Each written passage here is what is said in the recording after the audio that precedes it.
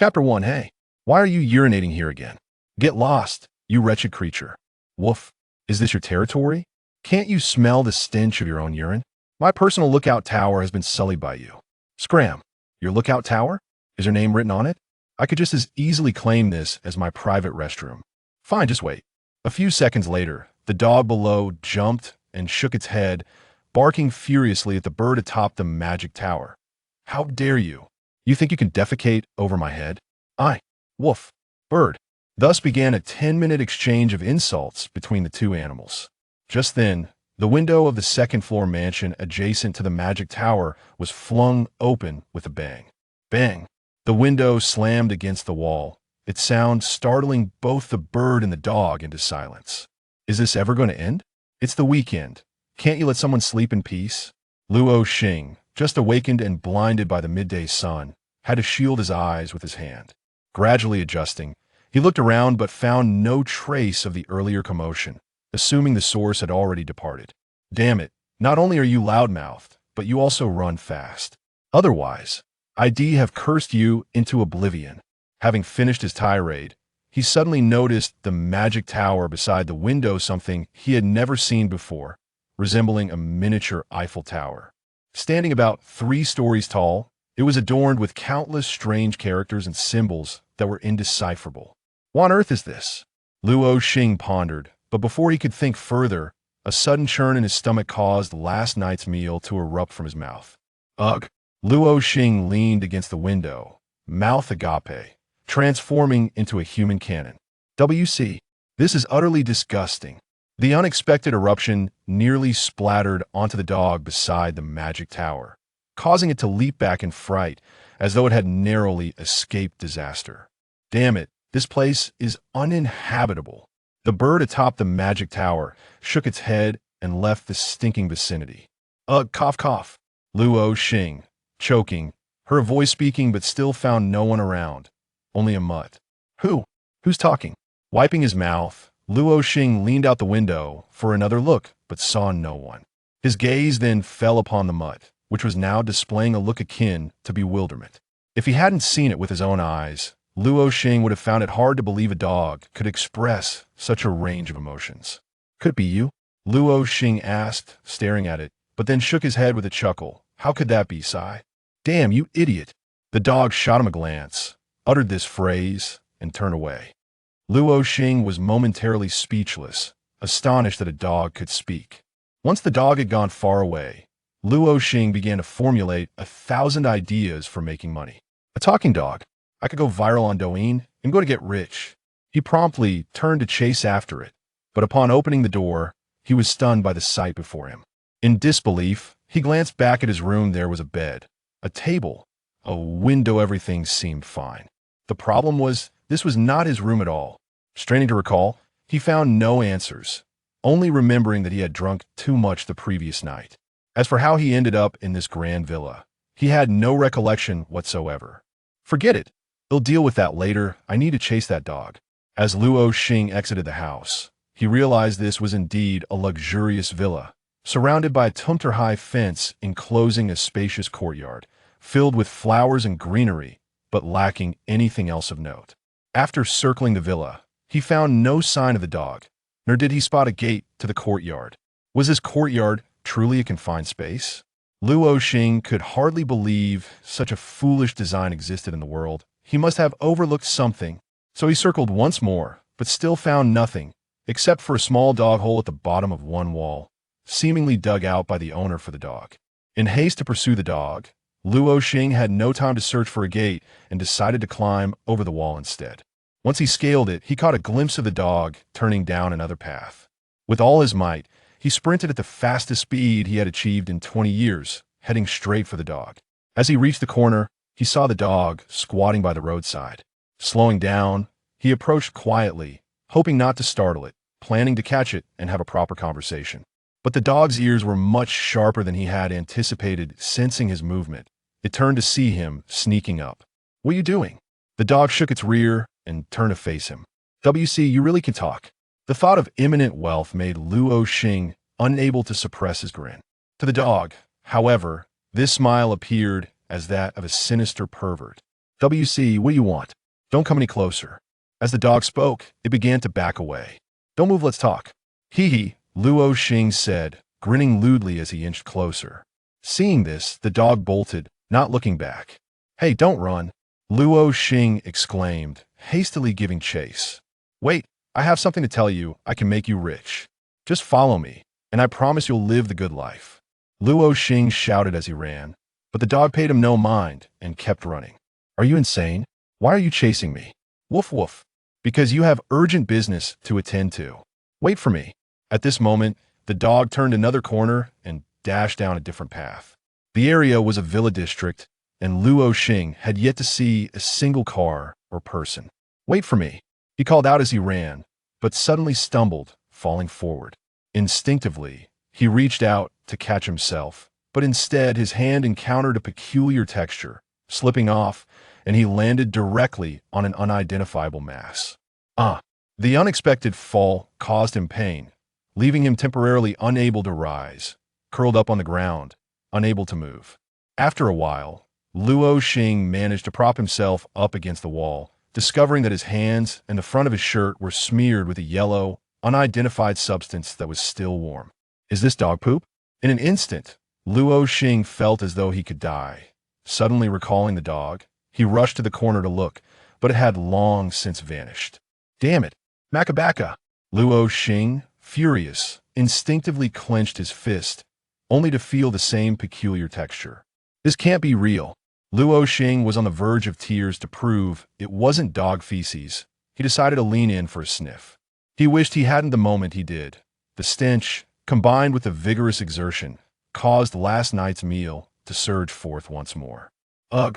He leaned against the wall and began to vomit. Thud, thud, thud. The distinctive sound of high heels approached, growing nearer.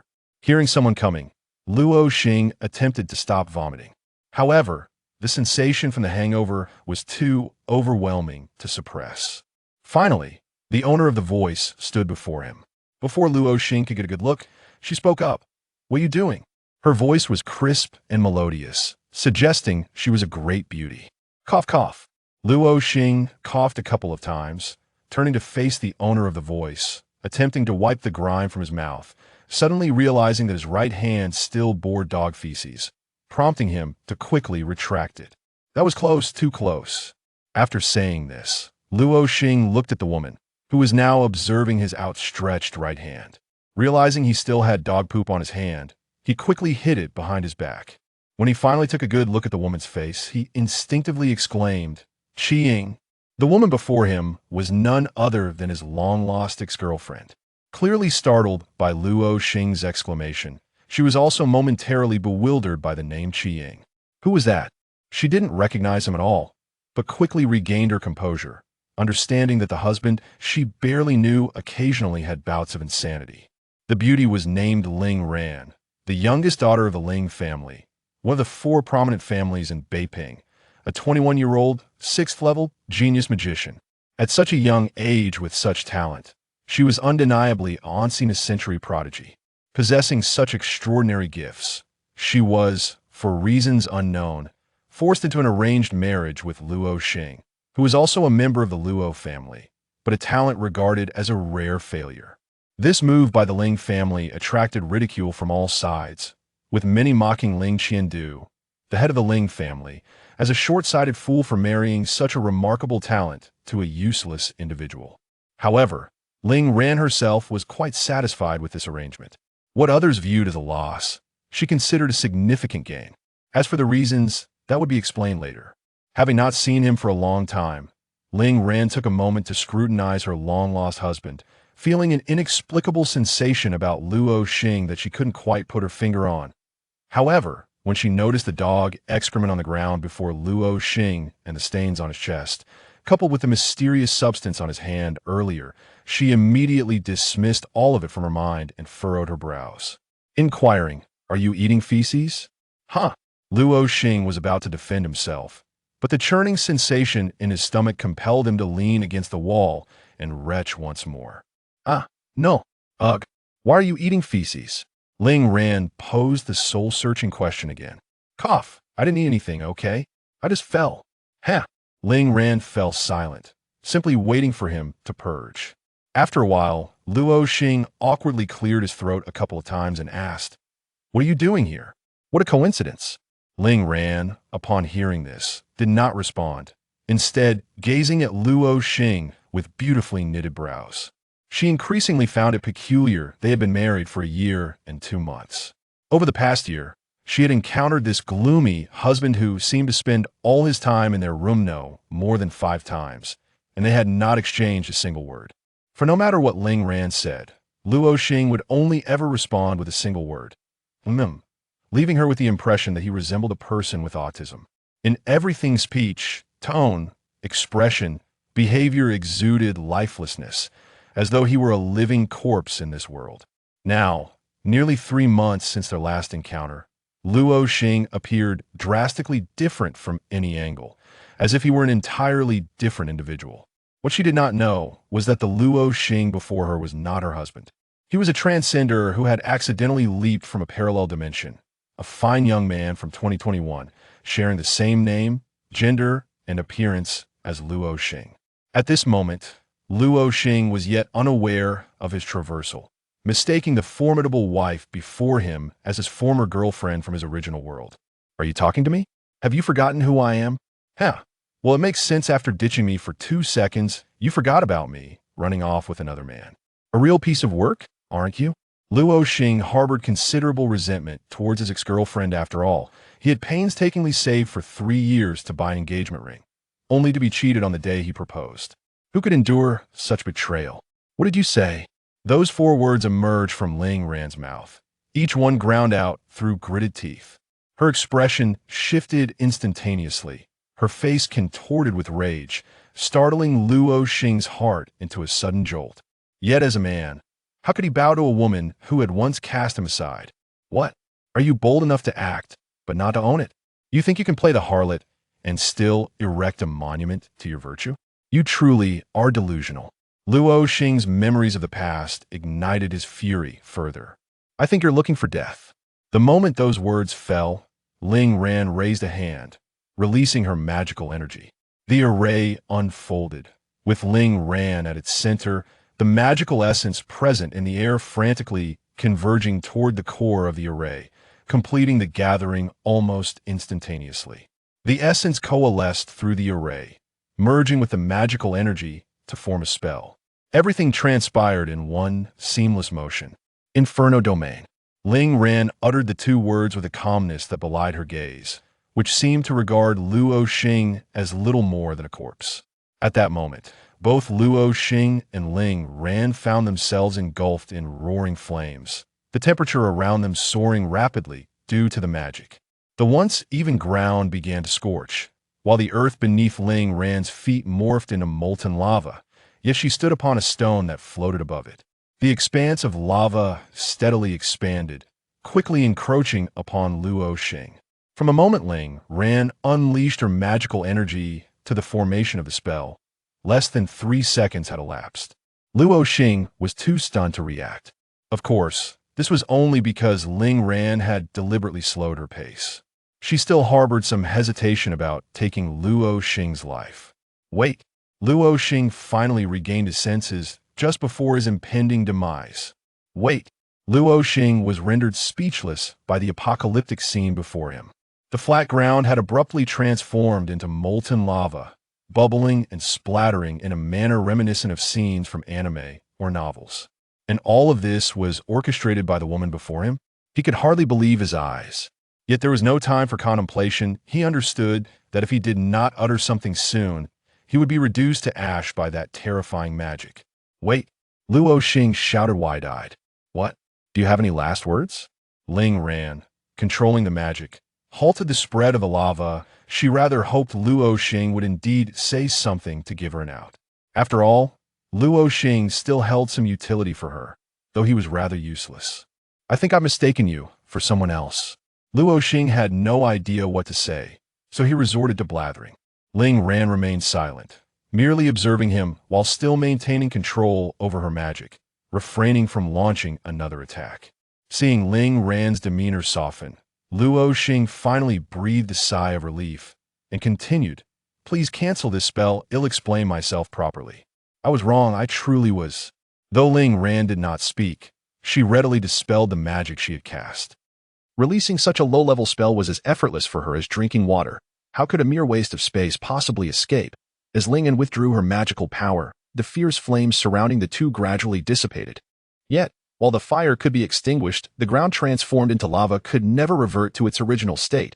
Although it no longer spread, it retained its terrifyingly high temperature and continued to churn. Lingran remained standing on the floating stone, gazing indifferently at Luo Xing. Luo Xing wiped the sweat from his forehead, his mind racing as he analyzed the situation before him. Undoubtedly, everything that had just transpired was the legendary magic.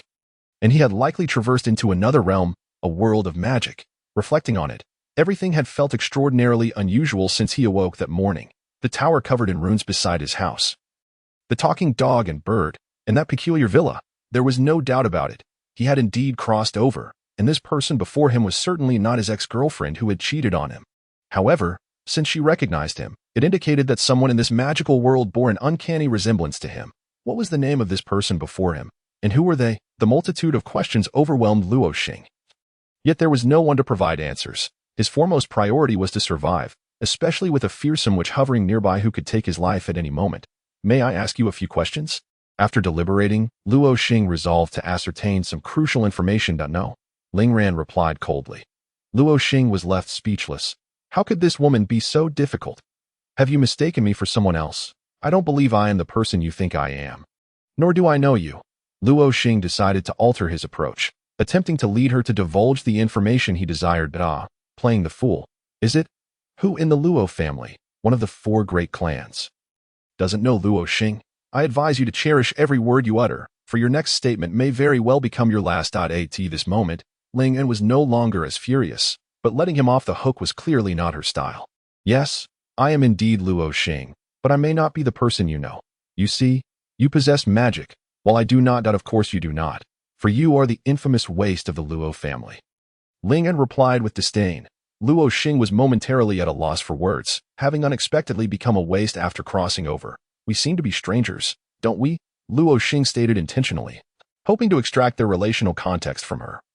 Praying that this world's Luo Xing was not her scoundrel ex-boyfriend. To his surprise, his statement was entirely accurate. Indeed, we are not very familiar. Ling'an momentarily found herself at a loss for words. So we have no enmity, right? Upon seeing her reaction, Luo Xing instantly felt relieved. His chances of survival were significantly increasing. None. Then I believe this is all a misunderstanding, that I had too much to drink last night and mistook you for an old friend. Upon saying this, Luo Xing fixed his gaze on Lingran, carefully observing her reaction. A friend. You have friends? Lingran scoffed. Of course I do. You simply aren't aware of them. By the way, how did you end up here? Luo Xing gradually noticed that she seemed to be calming down and finally relaxed. Weren't you supposed to attend your grandmother's birthday banquet tonight? I just returned from the academy. Have you forgotten? It would be no surprise if Luo Xing had forgotten, as he had barely kept in touch with his family during their year and more of marriage. My grandmother's birthday banquet? Good heavens. I have a grandmother. However, Luo Xing refrained from voicing this thought. In his original world, he had no family. His parents had passed away during his childhood, leaving him in the care of a friend's family for many years. Upon reaching adulthood, he had moved out to live independently. What business do you have at my grandmother's birthday banquet? Luo Xing's mind began to form an answer. Could she possibly be a relative?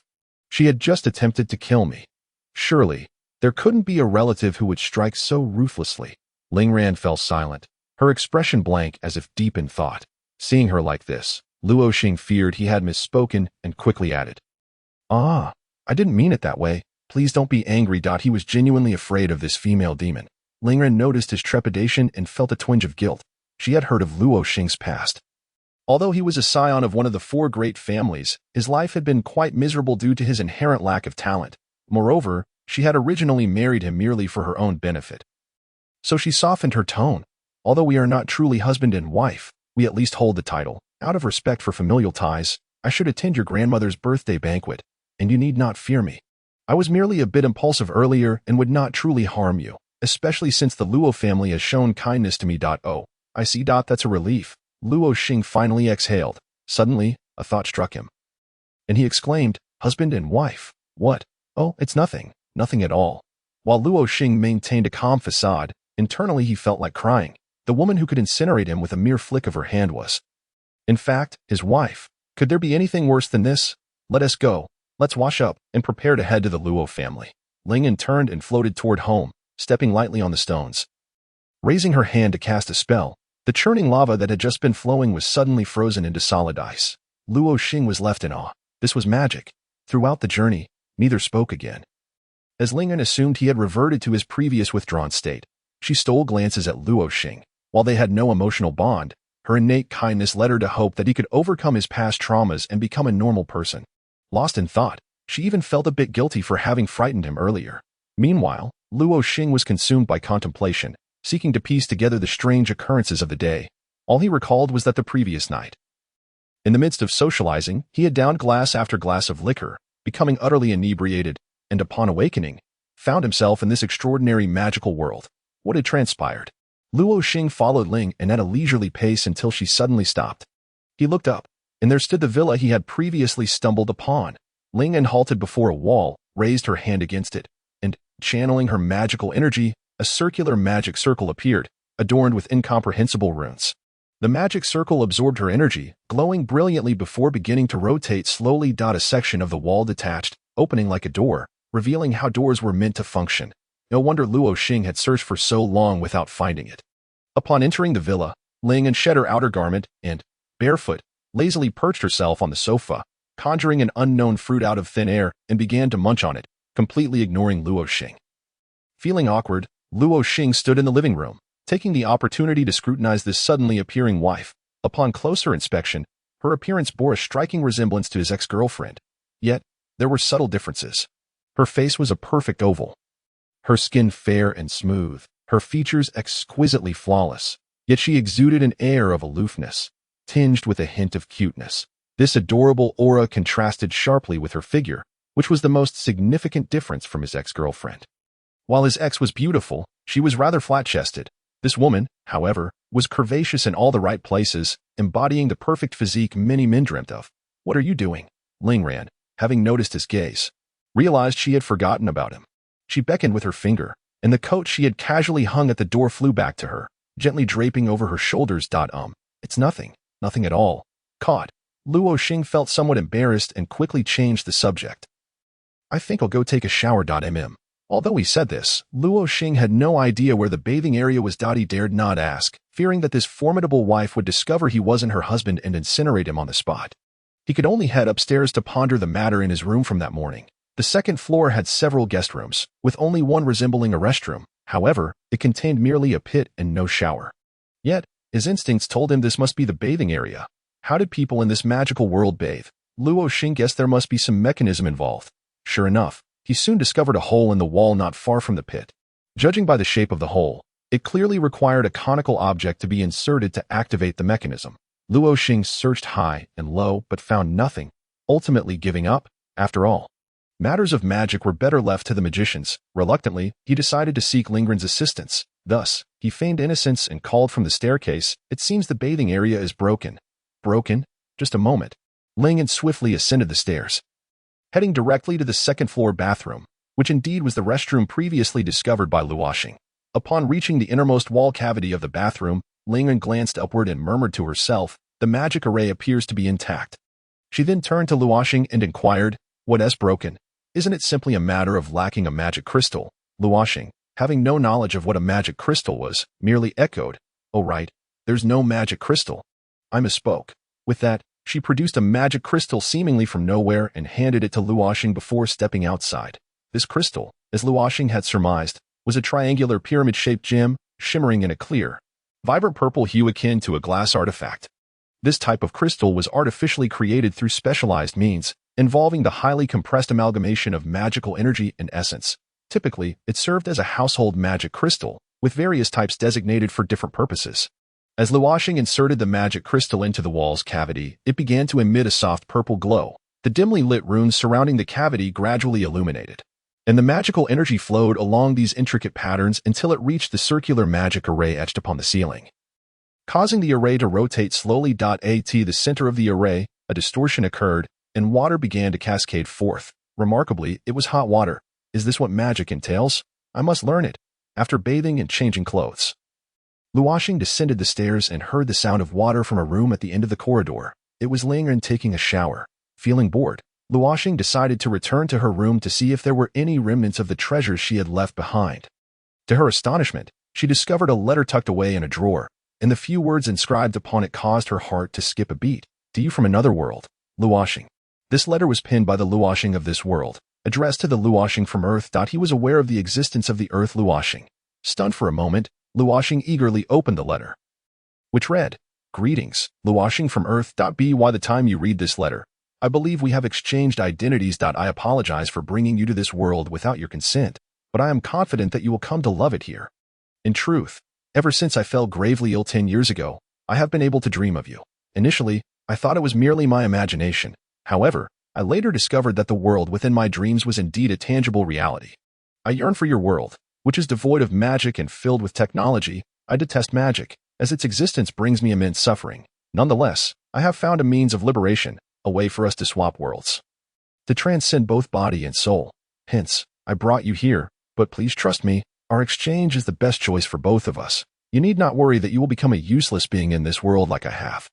500 years ago, an elder of the space magic clan, upon returning from traveling through various realms, spoke of a parallel realm to ours where humans possess magical talents far superior to those of any mage in our realm.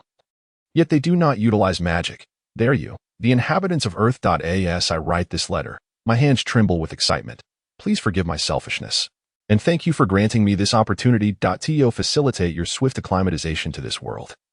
I have organized some books beneath the bed. Trust me, when you unleash your first spell, you will undoubtedly fall in love with that sensation, the kind of feeling I could never experience in my lifetime. That is all I wish to convey. I must now prepare for the leap. I wonder what you are doing at this very moment and hope that upon arriving in that world, I can still dream of you. I look forward to seeing you become the supreme mage, reigning above all beings. When that time comes, you must come to Earth to find me. I must express my gratitude to you in person. Truly, thank you immensely. Oh, by the way, you have a wife named Ling Ren, a 21-year-old 6th-tier mage. I believe you will find her delightful. Farewell. Luo Xing, incensed, unleashed a torrent of curses upon him and his ancestors. Just you wait. One day, I shall return to Earth and tear you apart with my own hands. Though her words were harsh, her body obediently moved to the bedside, bending down to rummage through the books left behind by that scoundrel. There were only a few volumes. Elementary 72 Incantations, Introduction to Elementary Magic Essence, Elementary Magic Energy Control, Applications of Mental Power, A New Magical History, History of the Magic Continent, Principles and Craft of Elementary Magic Instruments, Map of the 9 Provinces, and 2 Rosters, Lu Clan and Ling Clan.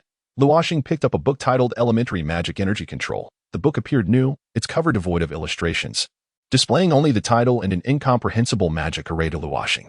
As soon as she held it, a mere thought triggered the array to glow brightly, detaching itself from Luo Xing's grasp and floating in midair.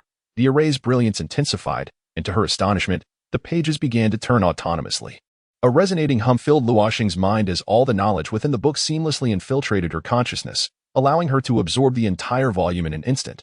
This was the wondrous aspect of the array. A manifestation of mental magic.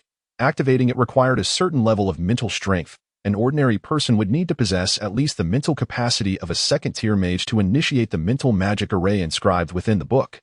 However, Luo Xing, hailing from Earth, possessed mental capabilities that, despite lacking training, equated to that of a 3rd-tier mage within the 9 provinces magic continent. Thus, a mere thought was sufficient for Luo Xing to effortlessly activate the array. A testament to her racial gift, at this moment, Luo Xing remained unaware of the sheer magnitude of her innate talent. After absorbing a wealth of information, Luo Xing was still reeling from the shock of the book's contents. After a brief moment of astonishment, akin to discovering a new continent, she could not restrain herself from eagerly opening all the books in succession. Invincible, having merely skimmed through these introductory texts, Luo Xing already felt the immense power of magic. Realizing that this was merely the tip of the iceberg in this magical realm, armed with foundational knowledge, she promptly sat cross-legged and began to experiment based on the book's instructions. First, she closed her eyes to sense the magic essence, which elucidated the reason why Earthlings, despite their full magical potential, were unable to wield magic. There was no magic essence on Earth. Magic essence, an unstable element floating in the air, was the fundamental component for casting spells. While Earth does possess magic essence in certain rare locales, the quantity is so scant that it cannot even suffice for a single fireball spell. Had the magic essence on Earth been as abundant as that in the 9 provinces, the world would surely be transformed. Luo Xing succeeded in her initial attempt to sense the magic essence, a substance invisible and intangible, only perceivable through mental strength. It enveloped the world like air, resplendent in a kaleidoscope of colors, momentarily ensnaring Luo Xing in this dazzling realm. Upon opening her eyes, her next step was to control the magic energy, beginning with locating the star sea within her body, which served as a reservoir for magic energy, akin to the Dantian storing chi. However, Luo Xing faltered. Despite thoroughly searching her body, she could not locate the elusive star sea. Could it be? Luo Xing felt a pang of anxiety. Cast magic. A fusion of magic energy and essence was necessary. Yet Luo Xing lacked magic energy. This was due to the physiological differences between Earthlings and the denizens of the 9 provinces' magic continent, as well as the disparate methods of spellcasting. Thus, Luo Xing could not possibly follow the magical laws of the 9 provinces to cast spells. Having failed her initial foray into magic, Luo Xing recalled the scoundrel who had brought her back to life on Earth, and could not help but curse. Fraud. Scoundrel. At that moment, a voice suddenly rang out from outside. Sis, are you home? It was Luo Xing's little brother-in-law, Ling Shifeng. Luo Xing peered out the window to see a burly man, muscular and towering at 1.85 meters with dark skin, standing below. This hulking figure seemed to embody 2 of Luo Xing's own stature. How can a sister be so beautiful while her brother is so intimidating? Luo Xing mused inwardly. Hey, you, come down and open the door for me. Ling Shifeng called out, treating Luo Xing with little courtesy. He held a deep disdain for his brother-in-law, as his sister had always been his idol since childhood. Whenever someone spoke ill of his sister, Ling ran, he would charge in to defend her. In his eyes, his sister was the best, deserving of no defilement. Yet she had married a useless man. This was a reality he could not bear. But having come this far, he felt powerless. However, expecting him to greet Luo Xing with pleasantries was utterly impossible. He would be lucky to refrain from striking him. Fortunately, he had not overheard Luo Xing's earlier vitriol aimed at Ling Ran. Otherwise, Luo Xing would have already faced dire consequences. Upon hearing him call out for his sister, Luo Xing immediately discerned his identity. Her little brother-in-law, Ling Shifeng. However, upon hearing his impolite remarks, he feigned ignorance and promptly slammed the window shut with a resounding bang. Ling Shifeng, unable to tolerate such behavior, shouted, Hey, get down here. Who are you talking to? Luo Xing muttered under his breath. Yet he still descended the stairs to open the door, having just offended Ling Ran and unwilling to further antagonize his brother and law. As soon as he opened the door, Ling Shifeng strode in with great confidence. If Luo Xing hadn't sidestepped quickly, he would have nearly been knocked over. Upon entering, Ling Shifeng glanced around, failing to spot Ling Ran, and turned back to ask Luo Xing, Where's my sister? Luo Xing, feeling somewhat miffed by his lack of courtesy. After all, he was his brother-in-law, responded tersely, In the shower. Do you want to see? You. Ling Shifeng was so enraged he could barely find the words, pointing at Luo Xing, who, recognizing his simplicity, quickly deduced he was a brawny fellow with little wit. What do you mean? Why are you pointing at me? You want me to go see? Sure thing, little brother-in-law. Although Luo Xing spoke flippantly, he leaned against the door with an air of indifference. At that moment, Ling Ran emerged from the bathroom, freshly dressed and drying her hair with a towel. Droplets of water clung to her long lashes, and her skin appeared even more radiant and supple post-bath, causing Luo Xing to momentarily lose his composure. What were you two just discussing? What are you looking at? Ling Ran inquired. Nothing. Ling Shifeng, recalling their previous topic, felt a sudden pang of guilt and sought to divert the conversation. However, Luo Xing interjected, He asked me to watch you shower. You. Ling Shifeng was infuriated, pointing at Luo Xing in an accusatory manner, unable to articulate a single word. Luo Xing found his reaction amusing, unable to suppress a chuckle before adding, Just kidding, no need to get worked up.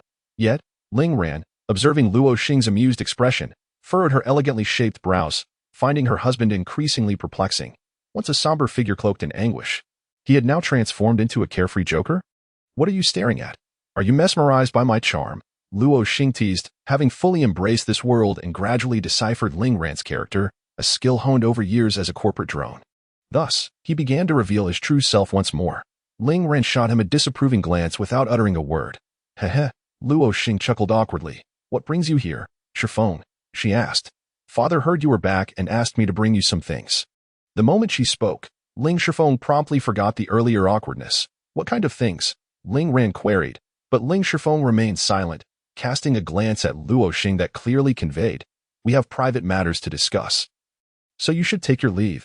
TCH, Luo Xing, unimpressed, headed upstairs, deciding it was better to let them have their privacy. Once Luo Xing was upstairs, Ling Shifeng produced an envelope seemingly out of thin air. Its exterior devoid of any markings. He handed it to Ling Ran, scanning the surroundings as if the envelope contained some precious artifact. The comical side of Ling Shifeng's burly figure combined with his furtive glances elicited laughter from Ling Ran, who remarked, "Is it really that mysterious?" Ling Shifeng, however, suddenly adopted a grave expression, nodding and asking, "Sis, there's no shadow magic array here, right?" Ling Ran, sensing his seriousness, quelled her laughter and replied, "No. I check every time I come back." Shadow magic, formerly known as shadow duplication super magic, is somewhat akin to modern surveillance, but its principles are far too intricate to discuss now. "Well, take a look," Ling Shifeng said, and as he began to cast a spell, in the blink of an eye, a transparent, bubble-like barrier enveloped the two of them, effectively countering the prying of low-tier shadow magic. Ling Ran nodded, carefully opening the letter, and upon glancing at its contents, gasped in astonishment. "Father is preparing to break through to the 10th tier." Ling Shifeng was startled by her sudden exclamation, quickly placing a finger to his lips. "Shill, keep your voice down. It's fine. My house has a soundproof array." Ling Ran replied dismissively. Yet, Ling Shifeng pointed upstairs, indicating that Luo Xing was still present. "Oh right, I almost forgot about him." Luo Xing's presence was so negligible that Ling Ran often overlooked him. Consequently, she pulled out a magic scroll and, after channeling her magical energy, the scroll vanished, replaced by a soundproof barrier similar to the previous magical shield. Sound magic is a specialized form of magic that cannot simply be learned at will.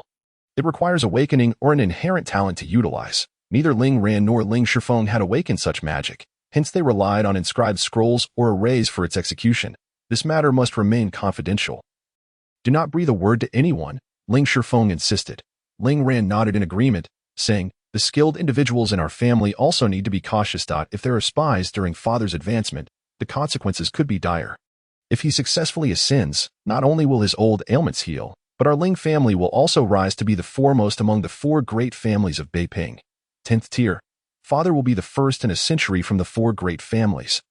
A king under the tribunal. Each tier above the 9th is a watershed moment. In this world where strength reigns supreme, if other families catch wind of this, they will undoubtedly seek to thwart our Ling family. However, during Father's ascension, I will have my most trusted team by his side to guard him, so he can rest assured," Ling Ran concluded, incinerating the letter with a fire magic spell. The 10th tier. "Father is truly remarkable. When will I reach the 10th tier?" Ling Shifeng sighed deeply, scratching his head. Ling Ran found his endearing gesture amusing and teased, "Once you've scratched it bald, you'll become stronger." "Haha, understood, sis." Seeing his sister smile, Ling Shifeng couldn't help but act a little cheeky. "It's almost time. I must head to the Luo family now." Upon saying this, Ling Ran dispelled the previously conjured barriers. Ling Shifeng turned around, suggesting, "Let me take you on my little wind car. I drove it here." "All right, then go call Luo Xing down. I don't want to call him," Ling Shifeng suddenly stated. Ling Ran, aware of her brother's disdain for Luo Xing, decided to tease him further by asking, "Why not? I can't stand him. This guy was once so gloomy, and now he is acting like a rogue, which makes me dislike him even more." Ling Shifeng was blunt in his speech. "Haha," Ling Ran chuckled at his candor, responding, "No matter how much of a rogue he is still your brother-in-law. Just call him. I need to go change." With that, she turned and headed back to her room. Ling Shifeng called after her, "Brother-in-law, could it be you really consider him your husband?" Ling Ran chose not to answer, and without needing to, Ling Shifeng understood. If not for that incident, why would his sister marry someone like Luo Xing, whom he deemed useless? "Hey, you up there, come down," he shouted, showing no restraint. "Who up there?" Luo Xing hollered back. "You. Who am I?" Ling Shifeng was left speechless. He clearly had no desire to engage with Luo Xing, the rogue. Nevertheless, Luo Xing, fully aware, made his way downstairs. Once Ling Ran had changed, the 3 of them exited together.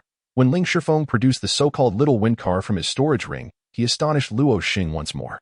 Though he had seen it in books before, the reality was strikingly different. For a moment, he thought he had been transported to a futuristic Earth. Was this not a hovering vehicle? The little wind car bore a striking resemblance to a car.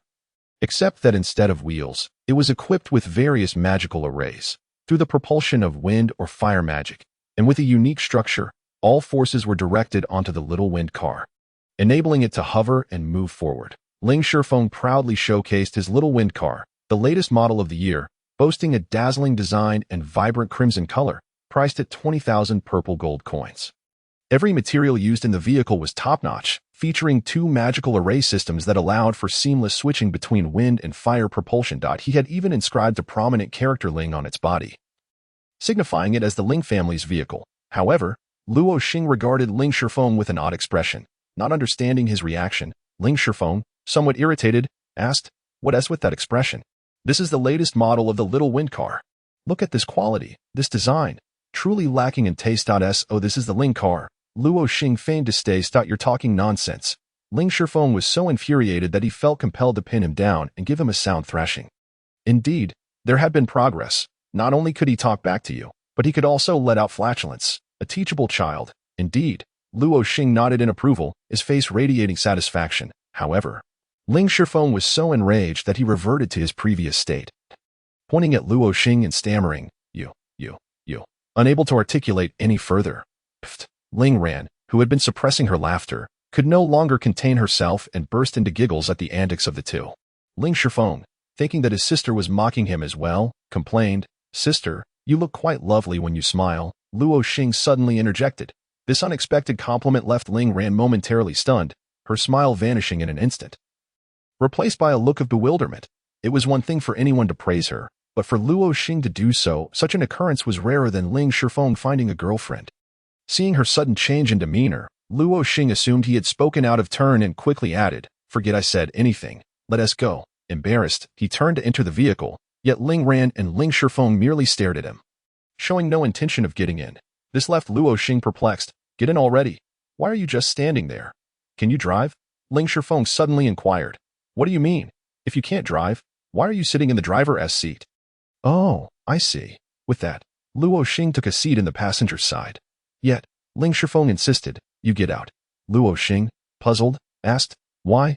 Ling Shifeng shot him a glare. "Can't you see there are only 2 seats?" "I see that. And I thought each of us could take one, which is just perfect." "I want to go too." Ling Shifeng retorted, exasperated. "What do you want to go for? You should stay home quietly. Hurry up, get in." "My dear, we're leaving." Luo Xing playfully called him my dear to gauge Ling Ran's reaction. Ling Ran was all smiles. She had long been aware that her brother's vehicle only had 2 seats, and she was simply curious about Luo Xing's response. Ling Shifeng, however, interjected, "No way, I'm going too. Also, you are not allowed to call her my dear. I am not your brother-in-law." Luo Xing replied, "With 2 seats and 3 of us, where is the extra person supposed to sit? Are you foolish? I'll drive. My sister will be in the passenger seat, and you can cling to the roof rack." Ling Shifeng pointed emphatically at the rack atop the vehicle. "Damn it." Luo Xing couldn't help but let out a curse, but realizing he couldn't overpower the two, he silenced himself. Instead, he changed seats, taking the driver's position and beckoning Ling Ran. "Get in, we're off." This time, Ling Ran complied, as no matter how much the two argued, she intended to sit in the passenger seat. Ha. "Just you, this useless fellow, can drive the little wind car. If you don't get out, then we'll just waste time here." Ling Shifeng looked at him with disdain. How could Luo Xing, with his short temper, endure this? Coincidentally, he had read a book about magical devices, which included the driving methods for the little wind car. This little wind car was actually controlled by spiritual force to manage the operation of the magic arrays, adjusting the output ratios of different arrays to move forward, backward, ascend, or descend. The vehicle was equipped with energy-storing crystal stones, so it was evident that Ling Shifeng had charged this little wind car. Thus, Luo Xing needn't worry about the magical energy. He could drive without it. In his first attempt, Luo Xing felt a twinge of anxiety. After studying the magic arrays before him for a few seconds, he instantly understood how to operate them. Ling Shifeng, witnessing this, scoffed disdainfully. He was well aware of Luo Xing's aptitude rating. In terms of spiritual power, Starseed quality, purity of magical energy, and magical perception, Luo Xing was a rare waste, hardly believing he could drive this little wind car. After cautiously infusing his spiritual energy into the amplification array, the other arrays on the little wind car lit up instantly. Ling Ran, seeing this, slightly parted her lips in surprise. She hadn't expected Luo Xing's spiritual power to activate the arrays. while Ling Shifeng looked as if his eyes might pop out from shock. The vehicle slowly began to ascend, and Ling Shifeng remained lost in astonishment. Luo Xing controlled the car to continue rising, casting a triumphant glance at Ling Shifeng, and gleefully exclaimed, "Goodbye." "Wait," Ling Shifeng shouted. "No waiting." Luo Xing replied as he prepared to increase the magical output to propel forward. However, before he could advance, the car suddenly went bang and plummeted about a meter, nearly causing Luo Xing to lose his grip. But he managed to regain control just in time. Ling Shifeng had remarkably leapt from the ground onto the roof rack. Grabbing hold, the vehicle was already hovering over 5 meters high, and yet Ling Shifeng managed to jump up. Luo Xing was not overly surprised, suspecting Ling Shifeng had employed some enhancement magic to bolster his physical abilities or perhaps utilized some other form of magic, since arriving in this world. He had witnessed too many incredible feats. Moreover, he had read several introductory books. He was no longer a complete novice.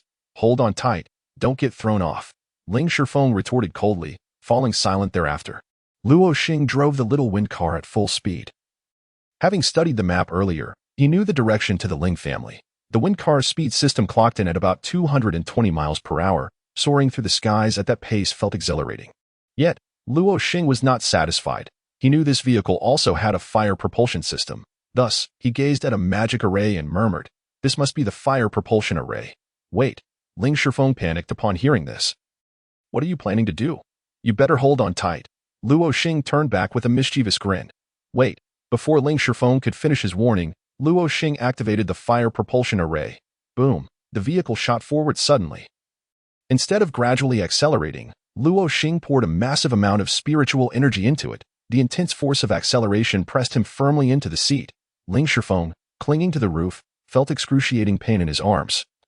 Nearly dislocating due to the overwhelming pull. He hastily released body enhancement magic to boost his physical capabilities, narrowly avoiding being thrown off. The maximum speed of the fire propulsion could reach 500 kilometers per hour. Akin to flying a plane, Luo Xing was utterly thrilled. Throughout the entire ordeal, Ling Ran gazed at her husband with growing astonishment, increasingly perplexed. She recalled Luo Xing's earlier words, "I am not the Luo Xing you know." Could a person truly change so dramatically in a mere few months? Ling Ran pondered, beginning to question whether Luo Xing was indeed the same person she had once known. Before she could think further, Ling Shifeng's shout interrupted her thoughts. "Ahead is the city. There are too many cars. Ascend quickly." Ling Shifeng shouted desperately. "What did you say?" Luo Xing shouted back, the wind howling too loudly for him to hear clearly. Ling Ran caught a few words and understood. Having been lost in thought, she quickly urged Luo Xing, "Ascend quickly. Ahead is the city, with tall buildings and many cars." But it was too late. As a little wind car unexpectedly emerged from the side of a skyscraper, speeding towards Luo Xing's side. It was also propelled by fire, racing at full speed. The two vehicles were mere feet apart, with no time to slow down. The screams of Ling Shifeng and a beautiful passenger from the other car pierced the air. Ling Ran's heart raced, and she immediately released magic to brace for impact. Luo Xing, however, remained calm, declaring, "Don't panic. Let me show you what drifting a spirit car looks like." Just as Ling Ran was about to do something, Luo Xing abruptly adjusted the output ratios of the arrays. In an instant, the little wind car transformed from a straight shot to a 90-degree vertical ascent, and at that moment, Luo Xing altered the output ratios again. The little wind car shot up, carving an awkward arc in the air. The car driven by Luo Xing barely missed the other little wind car by mere inches, and in that fleeting moment, he caught sight of the other car's driver, a stunning beauty. At that moment, the beautiful woman, frightened, shut her eyes, believing she was about to meet her demise. To her surprise, death did not arrive. As her heart raced with lingering fear, she slowed her pace and turned to glance at Luo Xing. She observed him elegantly tracing a circle in the air, maintaining his speed as he propelled forward, though she could not discern his features. She caught sight of the prominent character for Ling Ran, relieved that no tragedy had occurred, exhaled softly. However, the next moment, she cast an indignant glare at Luo Xing, who appeared utterly exhilarated, his eyes brimming with joy. While she was still shaken, truly, men remain youthful at heart until their last breath. Seeing him like this, Ling Ran swallowed her reproach. Well, his skills seem commendable. There shouldn't be any issues. We'll address any problems if they arise, she thought. Meanwhile, Ling Shifeng atop the car was far less composed. Luo Xing's earlier stunt had nearly sent him over the edge. Regaining his composure, he immediately expended all his energy to yell, "Stop the car, you scoundrel!" Luo Xing paid him no mind. Noticing Luo Xing's indifference, Ling Shifeng was about to berate him again when panic suddenly gripped him. This rascal Luo Xing had a knack for flying towards crowded areas and high-rise buildings, often slamming on the brakes, making sharp turns, and drifting, turning the ride atop the car into a thrill greater than any roller coaster. After a whirlwind of speed, Luo Xing finally spotted the Luo family's territory from above. The Luo estate was so expansive that it required zoning. Spanning 800 acres, it was divided into 4 areas. The eastern zone served as the family's training ground. The southern zone was for raising magical beasts. The western zone comprised the residential area, and the northern zone was the primary banquet area for guests. At that moment, guests from various families had already arrived to offer their congratulations. The entire northern zone was bustling with attendees from Beiping and even other cities, including prominent families. The sheer number of people gathered to celebrate the birthday of the Luo matriarch underscored the formidable influence of the Luo family. This was further amplified by the matriarch's unique status as one of the judges of the tribunal. The tribunal was the most powerful magical association across the entire Jiuzhou magical continent. However, it transcended mere magical associations to become a law enforcement organization, governing human society at large. It wielded authority akin to that of an emperor, formulating and enforcing rules, thus holding dominion over all. In an effort to avoid drawing attention, Luo Xing circled in the air a few times before descending into an inconspicuous corner. Upon exiting the vehicle, Ling Shifeng jumped down and stormed over to Luo Xing, glaring at him with fury. Luo Xing hastily ducked behind Ling Ran, saying, "What's the matter? Be careful. This is the Luo family. I really want to thrash you." Ling Shifeng clenched his fists but found himself powerless against Luo Xing, angrily flailing his arms in the air. At that moment, a small, whimsical vehicle descended slowly from the sky, landing beside them. A striking woman emerged from the vehicle, adorned in splendid attire, clearly a girl from a wealthy family, with cascading golden locks resting on her shoulders, a sharp nose, and a perfectly proportioned figure. Her beautiful eyes were unmistakably filled with anger. She strode directly towards Ling Shifeng, who was standing next to the driver's seat. After scrutinizing the burly man, she shot him a fierce glare and berated, "Can you even drive? If you can't, then don't. Can you afford to compensate me if you run me over?" This was the very same woman who had nearly collided with Luo Xing moments earlier. Ling Shifeng was momentarily taken aback by her sudden onslaught. Stammering as he tried to explain, "It wasn't me, just now." "What do you mean it wasn't you? I clearly saw a large Ling written on that car. And look, yours has it too. You drive a Ling car and go that fast. Are you in a hurry to reincarnate or something?" The woman stood at approximately 1.65 meters, glaring up at the towering 1.85-meter man, resembling a wife scolding her husband. Luo Xing found her words amusing and chimed in from behind Ling Ran. "See, I told you this was a Ling car. Great minds think alike." Ling Shifeng, upon hearing this, immediately grew anxious, fixing an intense gaze on Luo Xing while pointing at him, declaring to the woman, "That guy was the one driving just now. It has nothing to do with me. If you want to settle the score, go after him." The woman turned her attention to Luo Xing, who appeared unfazed and smiled casually, saying, "Are you joking?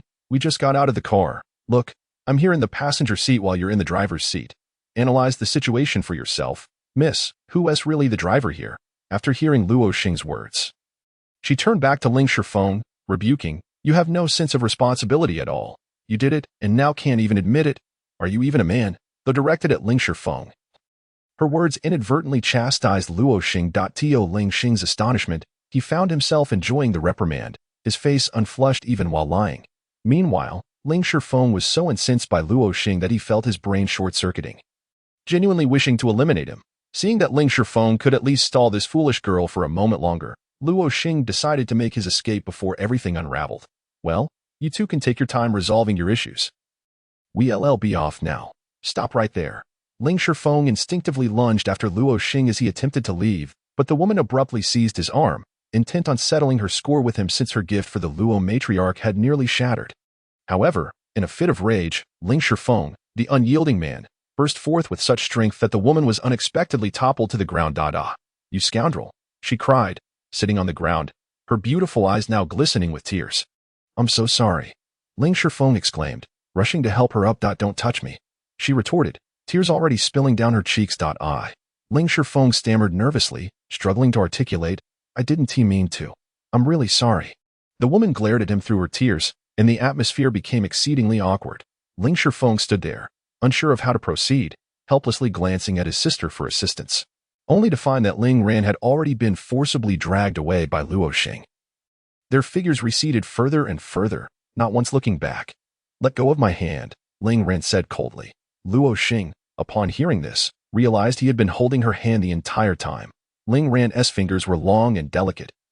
Though she lacked excess flesh, her skin was smooth and refined, cool to the touch, quite pleasant indeed. Luo Xing, unable to resist, brushed his thumb lightly against her flawless skin before she shot him a disapproving glance. Feeling her gaze, Luo Xing awkwardly chuckled and quickly shifted the topic, saying, "That girl certainly has a fiery temper. Good thing we made a quick getaway." Ling Ran huffed softly but remarked, "I think she is quite charming. She is a genuine girl, much like Shi Feng. Charming. Just like that." Luo Xing turned back to glance at the two individuals, shaking his head as he responded, "I don't think so." Suddenly, he grasped Ling Ran's implication and exclaimed in surprise, "You can't possibly think they would make a good pair, right?" Ling Ran shook her head. "I'm not sure, but I think they match quite well." Luo Xing chuckled, "I don't think so." "Why not?" Ling Ran inquired. Luo Xing replied, "Do you really need to ask? If your brother can find a wife, I could find 10. What did you say?" The death stare returned to target Luo Xing. Luo Xing hurriedly clarified, "I was joking. I meant he might not find a wife in his lifetime unless it's through a marriage alliance." Ling Ran, confident in her brother, asserted, "You underestimate him." Luo Xing didn't mean to belittle him. He simply believed that given Ling Shifeng's personality, he likely had little interest in matters of love. Moreover, Luo Xing could see that Ling Shifeng idolized Ling Ran. If he were to seek a partner, he would certainly look for someone akin to her, yet women resembling Ling Ran were exceedingly rare. At least that girl from earlier was not worthy. Furthermore, marriages among such prominent families were typically orchestrated by the parents, relying on family alliances to benefit the clan. Thus, Luo Xing proposed, "Shall we make a bet?" Ling Ran raised an eyebrow, intrigued. "What kind of bet?" "I bet that your brother will find a wife through a family alliance. While you bet he won. Whoever loses will serve the other as a servant for a day," Luo Xing said with a confident grin. Ling Ran hesitated, her eyes glazing over, remaining silent.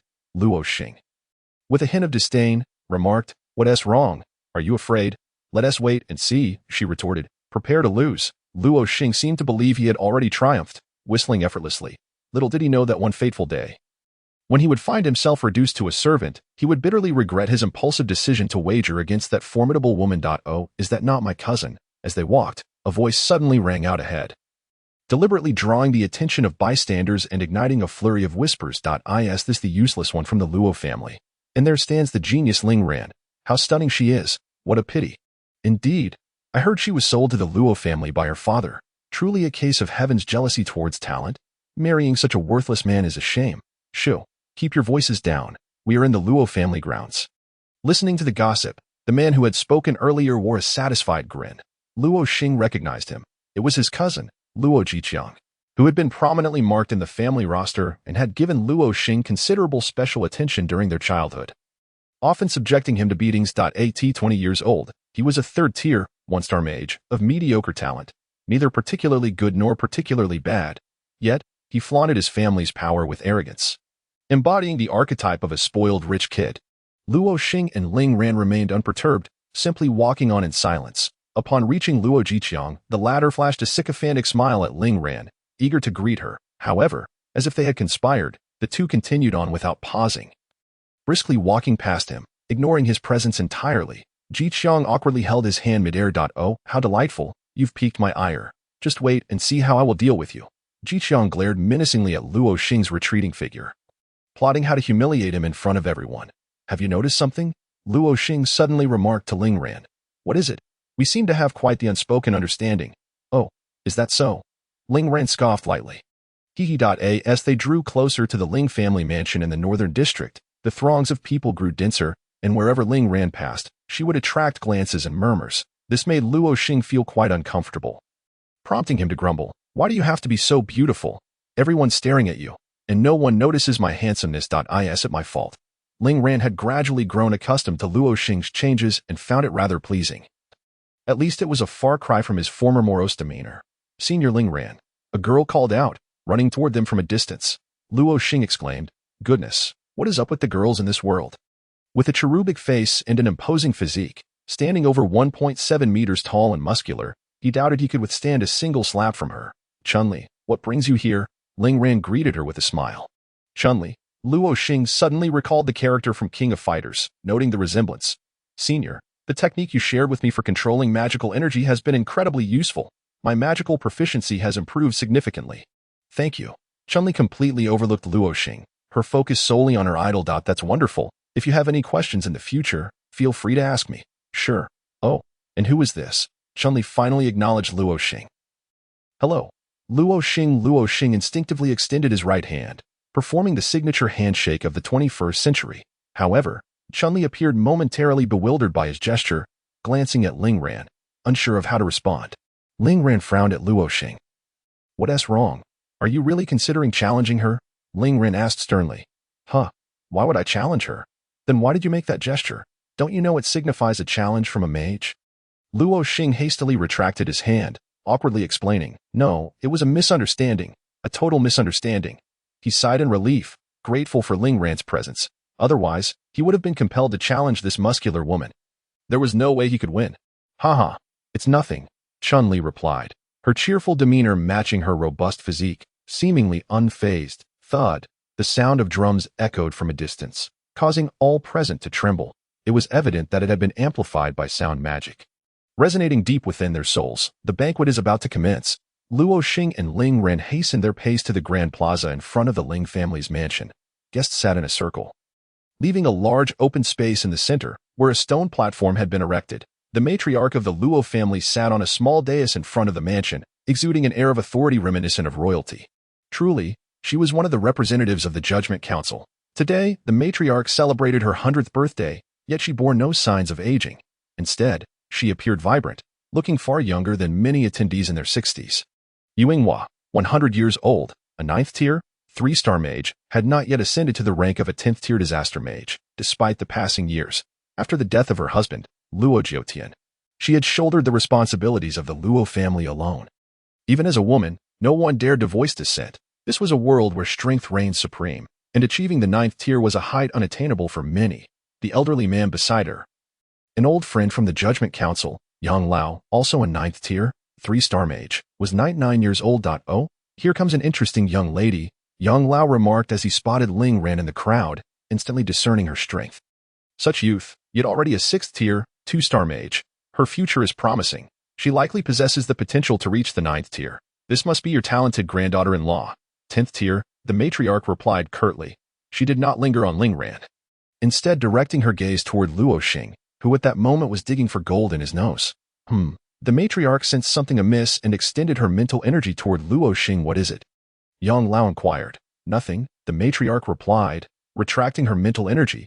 She could distinctly feel that Luo Xing's mental strength had significantly increased, estimated to be around the level of a 3rd tier, 2-star mage. However, she could sense no magical energy emanating from him. In this world, no matter how strong one's mental prowess, without magical energy, one was deemed useless, unless he possessed a legendary physique, which he did not. Little did she realize that Luo Xing hailed from Earth, a fact that defied all conventional understanding. As the drumbeat softened, a figure emerged from the crowd, striding toward the center of the open area. When he reached his position, the drumming ceased. This individual was the matriarch's 2nd son, Luo Hong, Luo Xing's uncle. The matriarch had 6 sons and 4 daughters in total, with 5 generations living under one roof. Adding in the extended family, their clan was immensely populous. After surveying the seated guests, he cleared his throat twice. "Ladies and gentlemen, today we celebrate my mother's 100th birthday, and I wish to extend my gratitude for your presence today. The following includes various blessings and pleasantries totaling 1,000 words." Once he had rambled on with a plethora of trivialities, he finally reached the crux of the matter. Next, the younger generation of the Luo family will take the stage one by one to demonstrate their magical combat skills, showcasing the fruits of their training. "Bravo!" The crowd erupted in applause, the atmosphere charged with excitement. "Before we proceed, please enjoy a performance by our renowned musical mage, Luo Yao, as the opening act." "Bravo! Sure!" The audience responded with an even louder uproar than before. Luo Yao, the national goddess, was known to all the male guests present. Her sweet visage and captivating voice, amplified by sound magic, were irresistible. As the applause subsided, Luo Yao stepped into the spotlight, carrying a lute on her back. Upon seeing her, Ling Ran suddenly realized that this was the same woman she had nearly collided with earlier. No wonder she seemed familiar. It turned out she was the famed goddess, and also her junior. However, Ling Ran typically paid little attention to such matters, focusing solely on her magical studies, so it was understandable that she hadn't recognized her right away. Meanwhile, she searched for her brother in the crowd, but could not spot him. They had been together just moments ago. Luo Xing, however, was too preoccupied with the notion of demonstrating his magical prowess, something he had no capability of doing, to concern himself with the musical performance. At this moment, one can only hope that the second uncle possesses a modicum of sense, so as not to utter his name later, lest he bring shame upon the family. Meanwhile, seated among the guests, Luo Jiqiang observed his furrowed brow, his eyes narrowing slightly, and the corners of his mouth gradually lifting. Buzz. Luo Yao's slender fingers danced across the strings of her instrument, producing melodies that resonated deeply. Enhanced by sound magic, reaching straight into the souls of her audience, many began to clap their hands in rhythm, while some even succumbed to the urge to dance. Luo Yao began to hum softly. Her voice effortlessly penetrating the minds of everyone present. She was a third-tier, 2-star mage specializing in sound magic. In that moment, all the guests had lowered their defenses, captivated by her celestial voice, should she desire. With a mere flick of her magic, she could render one-third of those present, whose mental fortitude was weaker, utterly incapacitated. Yet, this was merely a concert, and she was the queen of the stage, a born sovereign. With a confident sweep of her gaze across the audience, Luo Yao reveled in their expressions, which filled her with immense satisfaction and a sense of accomplishment. This was her true delight. However, her joy was momentarily eclipsed when she spotted Luo Xing, who was resting his chin upon his hand, his brow furrowed in contemplation. To Luo Yao, it appeared as if he held no interest in her divine performance, perhaps even a hint of disdain. Initially, she had not recognized him. After all, Luo Xing had once been a reclusive individual, and most members of the Luo family had merely heard whispers of this so-called waste, never having laid eyes upon him in person. Now that she recognized him, her surprise deepened. How could a mere waste remain unaffected by her sound magic? As the final notes of her song faded, many guests remained in a daze, savoring the lingering echoes until Luo Yao's voice broke through, forcibly returning them to reality with the aid of her sound magic. Thank you, everyone. Luo Yao executed a deep bow, showcasing her signature sweet smile. Instantly, the men in the audience became besotted. Marry me. I love you.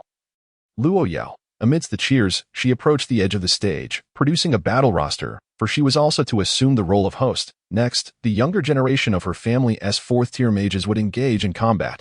A total of 30 individuals would be divided into 15 groups. The first match featured Luo Jiaqin, 21 years old, a fourth-tier, 2-star elemental mage, against Luo Xing, 20 years old, also a fourth-tier, 2-star elemental mage. Utilizing sound magic, she ensured that the details of the battles reached every guest's ears. Upon hearing the names on the roster, the crowd erupted into a chorus of astonishment and chatter. Truly, the Luo family was remarkable. How could there be so many young talents under the age of 25 who achieved fourth-tier status? It was terrifying. In a few decades, the Luo family would undoubtedly become a formidable force. The elderly matriarch rarely displayed a smile, yet this was her intent for the day, to showcase the prowess of her family to all present. Today, the Luo family stood as the foremost among the 4 great clans. And in decades to come, they would remain so. 2 young mages, clad in lightweight battle attire, ascended the stage. They bowed to one another before clasping their fists together, locking eyes. Suddenly, an inexplicable gust of wind swept through, the result of the rapid movement of magical elements in the air. Unbeknownst to each other, they both unleashed their first spells simultaneously. Around Luo Jiaqin, 2 water element serpents coiled and twisted, seemingly imbued with a spirit of their own, poised to strike at his command. Secret water serpent, someone in the audience exclaimed, recognizing the spell. Meanwhile, Luo Xing, employing an enhancement spell, abruptly propelled himself off the ground, vanishing without warning, leaving only an afterimage on the solid marble stage, which cracked under the force of his departure. Luo Xing surged toward his opponent, simultaneously channeling fire element magic. In a mere 2 steps, he closed the distance of several dozen meters to stand before Luo Jiaqin. The 2 serpents swirling around Luo Jiaqin sprang into action, charging toward Luo Xing. Unfazed, Luo Xing had anticipated this. He pushed off the ground again, taking a 3rd step as he unleashed a fiery claw of magic that erupted in an explosion, aimed directly at Luo Jiaqin. Boom! The clash of the magical claw against the secret water serpent unleashed a torrent of energy, sending a violent gust of wind throughout the venue. The collision of water and fire produced a tremendous vapor, enveloping the stage in a thick mist, obscuring the unfolding drama. Torrent water bomb. Though the scene remained concealed, The incantation rang out clearly. Whoosh, whoosh, whoosh. Countless transparent water bombs shot forth from the mist, hurtling toward the audience below. In that instant, the matriarch sensed the impending danger and swiftly erected a colossal defensive magic array to shield the entire battleground, protecting the guests from harm. The multitude of water bombs collided with the protective barrier, creating a cacophony of resounding thuds, a deafening noise that showcased their formidable power. The mist remained, and many attendees closed their eyes, relying on their senses to witness the clash of the two mages. Flame Demon 9 slashes. Buzz. Like blades unsheathed, the fiery blade materialized in Luo Xing's grip. He leaped forth from the mist, and in an instant, his body blurred, the fiery blade sweeping through the air to unleash 9 swift strikes. The 9 flame slashes surged forth, intent on cleaving through Luo Xing amid the water vapor, growing longer and more formidable with each passing moment, instilling an illusion of cleaving through space itself. How would Luo Xing withstand this onslaught? Purifying water demon domain. Domain magic. Gasped someone from the crowd. To awaken domain magic at such a tender age. Domain magic was an innate ability, reliant solely on comprehension. Not something one could learn. Within the elemental domain, spells of the same element would receive immense augmentation. Even the elderly knew. Never engage in battle within the heart of a grand spell. Upon hearing the domain technique, Luo Xing visibly faltered for a moment, but that brief lapse allowed the domain to envelop him. This is bad. Luo Xing's heart raced, and instinctively he sought to leap away, only to find his foot ensnared by the torrent of water. Boom! He swiftly cast a fire element spell to shatter the binding waters. Then, employing a first-tier earth element spell, he conjured a small stone platform, standing atop it, using his mental energy and magical power to levitate in the air. Every elemental mage could wield magic from any element, yet their sensitivity varied, leading most to specialize in one element while using others as support. As he stepped onto the stone platform, the water below began to spiral into an unstoppable vortex. A towering wave crashing down where he had just stood, the wave collided with the protective barrier, producing a thunderous roar. Despite the barrier's presence, the overwhelming force still startled the audience, eliciting gasps of surprise. With the barrier in place, the stage transformed into a fishbowl, the water level steadily rising. Luo Xing could only control his platform to float higher, but there was no higher ground to ascend to.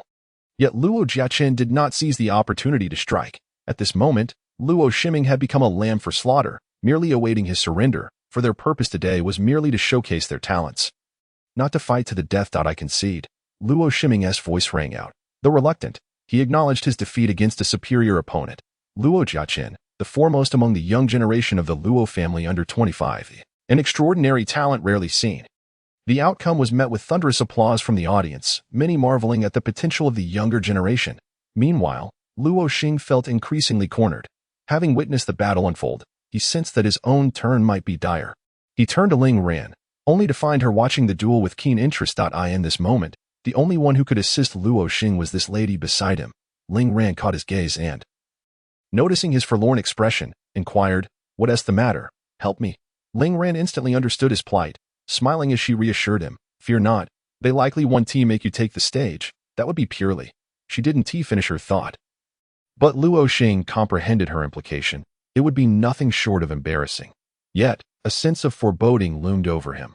Luo Xing expressed that he indeed felt an overwhelming sense of unease, an instinctive sensation that had consistently proven accurate throughout his life. During his childhood, he experienced profound anxiety at school, which culminated in his teacher discovering the incident involving his attempt to prevent cockroaches from invading her bag. On his way home, he felt an acute discomfort, only to be bitten by a dog as soon as he stepped out of the school gates. There were countless other misfortunes: toilet paper falling into the latrine, sudden power outages while gaming, and accidentally colliding with his boss at work. When visiting a beautiful girl's home, he clogged her toilet, necessitating the intervention of a professional plumber.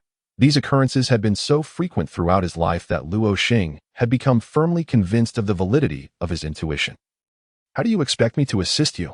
Ling Ran inquired. "Do you possess any soul-swapping magic? You could inhabit my body and fight for me." Luo Xing replied with utmost seriousness, "Are you out of your mind?" Ling Ran assumed he was jesting and turned away, unwilling to engage further. "I am being serious," he insisted, yet she continued to ignore him. "Then teach me magic, at least a life-saving skill," Luo Xing urged. Ling Ran coldly replied, "You lack any magical energy. How could you possibly cast spells? Unless you are a pure spirit." She trailed off, leaving her statement unfinished. "Unless what? Pure spirit in what regard?" Luo Xing pressed. Clinging to the last glimmer of hope. A pure spirit body, a legendary constitution. It requires no magical energy. One can manipulate magical elements and cast spells solely with mental power. That's it. Please teach me. Luo Xing exclaimed. Ling Ran shot him a disdainful glance, retorting, Teach you? Are you a pure spirit body, regardless of whether I am or not? Just teach me, Luo Xing insisted. He recalled a line from a previous letter. Everyone on Earth is a magical genius. Thus, it was entirely plausible that he was indeed the fabled pure spirit body. Whether true or not, he felt compelled to try. In fact, Luo Xing's method of attempting to release magic mirrored that of a pure spirit body. However, the distinction lay in the fact that he was not a pure spirit body. His constitution was even rarer. When he inquired of Ling Ran, he fortuitously posed the question to the right person. For she was indeed a pure spirit body, a closely guarded secret of the Ling family, known only to the family head and Ling Ran herself. Even her brother remained oblivious. She had never showcased the terrifying talents of a pure spirit body in public, as being conspicuous could invite trouble, especially given the Ling family's gradual decline in recent years. A sudden genius would likely attract the envy and schemes of rival families. Thus, she had always presented herself as an ordinary talent. Ling Ran regarded Luo Xing, momentarily at a loss for words. She was certain that he was not a pure spirit body, for such a being, if not concealed, could not be perceived. This constitution would merge with the magical elements of the world. When Ling Ran probed Luo Xing with her mental power, she could distinctly sense his existence, which was sufficient evidence that he was not a pure spirit body unless he, like her, had a treasure to disguise himself. Furthermore, if he were a pure spirit body, supported by the formidable Luo family, he would have soared to great heights long ago rather than remaining a useless individual for so many years, enduring humiliation and hardship. Please teach me, Luo Xing pleaded, wrapping his arms around Ling Ran's. Get off me. Ling Ran suddenly displayed a look of revulsion. She abhorred such physical contact, especially with a man. Even if he was her nominal husband. Then please instruct me. Luo Xing immediately released her, fixing her with a serious gaze. While the pure spirit body was indeed a rare constitution, its training methods were not secrets. Many were aware of its principles. Ling Ran had nothing to conceal. Close your eyes and listen to me, she instructed softly. All right. Luo Xing promptly obeyed, shutting his eyes. Feel the various magical elements in the world and attempt to envelop them with your mental power. Following Ling Ran's guidance, Luo Xing quickly managed to envelop a small cluster of magical elements with his mental energy. Now tell them your intentions, Ling Ran continued. Tell whom? Luo Xing questioned, doubting his comprehension. Convey your thoughts to those magical elements, she clarified. Luo Xing opened his eyes to look at Ling Ran, saying, Are you joking? Of course not. Ling Ran rolled her eyes, explaining that this was the essence of the pure spirit body. If one possessed sufficient mental strength and purity of constitution, then as long as they could envision it, there would be no limitations to what magical elements could accomplish. This provided countless possibilities for magic. The pure spirit body inherently controlled magical elements, requiring only the power of thought for magic to materialize. There was no need for the fusion of magical energy with magical elements, nor for the guidance of formations or incantations. Fearing Luo Xing might not grasp this concept, Ling Ran simplified her explanation, instructing him to communicate his thoughts to the magical elements, thereby guiding him to control them. Fine, Luo Xing replied, half believing, and began to follow Ling Ran's instructions. After enveloping the elements with his mental power, he started to visualize while murmuring, Lovely elements, transform into a fireball for me. Upon hearing his words, Ling Ran couldn't help but scoff. I told you to convey your thoughts, not to actually say them out loud. Suddenly, a tremor rippled through the air surrounding Luo Xing. The elements in the world began to stir restlessly, surging toward him like a tidal wave. In an instant, Ling Ran realized that Luo Xing was awakening. Every individual aspiring to become a magician must first undergo the baptism of elements to awaken their powers. Typically, ordinary individuals would require the guidance of an awakening formation to achieve this. However, she hadn't anticipated that Luo Xing would trigger his awakening simply by attempting to cast magic. This was a clear indication of how harmoniously his constitution aligned with the magical elements. All those present became acutely aware of the elemental upheaval, their gazes shifting in astonishment toward Luo Xing. Ling Ran, seated beside him, felt the weight of their scrutiny and wished fervently to vanish into the ground. Had she known he wouldn't even require an awakening, she would have refrained from teaching him. Ling Ran was filled with regret, yet she was also astonished. The fact that he could initiate an awakening indicated that Luo Xing's magic was indeed effective. Could it be that Luo Xing, like herself, was also a pure spirit body? The elemental agitation continued, and as the two combatants on stage concluded their duel, They too turned their attention to Luo Xing below. Meanwhile, Luo Xing was entirely absorbed in the magical elements permeating his body. With each magical element that coursed through him, he felt his perception of them sharpening, increasingly sensing that these elements were inherently part of him, much like limbs he could control with ease. At that very moment, in the distant western realm, within the Dark Realm's capital, a fire spirit suddenly materialized, kneeling before the Demon King and proclaiming, "My lord, a sovereign has emerged among the human race." If anyone were present, they would undoubtedly exclaim, "The spirit of fire elements, the very essence that every magician yearned for." The Demon King's gaze sharpened, and in a flash, he soared into the air. Gazing toward the eastern lands where the humans resided, after a long silence, he muttered ominously, "He must not be allowed to grow. He threatens to thwart our grand designs." Simultaneously, in the far northern lands of the Snow Kingdom, in a desolate realm of ice and snow, a spirit of ice opened her alluring eyes and murmured, "Master, have you returned?" With a thunderous roar, the massive ice mountain around her erupted into fragments, transforming into powder that danced in the air, reflecting sunlight in a dreamlike spectacle. Standing amidst this surreal scene, she gazed toward Luo Xing with a look of delight. She longed to reach out to him. But she was powerless. A millennium prior, she had been sealed within this realm, forever unable to escape. "You will come to find me. 1 master?"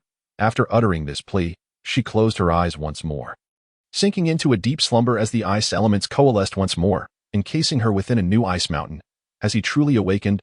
Some were astonished, others intrigued, while some regarded it with disdain. Even if he had awakened, he remained a mere waste compared to others. At the age of 21, one awakens, while peers have already attained the 4th tier, and the most exaggerated among them, Lingran, has even reached the 6th tier. An elderly lady sitting in front of the house looked on in astonishment at the situation triggered by Luo Xing. Yang Lao also expressed his surprise. "Is this child of yours?" After several minutes, the elemental turbulence finally calmed down, and tranquility returned. Luo Xing opened his eyes, only to find everyone staring at him, leaving him momentarily embarrassed and at a loss. He turned to Lingran. At that moment, Lingran was covering her face, pretending it had nothing to do with her. The one most delighted in the crowd was Luo Jiqiang. The commotion Luo Xing caused attracted quite a number of onlookers. And soon, when Luo Jiqiang pummeled him, it would be all the more gratifying. This was merely a minor interlude in the grand banquet, and everything had to continue. Luo Yao called upon 2 more young talents to take the stage, shifting the crowd's attention away from Luo Xing. How marvelous this feeling was. Luo Xing reveled in the changes within his body, brimming with excitement, as he could hardly wait to unleash his first spell. Suddenly, Lingran spoke, "Observe the battle above, close your eyes, and feel the movement of the magic essence. This will aid you in better controlling it." Upon hearing this, Luo Xing began to sense the wondrous motion and transformation of the magical elements on stage. The 4th tier magical duel swiftly reached its conclusion. Everyone participated with a mindset of demonstration, not striving desperately, thus each battle concluded rapidly. After the last group finished, a designated individual cleared the magical residue from the stage, and Luo Yao ascended to the platform. Next was the demonstration of the 3rd tier by the younger generation of their clan, and due to the numerous 3rd tier participants, 15 groups were specifically chosen. The first group, Luo Jiqiang, a 3rd tier 1-star against Luo Xing. Luo Yao momentarily failed to react, her tone wavering. Luo Xing chuckled and remarked to Lingran, "I was right. My instincts were quite accurate. It truly is that garbage, Luo Jiqiang, who wants to get at me." Below, Luo Heng was startled to hear this. He had prepared the duel roster and distinctly remembered not writing Luo Xing's name. However, in an instant, he realized it must be the doing of his troublesome son. Luo Heng quickly glanced at his mother, only to find her gazing at him with an expressionless face, sending chills down his spine. He had to do something before Luo Xing brought shame to the Luo family. "Wait a moment." Luo Heng suddenly jumped onto the center of the stage. "Esteemed guests, I apologize. There has been a slight issue with the duel roster. Please allow me a few minutes to make some adjustments." Luo Heng looked at the guests with an apologetic expression, his demeanor utterly sincere, worthy of an Oscar. Although Luo Heng was in his 40s, he was merely a 5th-tier mage and lacked any semblance of a mage's authority. He preferred the role of a businessman, controlling the economic veins of the Luo family. Engaging with people was where his true expertise lay. Upon seeing his father take the stage, Luo Jiqiang felt his plans slipping away. He was effectively gambling, betting on whether his father would intervene. This spoiled rich could spend his days indulging, never considering the consequences of his actions. Solely focused on his own pleasure, a professional at causing trouble for 20 years. Yet, Luo Xing suddenly asked Lingran, "Can I defeat Luo Jiqiang now?" Lingran perceived the implication of his words. It seemed Luo Xing was eager for a fight, making her regard him with a bit more respect. Uncertain, it depends on your comprehension, she replied earnestly. To challenge a third-tier mage as a first-tier would surely invite ridicule. However, Lingren had no doubt that if Luo Xing truly possessed an untainted spirit body, he could contend with the third-tier Luo Jiqiang. Even among equals, there were distinctions, and someone like Luo Jiqiang was lacking in control, magic energy purity, and mental strength, rendering him inferior among his peers. Then today, I shall be a little headstrong, Luo Xing declared, rising to walk towards the stage. He recalled the notes on the roster that indicated the original Luo Xing in this world had been bullied by Luo Jiqiang due to his inferior aptitude. Mercilessly beaten time and again, left without parental support, no one in the family came to his aid, allowing him to be tormented while onlookers merely stood by, even mocking him. Thus, to Luo Xing, the Luo family was not a home but rather akin to a hell on earth. It could be said that the vast majority of the original Luo Xing's suffering stemmed from Luo Jiqiang and the Luo family, leading him to ultimately swap places with the Luo Xing from Earth in desperation. The more Luo Xing pondered, the angrier he became. After years of striving on Earth, finally achieving a promotion and a raise, he found himself thrust into this wretched world, where he was treated as a mere 21-year-old child. Forced to start anew. In truth, Luo Xing's youthful appearance and bone structure made him seem younger than he was. Thus, he did not realize that, for some reason, his body had genuinely reverted to the age of 21. This impulsive decision was partly driven by recklessness, yet it was not entirely without thought. He resolved not to fear embarrassment, for the disgrace would fall upon the Luo family. Moreover, he had been observing the fourth-tier battle, and after the baptism of magic essence, he felt an inkling that he could contend with them. Of course, this was likely an illusion. It was beyond even Ling Ran, who had studied magic since childhood. To battle a fourth-tier mage, let alone Luo Xing, who had yet to cast a single proper spell. With determination, Luo Xing stepped forward towards the stage, and Luo Heng, noticing him, squinted his eyes at Luo Xing. His expression inscrutable. As whispers spread among the audience, Luo Xing reached the center of the stage. Step down, Luo Heng barked, abandoning his previous congenial demeanor to scold Luo Xing in anger. Beside him, Luo Yao gazed at him with wide, innocent eyes, perplexed, wondering if he truly intended to engage in battle. Step down. Ha! Luo Xing suddenly laughed, for Luo Heng's attitude reminded him of his life on Earth, those days of toiling under his boss. Being summoned at will. He had spent nearly a decade reading the expressions of others, countless sleepless nights dedicated to work, enduring the torment of entertaining clients, drinking himself into the hospital, and feeling as though life was worse than death. He had watched peers secure homes and families through parental support, establishing themselves in the bustling city. While he felt a stark contrast of desolation, each passing day saw him aging, yet his future grew ever dimmer, filled with unspoken heartaches and pains that could only be released in the quiet of night. Staring vacantly at a computer screen, shedding silent tears of loneliness. Years of suppressed emotions erupted at that moment. His mindset transformed. No longer despondent or passive, his gaze shifted from despair to brightness, ultimately solidifying into unwavering resolve. Since he had entered this magical world and possessed this strength, he would live freely from now on. Having come to this realization, Luo Xing calmly addressed Luo Heng. Let your son come up. Luo Heng was aware of Luo Jiqiang's bullying towards Luo Xing but had chosen not to intervene. Was this what family meant? Such relatives were better off discarded. Thus, he spoke without reservation. The statement sent shockwaves through the audience. Nonsense. Luo Heng fumed, raising his hand swiftly to strike Luo Xing. This slap bore no magic. But as a fifth-tier mage, Luo Heng's sheer physical strength was not something Luo Xing could withstand. It was no exaggeration to say that if Luo Xing did not defend himself in time, the blow could send him crashing off the stage. Enough. The elderly lady finally spoke, her voice barely above a whisper, devoid of any emotion. But it was enough to halt Luo Heng in his tracks, leaving him frozen in place. After a moment of surprise, he glanced at her, bewildered. Yet the elderly lady's expression remained unchanged, revealing nothing. Simultaneously, Luo Xing looked at her, their eyes locking in a silent exchange. The elderly lady's expression was impassive. Yet her mental power surged forth from her consciousness, rapidly striking towards Luo Xing. Buzz. The powerful mental attack from the elderly lady resonated within Luo Xing's mind, causing a tremendous ringing that plunged him into blankness. For a moment, his body swayed, nearly toppling over. Had his mental strength not been superior for a first-tier mage, he would have already fainted, and this was merely 1% of the elderly lady's power. Steadying himself, Luo Xing immediately consolidated his mental energy within his consciousness. forming a protective barrier against the elderly lady's mental assault. He fixed his gaze upon her eyes, showing no signs of retreat. Humph, not bad. The elderly lady snorted coldly, retracting her mental power. Huh. After the elderly lady withdrew her mental power, Luo Xing felt a tremendous weight lift off his shoulders, exhaling a long sigh of relief. Among the gathered crowd, those with higher star ranks, formidable mental strength, and keen perception understood precisely what had transpired and were somewhat astonished that Luo Xing had withstood the elderly lady's strike.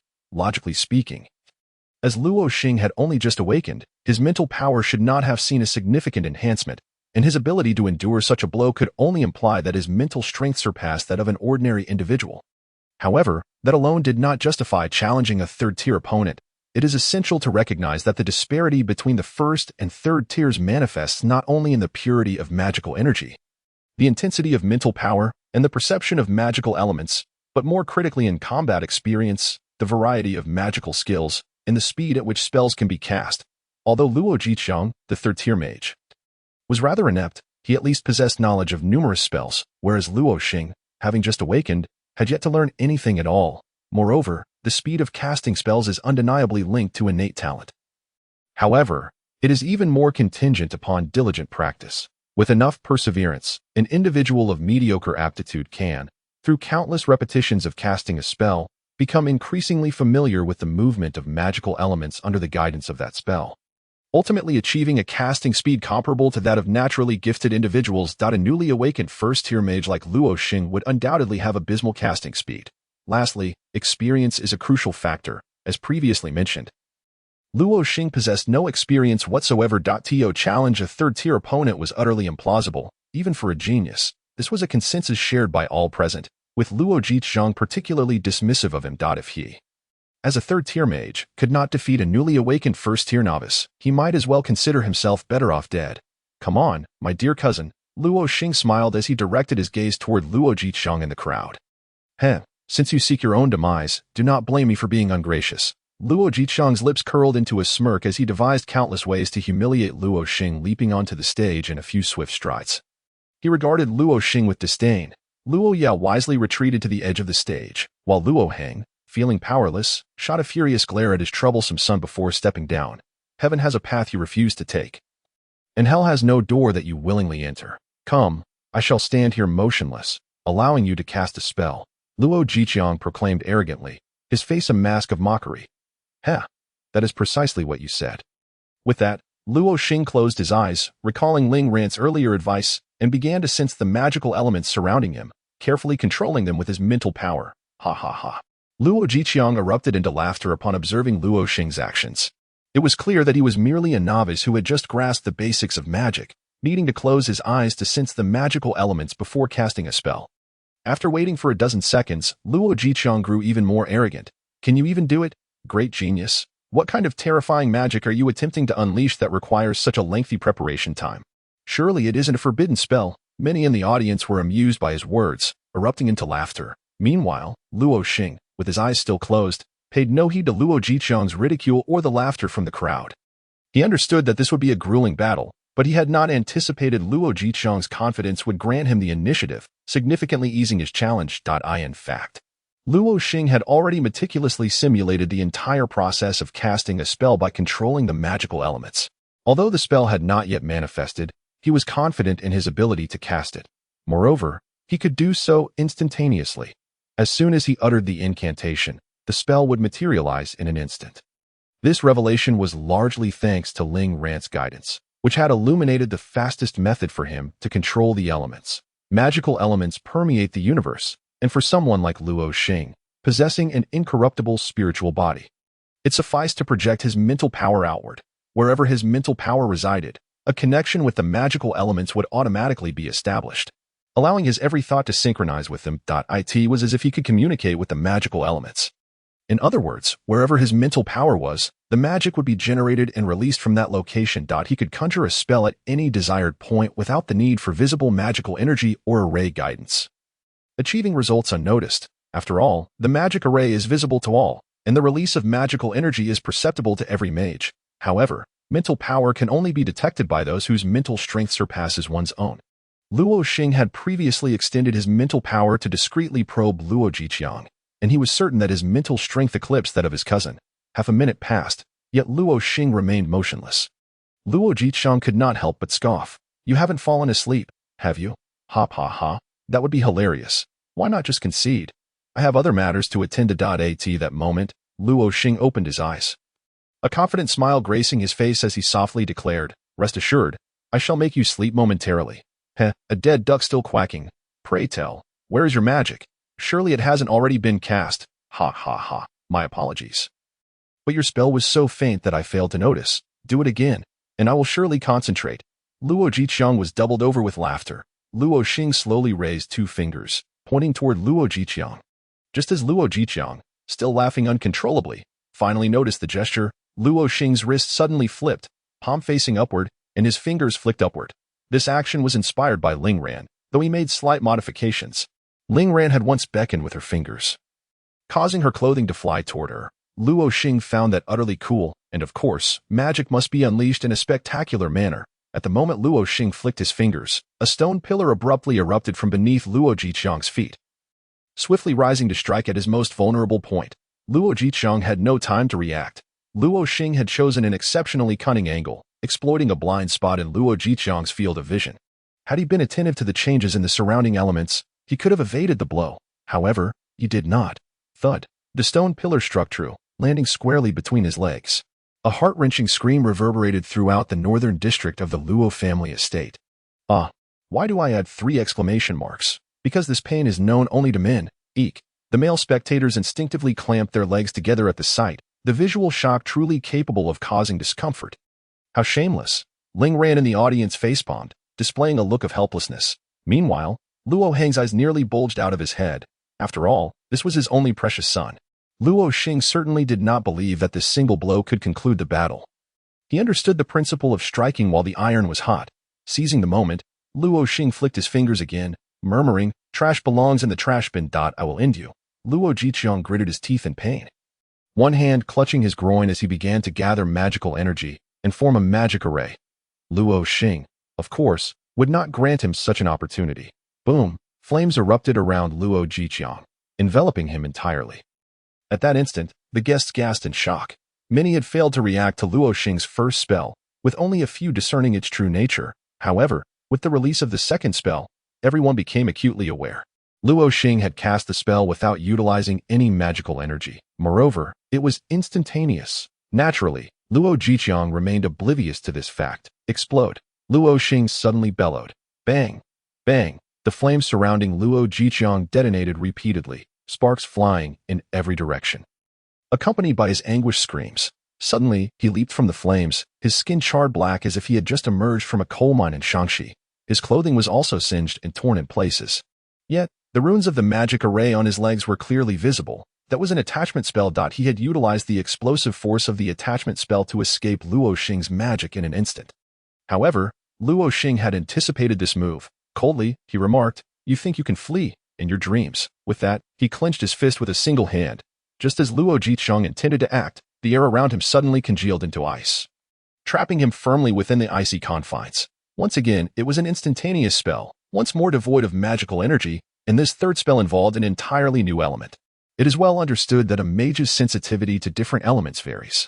Some excel in fire magic, others in water. The 5 fundamental elements, fire, water, wind, earth, are each mastered differently by every mage. Some may be adept in 2 elements, while others might only excel in fire. However, when it comes to water or anything else, he is utterly clueless, unable even to perform the most rudimentary magic. In contrast, Luo Xing possesses 3 spells, each belonging to a different element.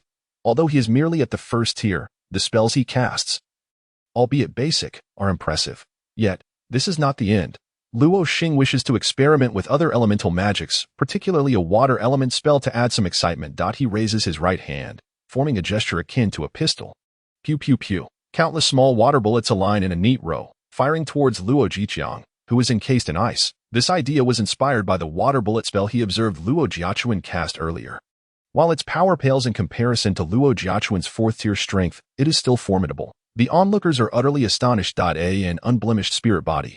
Someone exclaims. The crowd erupts into fervent discussions, all having heard the proclamation. An unblemished spirit body. How is that possible? Wasn't he considered a waste? Indeed, it seems he is an unblemished spirit body, capable of casting spells without the need for magical energy and possessing an extraordinary sensitivity to all elements. My goodness, I am witnessing the legendary unblemished spirit body. At that moment, the elderly lady on the small platform is thoroughly moved. The Luo family has produced a once-in-a-lifetime genius. It is no exaggeration to say that with Luo Xing alone, the Luo family could thrive for 500 years. Given Luo Xing's innate talent, reaching the 11th tier would be well within his grasp. If even an unblemished spirit body cannot transcend the 11th tier, then ascending to that level would be as mythical as the 12th tier. The 11th tier represents the peak of combat strength in this realm, significantly extending one's lifespan to an average of 500 years. Returning to the battle, each water bullet striking the ice creates deeper punctures, exemplifying the principle of perseverance. As long as Luo Xing focuses his mental energy on the puncture, each water bullet will find its mark, showcasing his terrifying control over magic. Before Luo Jiqiang even touches the ground, Luo Xing's water bullets have already pierced the ice, striking his body, each delivering its full force to the same spot. Blood gradually stains the ice, trapping Luo Jiqiang within a bloodied prison, unable to move, yet the pain keeps him acutely aware. Pew pew pew. A relentless barrage of water bullets continues to rain down, penetrating Luo Jiqiang's body. Stop! Luo Hang suddenly bellows, and in an instant, a flash of azure light cuts through the air, a fierce wind rising as several sudden blades of wind sweep Luo Xing into the air, indicating his loss of control over his magic. Following this, countless wind blades follow suit. Hiss! The blades slice through Luo Xing's body, tearing his clothes apart, revealing a ghastly wound that exposes bone. Blood sprays into the air instantly. Though in excruciating pain, Luo Xing manages to regain his composure in a fleeting moment. He promptly casts earth element magic, enveloping himself to block the wind blade assault. However, such a simple elemental spell cannot withstand the might of a 5th-tier warrior's wind blades. His earth magic is swiftly shattered, leaving him once more vulnerable to the onslaught. The next wave of wind blades is already upon him. Even with his ability to cast instantly, he cannot defend against them. Undoubtedly, he would be torn to shreds by these blades, and sensing his impending doom, despair washes over Luo Xing. Just moments ago, he had sworn that in this life, he would live freely. Yet, he never anticipated that this life would be so fleeting. Enough! The elderly lady suddenly cries out, her powerful mental energy surging towards Luo Hang, determined not to let such a prodigious talent be snuffed out in its infancy. Luo Hang's actions threatened to sever the Luo family's dreams of prosperity for the next 500 years. Bang! Ling Ran moves, raising her hand to unleash a defensive magic array that envelopes Luo Xing. Ling Ran is momentarily taken aback by her own actions. She had merely entertained the fleeting thought of not wanting Luo Xing to perish. By the time she realizes what she has done, the magic has already been cast. Under Ling Ran's protection, Luo Xing lands safely, clutching his wounded chest and gasping for breath. You wish to kill me? Luo Xing glares at Luo Hang, infuriated. At that moment, Luo Hang has been rendered unconscious by the elderly lady's overwhelming mental force. Then I shall eliminate your lineage. Luo Xing is consumed by rage. Initially, he had no intention of killing. He understands that although he has drawn blood and pierced Luo Jiqiang's body, with the healing capabilities in this magical world, a week of rest would suffice for recovery. But Luo Hang's spell clearly aimed for murder. Windblade. If Luo Hang intends to use wind blades to kill him, then Luo Xing shall use wind blades to eliminate Luo Jiqiang. Just moments ago, Luo Xing discerned the trajectory and variations of Luo Hang's magic elements, meticulously replicating them. Ling Ran is taken aback by his actions. While it sounds simple to replicate, the changes and movements of magical elements are incredibly complex. Luo Xing can capture all their trajectories and patterns in an instant and successfully reproduce them. Although his replicated magic is not as powerful, the principles remain the same. This is something Ling Ran herself cannot achieve. At this moment, Luo Jiqiang has completely lost his fighting capability, having succumbed to unconsciousness from the pain. With a mere thought, the bloodied ice encasing him shatters explosively, revealing Luo Jiqiang to the onslaught of wind blades. Slash. Luo Jiqiang's already tattered clothing, shredded by Luo Xing's explosion, is directly struck at the same location as Luo Xing's wound. The next strike will claim his head. Luo Xing has completely lost his reason. Magic element backlash. Ling Ran instantly comprehends why Luo Xing has suddenly turned so frenzied, intent on bringing about Luo Jiqiang's demise. When Luo Xing awakened, he underwent a baptism by magical elements, with countless energies permeating every corner of his body, including his mental sea. Though it was only for a brief moment, the volatile energy still influenced his mental force. Typically, Every newly awakened individual should expel the residual chaotic energy from their body using magical energy and mental force shortly after awakening. Failing to do so while frequently casting spells results in a certain probability of triggering a magic element backlash. The backlash from awakening, while not severely damaging to the body, is an avoidable injury. Yet, Luo Xing had no time to complete this step and instead cast several spells, causing the residual volatile energy to surge uncontrollably, eroding his mental force. Thus, he is driven to madness in this moment. Buzz, the elderly lady, also realizes this and swiftly channels her mental force, shattering Luo Xing's mental defenses in an instant. This time, she exerts 10% of her mental power, and Luo Xing cannot withstand it, losing consciousness and collapsing to the ground. Despite Luo Xing being unconscious, his magic cannot be halted. However, the elderly lady shows no intention of intervening to save Luo Jiqiang. This leaves Ling Ran perplexed. Does the elderly lady wish for Luo Jiqiang to die? If that is the case, why then does she seek to stop Luo Xing? Ling Ran hesitates, contemplating whether she should intervene to save Luo Jiqiang. Logically, given Luo Jiqiang's past bullying of Luo Xing, inflicting endless suffering upon him, Luo Xing's desire to kill him seems justified. Yet, Luo Xing's actions are driven by madness. If he were to regain his senses and discover he had killed Luo Jiqiang, what would be his reaction? Ling Ran has no time to ponder, as Luo Xing's wind blades have already reached Luo Jiqiang. She must make a decision immediately, just as she is about to act. A figure suddenly steps in front of Luo Jiqiang. Bang! The wind blades, imbued with terrifying energy, strike this figure, yet they inflict not a scratch upon him. Following this, a flurry of wind blades comes in succession, and the mysterious figure raises a hand, effortlessly swatting them away. Bang! Bang! Luo Xing's wind blades are dismissed with casual flicks, shooting off in various directions, crashing into the ground and walls, yet sparing all lives. Is this all under his control? Luo Qiwenyang of the Luo family. Someone gasps in astonishment.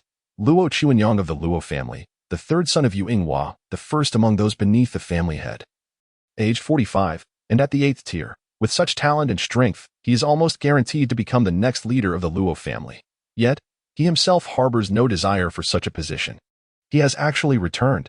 Wasn't he supposed to be at the front lines battling the demon race? This is precisely the reason no one dares to provoke the Luo family, whether it be the Judgment Council or the military. Both have ties to the Luo clan. Upon Luo Qiwenyang's recent return, he found Luo Jiqiang hanging by a thread. Unaware of the circumstances, he only knew that his nephew was on the brink of death. And without further hesitation, he intervened.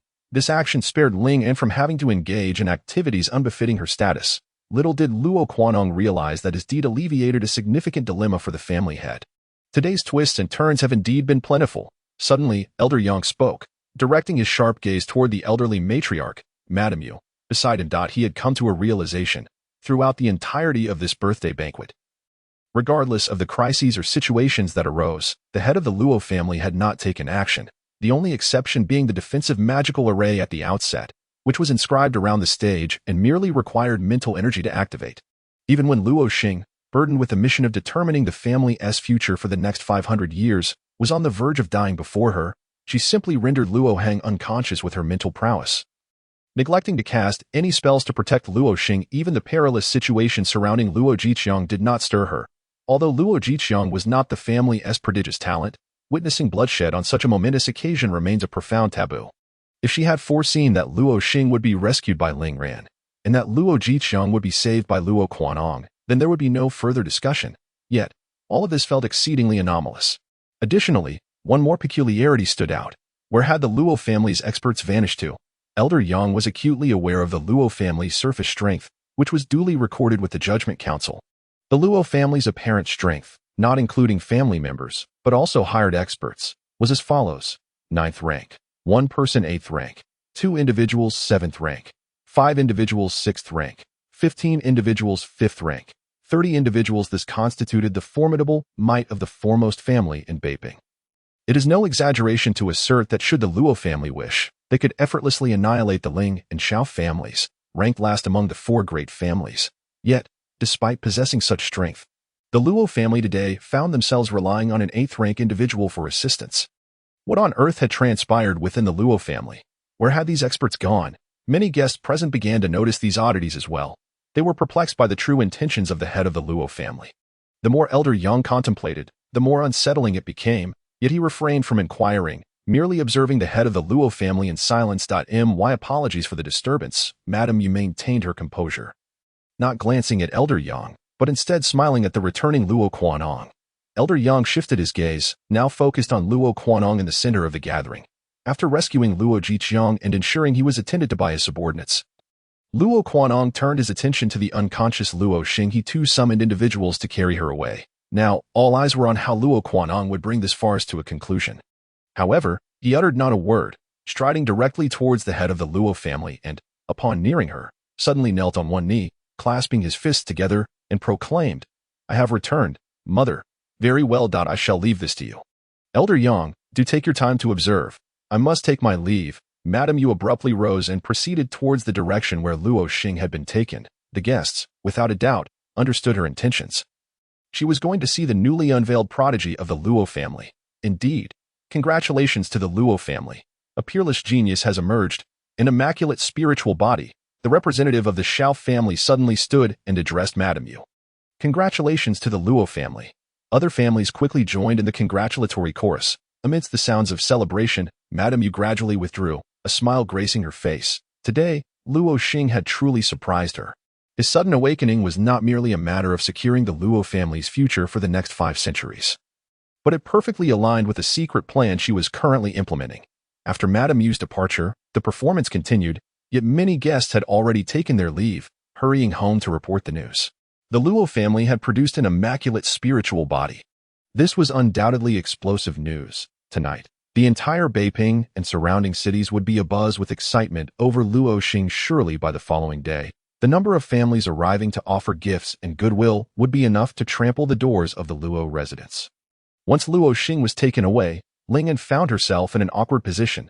Logically speaking, as her husband had sustained severe injuries and was carried off, she should have stayed by his side. Yet, surely there would be many members of the Luo family surrounding him at this moment.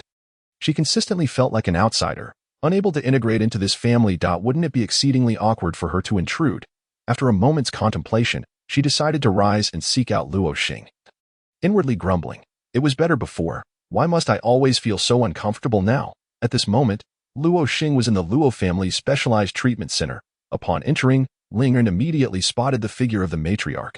The elderly woman gazed affectionately at the unconscious Luo Xing. Though Ling'an had not spent much time in the Luo family, she had never before witnessed such a tender expression on the matriarch's face. The matriarch promptly noticed Ling'an, turning to greet her with a smile. Ling'an returned the gesture with a gentle smile, softly uttering, "Grandmother." The matriarch nodded before resuming her focus on Luo Xing and approached Luo Xing's side. His wounds had been bandaged, and his expression was serene, appearing as though he were simply enjoying a deep slumber. It's no wonder you insisted on choosing him as your husband. Did you perhaps sense this all along? The matriarch mused softly. Ling'an understood that the matriarch was referring to the immaculate spiritual body.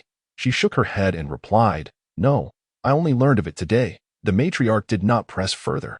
In truth, Ling'an wished to express her observations regarding Luo Xing's change in character. However, after some consideration, she decided against it. The matriarch would surely have noticed Luo Xing's transformation without her needing to elaborate.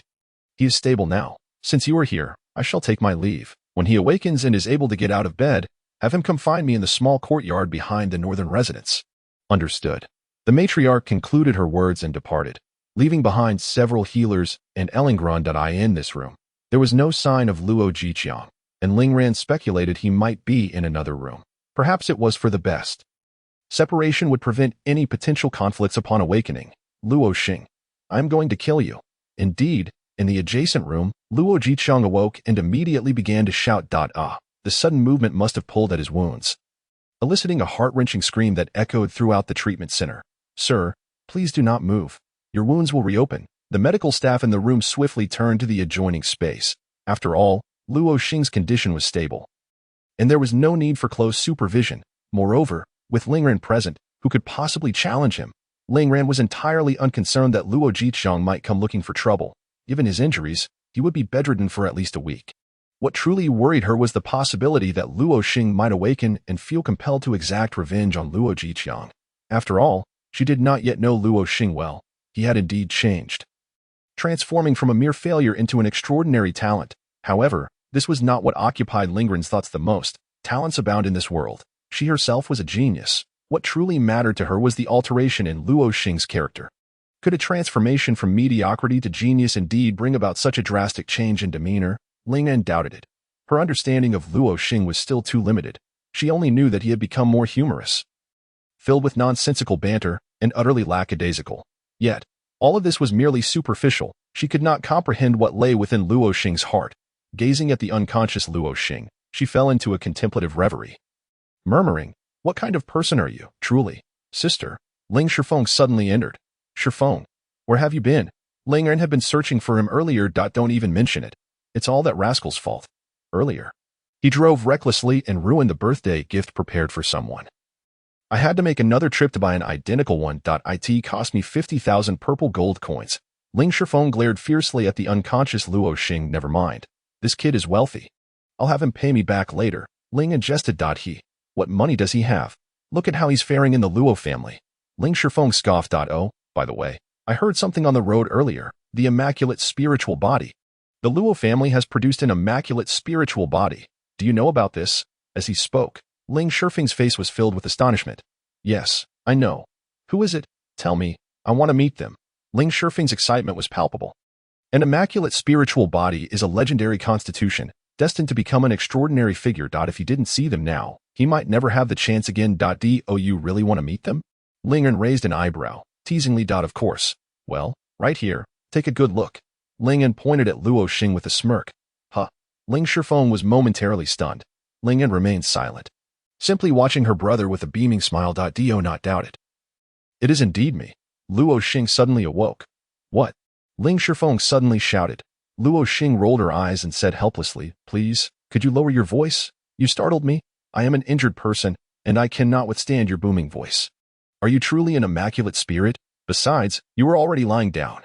Ling Shifeng raised his voice again, unable to contain his disbelief. Luo Xing chose to ignore him and closed her eyes, pretending to be dead. "Could you be quieter?" "It's too noisy," Ling Ran muttered softly. "Ayo, ayo." Ling Shifeng scratched his head and immediately lowered his voice, realizing that his sister's words were effective. Is he really an immaculate spirit? He still found it hard to believe. Ling Ran nodded. "Goodness. This is outrageous. Why on earth is such a scoundrel an immaculate spirit? I refuse to accept this." Ling Ran couldn't help but chuckle at her brother's antics. "I'm asking you to leave. Thank you very much. This genius needs to sleep. If you want to go, then go. Do you think I want to stay? Come on, sister. Let's go home and ignore him." However, Ling Ran shook her head and said, "You go back first. I must stay here." The meaning behind the old lady's words before she left was quite clear. Ling Ran was to remain by Luo Xing's side to protect him. As the head of the Luo family, Ling Ran had to heed her words. "Then I will wait for you outside. I can't stand this scoundrel any longer." Ling Shifeng cast a glance at Luo Xing and stepped outside. Once Ling Shifeng had left, Luo Xing opened his eyes and looked at Ling Ran. She was also observing him, their gazes not filled with deep affection but rather a clash of wills. Luo Xing had overheard Ling Ran's murmurs and was well aware that she had many questions swirling in her mind. He spoke first. "I know you have many questions. Feel free to ask." Upon hearing this, Ling Ran casually took out a magical scroll and cast a sound barrier to prevent eavesdropping. Her first question was direct. "Who exactly are you?" This Luo Xing before her was not her husband. And that was the only conclusion Ling Ran could arrive at. Otherwise, nothing made sense. In truth, Ling Ran did not care whether this person was her husband. She was only concerned with whether he could help her achieve her goals. Thus, she asked straightforwardly, intending to move on to the next topic based on his response. Luo Xing did not anticipate her directness and found his mind racing. Should he come clean? If he confessed he was not the original Luo Xing, how would she react? But to insist he was the same person when it was clearly illogical was equally troubling. Luo Xing found himself in a dilemma. Should he reveal the truth? He hesitated, fearing that any delay would only breed suspicion. In an instant, he made a decision. "Haha, who am I, you ask?" Luo Xing suddenly laughed. Ling Ran, however, remained expressionless, waiting for him to continue. "Don't you recognize me, dear wife? I am your husband." Luo Xing abruptly shifted from his previously serious demeanor. Ling Ran found the conversation unbearable and promptly dispelled the sound barrier. Since Luo Xing was behaving like a child, there was nothing left to discuss. She turned her gaze to the window, unwilling to engage further. Seeing her silence, Luo Xing also fell quiet. After a moment of contemplation, he said, "Since we are nominally husband and wife, I will embrace the role of a husband. Ling Ran looked at him again, waiting for him to elaborate. I know you do not like me. Rest assured, I will not hinder you in any way. In fact, when you need me, I will assist and protect you, for you are my wife, Luo Xing stated earnestly. Seeing his serious expression, Ling Ran couldn't help but smile. A newly awakened novice claiming he would protect her was rather amusing. She quipped, just you? You can't even defeat me. Luo Xing was displeased by her remark and retorted, hey, I am a genius, an immaculate spirit. Do you understand? From now on, you will enjoy a life of luxury by my side. You are right, Ling Ran replied, not taking him seriously, merely nodding with a smile. Whatever, believe what you want, Luo Xing thought. Seeing her dismissive demeanor, and chose not to speak further. Actions, after all, spoke louder than words. Ling Ran smiled, a warm feeling rising within her heart. As dusk fell, Luo Xing, overwhelmed by fatigue, drifted into slumber, while Ling Ran gazed at the stars. Lost in thought, unable to sleep through the night. The next day, Luo Xing was awakened by a cacophony outside. What is going on? Is it New Year's? He was utterly bewildered, unsure of what was happening. New Year? Are you out of your mind? Upon seeing the burly Ling Shifeng nearby, Luo Xing's head began to throb, and he quickly turned away. I feel faint, he told Ling Ran. What is it? Ling Ran inquired. I feel nauseated by this idiot. Get him out of here. You are the idiot. Ling Shifeng exclaimed. What is with all the noise? Isn't it just a gathering to pay respects to your remains? Luo Xing raised an eyebrow and scolded. You are the one who is a remains. You ride in a spirit cart every day. You awakened as an immaculate spirit yesterday. Defeating a third-tier opponent at the first level. It has caused quite a stir throughout Beiping and neighboring cities. All the prominent families have come to congratulate you and forge connections. Truly, I am impressive, Luo Xing proclaimed narcissistically, earning a collective eye roll from Ling Ran and her brother, young Master Luo. Suddenly, a middle-aged man appeared at the door. Clearly a wealthy individual from some family. You are awake. I am Huida, the head of the Hua family. I heard you were injured and came to visit. This is my youngest daughter, Hui Yanyan. She is 18 years old and has admired you for a long time. With that, he stepped aside to reveal a bashful young woman. She stood gracefully, with two braids cascading down her shoulders. Her complexion even, and her eyes filled with tender emotion, a true beauty in the making. Although just 18, her figure hinted at future allure. Hello, I am Hui Yanyan, the girl stammered, appearing somewhat shy. Hello, Luo Xing, he replied. Momentarily confused by the situation. My daughter has always been a bit shy. Young Master Luo, please be patient. You two take your time to chat. I will step outside for a moment. In an instant. Luo Xing understood. This man was here to promote his daughter. He wanted Luo Xing to take her as a concubine to strengthen ties with the Luo family. What a clever scheme, however. Luo Xing had no inclination to entertain such thoughts and quickly glanced at Ling Ran. Only to find her smiling at him. That smile felt ominous, sending shivers down his spine. Beside him, Ling Shifeng wore a mischievous grin, seemingly enjoying Luo Xing's discomfort. Just as Huida left, another person entered. Young Master Luo. You are awake. This was another father, introducing his daughter. Enough already. Luo Xing exclaimed in exasperation. One after another, over a dozen individuals filed into the room, filling it with people from various small families eager to form alliances through marriage with the Luo family. They were well aware that Luo Xing had a wife, but these smaller families were indifferent. As long as their daughters could become concubines, their families could rise through association with Luo Xing's immaculate spirit and the Luo family's influence. Upon hearing this news, they rushed to introduce their daughters to him, thinking, what if Luo Xing takes a liking to her? It was akin to a lottery. How could one know the outcome without trying? All present held this mindset. Furthermore, Luo Xing was not unattractive. While he wasn't extraordinarily handsome, he was charming and youthful, appealing to many younger girls. At this moment, Luo Xing found himself surrounded by a sea of beautiful women. Some initiating conversation while others remained silent. The absurdity was that some of the girls even recognized each other and began chatting amongst themselves. Luo Xing felt utterly mortified, wishing he could simply vanish.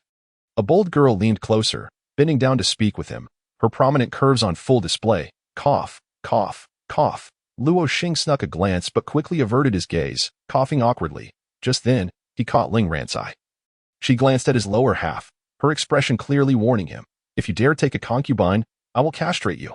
Luo Xing instinctively squeezed his legs together in fear. Could you please step aside? As Luo Xing subconsciously reached out to push her away.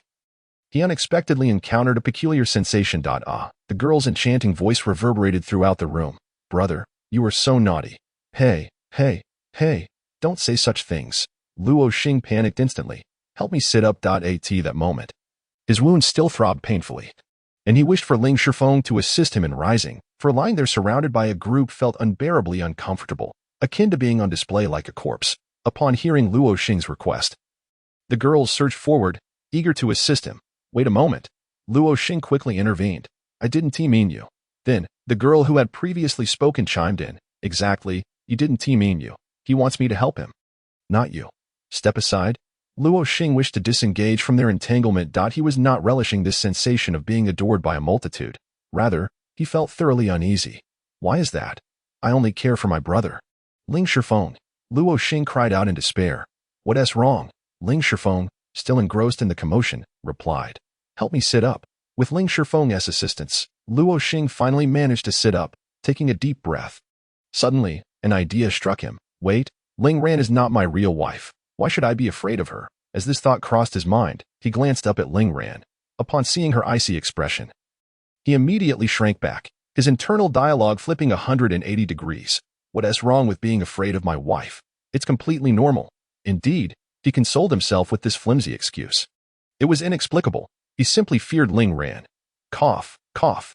Luo Xing pretended to clear his throat a couple of times, then addressed the girls before him. First, I would like to thank everyone for your concern. I am truly grateful. Allow me to introduce the stunning beauty by the window. She is my esteemed wife. My one and only wife. Upon hearing this, all the girls turned their gazes toward Ling Ran, who had already captured their attention, as girls naturally noticed those more beautiful than themselves. Ling Ran, however, regarded the girls before her with an unflinching stare, scanning them with an unwavering gaze. Those she looked upon instinctively averted their eyes. A subconscious display of insecurity. This was precisely the effect Luo Xing desired. If they wished to be his concubines, they would first have to pass Ling Ran's scrutiny. Cough, cough. Observing the awkward atmosphere, Luo Xing coughed again to draw everyone's attention. And this tall, imposing figure beside me, with an extraordinary demeanor, is my brother-in-law, Ling Shifeng, a scion of the Ling family, currently still single, so ladies, feel free to pursue him. You, Ling Shifeng, incensed, nearly erupted.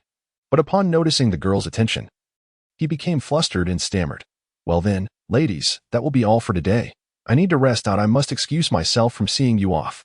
Once everyone had exited, Luo Xing finally breathed a sigh of relief. However, tranquility was short-lived as another beauty entered. This beauty, unlike the previous young ladies, was entirely different, with lustrous black hair cascading down to her waist and a tall, voluptuous figure clad in a form-fitting short dress. She exuded an aura that sparked endless imagination with just a glance. With a playful smile, she strode in high heels, exuding confidence and poise, appearing both mature and alluring. Oh no, a flutter of excitement coursed through Luo Xing's heart. To be honest, it was this type of beauty that held a fatal allure for him. Luo Xing, having traversed into this world at nearly 30 years of age, found no attraction in the 18 to 20-year-old girls. Yet this stunning beauty was precisely his type. Nevertheless, considering Ling Ran's presence, he hastily interjected, "Excuse me, lovely lady, please wait. You must return. I already have a wife. Look, she is right beside me." Mentor. Before Luo Xing could finish his sentence, Ling Ran and her brother simultaneously exclaimed, startling him, "Is the mentor going to marry me?" Luo Xing's mind momentarily faltered, unintentionally blurting out, "What nonsense are you speaking?" Ling Ran glared at him. Luo Xing retracted his head sheepishly. The beautiful mentor, noticing this, chuckled softly. Hee, this little one is quite amusing. Little one, I am older than you." Luo Xing suppressed this thought, merely internalizing his frustration. "Mentor, what brings you here?"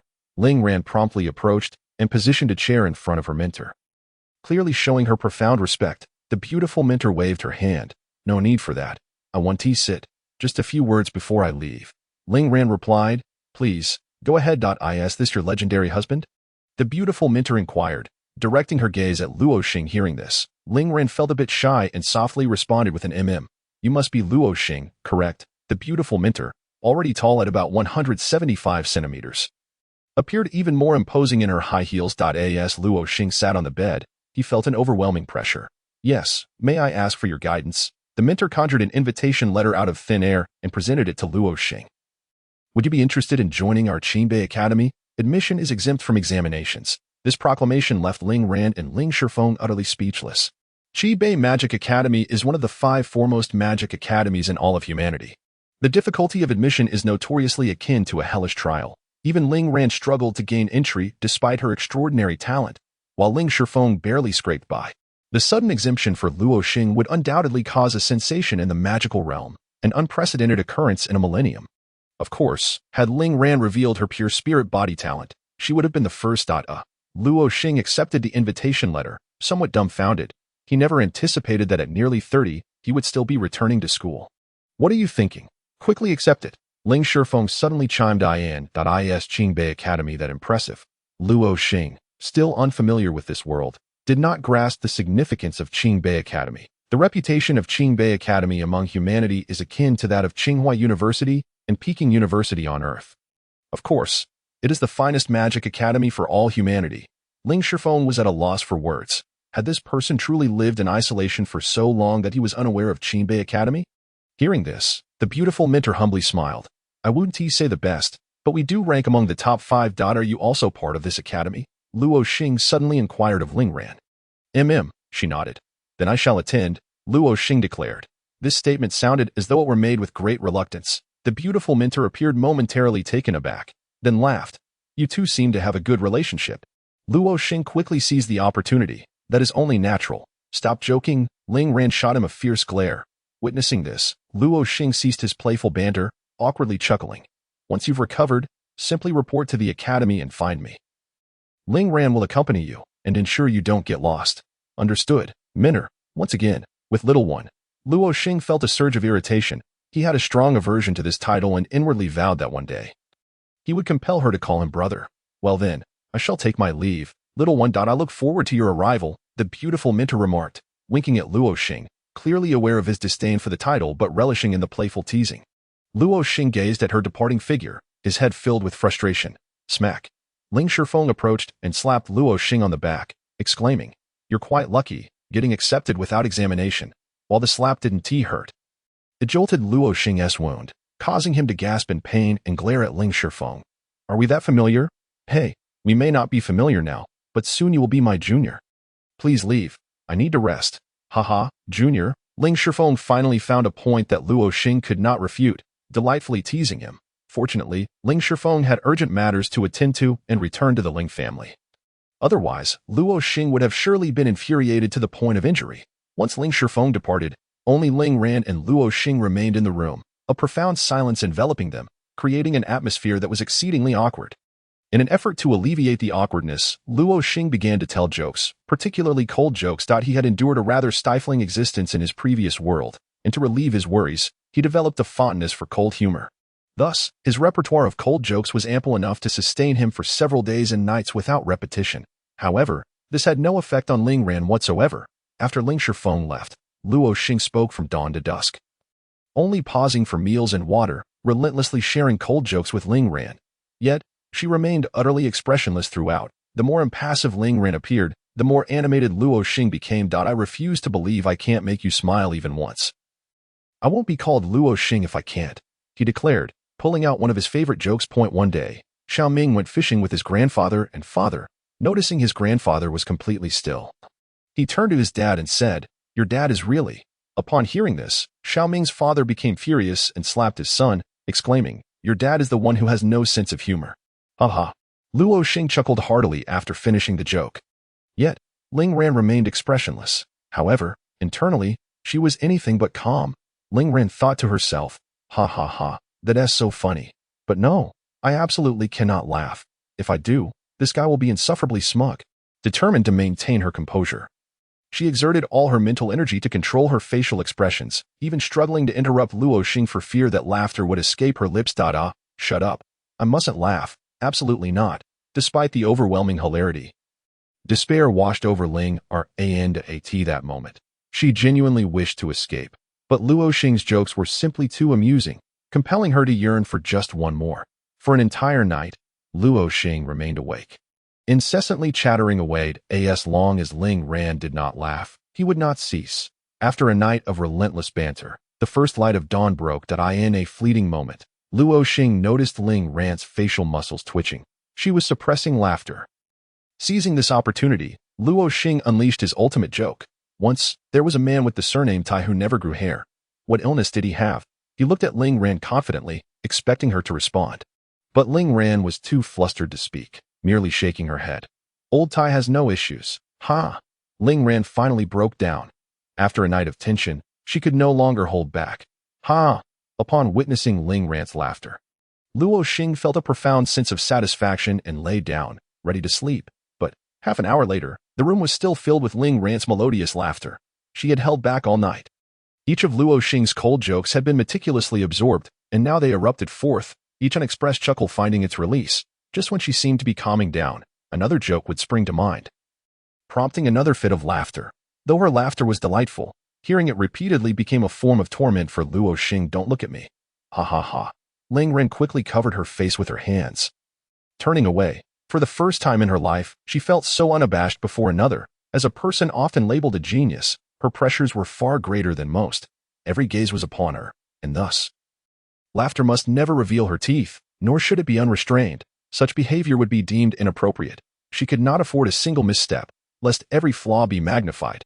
Yet, in the moment she was provoked into genuine laughter by Luo Xing, she felt not regret, but liberation. Years of suppressed emotions found their release through his humor.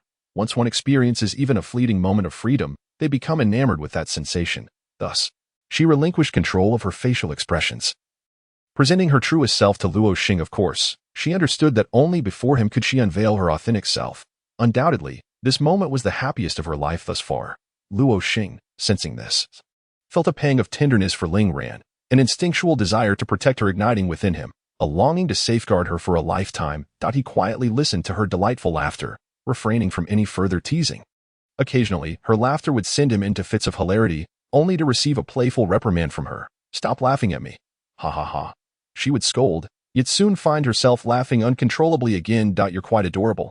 Luo Xing blurted out without thinking. Upon hearing this, Ling Ran's face flushed crimson, making her appear even more charming. She attempted to glare at Luo Xing, hoping to temper his smugness.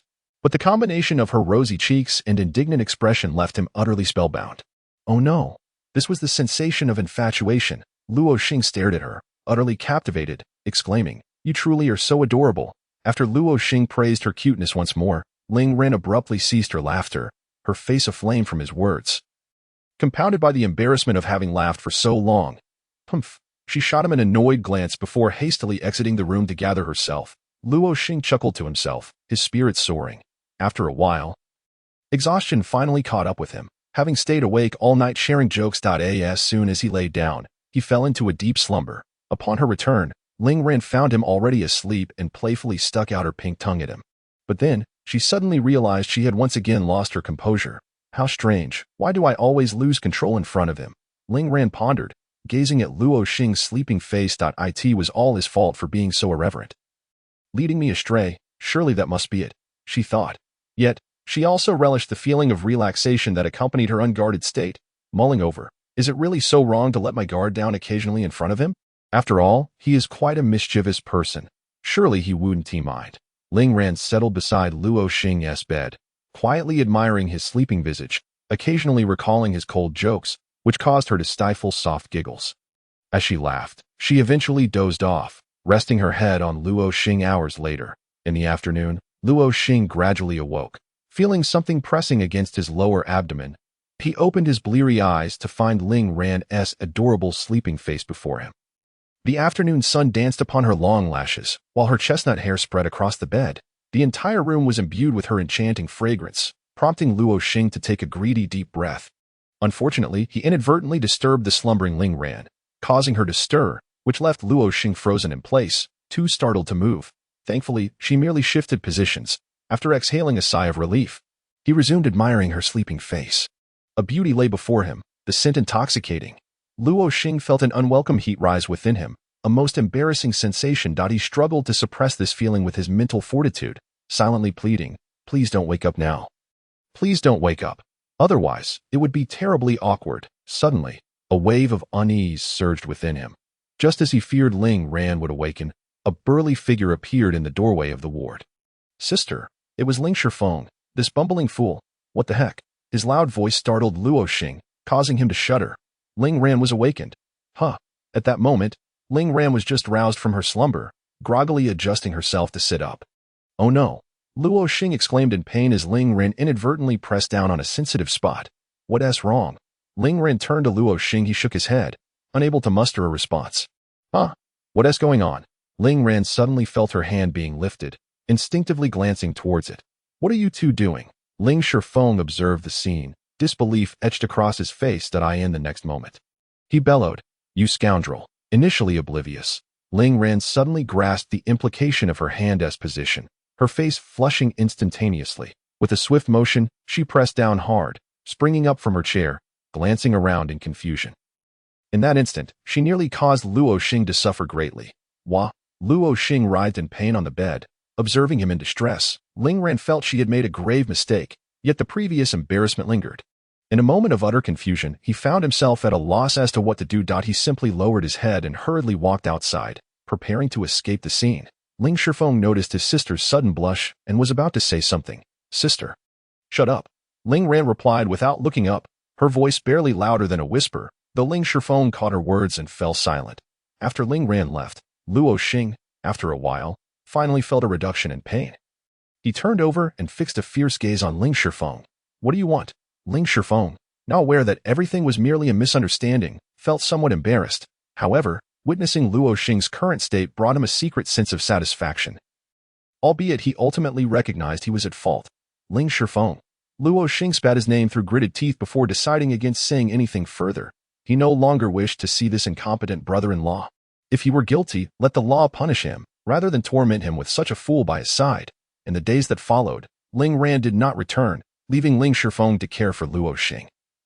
Their mutual irritation was palpable. They both wished to escape the situation and sever ties for good. Yet, in this unusual circumstance, the two grown men inadvertently developed a silent understanding. When Luo Xing felt thirsty, he simply uttered a sound of acknowledgement, and Ling Shifeng promptly fetched him water. When Luo Xing wished to sit up and gaze at the scenery, he made another sound, prompting Ling Shifeng to impatiently assist him. With yet another sound, Ling Shifeng helped him lie back down, and with another, he aided him in turning over. One might mistake them for long-time friends, seamlessly communicating without the need for words. Yet, who could have imagined that beneath this unspoken rapport, both harbored a deep-seated resentment for one another? As the days passed, and Luo Xing regained his strength, they continued this peculiar coexistence. Finally, when Luo Xing tore off the bandages, ready to flee the room, Ling Ran returned. Upon seeing her, Luo Xing felt a surge of vitality. Indeed, being around someone pleasing to the eye brought comfort, while Ling Shifeng only made him wish to gouge out his own eyes. Luo Xing had long forgotten the awkwardness of a few days prior, but Ling Ran still remembered, as it had been her first time. Grandmother said to find her once you're well. She resumed her previously icy demeanor. Luo Xing felt instantly disinterested and simply replied with an indifferent "oh," thinking to himself that she was much cuter when she was her usual self. It was all Ling Shifeng's fault. Shifeng, let us go home, Ling Ran instructed her brother. Luo Xing interjected, wait, how do I get back if you all leave? Ling Ran assumed he was now favored by the Luo family due to his awakened talent and would never return. So she was somewhat taken aback by his reaction. You still plan to go home? Luo Xing had never considered this place his home. He was acutely aware of the coldness of familial ties within such a clan, preferring the comfort of Ling Ran's home. However, as her words came to the tip of his tongue, he couldn't resist teasing her. Of course, wherever my wife goes, I go. Haha. Ling Ran recalled the events from a few days ago and shot him a glare before addressing Ling Shifeng. Let us go home. How ungrateful, he thought. There are only 2 seats. You can drive back yourself. Without looking back, Ling Ran departed with Ling Shifeng. Following Ling Ran's directions, Luo Xing arrived at the small courtyard behind the northern residence. At the entrance, he hesitated, suspecting that the head of the Luo family might discover something amiss. Just then, the voice of the Luo family matriarch, his grandmother, echoed, "Come in." Upon entering the courtyard, the 2 maidservants at the door promptly opened it. Bowing respectfully, "Greetings, young master. I have arrived." The old lady sat in a chair directly facing the entrance, her eyes cast down, not lifting her gaze to meet Luo Xing's, appearing quite fatigued. Observing her state, Luo Xing noted the stark contrast to her demeanor at the recent birthday banquet. Are you well, grandmother? He inquired, feigning concern for the sake of maintaining his identity. I am fine. The matriarch slowly lifted her head, locking eyes with Luo Xing, her gaze piercing. Enough. I know you are fine. Stop glaring at me. Luo Xing mentally scoffed. You may leave. The matriarch suddenly raised her voice. Yes. The two maidservants quickly retreated upon hearing her command. Once they had exited the courtyard, the old lady spoke directly. Do you know what it means to possess a pure spirit body? Luo Xing thought to himself. It means I'm a genius. Of course. Yet he merely shook his head humbly. It signifies that the fate of the Luo family's prosperity over the next 500 years lies entirely in your hands. Luo Xing remained silent, merely nodding, his mind unaffected by the revelation. His calm demeanor was anticipated by the matriarch. She assumed he felt the Luo family had wronged him in the past, thus his indifference stemmed from a lack of emotional connection. However, she misunderstood. Luo Xing's tranquility arose from his complete detachment from the Luo family, as he would later articulate. What happens to the Luo family is of no concern to me. Seeing Luo Xing's silence, the matriarch continued, I am aware of your previous experiences with the Luo family. It is understandable that you harbor little affection for this house. But you must comprehend. The matriarch's voice suddenly rose, strong and commanding. Luo Xing immediately perked up, for this was a world governed by the law of the jungle, where the strong reigned supreme, and the weak were subjugated. Previously, as a worthless individual, the Luo family had no obligation to support you. Sparing your life was already a favor to your parents. Her words were unreserved, causing Luo Xing's eyes to twitch involuntarily, yet he quickly regained his composure and continued to listen. Now that you have awakened a pure spirit body, you have transformed into an extraordinary genius, making the Luo family your staunchest ally. If you're willing to bear the Luo family's banner, I promise to safeguard you, even at the cost of the entire Luo clan. The entire clan's lives. Luo Xing was left speechless in shock. This was the promise and compensation the Luo family could offer, such as the nature of a grand family, where everything revolves around interest and legacies. Familial ties are mere facades. Countless families have fathers and sons, mothers and daughters devoid of genuine affection. In the Luo family, this situation is even more pronounced. The matriarch. Every member of the Luo clan is merely a tool. Thus, she refrained from discussing emotions, opting for directness to avoid wasting time. Luo Xing fell into deep contemplation. He understood that if he agreed, all of the Luo family's resources would be directed towards him, nurturing his growth, and irrespective of the circumstances, the Luo family would stand by him. The Luo family would become his most formidable support. Yet, Luo Xing hesitated. Newly arrived in this world, he undeniably required a powerful backing. And the colossal presence of the Luo family surpassed his expectations. However, if he acquiesced, he would be automatically bound to the Luo family, and everything he did would serve as a benefit to them. This was not his Luo family. He was not Luo Xing of their lineage. No matter how much he contributed to the Luo family's greatness, it would never be his home, akin to a girlfriend revealing a child before marriage, leaving him to ponder whether to take on the responsibility. Even if the Luo family guaranteed his safety for a century and assisted him in becoming a formidable being, he would then be obligated to protect the Luo family for 4 centuries. Luo Xing found the situation unbearable. He preferred to reap benefits without strings attached. Perhaps he could feign agreement and later retract. Luo Xing contemplated how to respond. Truthfully, he felt a strong aversion and wished to refuse. Yet he truly needed the Luo family's support at this juncture. Very well. Luo Xing resolved to agree, fearing that if he declined, he might not even make it out of the door today. Humph. Just as he thought the matter settled, the matriarch suddenly let out a cold snort, her mental energy surging into Luo Xing's consciousness. In an instant, Luo Xing felt a splitting headache, instinctively crouching down and clutching his head in anguish. This mental assault was unlike the last. This time, the matriarch was serious, far beyond Luo Xing's capability to withstand. Yet, after penetrating Luo Xing's mind, the matriarch did not continue her assault. Rather, he began to etch a peculiar formation within the depths of his mental sea. One that had never before been witnessed by Luo Xing. A sense of unease surged within him once more. He wished to intervene, but felt utterly powerless, forced to watch as the elderly lady's mental energy flowed freely within his mental domain. The formation was soon completed, and as it was, it illuminated and began to rotate slowly. Only then did the elderly lady retract her mental energy, yet Luo Xing did not dare to relax for an instant. He immediately took control of his mental energy to probe the strange formation within his mental sea.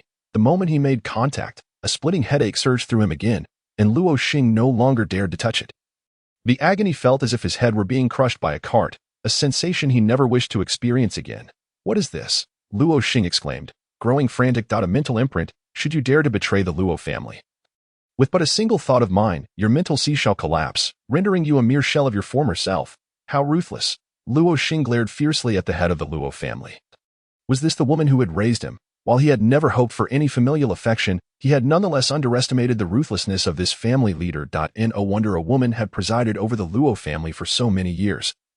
No wonder she could become a representative of the tribunal. She was indeed formidable. How dare you? Are you not afraid that I might one day attain sufficient strength to break this mental imprint and annihilate your entire clan? Luo Xing had mentally cursed her 1,000 times, yet he restrained himself. As long as you do not betray the Luo family, this seal holds no significance for you. What are you truly angry about? Could it be that you have long contemplated betraying the Luo family? The elderly lady's gaze was piercing as she fixed her eyes on Luo Xing. Nonsense. I could buy you a coffin right now. And let me tell you, as long as you remain alive, that coffin holds no meaning for you. Are you angry? Luo Xing was infuriated. Since the elderly lady had been so impolite, he felt no need to show her courtesy. He knew she would not kill him. Yet, upon hearing his words, the elderly lady remained unfazed, continuing to scrutinize him as before. After a brief pause, she coolly uttered 2 words, not angry.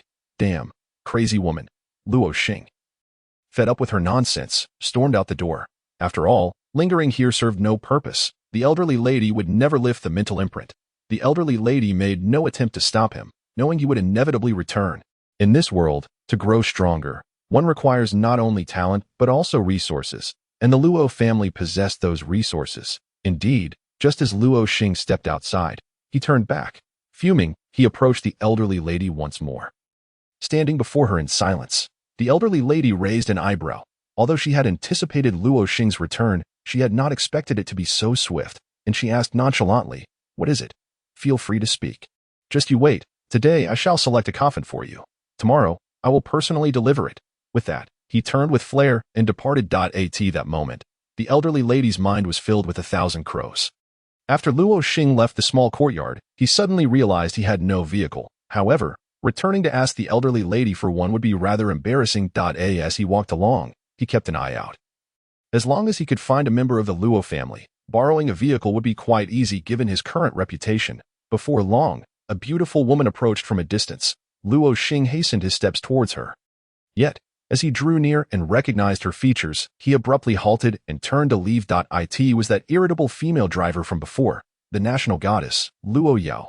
Luo Xing, indifferent to her status as a national goddess, had seen too many women in recent days. He now had a sort of aversion and felt compelled to flee at the sight of one. Luo Xing. Luo Yao instantly spotted him. Wet tea. Luo Xing felt a pang of regret and could only stop in his tracks, turning to greet her with a simple, "Hi. What a coincidence, running into you here." Luo Yao appeared genuinely pleased. The scene from a few days ago, where Luo Xing had fought against a third-tier opponent, had truly astonished her. Though it did not elevate her to the status of a devoted admirer, it had certainly fostered a greater fondness. Heh, indeed, what a coincidence. Luo Xing smiled outwardly, though inwardly he felt utterly helpless. What brings you here? The history between Luo Yao and Luo Xing was extensive, tracing back to distant relatives, making it rather complicated. By lineage, Luo Xing was considered her cousin. I'm looking for a vehicle to head home. I have a car. Luo Yao suddenly exclaimed. Right. I almost forgot you have a car. Let's go. Before long, Luo Yao had brought Luo Xing to his doorstep. Ling Ran happened to be watering flowers in the small courtyard. Upon seeing Luo Xing and Luo Yao together, she displayed no reaction, continuing with her task. Thank you for today. Otherwise, I wouldn't have known how to get back. Luo Xing said politely. Oh. No need for thanks, Luo Yao waved dismissively. You head on back. See you another day. Luo Xing assumed she was about to leave. However, to his surprise, she strode confidently into the courtyard and called out to Ling Ran from a distance. Sister-in-law, hello. This greeting momentarily halted Ling Ran's actions, but she quickly regained her composure and replied, hello. Ling Ran then resumed watering the flowers. Luo Yao remained silent, quietly observing Ling Ran, dressed in a flowing white gown. Ling Ran stood among the flowers like a celestial being, capturing even the attention of Luo Yao, who, as a woman herself, could not help but admire her beauty. You are so beautiful, sister-in-law, Luo Yao suddenly remarked. Her words sincere rather than flattering. Thank you. You are quite lovely as well, Ling Ran responded with a polite smile. Nonsense. I'm nowhere near your level. Luo Xing is truly fortunate to marry you, Luo Yao said, glancing at Luo Xing with a persistent head shake, her expression akin to that of flowers adorned atop cow dung. Luo Xing was left bewildered, yet he made no retort. It was true that Ling Ran was beautiful, and most people could hardly compare, except for himself. Of course, he was the only one who held such a belief. Come on, let's go inside, Ling Ran suggested, sensing that Luo Yao was a naive girl and feeling an inclination to befriend her.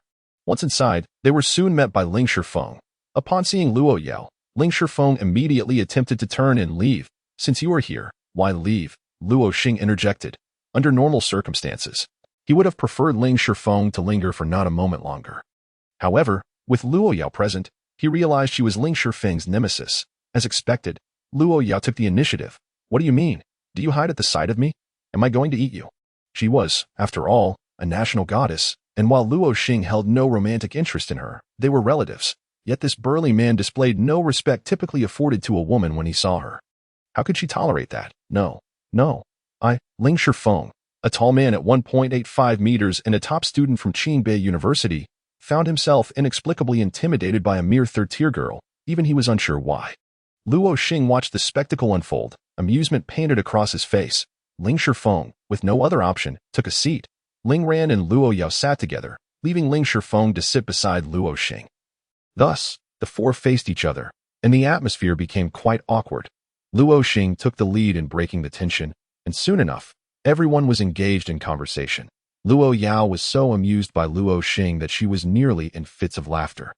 And even Ling Shifeng found himself chuckling heartily.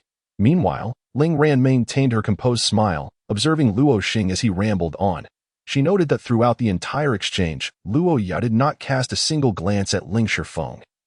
Her gaze was solely fixed on Luo Xing. Could it be that this girl had developed feelings for Luo Xing? Ling Ran mused to herself, stealing a glance at him. At that moment, Luo Xing was entirely oblivious to her scrutiny. Growing more animated as he spoke, his gestures becoming increasingly exaggerated, Ling Ran then recalled the time Luo Xing had told her corny jokes to make her laugh. So, it turns out he wasn't only trying to amuse me. Ling Ran thought to herself, while she had not developed any romantic feelings for Luo Xing. Witnessing his interactions with other women, seeing no distinction in his treatment of her, left her feeling somewhat disheartened. Throughout her life, she had always been special, the center of attention wherever she went. Yet in Luo Xing's eyes, she seemed rather ordinary. As she pondered this, her smile gradually faded. Luo Xing noticed. He assumed that Ling had found his words uninteresting. Thus he exerted even greater effort to amuse her. However, Ling Ran did not smile. On the contrary, Luo Yao appeared to be thoroughly enjoying herself. Ling Ran. It seemed as though the efforts were more directed at making Luo Yao happy. Luo Xing spent an entire afternoon trying to elicit a smile from Ling Ran, but to no avail. As dusk approached, Luo Yao announced her departure. After a day spent together, Luo Yao and Luo Xing had quickly grown familiar with one another. And Luo Yao had become noticeably more affectionate, addressing him as brother. Before leaving, she hugged Luo Xing's arm and said, "I'm off, brother. You're quite the character. I'll come to find you again another day. No problem, but please let go first." Luo Xing felt Ling Ran's gaze piercing into his back. Although he did not look at her, he sensed an overwhelming discomfort. Once Ling Shifeng and Luo Yao departed, Ling An hurried back into the house, leaving Luo Xing alone in the now desolate space. Could it be that she was feeling jealous? Luo Xing pondered. That shouldn't be the case. Could she really be jealous of me? Perhaps I possess such allure after all, he thought narcissistically. Thus, he resolved to concoct a reason to engage her in conversation. After all, it would be rather awkward to constantly see each other without speaking. Knock, knock. Luo Xing rapped on Ling Ran's door. What is it? Ling Ran inquired. I suddenly remembered something. Aren't we supposed to go to the academy in a few days?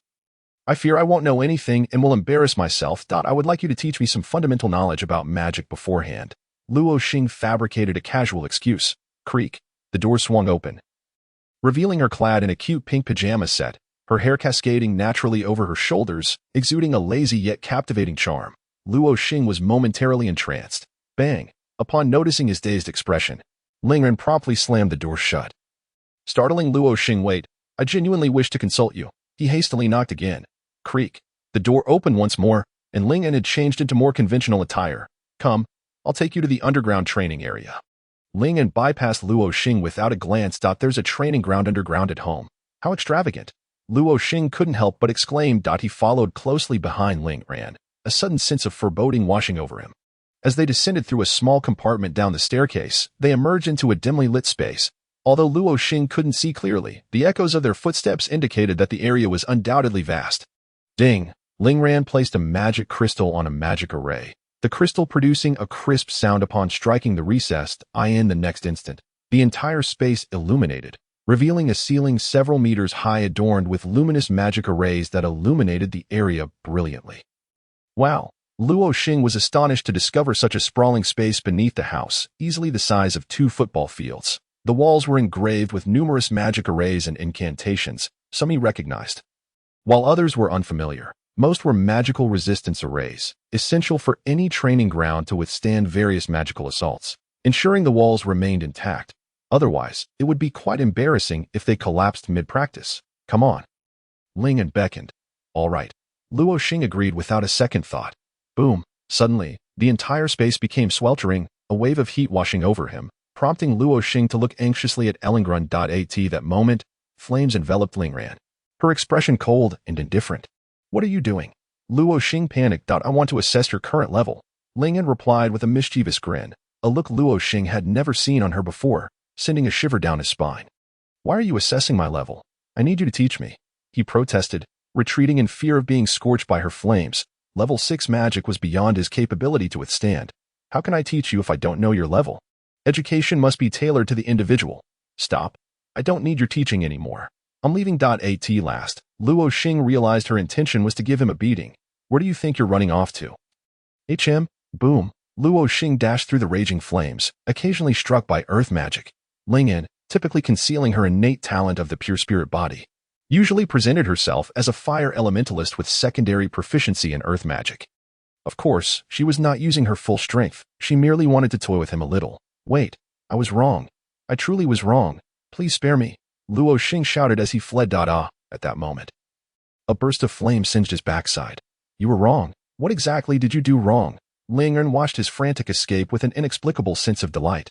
Are you jealous? Luo Xing cried out in despair. The underground space now engulfed in flames, leaving him with no escape. Jealous? You were truly self-absorbed, Lingran replied coolly, her hands showing no mercy. Help? You're committing murder. Luo Xing was nearly in tears. She must be jealous. If you're jealous, then fine, but why beat me? This was a thought he dared not voice. Help? Luo Xing's desperate cries echoed throughout the underground space. Half an hour later, his clothes were in tatters, sprawled on the ground. Gasping for breath, sweat dripping profusely and soaking the ground beneath him. Observing his state, Lingran clapped her hands in satisfaction and let out a soft humph. Oh my, I actually survived. Exhausted, Luo Xing chose to lie flat on the ground, his chest heaving violently. Get up. Lingran wasted no time in demanding he rise. Wait a moment, I can't go on. Cough, cough, he weakly protested. No can do. Up you get. Lingran had become addicted to teasing Luo Xing. It was a different kind of pleasure. All right, fine, I'll get up. Let us talk this out.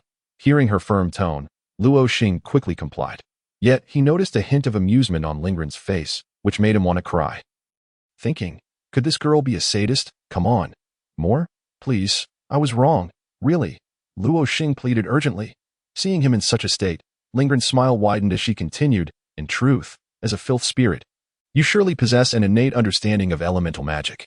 So there is no need for me to teach you much. Luo Xing nodded. Indeed, elemental magic seemed to come naturally to him. As long as his imagination was vivid, there was no spell he couldn't conjure. Let me teach you a few amplification spells. After saying this, Lingran abruptly began to draw magic arrays in the air, explaining as she went. Pay close attention to the incantations here. This incantation utilizes mental energy to manipulate magical energy, drawing it from thin air. Once the array is formed, it will automatically attract the corresponding magical essence to gather. This is the amplification spell of attachment. As the name suggests, it is a magic array designed to enhance your physical prowess. Be cautious of the amplification limit. If you inject too much magical energy or mental force, your body might not be able to withstand the surge, resulting in self-harm. Theoretically, the strength of the amplification spell of attachment has no upper limit. As long as your body can endure, you could unleash devastation with mere fists and feet. This is the magic the orc race excels at, as their inherent racial advantage lies in physical combat, leading to a plethora of powerful amplification spells. Do you understand? Yes, but without magical energy, how can I draw the array? Generally, even a pure spirit body possesses some magical energy, it's just not utilized. However, you are quite special. as you have not a shred of magical energy. Yet, this does not impede you. You merely need to use your mental energy to control the magical essence, treating it as magical energy to inscribe the incantations. Can I communicate my thoughts to the magical essence, allowing it to form the array on its own? Luo Xing found the process of drawing the incantations tedious. Even this simple amplification magic required nearly 100 incantations. While controlling it with mental energy made it easier to complete, it still took at least 1 to 2 seconds. In battle, that duration could mean everything. No. Lingren shook her head and said, "Try it and see." The magic array must be drawn upon oneself to guide the magical essence toward the correct target for enhancement. All right. Luo Xing extended his hand, using mental energy to control the magical essence. First sketching the outline of the magic array on his palm, then he murmured, "Dear elements, I wish for an amplification spell." Lingren could not help but roll her eyes, unable to resist the urge to retort, "Just give up." Indeed, the charming elements did not heed Luo Xing's words. Well then, Luo Xing chuckled helplessly. He swiftly inscribed the incantation on his palm, as he could directly manipulate the magical essence, thus, as long as the spell formation resided in his mind. The magical essence would instantaneously arrange itself into the incantation. This was far quicker than Luo Xing had anticipated. Almost as if by mere thought, the spell formation was established. Ling Ran, however, was entirely unfazed. For she understood the extraordinary talents inherent in the pristine spirit body.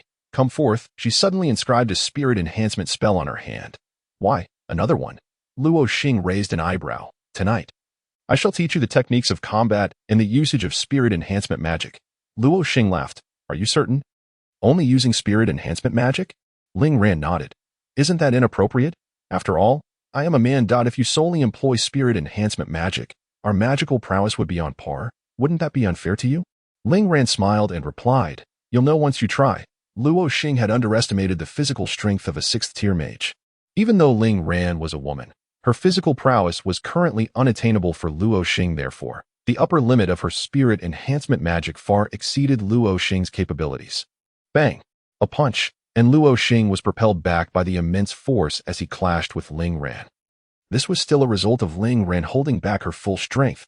Had she unleashed her full power, Luo Xing's arm would have been shattered. As he soared through the air, he gazed incredulously at Ling Ran's beaming face. This woman was utterly astounding. This was the singular thought racing through his mind at that moment. Bang, bang. The resounding clashes echoed throughout the underground space all night long. Luo Xing, growing bolder, engaged in a fierce struggle with Ling Ran, both completely oblivious to the passage of time. Bang. Ling Ran executed a high kick aimed at Luo Xing's head. Luo Xing raised his arm to block, only to be nearly knocked to the ground by her kick. Before he could regain his footing, Ling Ran's next attack was already upon him, a swift kick targeting his abdomen. Alarmed, Luo Xing swiftly braced himself with one hand on the ground, twisting his body in midair as Ling Ran's foot narrowly missed his abdomen. Simultaneously, Luo Xing exerted force on his wrist, spinning his body once more, both hands planted firmly on the ground, bending low with legs poised, scorpion's tail. His feet struck heavily against Ling Ran's arm, pushing her back 2 steps. Oh! Ling Ran steadied herself and ceased her assault. This was the only effective strike Luo Xing had managed that night. Observing her pause, he retracted his self-satisfied pose and stood up proudly. What do you think? Ling Ran replied, Your technique is nearly there. It's just lacking in physical strength. Indeed, Luo Xing nodded. He had always thought of mages as fragile beings, lurking in the background and casting spells. However, arriving in this world had utterly shattered his perception.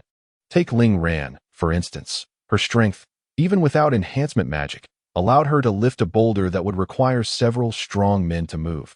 This was thanks to the magical elements in this world.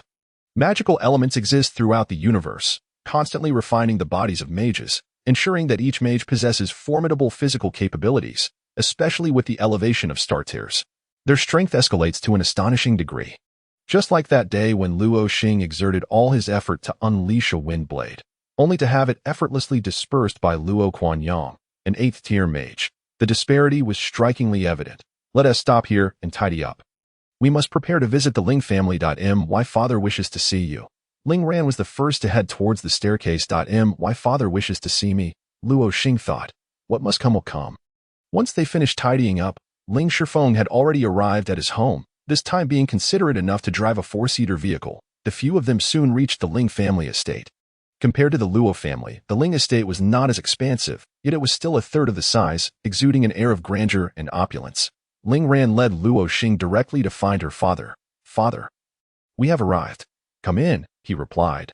Upon entering, Luo Xing did not find the so-called father-in-law, and upon turning, he was taken aback to see him still lounging in bed at midday. The bed curtains were drawn, obscuring Luo Xing's view of his face. Cough, cough. The father-in-law suddenly coughed violently twice. "Father." Ling Ran rushed to the bedside. "I am fine." Cough, cough. "I'm fine." Ling Qiandu raised his hand to signal Ling Ran to stay back. He propped himself up and drew back the bed curtains. When Luo Xing finally beheld his features, his heart lurched in shock. His father-in-law bore an uncanny resemblance to his boss back on Earth. Luo Xing stood frozen in place, momentarily forgetting to greet him.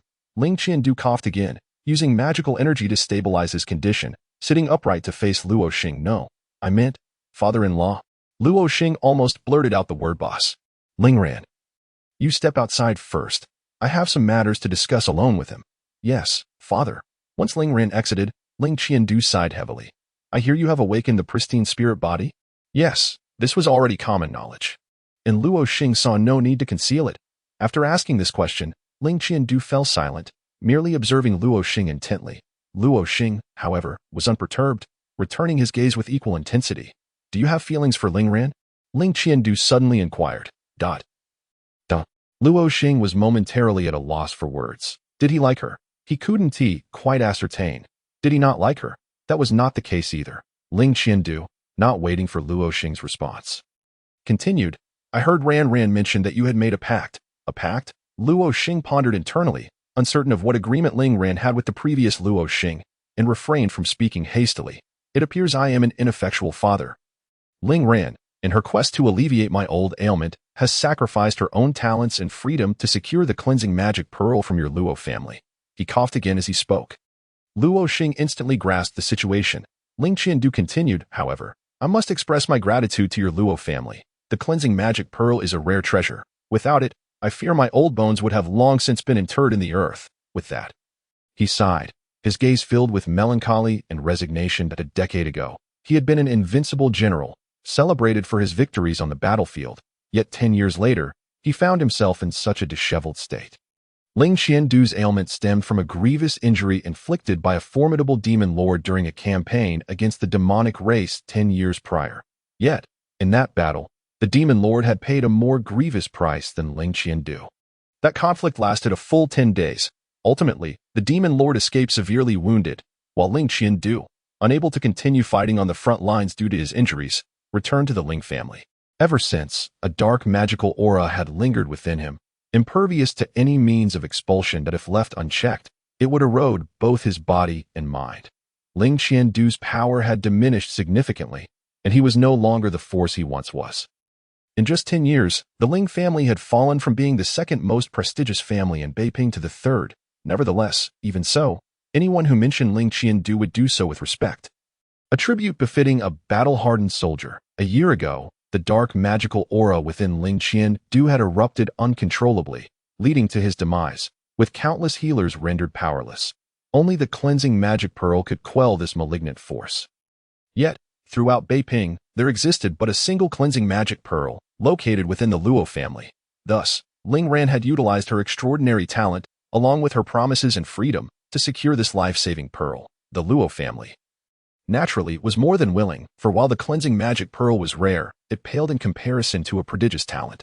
After all, the unique properties of this pearl were not something everyone could benefit from. By utilizing this pearl, the Ling family owed a significant favor to the Luo family, making it a mutually advantageous arrangement. I am aware that when you and Ling Ran married, there were no feelings involved.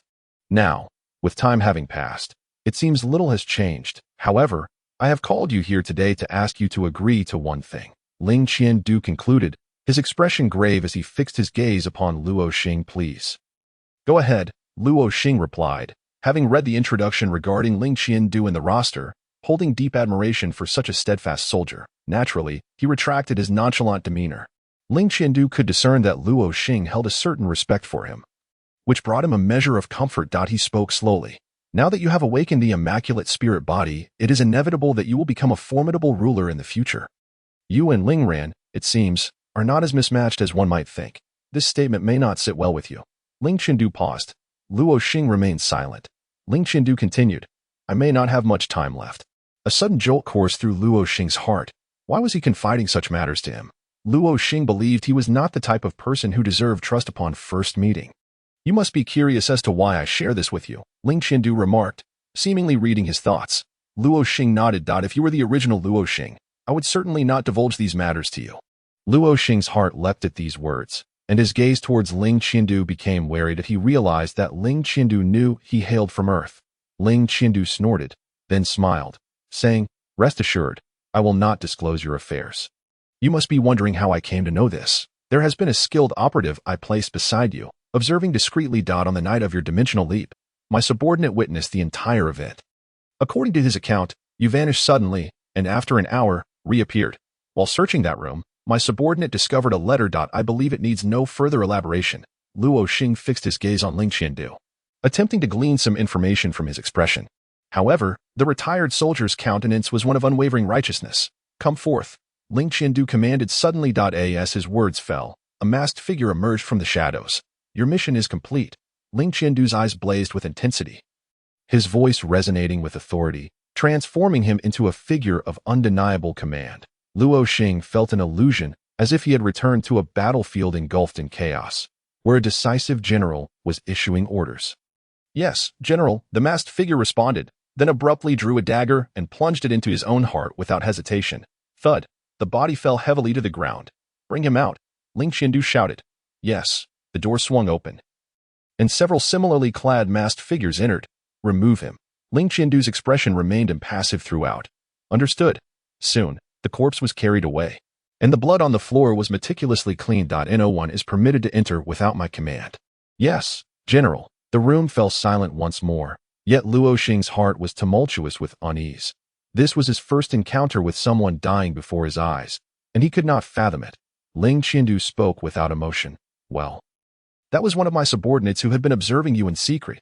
He is now deceased. From this moment forth, only heaven knows, earth knows, you know, and I know of this matter. This is my sincerity. Luo Xing furrowed his brow, and after a long while, he managed to calm himself. Taking a deep breath, he asked, What do you want? I simply need you to promise me that if I depart, and the Luo family intends to act against my Ling family, I hope you will intervene to preserve the foundation of my Ling family. Ling Ran and Ling Shifeng, Ling Qindu said slowly. Is that all? Luo Xing raised an eyebrow, wondering what greater matter could warrant such drastic measures, with death and secrecy involved.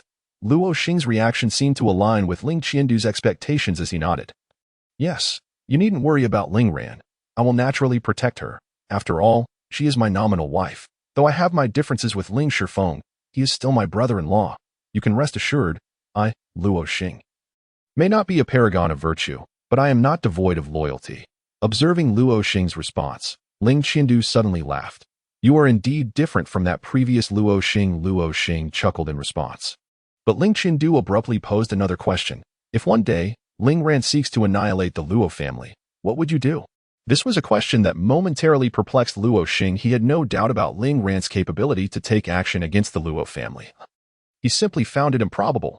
Then I would divorce her, Luo Xing contemplated before responding. Oh.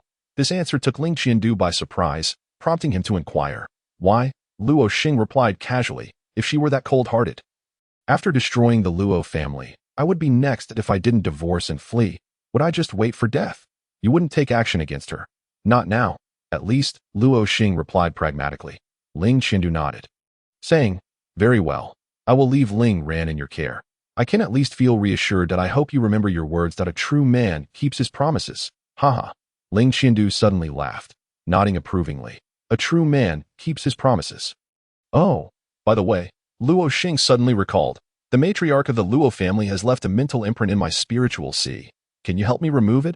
Oh, let me take a look. With that, his spiritual force swiftly penetrated Luo Xing's mental realm. This time, Luo Xing felt no pain, as Ling Qindu maintained control without launching an attack. After a moment, he withdrew his spiritual force and shook his head. No, the star rank of that matriarch is comparable to mine. I cannot unravel it. Luo Xing fell into deep contemplation. If even a 9th-tier father-in-law could not be resolved, how long would it take for him to eliminate this mental imprint? Did it mean he must wait decades for his own resolution? Luo Xing was reluctant to allow anyone else to assist, for permitting another's spiritual force into his mental realm was akin to inviting a wolf into the fold. Though I cannot solve it, I know who can.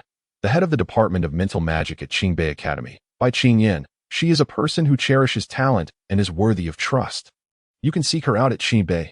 Okay, thank you. By the way, there is one more thing. Speak. Does Ling Ran know that I am from Earth? Luo Xing inquired. Ling Qiandu immediately understood his intent and replied. She does not know yet. Luo Xing sighed in relief, deciding to reveal this matter himself. Luo Xing recalled another question and asked, what agreement did Ling Ran and the previous Luo Xing have? Ling Qiandu pondered for a moment before responding, this is something you will eventually learn. TCH. Ling Qiandu merely smiled at his reaction and remained silent. If there is nothing else, I shall take my leave. Esteemed father-in-law. With their conversation concluded, Luo Xing finally felt a sense of ease. Treat Ling Ran well. Rest assured. After leaving, Luo Xing found Ling Ran waiting nearby. Upon seeing him emerge, she approached and said, wait a moment. I need to speak with my father. After entering the house, she reappeared a while later, her face slightly flushed. Why is your face red? Luo Xing asked with concern. To his surprise, Ling Ran shot him a glare and retorted, mind your own business. She then hastened ahead, leaving Luo Xing bewildered. After scratching his head in confusion, he decided not to dwell on it. When are we going to Qingbei Academy? Tomorrow. All right. Luo Xing was eager to visit Qingbei Academy. The most pressing matter was to resolve that ticking time bomb in his spiritual sea, the cursed mental imprint. Oh, wait, I forgot something. Luo Xing exclaimed, halting abruptly.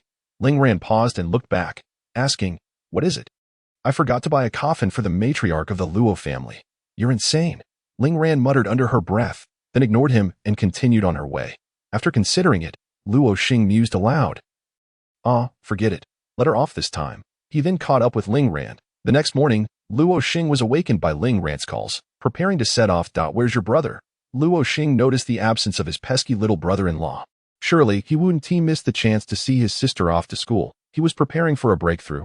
Ling Ran casually remarked, by the way, what level of power does he possess? Luo Xing had yet to inquire. 19 years old, 3rd rank, 3 stars, ready to advance to the 4th rank. Luo Xing nodded, surprised that this somewhat foolish brother-in-law had such high magical talent. Suddenly, Luo Xing thought of himself and asked, so, I'm currently at 1st rank. 1 star, right? How can I ascend with my pure spirit body? Ew. Ling Ran began but trailed off. Unable to restrain himself, Luo Xing retorted, why have you picked up your brother's bad habits? You, and you can only manage to utter one word after such a long pause. Ling Ran chuckled lightly at this. You might very well remain at 1st rank. 1 star for your entire life. Luo Xing sensed there was more to come and waited for her to continue. The process of a mage's advancement is essentially the same as the ascension within the star sea. A continual enhancement of the purity of magical energy within. The higher the purity of magical energy, the greater the control over magical elements, leading to more diverse and intense transformations, thus enabling the release of spells that require extremely high purity of magical energy. I see. Luo Xing understood and continued, however, I lack a star sea and magical energy, so I cannot advance. Nonetheless, my innate perception of magical elements is remarkably strong, nearly maxed out. Therefore, as long as my mental strength is sufficient and my control is adequate, I can unleash any magical skill, correct? Ling Ran nodded and added, indeed. Moreover, theoretically, even higher tier spells can be cast, even if your mental strength is insufficient. However, their potency would diminish. Yet the power of high tier spells, even when reduced, surpasses many mid and low tier spells. Thus, my star rank ultimately depends on which tier of magic I can release with complete assurance. Ling Ran affirmed with a nod. That works well enough. Luo Xing suddenly felt a sense of relief. Ling Ran initially thought he would be upset for a while and inquired, what do you mean? Luo Xing grinned and replied, staying low-key is the hallmark of a true champion. This constitution is simply perfect for the pig pretending to be a tiger strategy. The two continued their conversation as they walked out of the villa area, arriving at a rather imposing structure nearby. This building was peculiar, adorned with numerous slender, chimney-like transparent crystal structures on top. The crystal columns reached impressive heights, approximately 100 meters tall, with a total of 30 such columns. Beside them stood a large stone tablet inscribed with the words, Xia Station. This was one of the world's major transportation hubs. The wind rail, suitable for medium to short distance travel.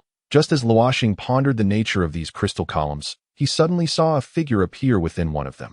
The person ascended at an astonishing speed, shooting up the crystal column and vanishing into the clouds. Well, that's quite a way to take off, Luo Xing thought to himself. Yet, more than anything, he felt curious about the many novel experiences this world had to offer. With the pressures of his former life behind him, Luo Xing approached this new existence with a carefree mindset akin to being on vacation, simply seeking enjoyment. Lingran led Luo Xing into Xia Station and approached the Ascension Chamber.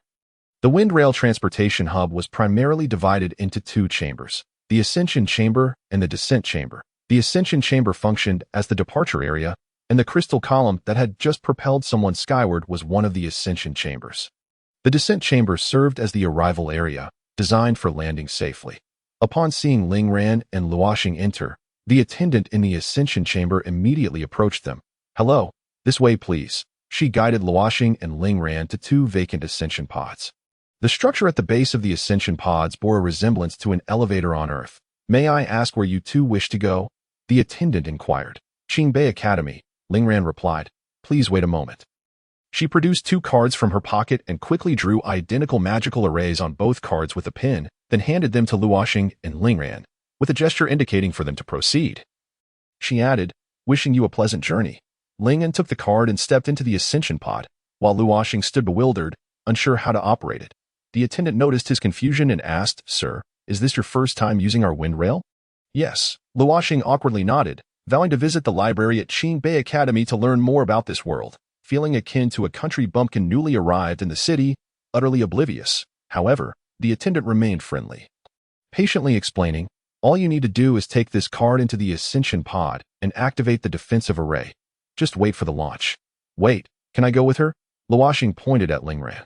"I'm sorry, but traveling together poses a safety risk. It is prohibited here." Reluctantly, Luo Xing complied and entered the Ascension pod, preparing to form a protective barrier of magical energy. Once they were ready, the attendant assisted them by closing the pod doors. The countdown for launch commenced. 10, 9, 8, 3, 2, 1. As she counted down to 1, the attendant pressed the buttons on Luo Xing's and Lingran's pod doors, which were made of magic crystal. The moment they were pressed, the array within the pod received its energy source and activated instantly. With a whoosh, a tremendous gust of wind erupted from below, propelling Luo Xing and Lingran skyward. The sudden ascent startled Luo Xing, causing him to crouch instinctively. After ascending 100 meters in the pod, Luo Xing emerged into the open air. Upon exiting the pod, the fierce wind dissipated, and his ascent gradually slowed. He gazed upward and spotted a massive magical array floating not far above him.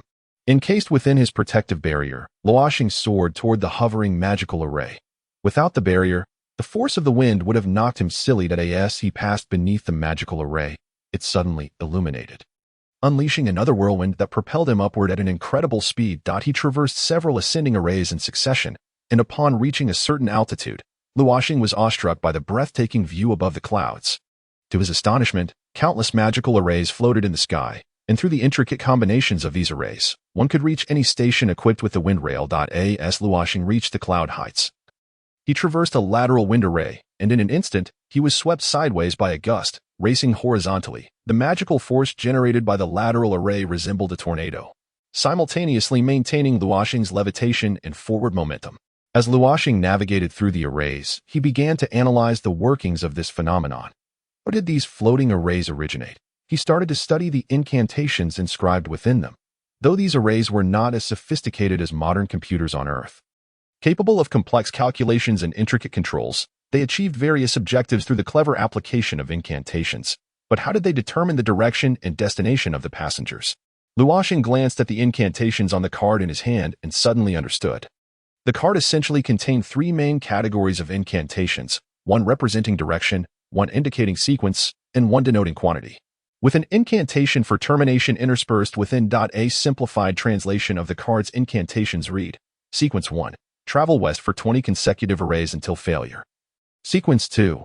Travel north for 30 consecutive arrays until failure, and so forth, detailing the incantations in a spell-like format. Upon closer inspection, he realized that the incantations on the floating wind arrays were incomplete.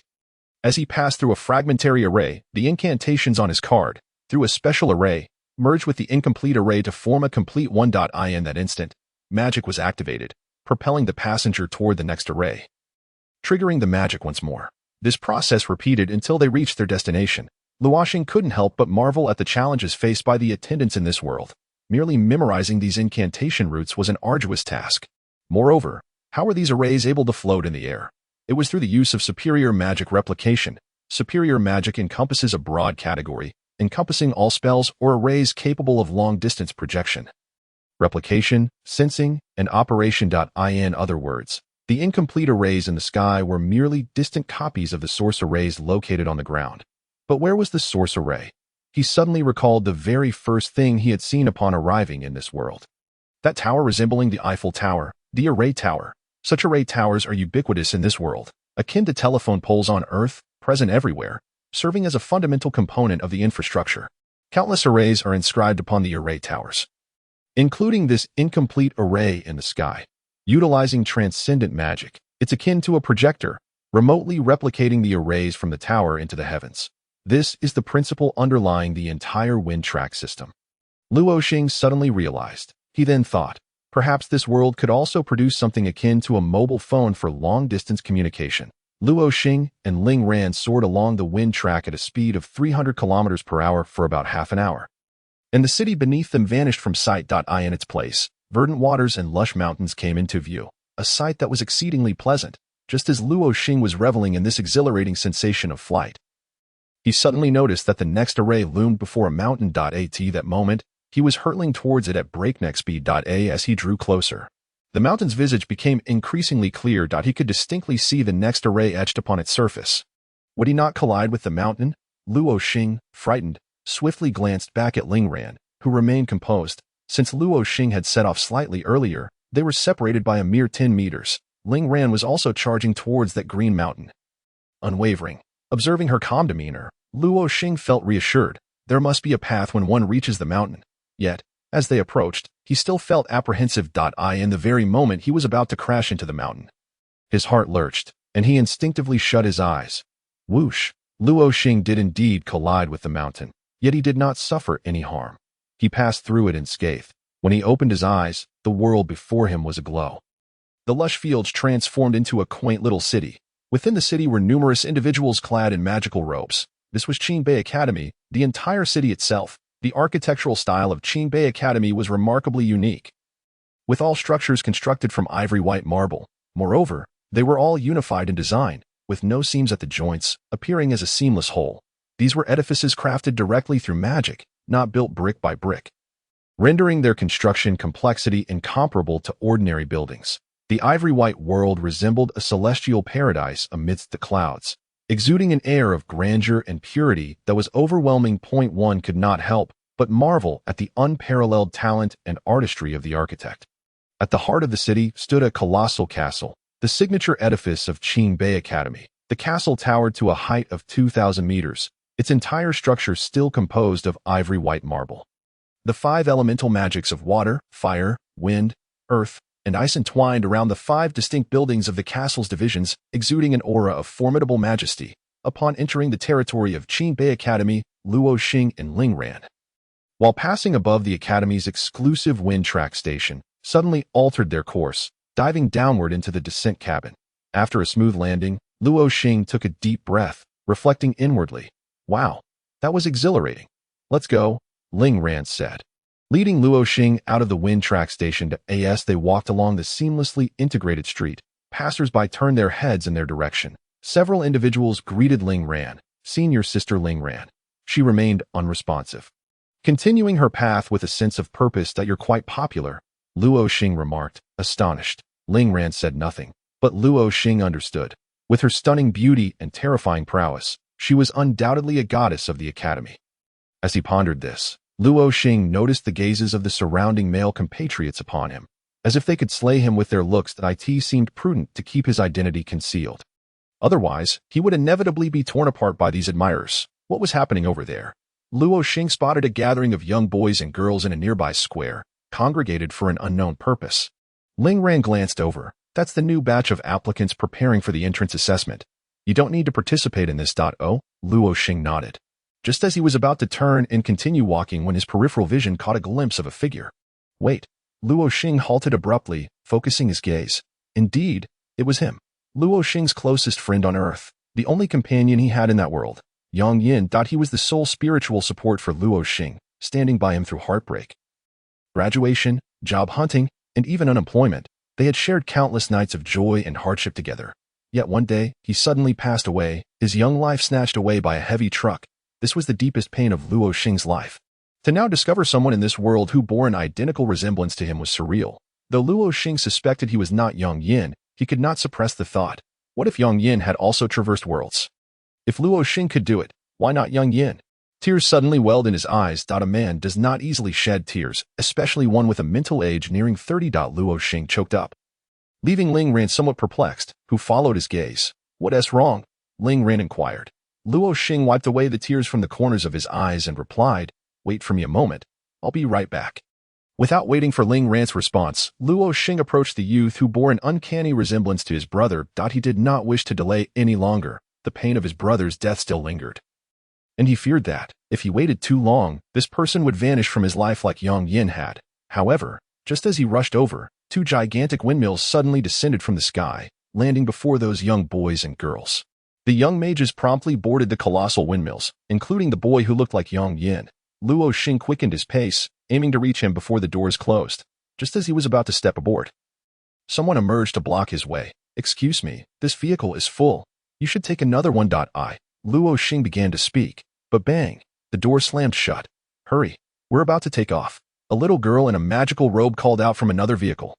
Luo Xing glanced back at Ling Ran, who was still waiting for him. Hurry. Suddenly, a man in a magical robe shouted at Luo Xing, appearing to be a mentor. Before Luo Xing could respond, he continued. If you're not boarding, then forget it. Shut the door. Luo Xing had no time to think and leaped onto the vehicle just before the door closed, leaving Ling Ran bewildered in the wind. The magical mentor cast a glance at Luo Xing and quickly noticed his lack of magical energy, concluding that he was merely a one-star first-tier practitioner. With a disdainful snort, he remarked, coming to apply without any magical energy. How deluded.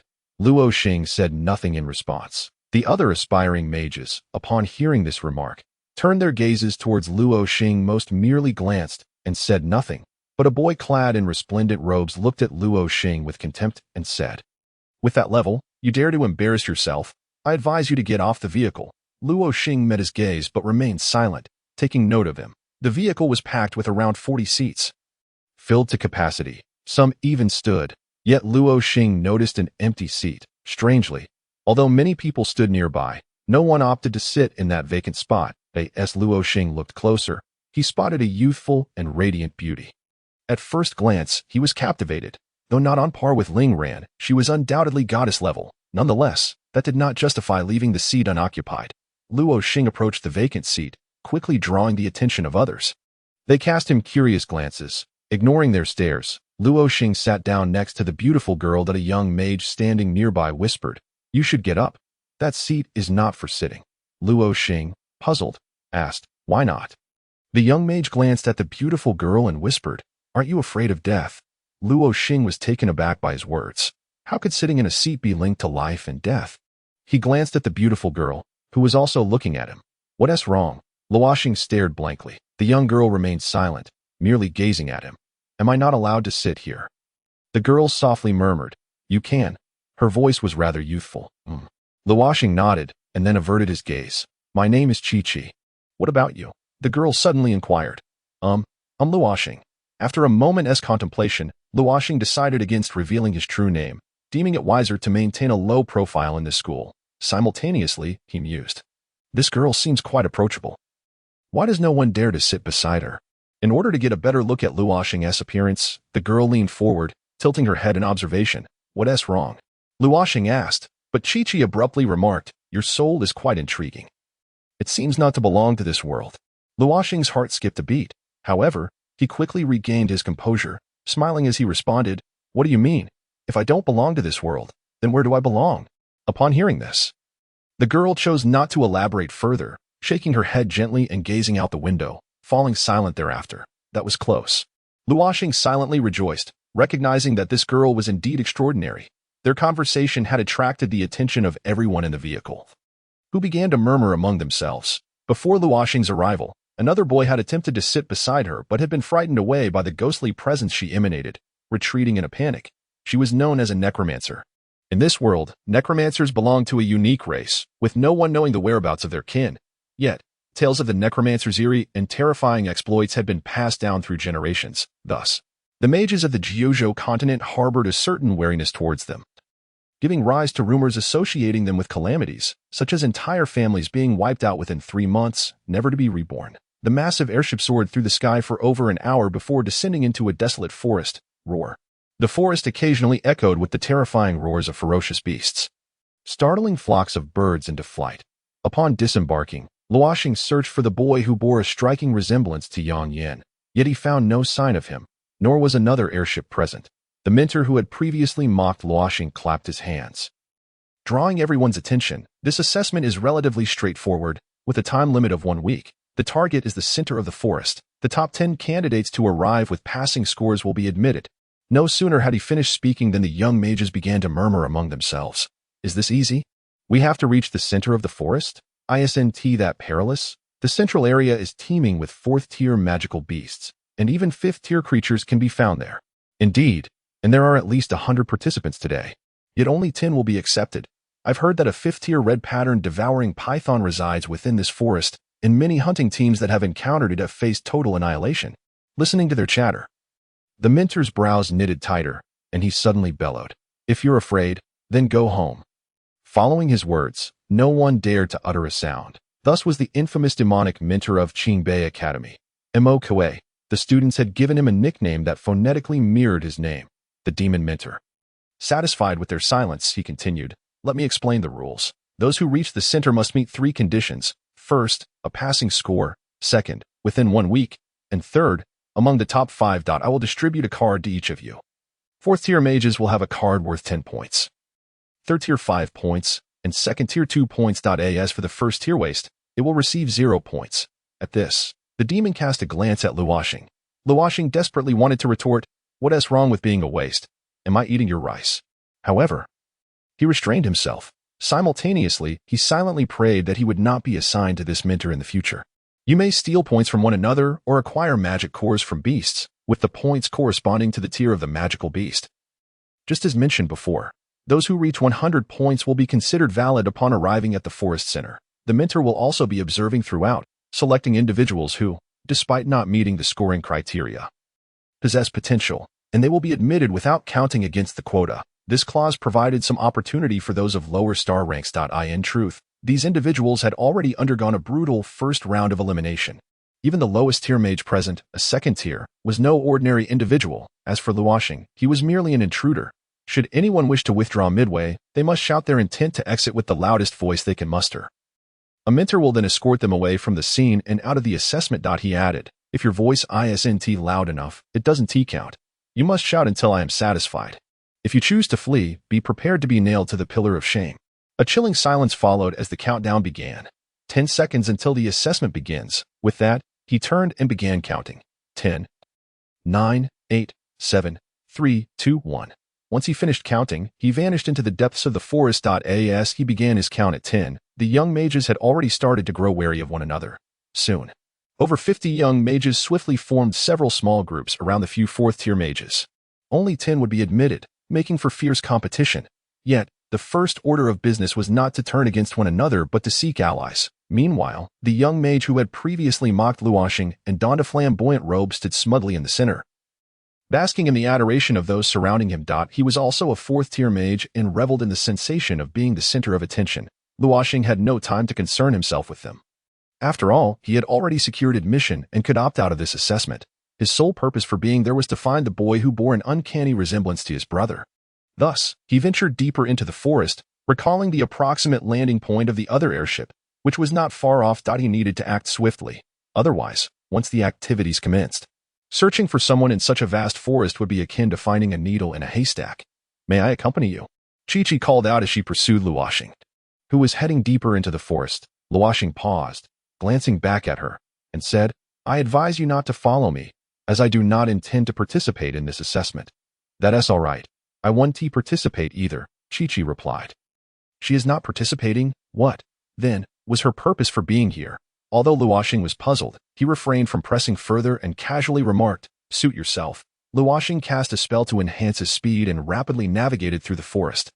Never pausing for a moment, he did not look back at Chi-Chi. Initially, he could hear her footsteps trailing behind him, but eventually the sound faded away. Believing she had fallen behind, Luo Xing glanced back only to find her still following closely. Riding a ghostly creature, this was Luo Xing's first encounter with such a being. Its appearance was not frightening. In fact, it was rather endearing, a round head adorned with two small horns. Luo Xing could not discern whether it was a pig or a cow. Meanwhile, Ling Ran, who had watched Luo Xing board the airship but was unable to stop him, found herself alone in the Minter's office. Upon seeing Ling Ran by herself, the beautiful Minter inquired, "Oh, where is that little fellow?" Ling Ran could only respond helplessly. He went to take the entrance exam. The beautiful Minter frowned slightly. "Was T?" he directly admitted. "Why is there an exam?" Ling Ran replied, "I don't know. He didn't inform me." The Minter pondered for a moment, then her expression softened, and she smiled again. "Well, this is a good opportunity for me to witness the abilities of an untainted spirit." With that, she rose to prepare to head to the examination site. "Are you coming along to see your husband?" the Minter teased. Ling Ran's cheeks flushed slightly at the remark. It was the first time she had been teased by the Minter, and she protested softly, "Minter, we." The Minter, of course, knew what she was about to say, as she understood her disciple all too well. However, seeing her blushing face, she couldn't help but feel astonished, secretly thinking, "It seems that Luo Xing truly has potential. Perhaps he could indeed win over this haughty girl." "Are you coming along?" the Minter asked again. Ling Ran had no interest in this matter. As a cultivation fanatic, she had not practiced for several days and was eager to enter the training tower. "Forget it. I don't want to go." "Very well then." In the great forest, Luo Xing had arrived at the landing site of another windmill. At that moment, a few individuals remained, engaged in hushed discussions, upon the appearance of Luo Xing and his companion. The sight of Chi-Chi riding her ghostly steed rendered their expressions grave, and they immediately activated a magical formation, poised to strike.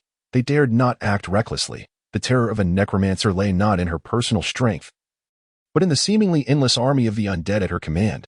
Luo Xing searched the surroundings, yet he could not find any trace of the person he sought, feeling a surge of frustration. "Damn it, I'm too late." Thus, he approached the group lingering nearby to inquire about the individual. "Have you seen someone?" Luo Xing provided an exceedingly detailed description of the person's appearance and characteristics. After all, this individual bore an uncanny resemblance to his brother, a visage that Luo Xing could never forget. "I saw him. He went that way." One of them pointed towards the depths of the forest. "Thank you." Luo Xing, upon hearing this, did not harbor any doubts and promptly urged his magic to move in that direction. After Luo Xing departed, one of the group suddenly chuckled. "You are so wicked. That person clearly went the opposite way. Hee hee. And did you hear that? The roar of a magical beast just came from that direction. At least a tier 3 magical beast. You are truly insufferable." They all erupted into laughter.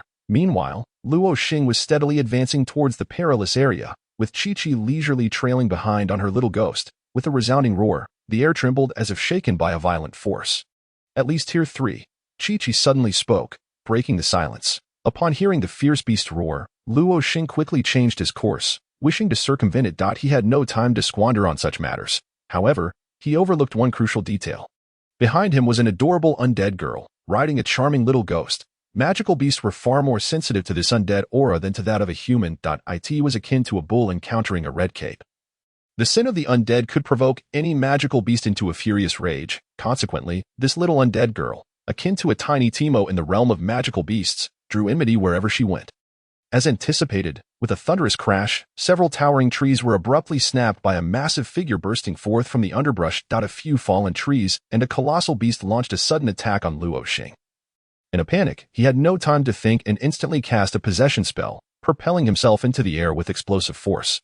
Chi-Chi, too, ascended swiftly on her ghostly mount. As he turned in midair, he finally discerned the nature of the beast before him. It resembled a lion, its coat a dazzling gold, blindingly radiant. Standing approximately 6 meters long and 3 meters high, its sheer size was imposing. Each of its legs was as thick as the trunk of a decades-old tree. Its elongated claws pierced the soil as it fixated its gaze on Luo Xing and Chi-Chi from above. Tier 3, Goldstone Lion. Chi-Chi remarked coolly. The stone lion opened its cavernous maw, revealing terrifying fangs, and roared. Roar. The sound carried a gust of wind, sending Luo Xing's garments flapping wildly. With a sudden leap, the stone lion lunged toward Luo Xing and Chi-Chi. Its vast jaws wide open, Luo Xing swiftly commanded the earth element, forming a massive boulder beneath him to intercept the impending attack. Oh. The undead girl Chi-Chi noticed this scene and quickly recognized Luo Xing's uniqueness. He did not expend magical energy, and his spells were instantaneous. However, the magic he unleashed was rather rudimentary. Roar. The enormous stone lion bellowed, its front leg, as thick as a tree trunk, swung violently through the air, colliding fiercely with Luo Xing's boulder. Bang! Luo Xing had underestimated the power of a Tier 3 magical beast. The boulder shattered instantaneously, and the fragments hurtled towards him and Chi-Chi in midair, devoid of any support. Luo Xing rapidly cast an earth spell beneath his feet, using it to propel himself away. Meanwhile, Chi-Chi skillfully evaded several of the debris assaults while riding her little ghost. The Tier 3 Goldstone Lion possessed immense offensive power but was sluggish in movement. Endowed with a defensive talent that made its body as solid as rock, earning it the name Goldstone Lion, its terrifying physical resilience was evident when it effortlessly snapped a towering tree that required several people to encircle. At that moment, the Goldstone Lion was perfectly matched against Luo Xing. Although the Goldstone Lion was also a Tier 3 creature, there existed fundamental differences between magical beasts and mages. At lower tiers, mages of the same rank were nearly powerless against their magical beast counterparts. Moreover, the Goldstone Lion's defenses were exceedingly formidable. Few spells below Tier 3 could harm it, and currently, Luo Xing's repertoire of magic was limited. Luo Xing was acutely aware that his advantage lay in the rapid, relentless bombardment of low-tier spells. Yet, the intensity of those spells was akin to mere scratches against the stone lion, coupled with his lack of combat experience. He found himself at a loss for effective strategies to confront it. Unable to devise a suitable plan, Luo Xing ultimately resolved to prevail through sheer numbers. He swiftly summoned magical essence above the Goldstone Lion's head, unleashing a massive bowl-shaped ice shield that enveloped the beast. Boom! The great ice dome trapped the Goldstone Lion securely beneath it. Bang! The lion struck the icy barrier with tremendous force. Creak! The nearly 1 meter thick ice shield bore cracks from the impact. At this moment, Luo Xing touched down. Refusing to relent, he immediately commanded the ice element to fortify the shield further. The ice dome thickened and expanded exponentially. Thud! Thud! Thud! The Goldstone Lion continued to batter against the immense ice shield. Fragments of ice began to splinter outward. I refused to believe this. Luo Xing persisted in his assault. The thickness of the ice shield rapidly reached 20 meters. Due to the excessive thickness, Luo Xing could no longer discern the lion's movements within. The sounds of its relentless strikes seemed to fade. Had the Goldstone Lion given up? To be cautious, Luo Xing thickened the shield by another 5 meters. At this point, the ice dome had grown immensely, looking quite spectacular. If a Tier 3 mage were to pass by, they would surely exclaim, "Is this the work of a Tier 1 mage?" For a Tier 3 mage to achieve such a feat would require the complete depletion of their magical energy. Yet, Luo Xing, aside from feeling slightly fatigued in his mental faculties, was otherwise unscathed. Finally, a moment of respite arrived. Luo Xing exhaled in relief. Chi-Chi, observing the entire scene from above, was filled with astonishment as she descended slowly. "It's not that simple." No sooner had she spoken than a sound more intense and frenzied than before erupted, akin to raindrops in a tempest. The ground trembled violently, resembling an earthquake, sending tingles through Luo Xing's legs. Dust swirled, obscuring vision, making it nearly impossible to open one's eyes. A foreboding sense of dread welled up within Luo Xing. The dust cloud, coupled with the ice barrier, rendered him entirely unaware of the Goldstone Lion's current status. Thus, he released his mental energy, penetrating the ice layer to investigate. No. Luo Xing gasped in shock. The Goldstone Lion had vanished. Wait. The violent tremors beneath his feet ignited a realization within him. It was burrowing. Realizing this, Luo Xing promptly conjured stone pillars beneath him, elevating himself high into the air. Roar. Accompanied by the earth-shaking roar of the Goldstone Lion, the ground erupted violently, and it emerged. Roar. The beast was thoroughly enraged by Luo Xing's actions. As it roared, a magical formation appeared within its mouth. It was about to unleash a spell. Luo Xing swiftly erected a defensive barrier while simultaneously constructing multiple layers of ice around it. Roar. A colossal head of a stone lion, formed of earth elements, surged forth with its gaping maw and fearsome fangs aimed directly at Luo Xing, moving at a speed too swift to evade. In an instant, it was upon him. At that moment, the magical lion's mouth snapped shut, akin to a ferocious lion poised to sever the neck of its prey, gradually enveloping Luo Xing within its jaws.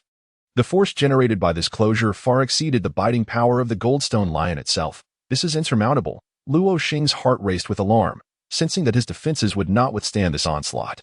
Yet, he remained composed. With a mere gesture, 3 spells were unleashed. Simultaneously, 3 stone pillars emerged from the maw of the magical lion, rapidly growing in stature. The mental energy was divided into 3. Bang! The 3 pillars shattered. Yet the magical lion's mouth was successfully crushed by Luo Xing. In an instant, debris flew in all directions. Seeing its attack rendered futile, the golden stone lion let out an enraged roar and unleashed another spell. If you provoke me, I shall send you to your demise. Having just averted a crisis, Luo Xing conceived a brilliant strategy. Allow me to introduce you to my new technique. With that, he raised both hands. And a multitude of ice spikes appeared above the golden lion to ensure he could subdue this tough-skinned beast. Luo Xing nearly exhausted all his mental energy, causing those ice spikes to grow large and robust. Roar! The colossal magical stone lion charged towards Luo Xing once more. Whoosh, whoosh, whoosh. Luo Xing manipulated the ice spikes, sending them crashing one after another into the magical stone lion at an equally swift pace.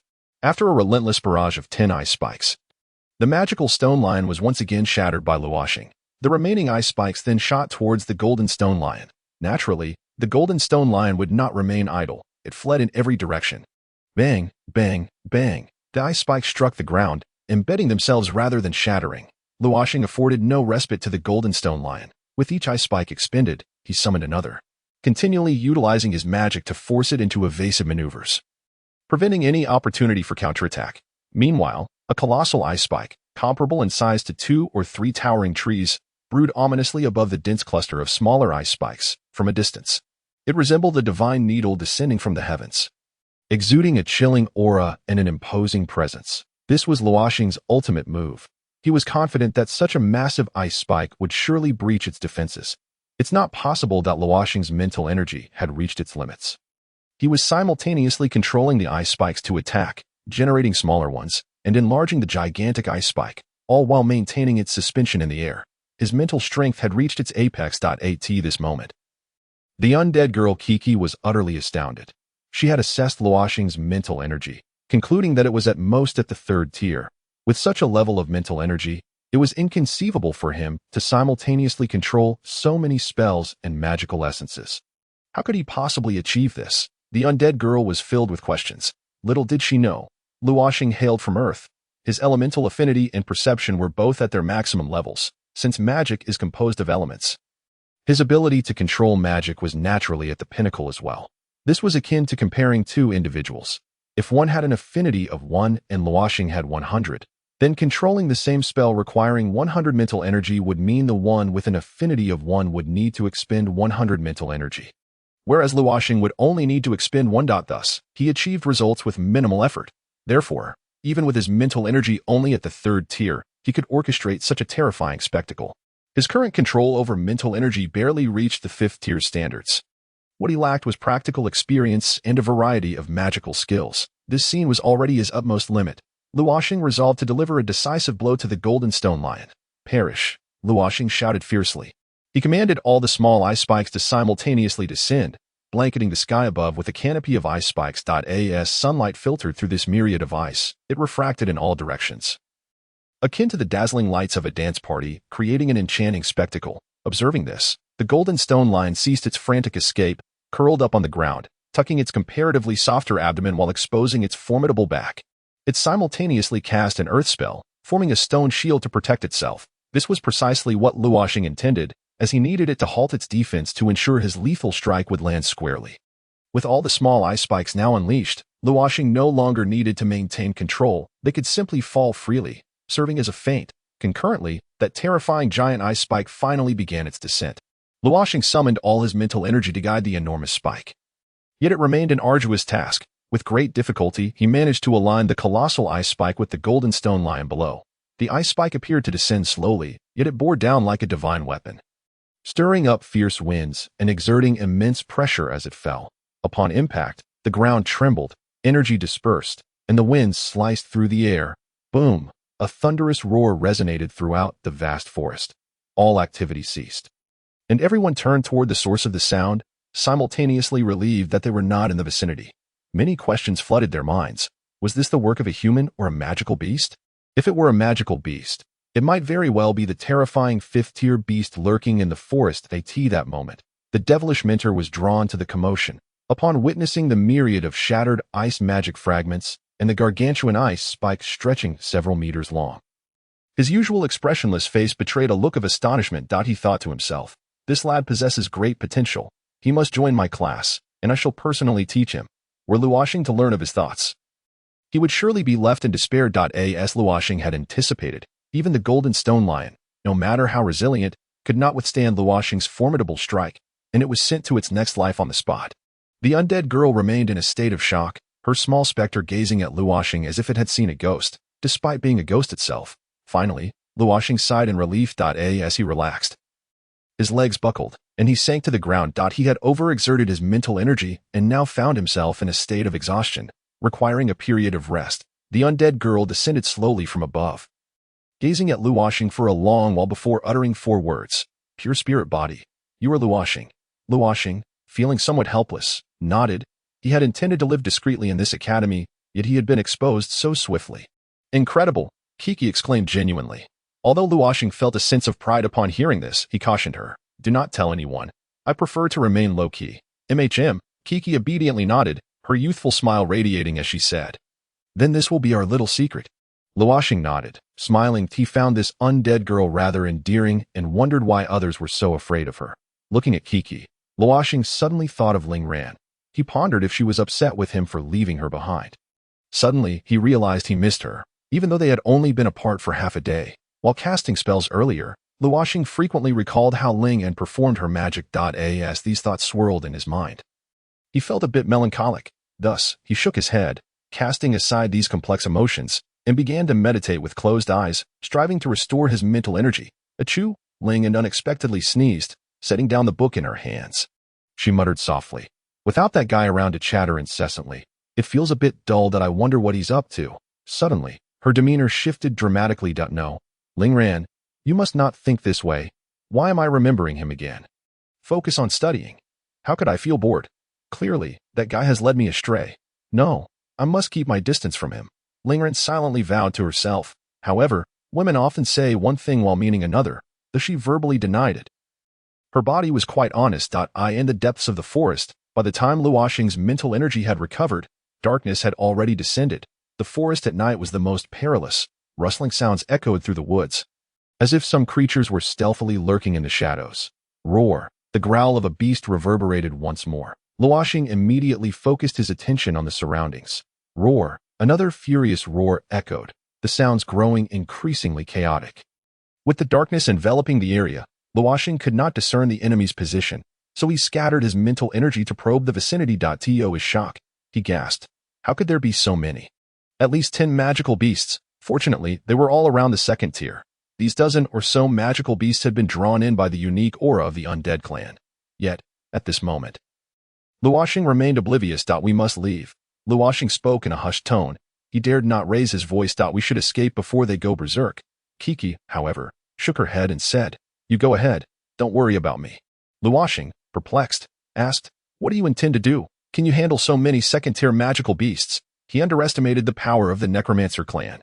However, Chi-Chi did not respond to this inquiry. Instead, she remarked, "In truth, these magical beasts were all drawn here by my aura. By you." Luo Xing suddenly comprehended that this girl was akin to a living embodiment of Timode. No wonder that when Luo Xing took a detour earlier, he was still confronted by that 3rd-tier golden stone lion. With a calm expression, Chi-Chi added, "Thus, as long as you accompany me, magical beasts will appear wherever we go." Upon hearing this, Luo Xing sighed and said, "Alas, let us proceed. It would not be prudent to abandon you for this reason." Suddenly, the magical beast stirred, launching a surprise assault from the shadows. Luo Xing had no time to ponder. He swiftly wrapped his arms around Chi-Chi's waist and leaped onto a stone pillar, ascending into the sky. Startled, Chi-Chi's lips parted slightly, as if she wished to speak, yet the words caught in her throat. Instead, she merely gazed at Luo Xing, whose eyes shone with clarity and determination, devoid of any hint of cunning or lewdness. Noticing her gaze, Luo Xing conjured 2 stones, placing her atop one while they both floated in the air. My apologies. The situation was quite urgent, and in my excitement, I embraced you. Luo Xing chuckled awkwardly. Chi-Chi seemed unfazed by this and instead looked into his eyes, asking, "Why did you save me?" Although she did not require rescue, she had not anticipated Luo Xing's willingness to do so. "What is there to question? Is it not a matter of course to save you? I could not stand by and watch a blossoming young maiden be torn to shreds by those magical beasts," he replied. "Of course. I harbor no romantic interest in you, so do not misconstrue my intentions," Luo Xing hastily clarified. Chi-Chi continued to scrutinize his eyes. He was not lying. "Will you protect me?" Her tone, for reasons unknown, bore a hint of trepidation. "Absolutely. Protecting young ladies is a cherished virtue of our culture," Luo Xing responded, maneuvering the stones as he gazed down at the unfathomable forest beneath them, although Chi-Chi did not fully grasp the latter part of his statement. She understood the former. Is that truly so? Chi-Chi pressed further. "Indeed. Rest assured, I would never deceive you," Luo Xing replied casually, while searching for a suitable landing spot. Soon, Chi-Chi fell silent, as if recalling something, her eyes gradually reddening. Though Luo Xing remained unaware, before long, he discovered a suitable location, circling in the air to ensure the absence of magical beasts before gently descending the stones. Luo Xing kindled a campfire, intending to roast some meat from the golden stone lion. However, upon touching the texture of the meat, he relinquished the idea, realizing a bite would surely shatter his teeth. Alas, Luo Xing sighed as he sat by the fire, expressing his discontent. "What is it, Luo Xing?" At this moment, Chi-Chi had regained her composure and inquired with concern. "I am exasperated. Luo Xing, Luo Xing, Luo Xing. How many times must I repeat myself? You will surely sell me out," he lamented. "Very well." She acquiesced. Luo Xing did not respond, but his stomach did, grumbling audibly. He felt a twinge of embarrassment. "Are you hungry? I have some food," Chi-Chi offered, retrieving provisions from her storage ring. "Splendid." Luo Xing exclaimed joyfully, accepting the offerings and giving her a thumbs up. Chi-Chi smiled brightly, watching him eat in silence. "Are you not going to eat?" Luo Xing inquired. "No, I am not hungry," Chi-Chi replied, seated on the ground with her hands cradling her adorable face, her eyes blinking at Luo Xing. Yet, he handed her a piece of freshly roasted meat, insisting, "That simply will not do. A true foodie must partake in the feast. Neglecting to eat is a troubling mindset." Chi-Chi was delighted by his playful banter. "You do not seem very old," Luo Xing queried unexpectedly. I am 15 this year," she responded, aligning with his estimation. Observing that she was still a child, he gently advised, "Precisely. You are in a critical growth phase and require ample nutrition to flourish beautifully and grow tall. Here, take this. It is quite delicious." He offered the meat again. This time, Chi-Chi did not decline and politely expressed her gratitude.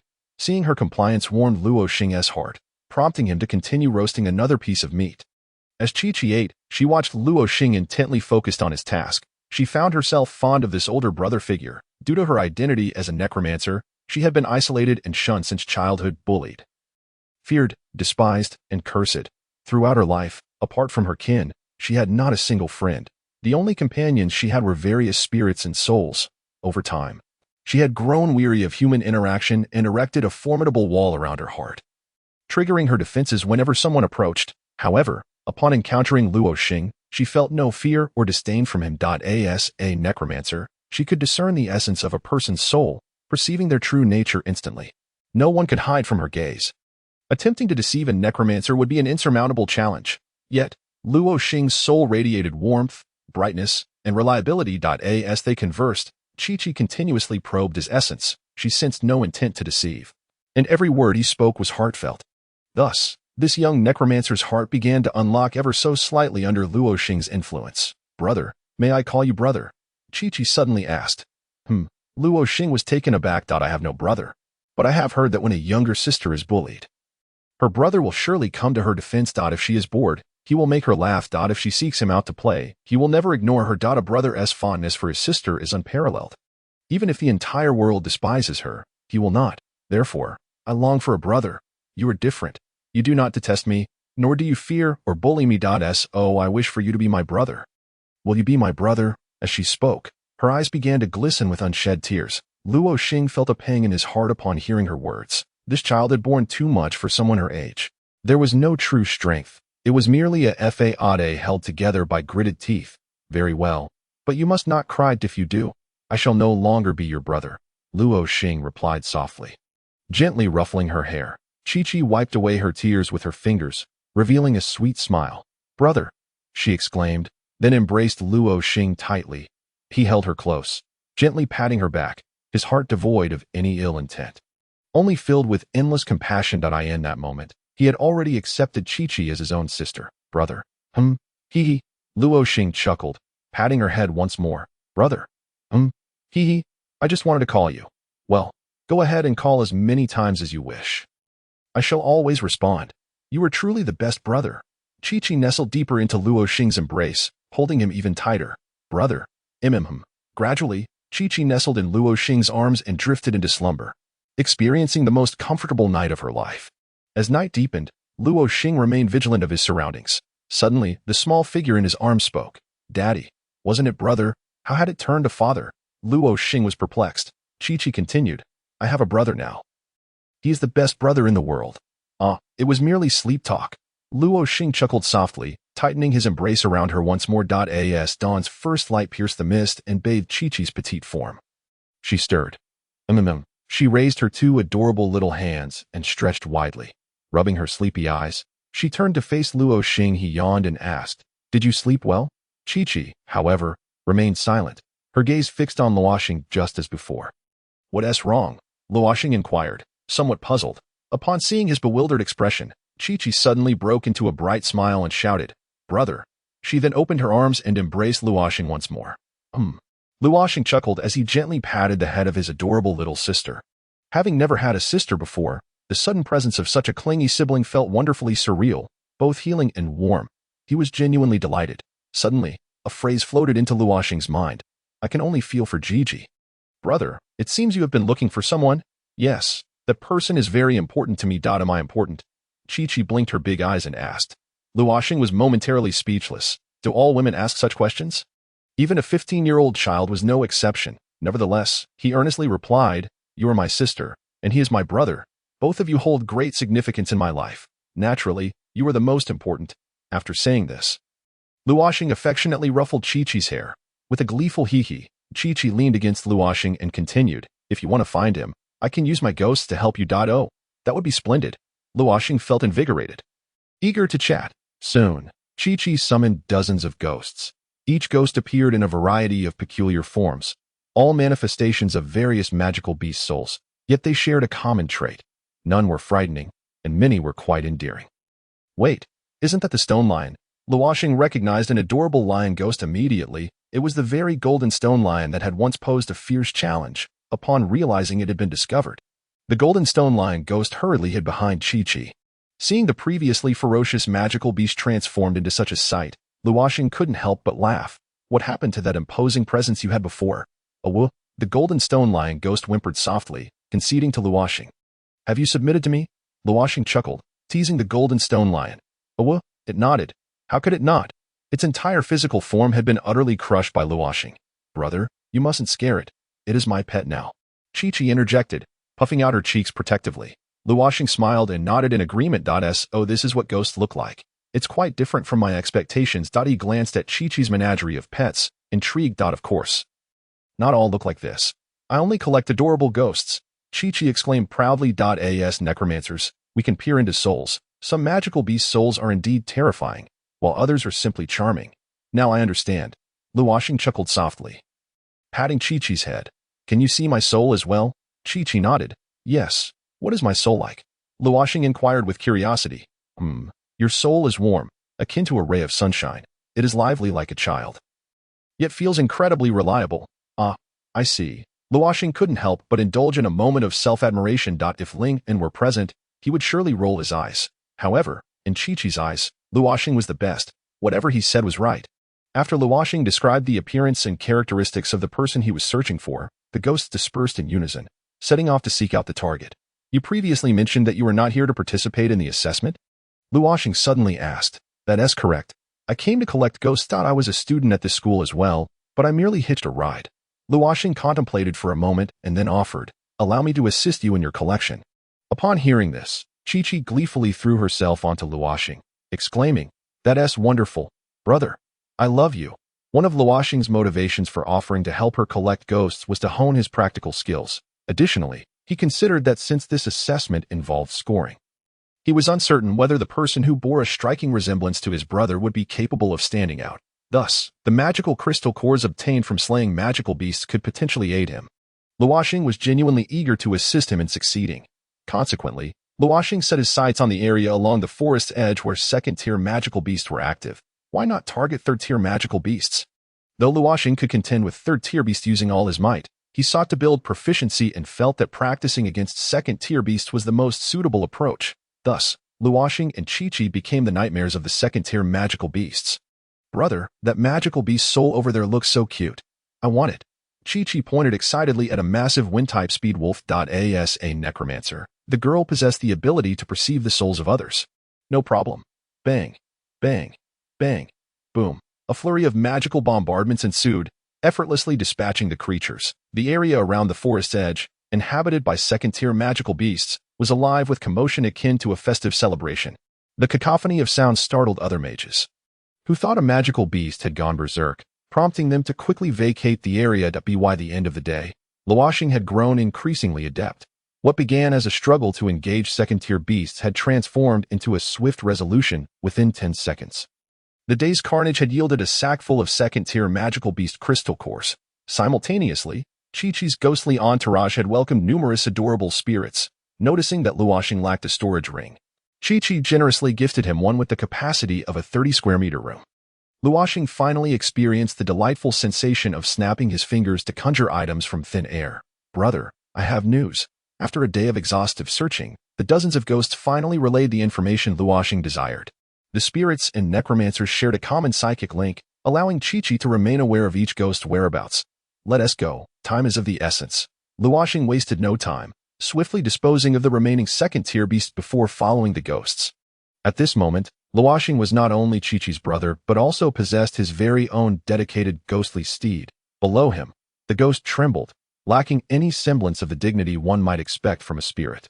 It was no wonder. Today Luo Xing had assumed the role of a relentless reaper, mercilessly dispatching second-tier beasts, and this adorable little bear was one of his instantaneous victories. Watch out, brother, Chi-Chi suddenly exclaimed. What's wrong? He encountered a fifth-tier red-patterned devouring python. Luo Xing's heart raced to his throat. What's the situation? It's fleeing. But the devouring python is in hot pursuit. Faster. Luo Xing urged the ghost beneath him, but the spirit had been struck. It could not retaliate and had no choice but to obey, hastening its flight. In the western region of the forest's heart, several kilometers away, a serpent resembling a train coiled its tail and struck down towards the young boy before it. As it passed, it shattered numerous branches. Boom, the massive tail crashed to the ground, narrowly missing the boy. The impact carved a deep gash into the earth. The boy, bruised and gasping for breath, locked his eyes on the gigantic serpent. You overestimate yourself. The serpent suddenly spoke. Fifth-tier magical beasts possessed a rudimentary intelligence, and those with exceptional innate talent could even converse at this stage. The red-patterned devouring python, imbued with a trace of ancient dragon blood, had reached 5th tier 3 stars in its juvenile stage. Once it shed its skin and advanced to 10th tier, it would leap to prominence like a fish ascending the dragon gate. The boy coughed violently, spitting out blood, and turned to flee. He had no time to engage in verbal sparring with such a terrifying creature. Return, my child, the red-patterned devouring python bellowed, its voice echoing as it summoned a terrifying flame that swirled within its mouth. Die? Boom. The inferno surged toward the boy, who turned in terror, witnessing the cataclysmic flames rushing toward him, despair taking hold. You must hold on. Wait for me.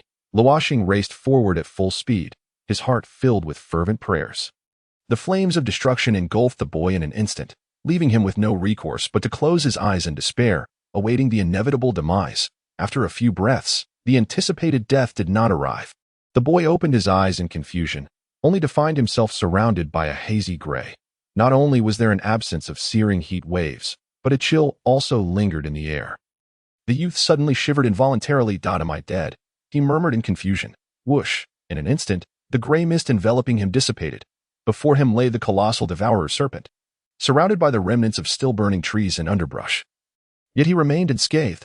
What had transpired? The boy searched anxiously, when suddenly, a gray specter materialized before him. A ghost. Startled by this unexpected apparition, he immediately recalled the earlier gray form. Did you save me? The spectral stone lion offered no reply, for it was incapable of doing so. Instead, it lowered its body and tilted its head, beckoning him. You want me to mount you? The boy was taken aback. A phantom. How repulsive. I wish for your obliteration. The devourer serpent, noticing the spectral lion, swiftly swung its massive body in a ferocious sweep. Boom. The trees in its path were instantly shattered. Yet, at that moment, the boy had already ascended into the sky atop the ghostly lion. Come back, roared the red-patterned devourer serpent in a fit of rage. Magic was unleashed instantaneously, elemental forces trembled violently, and a terrifying dragon of flame rapidly took shape, barreling towards the boy and the specter above. From a distance, Luo Xing caught sight of the fiery dragon and, upon closer inspection, discerned the boy hovering before it. In stark contrast to the flaming behemoth, the boy appeared as a fragile leaf, teetering on the brink of annihilation. Suddenly, a deafening explosion erupted.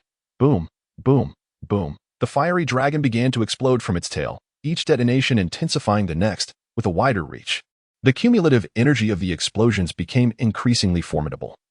By the time it reached a third of the dragon's length, the force was utterly terrifying. It was unimaginable the amount of destructive energy the boy at the dragon's head would have to endure. He would likely be torn to shreds. Upon witnessing the dragon's transformation, Luo Xing's pupils dilated, and he exerted all his strength to shout, "Yang Yan, run!" Amidst the cacophony of explosions, the boy faintly heard the call. Turning his head, he caught a glimpse of two figures riding a specter, also floating in the air. Though their identities remained obscured, there was no time to ponder. A colossal wave of explosive energy engulfed him, consuming him in an instant. Boom, boom, boom. After the boy was swallowed by the flames, the inferno erupted once more. No. Luo Xing cried out in despair, desperate to rush to the boy's side. However, the escalating explosive energy spread towards him. Whoosh! Luo Xing and Chi were like kites severed from their strings, violently hurled backward. More accurately, they were smashed away. Despite being over 200 meters from the dragon, the explosion's energy was fearsome. The boy, caught at the center of the blast, had likely been obliterated. Luo Xing's heart brimmed with despair. His closest brother on Earth had suddenly passed, and he felt powerless. Yet in this realm, he had a chance. If only he had been a moment swifter. Perhaps he could have averted this tragedy, but he had ultimately missed the opportunity, helplessly witnessing another version of his brother's demise. Frustration, regret, hatred, sorrow, despair, and anguish surged within him all at once. The tremendous sound reverberated throughout the vast forest, sending a shiver down the spines of all present, who instantly deduced it originated from the heart of the woods. The red-patterned devourer serpent. A shadow of dread loomed over them, for in just a few days, they would have to traverse that very area on their way to their destination. Should they cross paths with the red-patterned devourer serpent, none would escape. They would be compelled to surrender. In truth, there were mentors from the academy monitoring every region. Should they perceive any danger threatening the lives of the candidates, they would intervene promptly, regardless of whether the students wished to surrender or not. However, their intervention would also signify the candidates' withdrawal from the assessment, forfeiting their admission chances. This particular area was heavily guarded, with 3 7th-tier mentors stationed, for it was deemed the most perilous. Yet, even as the boy was engulfed by the explosive flames, not a single soul intervened. They had determined that the boy would not perish. Luo Xing, propelled backward, quickly returned, and Chi soon joined him from afar. The flames still raged in the air. Luo Xing could barely see the boy, and as he gazed at the roaring inferno, his heart was wrenched with anguish. "Don't worry, brother, he is safe," Chi called out loudly to it. That moment, Luo Xing seemed to glimpse a massive shadow within the flames. "What is that?" he wondered. Staring at the enormous silhouette as the fire gradually receded, he finally discerned the nature of the colossal shadow. The ghostly stone lion? Luo Xing exclaimed in astonishment. The spectral lion now bore no resemblance to its previous, endearing form. Instead, it had reverted to its fierce appearance from life, albeit still in ghostly form. Its body flickered like a flame, appearing as though a mere gust of wind could disperse it. Yet the boy was nestled safely within this semi-transparent form. "Rest assured, brother," I commanded the little stone lion to ignite its soul fire to withstand the terrifying explosion. The ethereal form enveloping the boy was protected by spiritual flames. Luo Xing's heart was filled with shock. The explosive energy from earlier could likely shatter the defenses of a 6th-tier mage, yet the spectral lion of 3rd-tier status could endure it. In the realm of flames, the most basic was ordinary fire, followed by elemental flame, and then spiritual fire, commonly known as soul fire. Beyond that lay earth fire, birthed from the land over millennia, and above that was heavenly fire. Legend has it that every 100,000 years, A cataclysm would befall the world, with heavenly fire as its harbinger. No creature could survive the wrath of heavenly fire. The spectral lion's soul fire firmly suppressed the elemental flames unleashed by the red-patterned devourer serpent. The explosive power of the ghostly soul fire was immensely destructive. Although the energy had augmented through numerous explosions, the spectral lion's third-tier soul strength was not to be underestimated. Alas, the little stone lion would never be seen again. Chi-Chi felt a twinge of sadness. Unlike ordinary necromancers, she regarded each ghost as a companion, collecting various specters solely to foster friendships and alleviate her loneliness. Thus, she would never command a specter to self-destruct unless absolutely necessary. For Luo Xing's sake, she would do this. For anyone else, she would have remained passive. Upon hearing Chi-Chi's explanation, Luo Xing finally exhaled in relief. He couldn't help but marvel at the terrifying nature of necromancy. Had Chi-Chi commanded all her specters to self-detonate simultaneously, the resulting devastation would be unfathomable. The mentors stationed in this area had refrained from intervening precisely because they sensed that overwhelming necromantic power. Otherwise, that boy would have been compelled to withdraw from the assessment by now. The soul flame flickered weaker and weaker, the spectral lion's form growing dimmer and more translucent. Eventually, it could no longer bear the boy's weight, and he fell from its embrace, plummeting freely. At that moment, Luo Xing's mental fortitude surged, and he instantly cast a spell, forming a stone platform to catch the boy securely. The red-patterned devourer serpent, realizing its attack had failed, became even more enraged. "Come out, necromancer. None of you shall escape." Chi-Chi, hearing this, floated towards it atop her specter. Just as Luo Xing intended to flee, he saw Chi-Chi's actions and urgently called out, "Chi-Chi, ignore it. Run." Yet she refused to turn back, coldly stating, "It's fine, brother. I shall avenge the little stone lion." With that, she advanced towards the fearsome serpent. "Chi-Chi," Luo Xing shouted, unaware of her true strength, only knowing he could not gauge her star tier. At the very least, she must be higher than him, at least 4th tier, possibly 5th tier. Considering her age, it was highly likely she belonged to the 4th tier. A 15-year-old at 4th tier status was a prodigy among prodigies. However, he was mistaken. Rumble. The moment Chi-Chi unleashed her magical power, Luo Xing felt the overwhelming energy radiating from her. It was 5th tier. A 15-year-old at 5th tier, her talent rivaled that of Ling Ran. Simultaneously, a colossal black magic circle emerged beneath Chi-Chi. With her standing at its center, the ground trembled violently. This was Luo Xing's first encounter with a black magic circle, its inscriptions blood red, exuding a chilling aura of foreboding. In the next instant, countless bones erupted from the earth like bamboo shoots after a spring rain. Soaring into the sky, the stark white bones, illuminated by the moonlight and the scarlet inscriptions, appeared even more terrifying and ghastly. These were the remains of creatures that had perished on this land. Before my eyes, the remains coalesced in the air, reassembling into a myriad of skeletal warriors, each one distinct in form. In mere moments, a legion of skeletons, numbering over 1,000, was effortlessly formed, with arms outstretched. Chi-Chi summoned a magical array that towered over her. The air resonated with the haunting wails of phantoms, chilling enough to suggest a gateway to the underworld. "Go forth, my beloved spirits," as the command was issued. Countless gray specters surged forth from the center of the array, racing towards the skeletal army to imbue them with souls. Thus, the skeletal legion sprang to life, marching in perfect unison, akin to soldiers trained to perfection. Each step of the 1,000-strong battalion sent tremors through the earth. Boom, boom. A mere horde dared to flaunt their arrogance before me. With that, the crimson-patterned sky-swallowing python began to spin like a vibrant flag. Its colossal tail whirled like a propeller. In the blink of an eye, the freshly formed skeletal army was obliterated, bones scattering across the ground with a resounding crackle. Yet, this was not the end. Mere seconds later, the skeletal army reformed once more. Physical attacks held no sway over the skeletal horde. Even if reduced to dust, they would merely reconstitute. Surrounding the sky-swallowing python, this time they charged with remarkable speed. Abandoning their previous orderliness. As the python lashed its tail again, many skeletons evaded the sweeping strike. Swiftly climbing onto its serpentine body point, one intrepid skeleton stood atop the python, snapping off its own left arm to thrust the sharp end into the serpent's flesh. However, upon contact, the bone shattered as though striking steel, a stark contrast to its earlier reckless bravado. The scales upon the python's body boasted defensive capabilities exceeding those of the golden stone lion that Luo Xing had previously vanquished.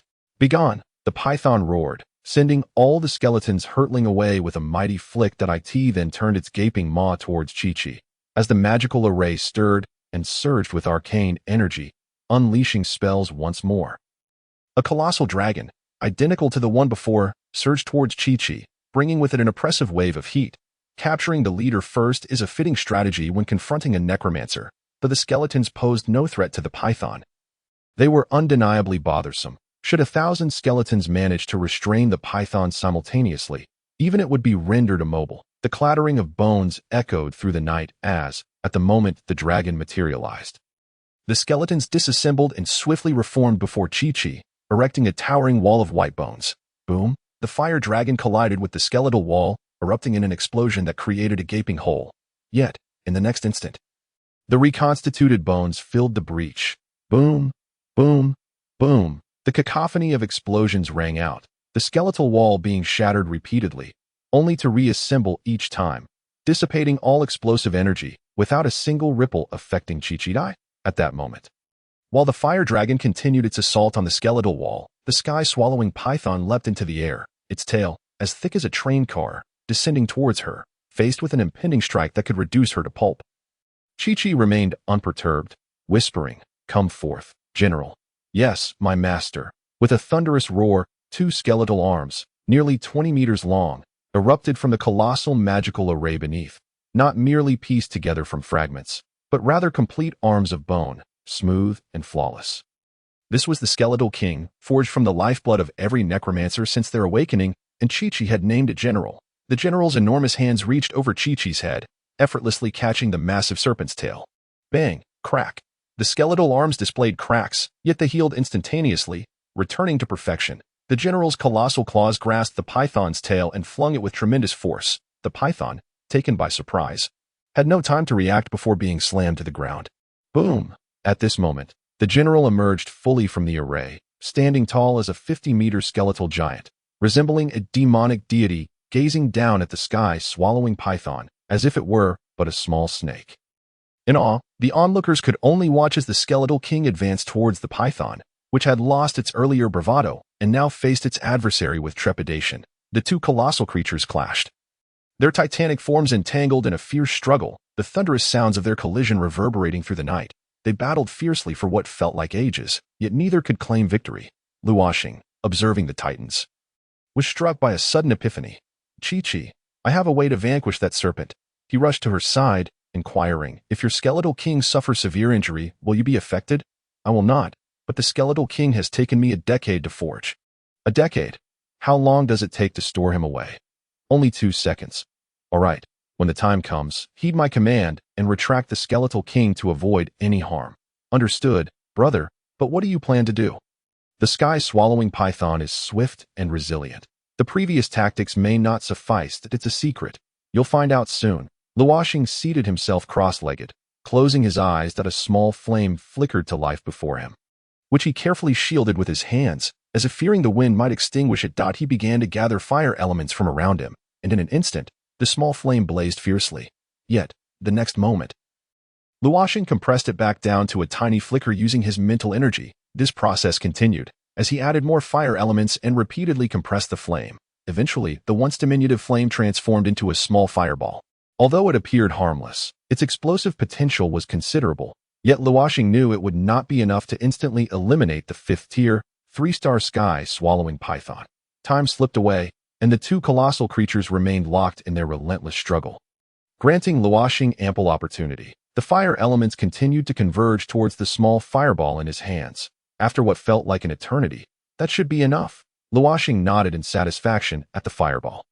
However, he did not rise. Instead, he began to gather water elements while simultaneously controlling the fireball, a task that proved far more challenging than before, yet he persevered. Now, he held a fireball in one hand and a water sphere in the other. Resembling a performer juggling elements, he cautiously maneuvered the 2 to draw closer together. "What do you intend to do? Are you mad?" The boy, who had been silent since Luo Xing had saved him, suddenly exclaimed, "I wish to merge them. Have you lost your mind? Are you seeking death?" The boy quickly distanced himself. Chi-Chi, noticing Luo Xing, rushed to intervene. "Brother, please don't do anything reckless. The 2 elements repel each other. They will explode upon contact. Stop. Have faith in me." he declared confidently, continuing to guide the two elemental spheres closer. Though she voiced her trust, even without contact, it was evident that Luo Xing struggled to bring the two spells together. The repulsive force of the high-compression elements was immense. No one would dare attempt to fuse two such elements. It was tantamount to courting death. Even merely bringing them close left Luo Xing drenched in sweat. As the spheres inched closer, Chi-Chi and the boy watched in horror. "Brother, this is madness, truly madness. You must stop." Fear gripped Chi-Chi. She was unafraid of death but terrified of losing Luo Xing. "Cease this. Are you truly insane?" The youth shouted fervently, "If those two magical spheres that Luo Xing conjured make contact, the explosion will possess a destructive force multiple times greater than that of the previous colossal dragon." In this moment, no one could thwart Luo Xing, nor did anyone dare to impede him. Should he falter in focus, the catastrophic consequences of the sequential detonation of the two magical spheres would be unfathomable. "Brother!" Chi-Chi cried out in desperation, tears streaming down her cheeks. Suddenly, a figure descended from the heavens. "What are you doing?" It was the beautiful instructor, who had personally invited Luo Xing to join Qingbei Academy. At this moment, Luo Xing was utterly incapable of diverting his attention to her. Even the slightest relaxation of his mental prowess could lead to irreparable ruin. "I command you, stop this instant," she insisted. "Even if you are an immaculate spirit body, merging two elements is beyond the realm of possibility." Yet, Luo Xing remained silent, for deep within, he was acutely aware of his own capabilities. For others, the fusion of two elements might seem an impossible dream. But for him, it was not entirely out of reach. His constitution was not that of an immaculate spirit body. Everyone had misunderstood, including Luo Xing himself. He was unaware that he was not an immaculate spirit body. He simply felt a profound conviction that he could merge these two elements. Seeing that he would not heed her warning, the beautiful instructor was filled with urgency, yet she dared not act recklessly to stop Luo Xing. If the two magical spheres were to explode, she could not guarantee her ability to save him. With no other recourse, she decided to evacuate the nearby students. Thus, she soared into the sky, unfurling a sound amplification scroll, and proclaimed, "Magicians in the central area, I am Lin Xian, an instructor from Qingbei Academy. All magicians in the central zone must evacuate immediately. Retreat at least 5 kilometers." As she repeated her warning, the other instructors stationed in the central area rushed to her side. Quickly realizing the perilous situation Luo Xing was in, they swiftly dispersed, searching for any students who might be engaged in fierce battles or unable to retreat for other reasons. What is he planning to do? The devilish instructor furrowed his brow, casting a glance before descending towards Luo Xing. To his surprise, he did not scold him loudly. He dared not do so, fearing that a sudden outburst might cause Luo Xing to falter and trigger an immediate explosion. He could only remain by Luo Xing's side, silently praying for his success. However, if failure were to befall them, he would risk his life to save Luo Xing, even if it meant sacrificing his own. Though he was exceedingly strict and spoke without mercy, this was merely a reflection of his deep affection for talent. He cherished every gifted individual, yet he would not retain a single useless person. For he understood the harsh realities of the magical world. In his view, those devoid of talent should not immerse themselves in such treacherous waters, as they would only invite danger upon themselves. It would be wiser to come to terms with reality sooner, learn a skill, find employment, and lead a life that, while ordinary, was nonetheless safe. As the two magical spheres drew ever closer, they suddenly began to tremble violently. And Luo Xing was drenched in sweat. The devilish instructor had already prepared the most potent defensive magic array he had mastered throughout his life, awaiting the moment of contact and the impending explosion. Even so, he was uncertain of his ability to save Luo Xing. A 7th-tier magician held no assurance. Only an 8th-tier magician could claim a 70% chance of saving him. Luo Xing was attempting something unprecedented, an endeavor that had never before been undertaken. The fusion of two elements was an absolute theorem in this world. It was not merely difficult, but fundamentally impossible. Yet this was merely a test.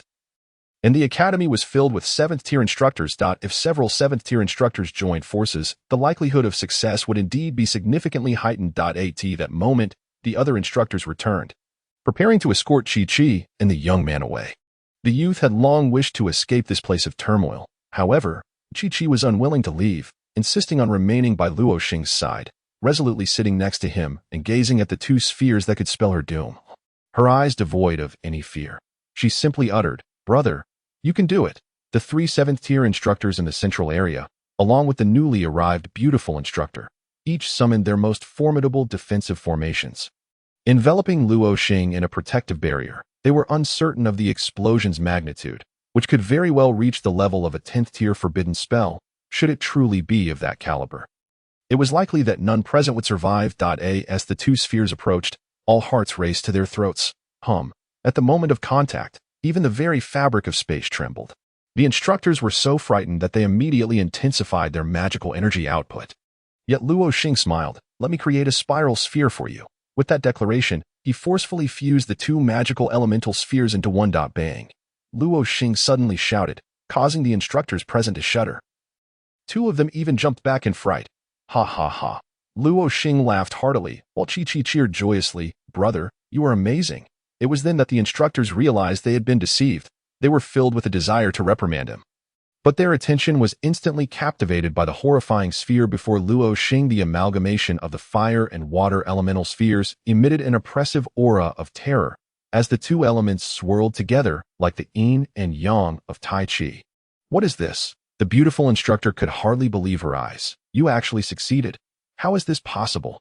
"It's all right. Just keep it low-key." Luo Xing casually waved his hand. "How did you manage this? This will send shockwaves across the entire Jiuzhou continent." The beautiful instructor's eyes sparkled, as though she had discovered a new world, completely forgetting her earlier fears. "Not a big deal. Just needed to merge the two spheres," Luo Xing replied nonchalantly, and indeed, for him, it was merely a matter of combining two spheres. "This is impossible. This must be a trick." One of the instructors still could not accept the reality.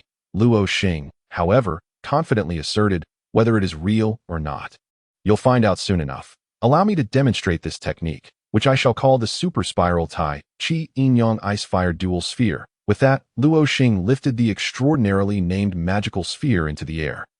The four instructors exchanged glances, their expressions darkening. By the way, you can simply call it the Ice-Fire Spiral Sphere. The four instructors were in no mood to entertain him. "What now?" Lin Qian suddenly inquired. As the Ice-Fire Spiral Sphere controlled by Luo Xing hovered in mid-air. "I was pondering something," Luo Xing replied, his expression turning peculiar. The instructors feared another mishap, their faces growing serious once more. "What is it, brother?" Chi asked. "My range of mental control is currently only about 200 meters. If this spell detonates without my control, it will undoubtedly explode. If I'm 200 meters away when it detonates, then I shall be in grave danger." At that moment, countless crows flew across the sky, and not only the instructors, but even Chi felt a sense of foreboding. Luo Xing's maneuver was, quite frankly, akin to self-destruction. "Fear not, the four of us 7th-tier magicians will protect you. You should be safe, though you might end up a bit battered," Lin Qian remarked, casting a sidelong glance at Luo Xing. "What? Teacher, please don't jest with me. I'm quite timid," Luo Xing lamented, on the verge of tears. Initially, he had merely acted on a whim, wanting to experiment without considering the consequences. Now, with the arrow knocked, he realized he had unwittingly set himself up for disaster. This technique would likely remain dormant for quite some time before he dared to employ it again. Lin Qian was merely teasing him, laughing as she said, "You timid? Just a moment ago, when we urged you, you showed no fear. Rest assured, we previously feared the energy might reach forbidden spell levels, but it seems that is not the case. As long as it's not a forbidden spell, the four of us 7th-tier magicians can ensure your safety. Oh, that's a relief. That's a relief. I appreciate your assistance, esteemed instructors." With that, Luo Xing resumed controlling the Ice-Fire Spiral Sphere. Observing their expressions, and to his surprise, he saw the instructors displaying eager anticipation, akin to children encountering a fascinating new toy. This was inevitable, for they were on the brink of witnessing an event that would be inscribed in the annals of the Jiuzhou magical continent. With a mischievous grin, Luo Xing began to tease, "You all seem quite eager." The expressions of the four instructors shifted from anticipation to ferocity, their gazes implying, "If you keep this up, I shall tear you apart." Luo Xing guided the magical sphere towards two magical creatures engaged in battle. "Chi, retract," he called, as he deemed the moment opportune, ensuring her skeletal king, forged from 10 years of blood and sacrifice, would not be harmed in the ensuing chaos, for that would be an irreplaceable loss. "Very well, dear brother. Everyone, open your eyes wide and witness." Luo Xing is also eagerly anticipating just how formidable this move truly is. Lin Qian rolled her eyes dramatically and retorted, "Why do you have to say so much nonsense?" The devilish minor could no longer contain himself, his expression darkening as he muttered, "I must take him under my wing. I will personally educate him." Upon hearing this, Luo Xing instantly regretted it, his mental fortitude wavering in an instant. But a sudden, thunderous roar drew everyone's gaze toward the distant spiral orb. Lin Qian quickly realized the gravity of the situation and exclaimed in panic. "You fool! What are you doing?" The distant icy fire spiral orb suddenly blazed with an overwhelming brilliance, illuminating the entire night like a flashbang. Everyone instinctively shut their eyes against the blinding light. "Help! Save me!" In a world painted white, visibility vanished, leaving only the sound of Luo Xing's frantic cries. Boom! The deafening explosion drowned out all other sounds, sending shockwaves through the eardrums of everyone present. The very skin and hair of their bodies trembled in response. The red-patterned sky-devouring python was left utterly perplexed, unable to fathom what that bizarre orb could possibly be. Crack, rumble, howl, roar. In an instant, the cacophony of explosions, the splintering of colossal trees, the tremors of the earth, and the wails of monstrous creatures filled the air. The clouds above were dispersed by this torrent of energy, a mushroom cloud rising from the heart of the great forest, in a mere moment. The center of the vast forest was reduced to rubble. The entire forest trembled. What on earth has happened? The young wizards within the forest turned their gazes toward the epicenter. The night in the great forest was already terrifying enough, but this commotion would ensure a sleepless night. Meanwhile, the unfortunate souls surrounding the epicenter were caught off guard by the overwhelming energy, sent reeling in all directions. Fortunately, the mentors had issued prior warnings. Otherwise, they might have been torn apart by the raging energy. At this moment, Luo Xing and his companions, situated at the center of the explosion, were nowhere to be found. The dust settled slowly, leaving behind an eerie silence. After a considerable time, the dust began to clear. The epicenter now bore a massive depression, dozens of meters deep, forming a pit several kilometers in diameter. Within this chasm, not a single blade of grass remained. Only the scorched earth left in the wake of the explosion. Later, people would come to refer to this great pit as Luo Xing's Dam Pit. Dust still lingered in the air. After a while, several figures emerged from the haze. "You little rascal, just wait," spat the devilish mentor, spitting out the dirt in his mouth and giving Luo Xing a sharp kick. "Ouch! How dare you kick me?" Luo Xing was furious, cursing, "If it weren't for your incessant chatter, would I have lost control?" Bang! The devilish mentor kicked Luo Xing once more, sending him tumbling out of the dust, landing in an undignified heap. "Ugh!" Luo Xing spat out the dirt in his mouth, muttering under his breath, 30 years in the east, 30 years in the west. I will kick you back one day." At that moment, he had completely transformed into a mud-covered figure. Soon after, the four mentors and Chi-Chi emerged from the dust. Goodness, 6 mud figures. A sudden gust of wind swept through, courtesy of Lin Qian's wind elemental magic, blowing much of the dirt off everyone. "I am going to beat you up today. No one can stop me." The devilish mentor, growing increasingly agitated, strode forward, ready to unleash his wrath on Luo Xing. Seeing this, Luo Xing immediately bolted, shouting, "Help! The mentor is trying to kill me." After a moment, Lin Qian suddenly turned to Luo Xing and said, "Let's go back to the academy. What are you still doing here? You don't even have an assessment." Luo Xing suddenly recalled the person who bore an uncanny resemblance to his brother. "What about that person I saved earlier?" Lin Qian replied, "Are you referring to He Yin?" "He Yin. So that is his name, just like his deceased brother. His name also contains the character for speech." Luo Xing mused. "Yes, that's him." Lin Qian inquired curiously, "What do you want with him?" I want to see if he can pass the assessment." Lin Qian initially thought it was something significant, only to realize it was merely this mattered. He is already a student at Qingbei. "You needn't worry." Luo Xing was at a loss for words. After all that commotion, he found out He Yin was a student of this academy as well. So, is he here for some purpose? Not yet. He's waiting elsewhere for us to return together. Upon hearing this, Luo Xing immediately called out, "Let's go back now." Naturally, Chi-Chi followed Luo Xing closely. Lin Qian led the two to a clearing where a medium-sized wind cart was parked, capable of seating a dozen or so people. He Yin was already waiting on the cart. Upon seeing Lin Qian, He Yin greeted her, "Mentor Lin." Luo Xing was overjoyed to see him again and waved, saying, "Hi." However, He Yin completely ignored him. Luo Xing's hand awkwardly hung in midair, and he had no choice but to fix his hairstyle in embarrassment, which elicited a chuckle from Lin Qian. He Yin was seated in a corner at the rear of the wind cart. Luo Xing and Chi-Chi took their seats in another corner, not far apart, making it convenient for Luo Xing to observe He Yin. He Yin found it somewhat surprising to see Luo Xing The immense energy from the earlier explosion had slightly affected this area that he realized it was Luo Xing's fusion of elements that caused such a commotion, indicating that Luo Xing had successfully fused the elements. This was astonishing, as anyone else would deem it an impossible feat. However, he had no desire to befriend someone like Luo Xing. To him, Luo Xing's actions were those of a madman. Associating with a madman would either lead to assimilation or disastrous consequences. As he pondered this, he glanced at Luo Xing, who was earnestly gazing back at him. Upon realizing he was being watched, Luo Xing flashed what he believed to be a charming and gentle smile. He Yin felt a shiver run down his spine at that smile, thinking, what is wrong with this person? Why does he smile so creepily? Meanwhile, Luo Xing was filled with delight. He Yin and Yang Yin bore an uncanny resemblance. Throughout the journey, Luo Xing unabashedly stared at He Yin, while Chi-Chi dozed against his shoulder. He dared not make a sound, fearing he would disturb her slumber, intending to have a proper chat with He Yin once they arrived at the academy. He Yin occasionally stole glances at Luo Xing, noticing that no matter the moment, Luo Xing was always looking at him, a mysterious smile perpetually gracing his lips. He Yin felt uneasy under Luo Xing's gaze, and a strange thought emerged in his mind. Could this guy possibly be gay? While contemplating this, he glanced at Luo Xing again, growing increasingly convinced that this person was undoubtedly a homosexual. If Luo Xing knew the thought swirling in He Yin's mind, he would likely be doubled over with laughter. Upon the wind cart's arrival at the academy, He Yin quickly stood up, eager to disembark. Not daring to linger beside Luo Xing, seeing him run off so quickly, Luo Xing called out, He Yin, wait a moment.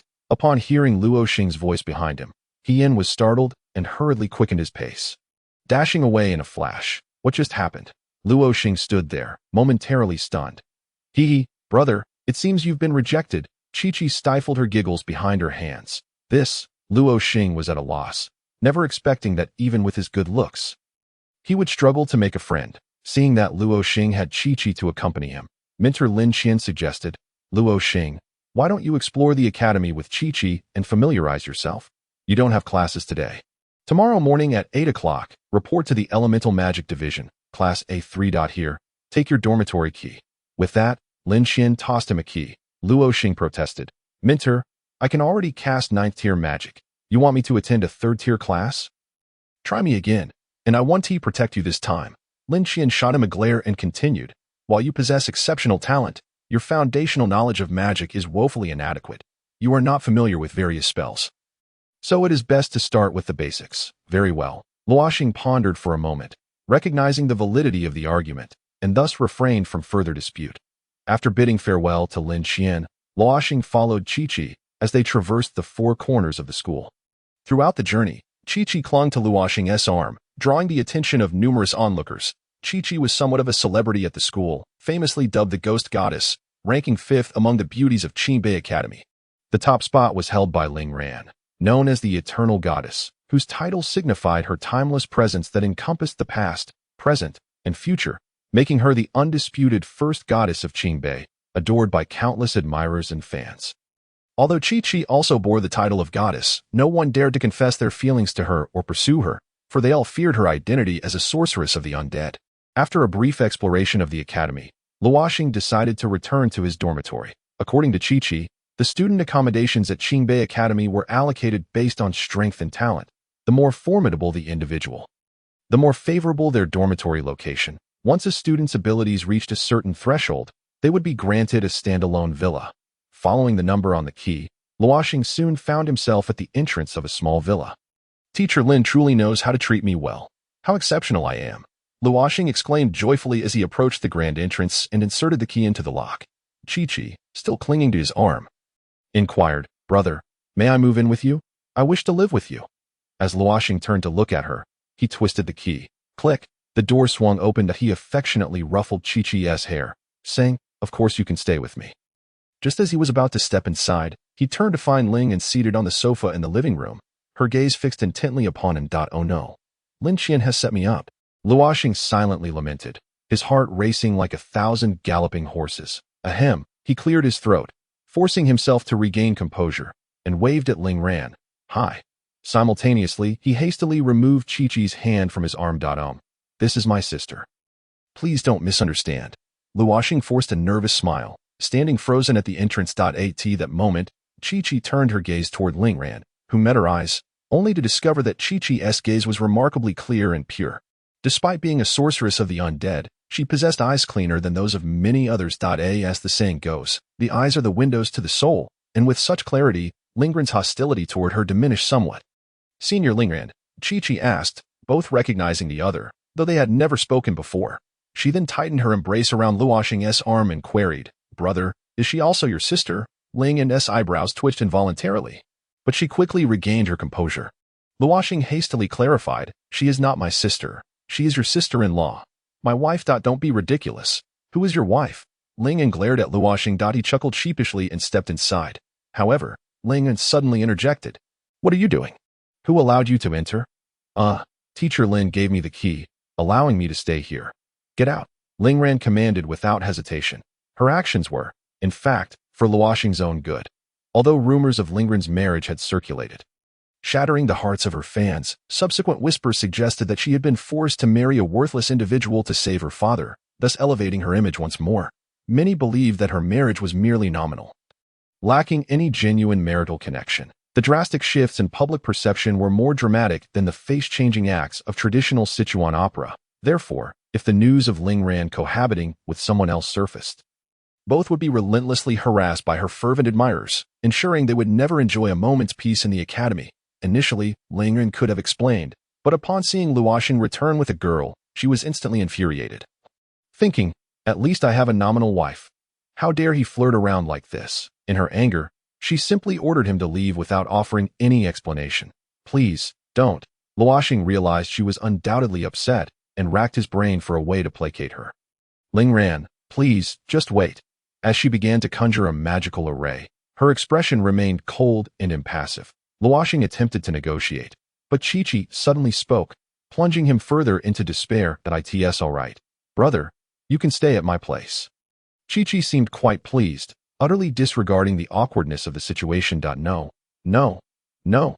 You should stay by yourself. I want to go." Luo Xing quickly waved his hands in refusal. "She's just joking. Don't take it seriously. She's just a child. Don't mind her," he hastily defended.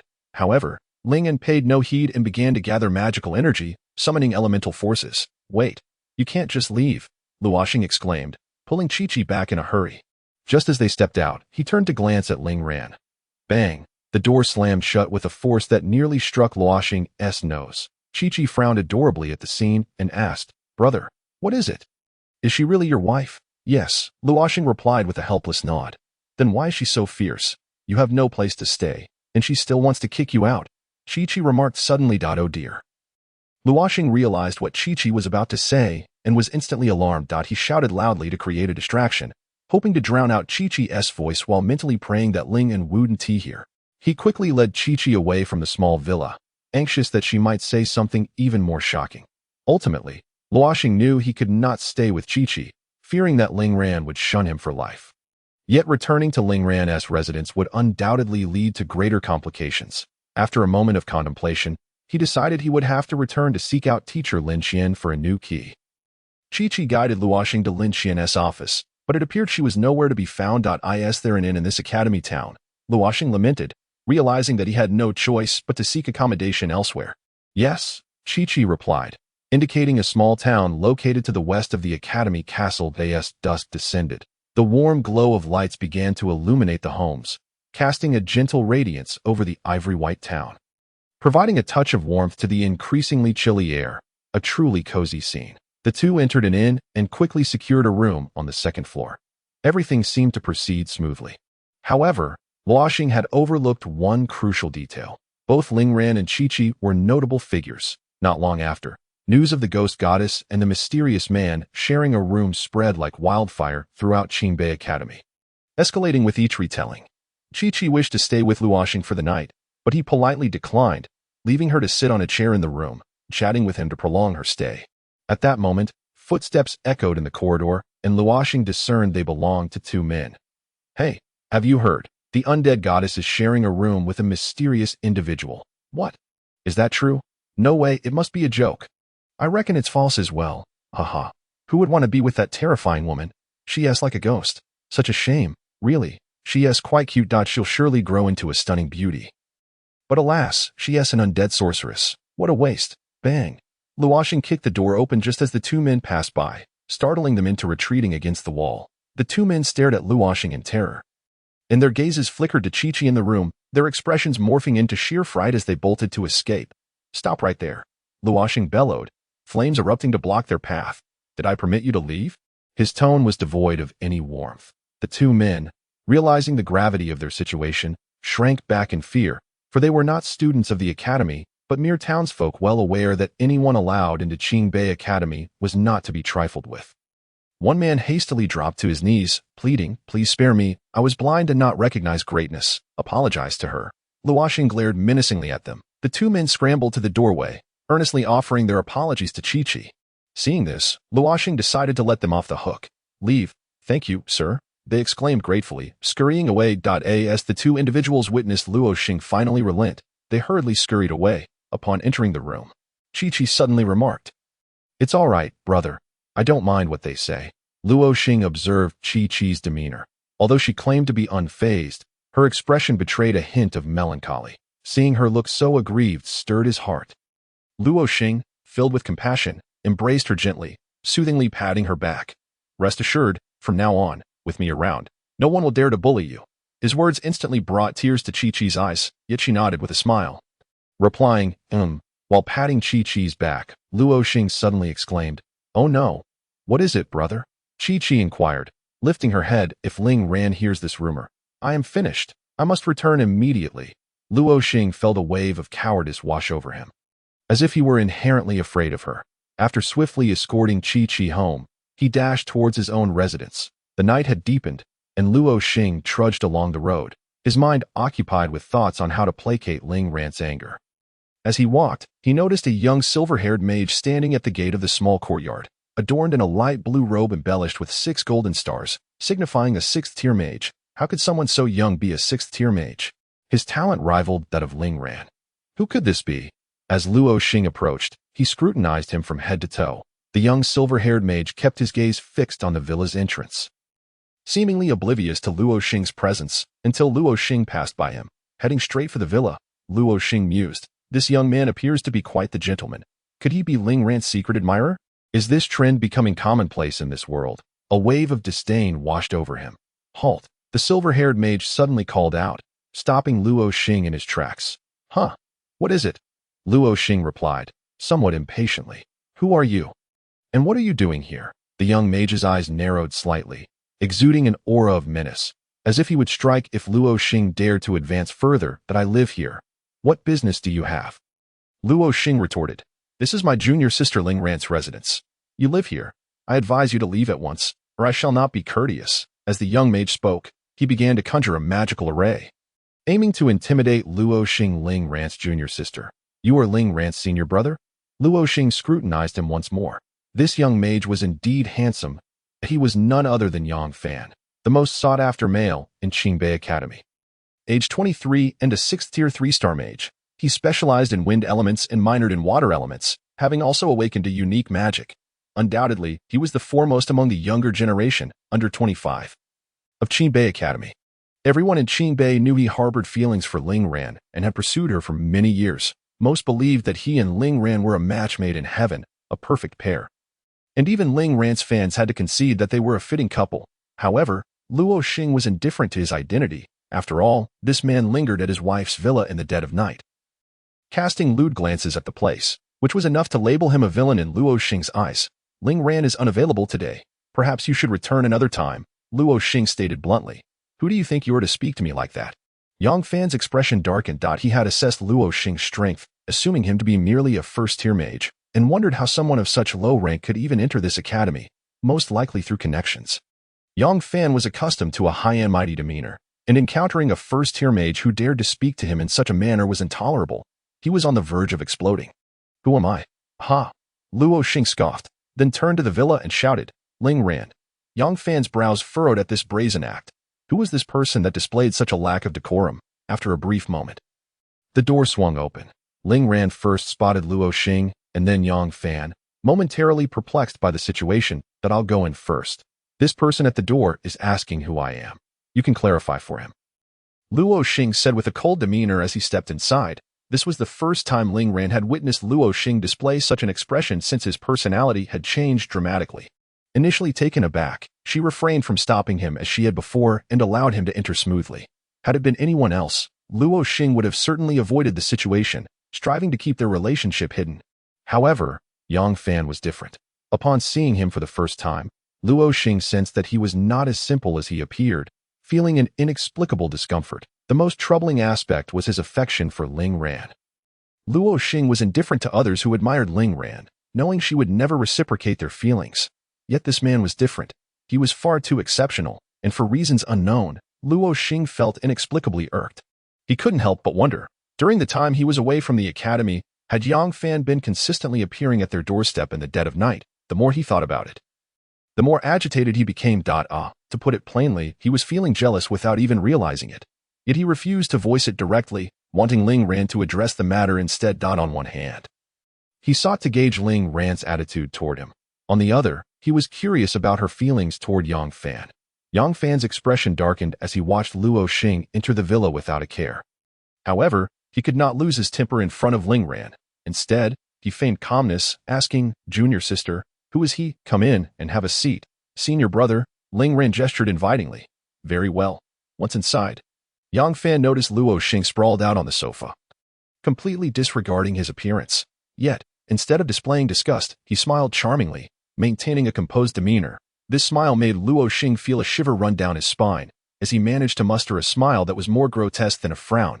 Internally, he cursed. Damn, he can really put on an act. "Senior brother, please take a seat," Ling Ran reiterated, remaining exceedingly polite throughout. "Thank you." Yang Fan took a seat opposite Luo Xing, who observed the exchange keenly. "Junior sister, did you not see the magical message pigeon I sent to your room?" Yang Fan inquired gently, his tone in stark contrast to how he had addressed Luo Xing, transforming a mere question into something akin to a love confession. "Oh, I must have been asleep on the sofa and missed it," Ling Ran replied apologetically, casting an earnest glance at Yang Fan. Yang Fan smiled in response. "No worries, junior sister, if you feel tired in the future. It's better to rest in your room for a more comfortable sleep." Ling Ran found a spot on the sofa between Luo Xing and Yang Fan. However, considering the positioning, it was evident that Ling Ran was closer to Luo Xing. Yang Fan's gaze sharpened momentarily at this sight, though it passed quickly. Ling Ran remained oblivious, but Luo Xing noticed. Seeing Ling Ran be so considerate warmed Luo Xing's heart, and he thought to himself, "This man is indeed suspicious." Would a normal person stand at someone else's doorstep to deliver notes? Clearly not. His actions were akin to pulling down one's pants to fart, utterly unnecessary. Moreover, from Ling Ran's words, it seemed that this was not Yang Fan's first time. Either he was mentally challenged or simply foolish. To put it in Luo Xing's words, "What nonsense is this? Senior brother, next time you want to find me, just knock on the door. There's no need to go through the trouble of sending magical message pigeons and making me wait so long."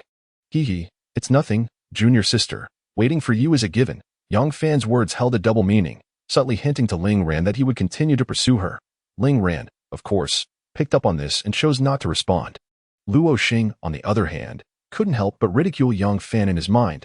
What an awkward conversation. Trying to woo a girl while discussing such trivial matters. What a farce, truly intolerable. Suddenly, Yang Fan turned his attention to Luo Xing, asking, "Junior sister, who is this?" In truth, Yang Fan already had a notion. He suspected that this person was likely Ling Ran's worthless husband, but he wanted to hear it from Ling Ran herself. He observed how she would respond.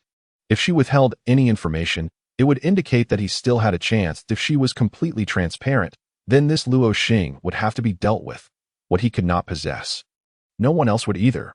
At that moment, Luo Xing lifted his head, awaiting Ling Ran's response.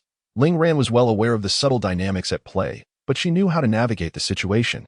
She glanced at Luo Xing and subtly shot him a glare, thinking, "You couldn't return earlier. You had to come back at this moment. Always causing me trouble." Though she thought this, she still stated, "This is my husband. Luo Xing, this is my husband, Luo Xing." In an instant, Yang Fan's complexion plummeted to a frigid state. Yet, Luo Xing could not suppress the grin spreading across his face, his expression brimming with smug satisfaction as he regarded Yang Fan. His countenance proclaiming, "My wife, my apologies." The atmosphere became exceedingly awkward. Even someone as composed as Yang Fan wore a somber expression for several seconds. He then reverted to his previous fade of feigned geniality, declaring, it is indeed Luo Xing. I have long admired your reputation. Luo Xing cast him a sidelong glance, sneering, what brings you to seek my Ranran at this late hour? It was a sharp blow. However, Yang Fan, in response, maintained a serene demeanor and said, it's nothing of consequence. I merely came to. Then you should take your leave. We are about to retire for the night. Luo Xing interjected, not granting him the opportunity to finish his sentence. Yang Fan found himself engulfed in embarrassment, casting a glance at Lingran, who remained unresponsive. With no other recourse, he rose, addressing Lingran, junior sister, I shall take my leave now. We shall converse in class tomorrow. He discreetly shot a glance at Luo Xing. Luo Xing comprehended his meaning, implying that they were equals, destined to spend the entire day together, while the useless one could only linger at home. Given that Qingbei Academy primarily comprised students, and this institution functioned like a small city with all essential amenities, few ventured outside its walls. The locals rarely departed as well. Thus, news of the Immaculate Spirit had not spread swiftly. Moreover, as practitioners of one of the most prestigious magical academies, the mages possessed broader horizons. Coupled with an air of arrogance, though the Immaculate Spirit was formidable, its existence lacked precedent, leaving room for skepticism regarding its legendary prowess. Many entertained doubts, considering it mere gossip, consequently. For a myriad of reasons, Yang Fan remained oblivious to the fact that Luo Xing was, in truth, the filth spirit. Although the protagonist is not an immaculate spirit, he bears a striking resemblance to one. Thus, I shall temporarily refer to him as such. Regarding his true nature, I shall leave it as a tantalizing mystery. Luo Xing, unfazed by Yang Fan's mockery, approached Lingran, who looked up at him with confusion, unsure of his intentions. In the next moment, her body felt suddenly weightless as Luo Xing lifted her into his arms. Lingran gasped, only to remember Yang Fan's presence, hastily stifling her voice. To Yang Fan's ears, Lingran's exclamation resembled one of delight. Unable to maintain his composure any longer, he uttered not a word and bolted out the door. Bang! The door slammed shut behind him. Challenging me? Luo Xing regarded the heavily shut door with disdain. Through the previous exchange, he had gleaned Lingran's attitude toward Yang Fan, and he surmised that Lingran had likely been irritated by Yang Fan for several years. Otherwise, she would not have spoken so candidly, declaring for the first time that someone was her husband. Thus, Luo Xing boldly ventured to test Lingran's feelings towards himself. Put me down. She glared fiercely at Luo Xing. What's the matter? Luo Xing feigned ignorance. Are you daring to take advantage of me? Yet, Luo Xing shamelessly replied, such matters between husband and wife cannot be construed as taking advantage. As he felt his grip loosen slightly, having not held her properly in his haste. He jostled her a bit, startling Lingran into another exclamation. In response, she instinctively clung tighter to him, the soft sensation momentarily clouding Luo Xing's mind as he greedily inhaled her fragrant scent. You smell delightful, he remarked, lowering his head to take another whiff. No. Lingran suddenly recoiled, displaying visible disdain as she turned her head away. That moment, her ears flushed crimson. Observing Lingran in his arms, she appeared far removed from her usual image of adoration. She resembled a delicate and dependent wife. In that fleeting moment, Luo Xing felt as though he had fallen in love. This love, transcending two worlds, may have arrived a tad late, but ultimately, it had arrived. Lingran, enveloped in Luo Xing's embrace, dared not gaze at him, desperately pushing him away. This was her first encounter of such intimacy, and she felt flustered, a reaction largely due to the fact that it was Luo Xing. Had it been anyone else, she would have dispatched them long ago. Luo Xing understood the need for patience. Lingran's current demeanor indicated that things were progressing positively. Thus, he deemed it sufficient to stop there. To continue further might provoke her aversion, and Luo Xing did not wish to jeopardize his progress. He took one last deep breath of her enchanting scent before gently placing her on the sofa. Once set down, Lingran immediately sat up, glaring daggers at Luo Xing as she muttered, pervert, before swiftly retreating to her room.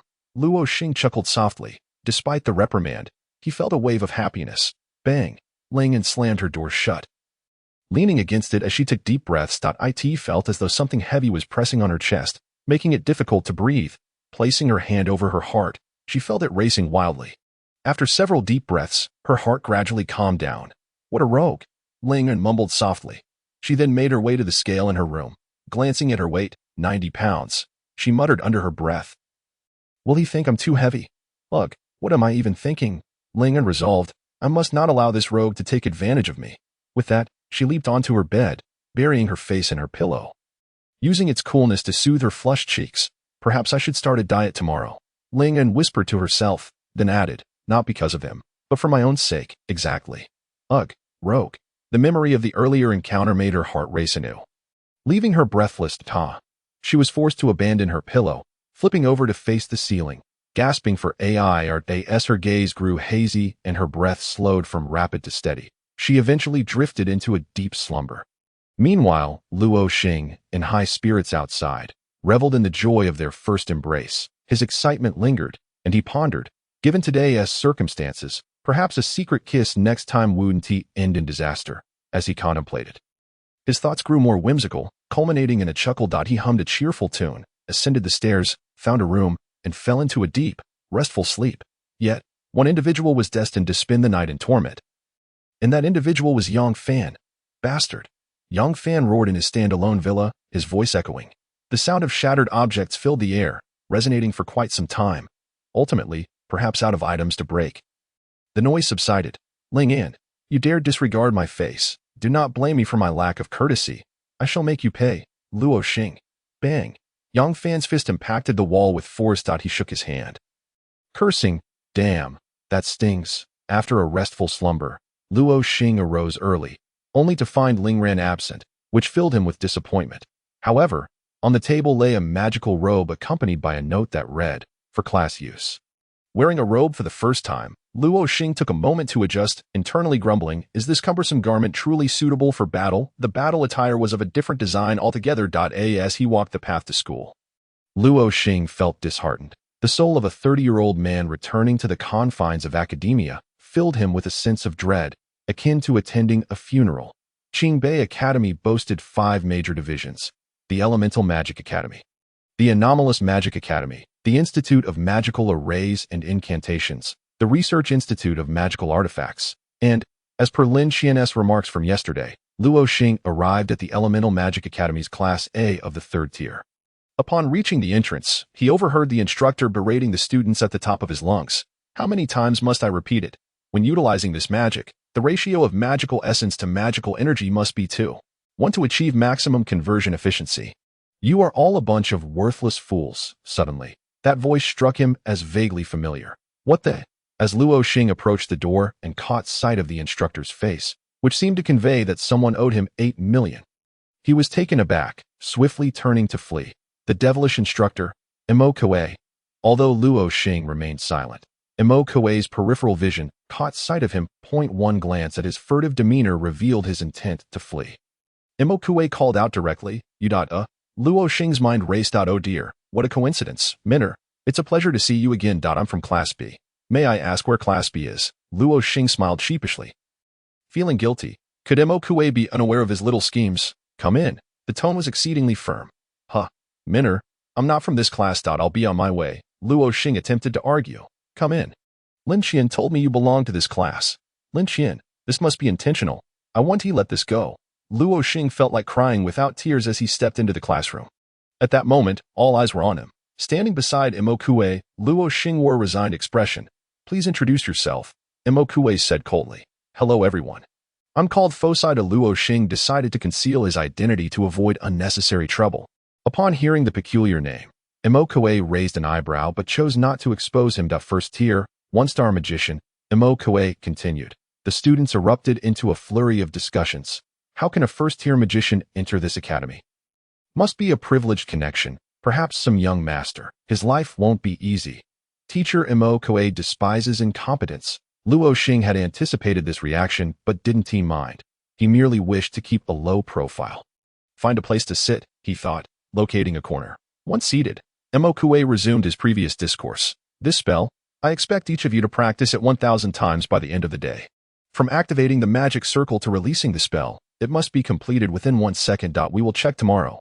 Those who fail to meet the standard will be dismissed.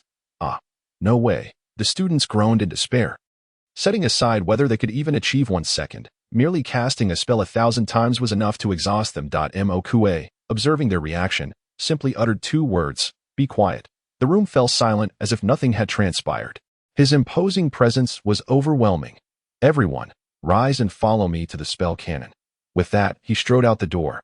The students immediately sprang into action, rushing out of the classroom as if a ferocious beast lurked within. Luo Xing trailed leisurely behind, unaware of Mokue's rule. Whoever arrives last must face punishment. At that moment, he had no inkling of what awaited him. Mokue led the students into a vast indoor space. In the central area stood a colossal magical device, the comprehensive magic bombardment device, colloquially known as the spell cannon. Difficulty level 5, duration 10 minutes. Mokue stated with an impassive expression. Please, no. Some classmates immediately cried out in despair. Meanwhile, Luo Xing remained oblivious to what he would soon encounter. Who was the last to arrive? Mokue scanned the room coldly. Clomp, clomp. Everyone instinctively took 2 steps aside, creating a clear path for Luo Xing. He was instantly exposed. What?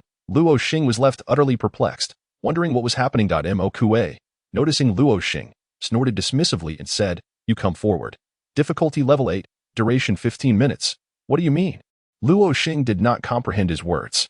Stand here and don't move. After instructing him, Mokue walked towards the magical device in the center. He pressed a few buttons and returned to stand behind Luo Xing, while the other students followed Mokue's lead. Standing beside him, Mokue raised his hand and conjured a protective magical barrier, enveloping everyone except Luo Xing. Luo Xing thought to himself, What is going on? This is so bizarre. Suddenly, Mokue gave him a thumbs up. As if to encourage him, for a brief moment, Luo Xing thought he saw a smile, but upon closer inspection, he found the same expression as before, leading him to doubt his own perception. Boom, the spell cannon erupted with a thunderous sound. Startling Luo Xing, the noise echoing throughout the space, sending chills down his spine. He sensed the elements within the space becoming chaotic and erratic, swirling around him. A strong sense of unease compelled Luo Xing to activate his protective barrier. Bang! The spell cannon jolted violently, and Luo Xing caught a flash of light. Before he could react, crack! The barrier shattered instantly, and a fireball struck him in the abdomen. Boom! The fireball exploded upon impact. Though the force was not substantial, it still sent Luo Xing crashing to the ground. Fortunately, he had donned the magical robe provided by Ling Ran that morning. The robe was crafted from materials resistant to elemental damage. Otherwise, he would have been left in a rather embarrassing situation. What the hell is this? Luo Xing muttered under his breath. Bang! The spell cannon trembled again. Another one. Luo Xing instinctively jumped aside. While still in midair, a magical blast detonated at the spot he had just vacated. Luo Xing's heart raced with alarm. He couldn't see what this contraption truly was. Bang, bang, bang. The spell cannon fired 3 consecutive blasts. Unsurprisingly, Luo Xing was sent flying once more. He dodged the first blast, but the second and third struck him directly. Some classmates winced, their expressions reflecting sympathy. It looked painful. Damn it. Luo Xing couldn't help but curse. How was he supposed to evade this thing? Bang, bang, bang, bang, bang. The spell cannon unleashed 5 more blasts. Luo Xing had already begun evading at the first sound. This time, however, he didn't dare leap, but utilized a possession spell to sprint across the ground, just when he thought the barrage had ended after the 3rd blast.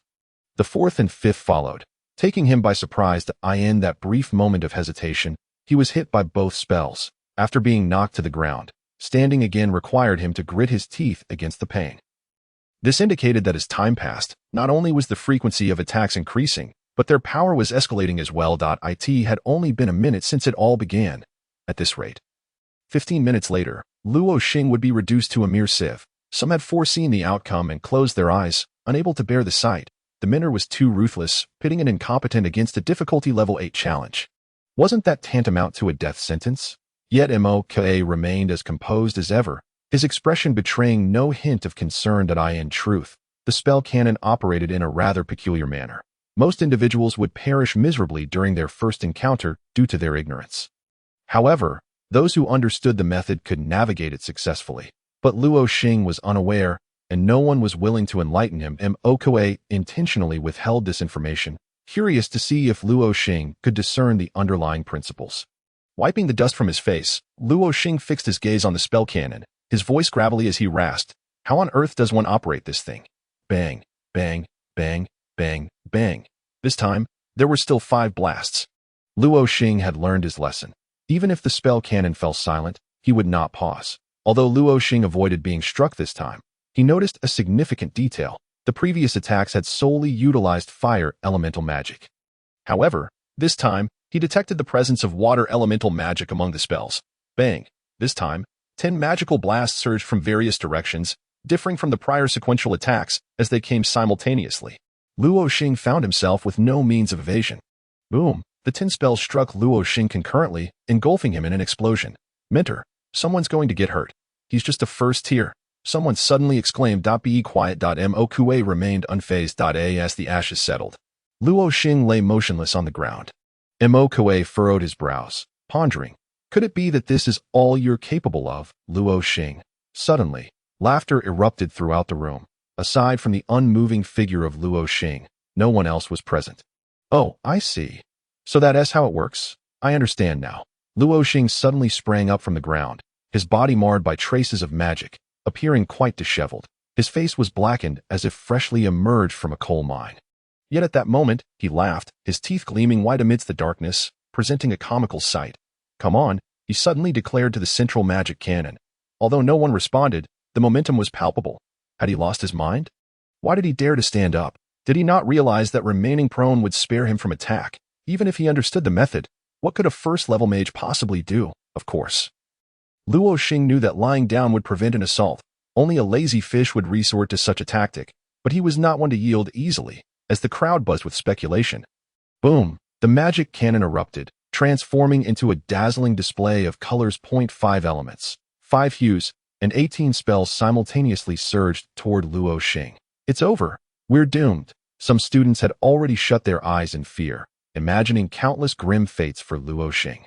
Boom! The simultaneous explosion of 18 spells created a tremendous sound wave that resonated through the air. Just as anticipated, Luo Xing mused darkly. 18 spells had detonated, yet he remained unscathed.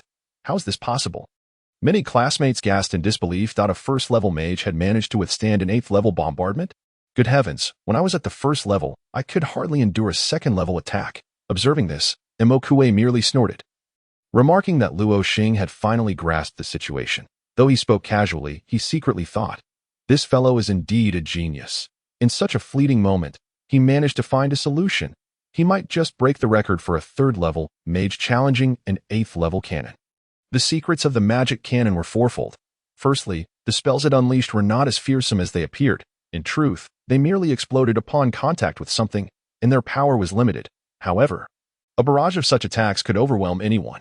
Secondly, the spells from the cannon had a defense-breaking effect, each spell enhancing the ability to breach low-level shields. Thus, low-level shields were utterly ineffective. Thirdly, lying down would halt the attacks, as the entire space was permeated by a shadowy magic akin to modern infrared rays. Once prone, one would escape its range and avoid triggering the magic, rendering the cannon inactive. Fourthly, each spell traveled at incredible speeds, making them nearly impossible to detect with the naked eye. One would only realize their presence moments before impact, leaving no time to react. Therefore, one needed to use mental energy to perceive them. Thus, the magic cannon tested the mage's ability not by the sharpness of their eyesight, nor the strength of their defenses, nor their speed and agility. It assessed their capability to perceive the trajectory of the cannon spells in an exceedingly brief time frame, and then to unleash their own magic along that trajectory. If 2 spells collided, they would cancel each other out, regardless of the lower level of the mage's magic. The challenge of this magic cannon lay in the need to divide one's mental energy into multiple portions in a fleeting moment. One had to control all the spells, directing them onto various trajectories to collide with the cannon's spells. Moreover, as time passed, the number of spells released by the cannon would increase exponentially. The 8th-level cannon had a limit of unleashing 198 spells simultaneously. One's mental energy had to be divided into 198 portions, controlling 198 spells. This level of difficulty required an ordinary mage to reach the 5th level to clear it flawlessly. Bang, bang, bang. Another round of magical bombardment commenced. This time, 28 spells were released simultaneously. The moment Luo Xing caught sight of their trajectories, he unleashed his own magic. Boom, 28 spells erupted at once, the immense energy causing Luo Xing's clothes to flap wildly. How could his reactions be so swift? This was unimaginable. A 1st-level mage challenging an 8th-level cannon. Incredible. I must become his devoted admirer. Good heavens, what a genius. Boom. Another wave of magical explosions arrived. this time with 38 spells simultaneously erupting. A spark of inspiration flashed in Luo Xing's mind, and he suddenly conceived a simpler method. As the 38 spells rushed forward, Luo Xing refrained from activating his magic to counter them. Instead, he allowed them to approach. Just when everyone assumed he would be overwhelmed by these 38 spells, suddenly, all the spells veered off as if intoxicated, shooting away in every direction, seemingly guided by an unseen force, completely avoiding Luo Xing. Imokue raised an eyebrow at this, thinking, how did you discover that? Meanwhile, the other students displayed expressions of utter disbelief, exclaiming, what just happened? Luo Xing, however, merely snorted dismissively, humph, is that all? The magic cannon actually had a hidden mechanic. It was well known that some spells required continuous mental control after being released, while others did not. The spells released by the magic cannon happened to fall into the latter category, which created a flaw. The mage could control the spells unleashed by the cannon. As long as the ratio of mental energy to magical energy was correct and aligned with the spells being controlled, they could seamlessly integrate. Luo Xing merely needed to exert mental control. Just moments ago, he had deftly adjusted the trajectories of all the spells hurtling toward him. This represented an alternative strategy. However, this strategy belonged to an advanced level of play. The difficulty was far greater than the initial method. Taking over a spell that had already been released and lacked control was far more challenging than controlling one's own magic. If the ratio of magical energy and mental energy differed from what was needed to assume control over the spell, it would result in a magical anomaly. This concept is easy to understand. If you add water to a cup of water, it remains just water, but if you add cola, it becomes undrinkable. Thus, the outcome of a magical mutation could be good or bad. Only through transformation would one know the result. This required the mage to swiftly analyze the magical composition of the canon spells while simultaneously capturing their trajectories. Discerning the necessary ratios of mental energy and magical energy, only when a mage had achieved a certain level of familiarity with magic could they provide an appropriate reaction in an instant. A 6th-level mage could barely manage to control the spells of an 8th-level canon, yet Luo Xing needed not to concern himself with such complexities. He could control them simply with mental energy.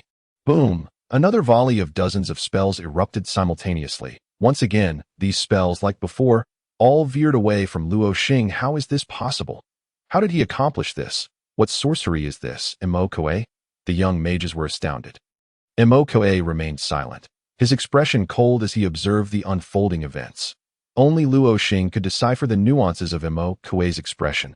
Though he still appeared aloof, Luo Xing would undoubtedly remark, look how delighted he is. Suddenly, Luo Xing broke into a grin. A new idea sparked in his mind. Boom! 68 spells erupted simultaneously once more. Luo Xing raised a hand toward the incoming spells, leaving everyone present bewildered as to his intentions. With a gentle sweep of his suspended hand, a miraculous scene unfolded. The 68 spells simultaneously curved and flew toward the left wall, just as these 68 spells were about to collide with the wall. Luo Xing's hand waved again. The 68 spells turned once more, swiftly gliding along the wall. Boom! The magic cannon unleashed another deafening roar, heralding yet another wave of magical bombardment, this time comprising 78 spells. At that moment, Luo Xing directed the previously controlled 68 spells to collide with this new wave of 78 spells. He intended for the spells from the cannon to counter the cannon's own spells. Many students speculated about Luo Xing's intentions, yet they were all mistaken. As the 68 spells and 78 spells appeared poised for collision, the two streams of magic converged as if they were rivers merging into one. Luo Xing meticulously controlled each spell, ensuring they maintained equal spacing to prevent contact and subsequent detonation. He aimed to gather all the spells together. Students who grasped the situation gasped in astonishment. Boom! The spell cannon trembled violently, unleashing a torrent of arcane energy. A staggering total of 88 spells. Luo Xing deftly mirrored this action, incorporating the spell stream into his own arsenal. The amalgamation of 234 spells surged forth like a magnificent, multi-hued dragon of magic, swirling gracefully within the confines of this space, a sight of exquisite splendor. The young sorcerers were left utterly astonished. Who on earth is this individual? I recall him stating his name is Fusida. Such a peculiar name. Could he be a wizard from the West? With the passage of time, the commotion surrounding the spell cannon grew increasingly intense. Luo Xing continued to gather his magical dragon, which, despite being composed of relatively weak spells, had now amassed to a staggering count of over 1,000, occupying a quarter of the available space. The sheer force of a simultaneous explosion from 1,000 such spells would be nothing short of terrifying. The limit for an 8th level spell cannon is 198 spells released at once, and thereafter, it consistently releases 198 spells. This implies that within the 15 minutes set by Mo Kuei, the total number of spells would exceed 10,000. Luo Xing orchestrated the terrifying magical dragon, causing it to spiral through the space, the seconds ticking away. The spell count had already reached an outrageous 5,000, in essence. Luo Xing had divided his mental energy into over 5,000 parts, simultaneously managing 5,000 minor spells. Though Mo Kuei appeared unfazed on the surface, he was inwardly astonished. To control over 5,000 spells at once was a personal record for him, naturally, due to physical limitations.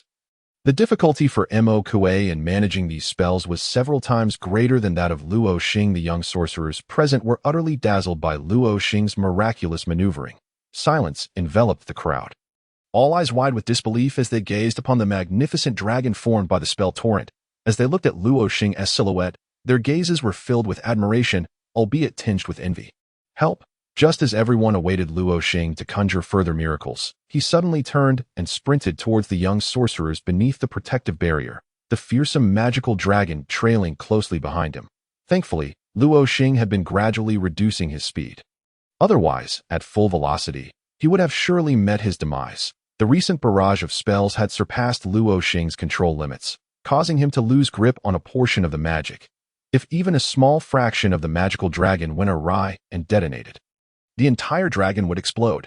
Fortunately, Luo Xing managed to exert control over a portion, retracting his influence from the majority of the spells, allowing them to maintain a semblance of their original trajectory.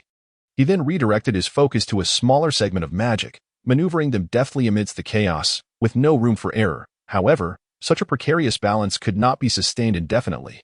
The uncontrollable majority of spells posed a significant risk, as even the slightest deviation could result in catastrophic collisions. Thus, Luo Xing had no choice but to plead for his instructor as protection, sprinting with all his might. In an instant, Mo Kuei comprehended the predicament Luo Xing had encountered. Lamenting, "This kid never learns." This was reminiscent of the time he had been engrossed in casting a spiral technique, only to nearly meet his own and "Don't come over here" several timid female sorcerers. Upon sighting the dragon behind Luo Xing, screamed in terror, "What are you doing? Get back!" Some sorcerers shouted in fright. Upon hearing this, Luo Xing yelled back, "Return? Are you trying to get me killed? Are you trying to condemn us all?" The young sorcerers protested in unison. The magical dragon loomed ever closer, exuding a menacing aura, causing many to instinctively retreat. That was close. Luo Xing finally dashed into the protective barrier conjured by Mo Kuei, who possessed the strength to withstand such a threat without issue. After all, this was not akin to the ice-fire spiral, which was akin to a miniature nuclear bomb. Mo Kuei did not deter him, knowing full well that this magical dragon was more than capable of tearing Luo Xing apart. "Ha! Ha!" Luo Xing gasped for breath. "Ah!" The timid girl shrieked again, her voice piercing through the air. Boom! Boom! The magical dragon collided with Mo Kuei's array, producing a cacophony akin to fireworks, the explosions resonating one after the other. The ground trembled violently, causing many to lose their footing and fall. One girl, having fallen to the ground, felt her backside nearly split from the violent tremors, crying out in pain. Rumble. The explosions and their echoes persisted for over a minute. The dazzling torrent of magic erupted against the transparent magical barrier, overwhelming the senses, as though one were ensnared in an illusion. At last, the explosions ceased. The world had finally regained its tranquility. Luo Xing continued to gaze at the barrier's exterior, nodding in appreciation. Quite a spectacle, quite a spectacle. Indeed, you nearly got us killed," one classmate remarked. Shaken. "Oh, come on. What is there to fear? Isn't there a devil? Instructor Mo Kuei, present." Bang! Mo Kuei promptly kicked him out of the protective barrier. "What are you doing?" Luo Xing exclaimed in anger as he turned around. Mo Kuei snorted disdainfully. "You're just a source of trouble. It's not over yet. There are still 5 minutes remaining." "Fine. Just wait. I will return the favor one day," Luo Xing grumbled as he rose from the ground, muttering under his breath. "What did you say?" Mo Kuei's voice, deep and menacing, reverberated. "Oh, nothing. Just complimenting you, instructor, on how dashing you look today." The classmates behind him exchanged incredulous glances, their admiration replaced with an expression akin to watching a fool. They thought, "This person is undeniably powerful. What a pity he is such a fool. Having learned from his previous experience, Luo Xing proceeded with caution this time. He navigated the remaining 5 minutes flawlessly. Following that, it was time for the trials of the other sorcerers. The other sorcerers faced a standard level 5 challenge, prompting Luo Xing to exclaim, "What is this? Why is it so simple?" This elicited a chorus of eye rolls from the crowd. He found what was easy, yet none of the third-level sorcerers present could endure the onslaught for even 8 minutes. Bored, Luo Xing requested leave from MOK and slipped away and MOK acquiesced. Recognizing that Luo Xing's presence here was of little consequence, once he exited the spell cannon arena, he began to explore his surroundings, deciding to first visit the library to gain a comprehensive understanding of this world. Having been here for some time, various circumstances had left him with only a superficial grasp of his new surroundings. To avoid the kind of embarrassing situation he had encountered previously on the wind track, he resolved to study diligently. Ling ran. As he walked, Luo Xing suddenly heard a multitude of voices calling out the name Ling Ran. The voices were harmonious and synchronized, clearly rehearsed, a fan club for Ling Ran. Drawn by the commotion, Luo Xing made his way toward the source, passing several buildings until he stumbled upon an impressive structure resembling a Roman Colosseum, entirely crafted from ivory-white stone. The edifice was adorned with various magical arrays and inscribed with terrifying depictions of fantastical creatures, instilling an overwhelming sense of dread. Magic Arena? Luo Xing approached the entrance beneath the 3 grand characters. A large sign stood at the doorway. Magic Duel Rankings. Upon glancing at the board, Luo Xing spotted Ling Ran's name immediately. Second place, Ling Ran, 6 tier 3 stars, 560 consecutive victories, 0 defeats. Above Ling Ran was Yang Fan, 6 tier 3 stars, with an astounding 999 victories, 0 defeats. Luo Xing narrowed his eyes at Yang Fan, the silver-haired sorcerer from earlier. It dawned on him, this one possesses considerable skill. Typically, students at the Magic Academy graduate upon reaching the 7th tier, subsequently attracting the attention of magical associations. Some prestigious associations offer resources more abundant than those of the entire academy. Consequently, once sorcerers graduate, they tend to leave the academy for these associations or even the Judgment Council. Thus, 7th tier sorcerers within the academy generally hold instructor positions. The 7th tier represents a crucial threshold. Advancing past it is a formidable challenge that most individuals cannot overcome in their entire lives. Therefore, the distinction between a 7-tier 1-star sorcerer and a 6-tier 3-star sorcerer is not merely a matter of 1 star. Even someone as gifted as Ling Ran has lingered at the 6-tier 3-star level for 2 years. Thus, the Academy's Magic Arena permits only those of the 6th tier to compete. Moreover, the institution refrains from allocating resources to 7th-tier sorcerers unless they choose to remain as instructors. This policy aims to compel those aspiring to reach the 7th tier to join magical associations. After all, the Academy's mission is to cultivate talent, not to provide obligatory education. The more proficient mages the Academy cultivates, the stronger its overall power becomes, thereby attracting an ever-increasing number of prodigious talents. This creates a virtuous cycle. Dear student, would you care to step inside and witness the spectacle? A mere gold coin grants you entry.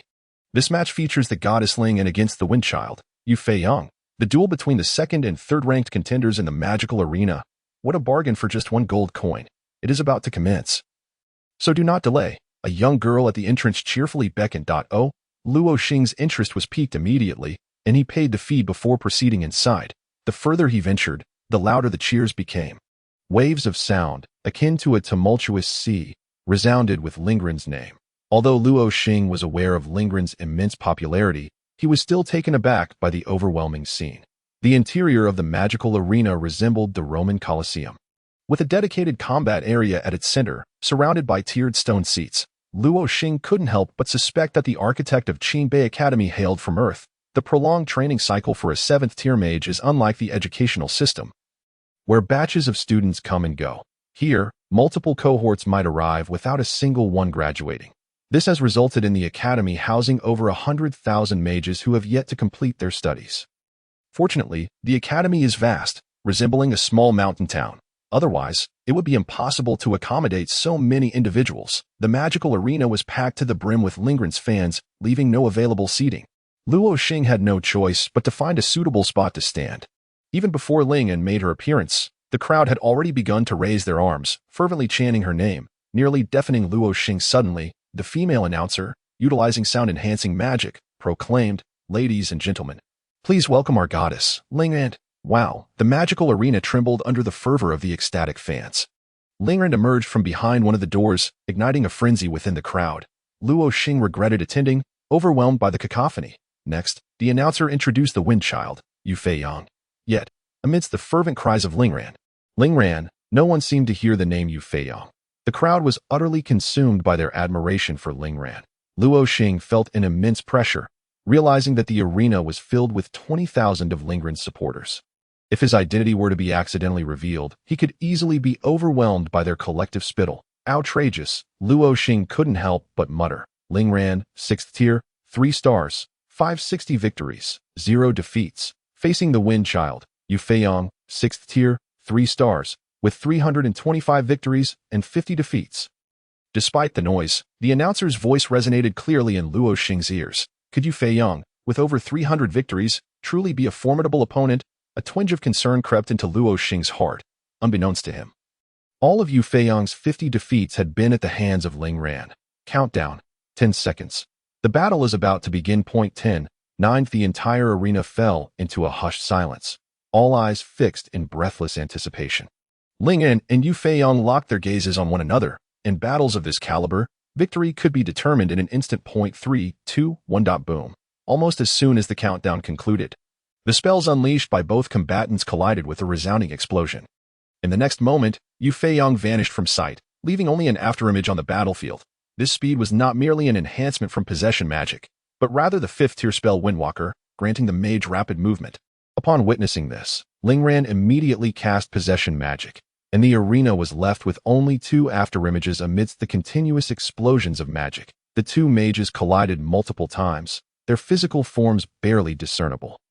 Bang! A section of the ground suddenly caved in, cracking under the pressure, evidence of Lingrand's maneuvering via possession magic. To the naked eye, the movements of both mages were nearly imperceptible, prompting Luo Xing to close his eyes and rely on his mental acuity to sense the unfolding chaos. Fire, earth, and wind element magic wreaked havoc across the arena. Boom! A sudden clap of thunder rattled Luo Xing's heart. At that moment, the announcer's voice rang out. Heavens! 2 weeks ago, rumors surfaced that Yu Feiyang had awakened a rare lightning attribute magic. And it seems to be true. The awakening of the lightning attribute could spell the first defeat for our goddess Lingrand. Boom. A bolt of purple lightning descended from the heavens. Yu Feiyang's voice thundered. Lightning moves across the heavens. An energy unlike anything Luo Xing had ever experienced enveloped the arena, warning him that Lingrand was in peril. Boom. Multiple bolts of purple and gold lightning rained down upon the magical arena, sending dust and debris into the air. Lingrand darted between the bolts, and Luo Xing sensed that she narrowly evaded several strikes from the purple and gold lightning. The speed of the lightning attribute magic was astonishing. Leaving no time for a counteraction, the magical array above continued to unleash purple and gold thunderbolts, creating an apocalyptic atmosphere within the arena. Every spectator held their breath, anxious for Lingrand's safety. Lightning attribute magic was notoriously violent, swift, and powerful. Those who awakened it were rare, making lightning mages highly coveted by various associations. Lightning attribute magic falls under the category of unique magic, which must be activated by the transformed starseeds, channeling the mutated magical energy to combine with elements and induce further mutations. Yu Feiyang had transformed his star C into the lightning attribute, thus gaining an additional form of magic alongside elemental spells. There exists a multitude of unique magic types: necromancy, light, shadow, sound, healing, and more, which will be encountered later. But to clarify further, general magic refers to spells that do not require elemental involvement. They can be cast merely through the combination of magical arrays, mental strength, and magical energy. The array of general spells is vast, encompassing protective shields, enchantment magic, such as the verbal sparring earlier, transformation magic, and more. General magic forms the foundational repertoire that every mage must master, serving everyday and practical purposes. Seeing that as lightning moves across the heavens was unable to subdue Lingrand, Yu Feiyang conjured another magical array, channeling his mutated magical energy to unleash lightning attribute magic. Lightning whip. Yu Feiyang bellowed once more. Sizzle. Several horizontal bolts of lightning crackled into existence, emitting a menacing sound. While they appeared less fearsome than lightning moves across the heavens, they were no less formidable. A single strike could leave one severely injured. Manipulating the bolts with his hands, Yu Feiyang pursued Lingrand, aiming to lash her with the lightning whips. The arena was a maelstrom of lightning, leaving Ling Ran with no avenue for escape. Bang! Ling Ran, who had maintained her afterimage, was suddenly struck by a lightning whip, sending her spiraling through the air like a kite with its string severed. Ling Ran, Luo Xing exclaimed in alarm, instinctively wanting to rush to her aid. Yet, in the next moment, Ling Ran executed a flip in midair, landing gracefully before disappearing once more. You have bested me countless times. Now it is my turn to prevail, Yu Feiyong roared. Thunderstorm. Boom. The magical array of lightning moves across the heavens resonated once again with a deafening sound. Simultaneously, Yu Feiyong unleashed water element magic. Suddenly, a torrential downpour began within the magical arena. He specialized in wind element magic, with water as a secondary focus, and combined both to create a combo technique, Thunderstorm. Without needing to look, Luo Xing could sense the impending catastrophe. Just the thought of Ling and being harmed caused his heart to clench in dread. Yet, he had no time to cast a spell. And even if he did, his current magic would be insufficient to withstand such ferocious lightning. With no options left, he summoned all his strength and shouted urgently, Ling Ran, envelop yourself in earth element magic. Buzz, as Luo Xing shouted, a sudden buzzing filled his mind. His voice was swiftly drowned out by the roar of thunder and the cries of the other spectators. However, that particular message pierced through the crowd. Reaching Lingren's ears that Luo Xing. Lingren's heart skipped a beat as she dodged amidst the chaos. Did I imagine that? Ling Ran, unwilling to lose focus, cast the thought aside. Yet, as she regained her senses, a blinding flash erupted before her. Boom! The sound was even more deafening than before. Though it was daylight, the purple lightning dazzled everyone, rendering them unable to open their eyes. With rain pouring down in the central arena, the lightning spread across the entire space, saturating it with danger. Boom! In an instant, the central arena transformed into a colossal sphere of lightning, a sight of breathtaking grandeur. Meanwhile, Ling Ran was completely engulfed by the ferocious tempest of electricity. Ling Ran, Luo Xing called out once more. Leaping from his seat and dashing towards the epicenter. Luo Xing, is that you? The entire arena reverberated with the thunderous roars and gasps of the audience. Ordinarily, no sound should have penetrated. Yet Luo Xing distinctly heard Lingren's voice resonate within his mind, as if it were not transmitted but directly conjured in his consciousness. However, he had no time to ponder this peculiar sensation and urgently inquired, Are you all right, Lingren? I'm fine, don't worry, she replied. MHM, echoed Lingren's assurance. And Luo Xing had no reason to doubt her words. Still, he offered an encouraging, Give it your all. Lingren softly responded, MHM. Suddenly, a resounding explosion erupted. Overpowering even the cacophony of thunder, a blaze of fire burst forth from the heart of the lightning storm. Swiftly consuming the entire tempest, to be precise, it engulfed the entire arena. Ling, flame, domain. Ling Ran articulated each word with deliberate calmness, though the tumult drowned out her voice, leaving only the author as its witness. Boom! In an instant, the temperature within the arena surged dramatically, as all fire elements rampaged wildly. It's scorching. Spectators leapt from their seats as the heat from Lingren's domain rendered even the chairs unbearably hot. Amidst the inferno, Ling Ran stood, her once ethereal hair now transformed into a blazing fire. With fiery locks and crimson eyes, she resembled a descending deity of destruction. Yet at that moment, Luo Xing frowned, his mind racing with the absurd thought. Oh no, my wife has gone bald.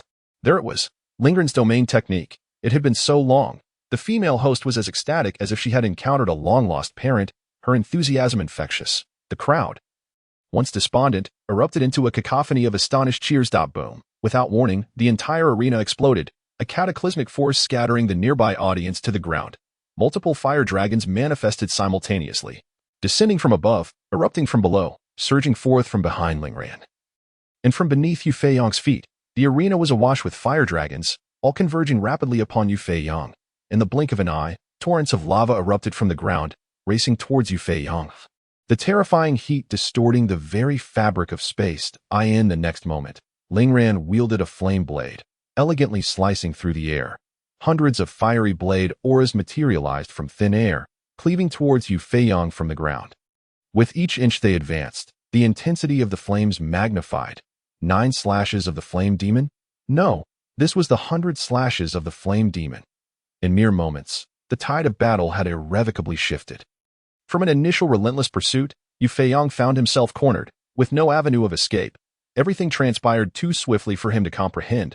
What is this? This is Lingren's flame domain. The moment the domain was established, she became the sovereign.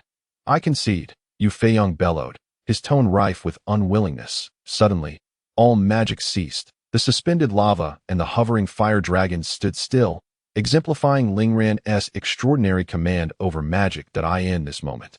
She was the master. Lingran. The arena erupted once more with thunderous applause. As the cheers cascaded around her, Lingran gracefully exited the stage. Luo Xing, concerned for Lingran's injuries, especially after she had been struck by that dreadful lightning whip, sought to catch a glimpse of her shorn head. As Lingran departed, she maintained the appearance of fiery hair and crimson eyes, leading Luo Xing to suspect that she was indeed hiding a bald head. The labyrinthine corridors of the arena made it a challenge to find her. But eventually, he heard a familiar voice around a corner. Young Fan, sister, are you all right? That lightning whip must have caused significant harm. I'm fine. Senior brother? She replied, I have a bottle of Minglong powder that can effectively treat elemental burns. You should take it and apply it. Lingran, however, declined. No need. Senior brother, it's too precious. Take it. Yang Fan insisted, grasping Lingran's hand and placing the vial into her palm. Lingran frowned slightly but said nothing. Luo Xing witnessed the exchange from a distance and called out loudly, Take it, my dear. Both Lingran and Yang Fan turned to him. Upon seeing Luo Xing, Lingran's furrowed brow relaxed, her expression turning to one of surprise. While Yang Fan's countenance darkened instantly, with a smile, Luo Xing strode towards Lingran, swiftly extracting her hand from Yang Fan's grasp and claiming the vial, saying, Thanks. Come on, dear, let us head home. I'll apply the medicine for you. Luo Xing pulled Lingran away, not once glancing at Yang Fan. The latter glared at their retreating figures, his eyes seething with animosity, as if they could kill Luo Xing with a mere glance. Once around the corner, Lingran casually remarked, You can let go now. From what Luo Xing understood, when a woman said to release her hand, it was imperative to hold on tighter. Seizing the opportunity, he gently squeezed Lingran's cool hand. Reveling inwardly, this feels great. I have a legion of fans here, tens of thousands of them. Lingran feigned a threat. Pfft, tens of thousands. I don't even flinch. Luo Xing scoffed, though his body betrayed him, as he relinquished her hand. Are your injuries severe? He asked, concern etched on his face. Not serious, just surface wounds, Lingran replied nonchalantly. That's good to hear. Luo Xing nodded, relief washing over him. Lingran felt a warmth in her heart but chose to remain silent. Luo Xing suddenly scrutinized Lingran's hair, taking a small lock and rubbing it between his fingers. The sensation was so genuine that he questioned, Is this a wig? It feels so real. Must be expensive. Right. Lingran shot him an exasperated glance. This is real. What? But didn't your hair get burned off? Lingran was momentarily speechless, unwilling to engage with Luo Xing. How could that be? He exclaimed, grabbing another lock of her hair, which remained lustrous and dark, betraying no signs of damage. There's a magic that can stimulate growth. If you lack knowledge, perhaps you should read more, Lingran retorted, unable to suppress her sarcasm. Hee, Luo Xing chuckled awkwardly. Well, does that mean there are no bald people in this world? Internally, he felt a pang of regret, wishing to see Lingran's bald head. The two walked in comfortable silence, maintaining a harmonious distance as they made their way home. Lingran led the way, with Luo Xing trailing behind, and they entered the house together. Throughout the journey, Luo Xing felt as though he were a thief, although the villa complex was secured, with only the powerful permitted entry. He opted for caution, as numerous fervent fans lurked about, some willing to resort to extreme measures to achieve their desires. Once inside, Lingran had already changed into a fresh set of casual attire. Come on, let me help you apply the medicine. Luo Xing sat beside her. No need, she replied curtly, assuming he sought to take advantage of the opportunity. Fine, if you want to do it yourself, I'll head upstairs. Just apply it quickly. At that moment, Luo Xing was primarily concerned for Lingran, without ulterior motives. Lingran watched his retreating figure, feeling a warmth in her heart, realizing he genuinely cared for her. After washing up, Luo Xing climbed to his room, where he quickly fell asleep, having exhausted a great deal of mental energy that day. Lingran, having called out to him earlier, found him unresponsive, fast asleep.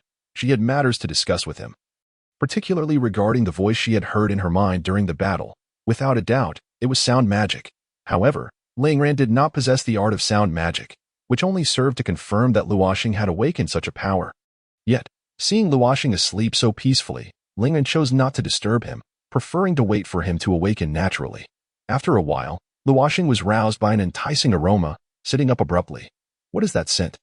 It is so fragrant. The delicious smell was overwhelming, causing Luo Xing to swallow several times, and his stomach audibly protested. Thud, thud, thud. Rushing downstairs, he was greeted by the sight of Lingran, donned in a small apron, busily tending to the stove. The entire first floor infused with that delectable fragrance. As Luo Xing approached her side, he was utterly captivated by her cooking technique. He watched in awe as she conjured fire element magic, skillfully controlling the ingredients as they floated in midair. Thoroughly coated in oil and perfectly engaged with the flames, achieving precisely the desired level of doneness, it was no wonder the aroma was so irresistible.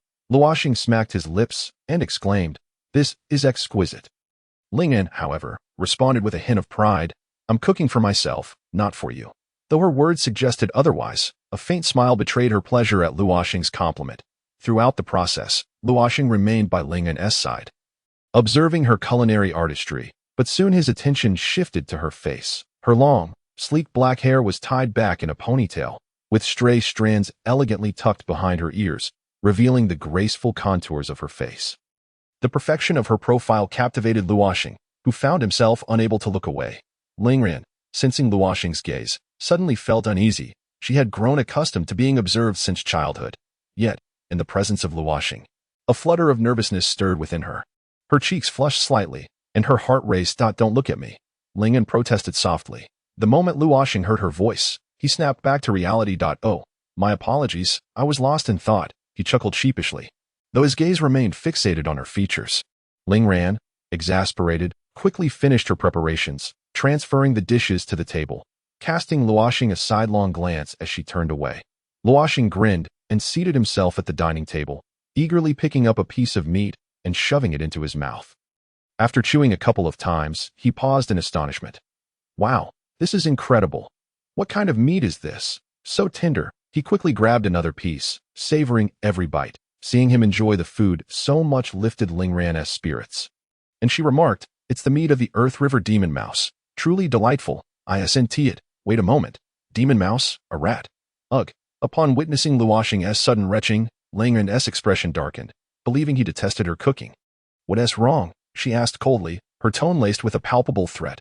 "Cough. Coughed out it's nothing." Luo Xing waved his hand dismissively. "If you don't want to eat, then fine." In a fit of anger, Lingyan yanked the food away from Luo Xing, taking mouthfuls for herself. That moment, Lingyan felt incredibly frustrated, having gone to the trouble of preparing a meal, only to be met with disdain. Had she known, she wouldn't have bothered. "You jerk," Lingyan grumbled internally as she chewed, her cheeks stuffed with food, creating an adorably puffy appearance. After a while, however, she noticed Luo Xing sitting in silence, his expression peculiar. Despair filled Luo Xing as he thought, "Is it common for people in the Jiuzhou magic continent to eat rat meat?" Lingyan, noticing his expression, snapped, "What's the matter? Just because you want to eat it, doesn't mean I can't." Luo Xing awkwardly replied, No, it's quite tasty, but rat meat. It's just a bit odd." "What do you mean rat meat?" Luo Xing suddenly realized, "You mean you don't have rats here? You're talking about mice. What are mice?" Lingyan looked bewildered. Luo Xing released an ice element spell, and an exquisitely crafted ice mouse appeared on the table. "Is this a mouse?" Lingyan raised an eyebrow, inspecting the ice sculpture. "What kind of magical beast is this? I've never seen one." Seeing Lingyan's expression, which didn't seem to indicate deceit, Luo Xing inquired, "Then can you show me what your Earth River demon mouse looks like?" Soon, Lingyan conjured a model of the Earth River demon mouse using earth element magic. "You call this a demon mouse? What else would it be?"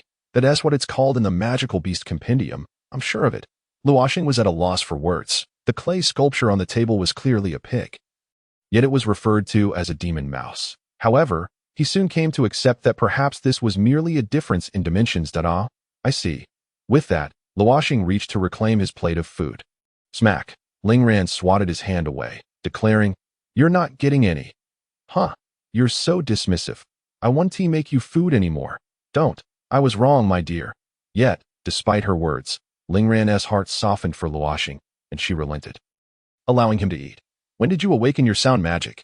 Lingyan suddenly asked, observing Luo Xing devouring the food with gusto. Luo Xing, caught off guard by her question, stammered, "Huh? What sound magic?" Then it dawned on him. "Oh, you mean our conversation at the magic arena today." Yes, this what sound magic is. How did I awaken it? Luo Xing pondered, unsure of the specifics of his awakening. His physique bore similarities to Lingren's, yet there were distinctions. Lingran's pure spirit body was invincible within the realm of elemental magic. However, it bore no advantages in awakening specific magical powers. In that domain, she was no different from an ordinary person, relying on chance for awakening. Throughout their long journey in magical cultivation, every mage might awaken unique powers due to external stimuli. Fortuitous circumstances or specific characteristics of their star seed. Some might awaken their powers at a young age, while others may never do so in their lifetime. The common thread was that each mage could awaken only one unique magical power. As such, powers arose from anomalies in the star seed, which could not simply change at will. Yet, Luo Xing's physique had a unique trait. He could awaken any specific magical power. This meant that as long as he encountered sufficient opportunities in the future, he could awaken all specific magical powers. This implied that he would ultimately become a mage of all attributes. You don't know how you awakened. Ling Yan was momentarily speechless. Generally, to awaken a specific magical power, one either had to possess innate anomalies in their star seed or require significant external stimuli or great fortune. It was unheard of for someone without a star seed to inexplicably advance. I truly don't know. I just remember wanting to help you and shouting out, Luo Xing stated earnestly. Lingren pondered this. Could it be that I was too worried about you? Thinking my dear might be in danger. I inadvertently awakened the primal force within me. Luo Xing raised an eyebrow at Lingran. Her cheeks flushed as she shot him a glare. You're incorrigible. Luo Xing chuckled. Regardless, I've awakened it, so it doesn't matter how. In truth, Luo Xing's awakening process was indeed accurate, and his reasoning was correct that it was simply that Lingran found it hard to believe. Oh, how do I use this? Luo Xing inquired. Oh, you remember the sensation you felt at the magic arena? I believe your sound magic might differ slightly from the standard release. Luo Xing nodded, then faced Lingran, closing his eyes as he silently chanted, Can you hear me? Can you hear me? Meanwhile, he internally mused, is this magic transmitted via brainwaves? At that moment, Luo Xing's eyes were tightly shut, his brow furrowed, wearing an expression of constipation. Unable to contain herself, Lingran burst into laughter. Luo Xing immediately snapped out of his trance, eyes wide with excitement. Did you hear me? Of course. Really? No, all right then. What should I do? Lingran replied. Try again with what I taught you earlier. Envelop the magical essence with your mental energy and visualize their mutation, while simultaneously thinking of the message you wish to convey. Upon hearing this, Luo Xing closed his eyes once more, following Lingren's instructions to envelop the magical essence with his mental energy, and then he unleashed his imagination. Meanwhile, he silently pondered, Hey, can you hear me, my dear? Ah. Luo Xing suddenly cried out in pain as Lingren kicked him, causing him to halt his attempts and ask, What happened? Lingren's face flushed slightly as she shot him a glare and said, Don't shout randomly. Realization dawned on Luo Xing, and he exclaimed, I know how to release it. He then proceeded as before, but this time he kept his eyes open and looked at Lingren in his mind, saying, You are truly beautiful. Upon hearing this, Lingren's cheeks flushed, and she cursed in her mind, Pervert. Hee, this is wonderful. We can actually converse like this, Luo Xing thought with excitement. Lingran, not understanding his enthusiasm, retorted, If it's just for conversation, you could simply speak. No, this way, we can share secrets like a couple. Lingren shot him a disapproving glance and fell silent. Is this sound magic only useful for this? Luo Xing felt a wave of boredom wash over him. If it served merely this purpose, it could only be deemed a minor convenience. Lingran, however, shook her head and informed him, No, sound magic is a spell that can kill invisibly. Luo Xing's interest peaked instantly. How could it kill invisibly? He was filled with curiosity. Yet, before Lingren could respond, another thought struck him. Do you have an underground space like at home? I want to find a place to experiment. Lingren nodded, saying, Follow me. Luo Xing trailed behind Ling into a subterranean area that bore an uncanny resemblance to his home. This school is truly extravagant, Luo Xing marveled. Lingran, however, replied nonchalantly, I built this myself. You built it yourself? Luo Xing exclaimed in surprise, but quickly understood. Given Lingren's immense popularity, it would be more convenient to have a private training ground rather than being surrounded by onlookers at the academy's training area. Wait a moment, Lingran instructed, moving towards one of the walls. She retrieved a scroll from her storage ring, unfurling it to reveal a length of 3 meters, adorned with intricate arrays and incantations as it fully unfurled. The magical array and incantations glimmered, separating from the scroll and floating into the in the next moment. Lingran directed the arrays and incantations to imprint onto the wall, and once they were inscribed, they flashed brightly before fading and merging seamlessly with the wall. This was a portable magical array scroll, inscribed with arrays that absorbed sound magic and provided resistance against prevent the sound magic from damaging the walls. Lingran had imprinted this array on all 4 walls, the ceiling, and the floor. All done, Lingran gestured to Luo Xing, indicating he could begin. Nodding, Luo Xing began to unleash his imagination as before. He opened his mouth and emitted a deep hum. Instantly, the sound reverberated throughout every corner of the subterranean space. Though the sound was soft, it felt as if the entire underground area quaked. The Luo Xing's skin seemed to ripple like waves, vibrating in response. With a hum, Luo Xing manipulated the elements within the underground space, intensifying their movement. The buzzing sound grew sharper and louder. Unable to tolerate the cacophony any longer, Lingran quickly produced a portable sound magic barrier scroll and unfurled it. Stop, Luo Xing suddenly commanded. The moment his words fell, the entire underground space fell eerily silent. Explode, Luo Xing shouted. Buzz, boom, though nothing was visible. A tremendous explosion echoed from the center of the underground space, followed by a powerful shockwave that sent Luo Xing crashing heavily against the wall. The physics teacher would surely exclaim, "The sound possesses energy and transmits energy." Wow. Luo Xing groaned as he struggled to rise from the ground. Thankfully, he had learned his lesson and refrained from recklessly unleashing magic beyond his defensive capabilities. Otherwise, this impact could have caused severe internal injuries. He decided to name this technique Sound Explosion. He then conjured an ice block at the center of the area and once again employed sound magic. Emitting a low hum, the underground space resonated with a humming sound, causing it to tremble as before. Luo Xing maintained a deep hum, but the pitch of the sound within the space began to rise. As the frequency increased, the ice block at the center began to vibrate. Eventually, the frequency of the sound reached the resonance frequency of the ice block. Suddenly, without warning, the ice block shattered into a cloud of powder. Luo Xing was momentarily stunned, but then his face lit up with joy as he exclaimed, "I am invincible." His hypothesis had come to fruition. Sound magic could indeed create resonance. Every object in the world, including living beings, possesses its own frequency. Thus, if he had sufficient time to experiment and induce resonance, he could cause any creature or object in existence to explode without warning. Just imagine, if Luo Xing so desired, he could make anyone spontaneously combust at any moment. What a terrifying prospect. At that moment, Lingran approached him, shattering his invincible dream with a single statement. Due to the relationship between magical energy and essence within a magician, every magician's inherent frequency is constantly changing. Hence, resonance cannot be achieved. Luo Xing was momentarily dumbfounded, then sighed. True, otherwise this world would be ruled by sound magic. Seeing his disappointment, Lingran smiled and added, "However, sound magic can inflict damage on mental energy, even more so than mental energy attacks. Therefore, sound magic is indeed powerful and exceedingly rare." Upon hearing this, Luo Xing nodded, saying, "Well, that is not too shabby." He couldn't help but sigh again. After all, his dream of invincibility had been dashed. Lingran merely chuckled softly at his dismay and fell silent. Suddenly, Luo Xing turned to Ling and with a mischievous grin. Lingran felt a shiver run down her spine from his gaze and asked, "What's wrong?" Luo Xing chuckled. "Your hair doesn't contain elements, right? That means your hair has a fixed frequency." His gaze was fixed on Lingran's hair. He was still curious to see what a bald Ling would look like. Lingran quickly grasped his intention, her face darkening as she ominously stated, "Why don't you try?" Feeling the murderous aura emanating from her gloomy expression, Luo Xing immediately backed down, waving his hands in surrender. "Forget it, just a joke," he thought to himself, laughing nervously at his near miss. Lingran huffed, turning to leave the area. Luo Xing awkwardly followed her out. By the way, don't you have class this afternoon?" Lingran suddenly inquired. "Oh no."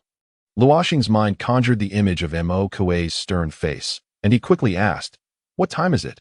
2:00. "Oh no," Luo Xing exclaimed, sprinting off. That he recalled that class would start around 2:30. If he was late, who knew how Mo Kuei would deal with him? Although he had plenty of time to reach the classroom, Luo Xing feared that Mo Kuei might start class early. If that were the case, he would definitely be late. With this thought in mind, Luo Xing quickened his pace. With a loud bang, Luo Xing burst through the door. Lingran, watching the door close behind him, shook her head and muttered, "He acts like a child." At that moment, a voice echoed in Lingren's mind. It was Luo Xing using sound magic to communicate. "I still want to eat that meat from lunch tonight." Lingren was at a loss for words. Thinking, does this guy really see me as his wife? Or is he just the type to work tirelessly without complaint? What a beautiful thought. One must resolutely refrain from indulging him. He can go drink the northwesterly wind tonight. Humph. Meanwhile, Luo Xing sprinted frantically, fervently praying to arrive in time. However, he was unaware of one critical detail. MOQA always commenced class a full half-hour early, at this moment, within Class A of the third year. MOQA cast a dark glance over the students before him, grimly inquiring, "Is anyone still absent?" The students exchanged glances, none daring to speak. At that moment, the girl who had previously been knocked to the ground by Luo Xing and had made quite the spectacle raised her hand, exclaiming loudly, "Instructor, FOCDA has not arrived." Initially, MOQA was taken aback, pondering who on earth FOCDA was. But upon realizing it was Luo Xing's alias, his expression soured significantly. That he thought to himself, "Daring to be late for my class. I must teach this brat a proper lesson." Luo Xing dashed into the classroom, only to find MOQA already present at the entrance. All eyes in the class turned towards him, their gazes filled with a tinge of pity. Those who dared to be tardy in MOQA's class seldom fared well. Damn, Luo Xing cursed internally. "Everyone, follow me," MOQA commanded, not waiting for him to enter before beckoning the students outside. Observing this, Luo Xing decided to walk at the very end. After all, he was already late and did not mind being the last to arrive. "Bro, you really need to pay attention next time. You must arrive at least 45 minutes early for MOQA's class." A young mage in front of Luo Xing suddenly turned around to say, "All right, thanks for the reminder." Luo Xing responded politely to this relatively kind individual. "My name is Chun Jianfei. I'm 15 this year. You look older than me. Can I call you to go from now on?" Luo Xing merely smiled and replied, "Sure. Of course." He knew this was mere politeness. He would not be staying in this class for long and saw little need to cultivate relationships with these individuals.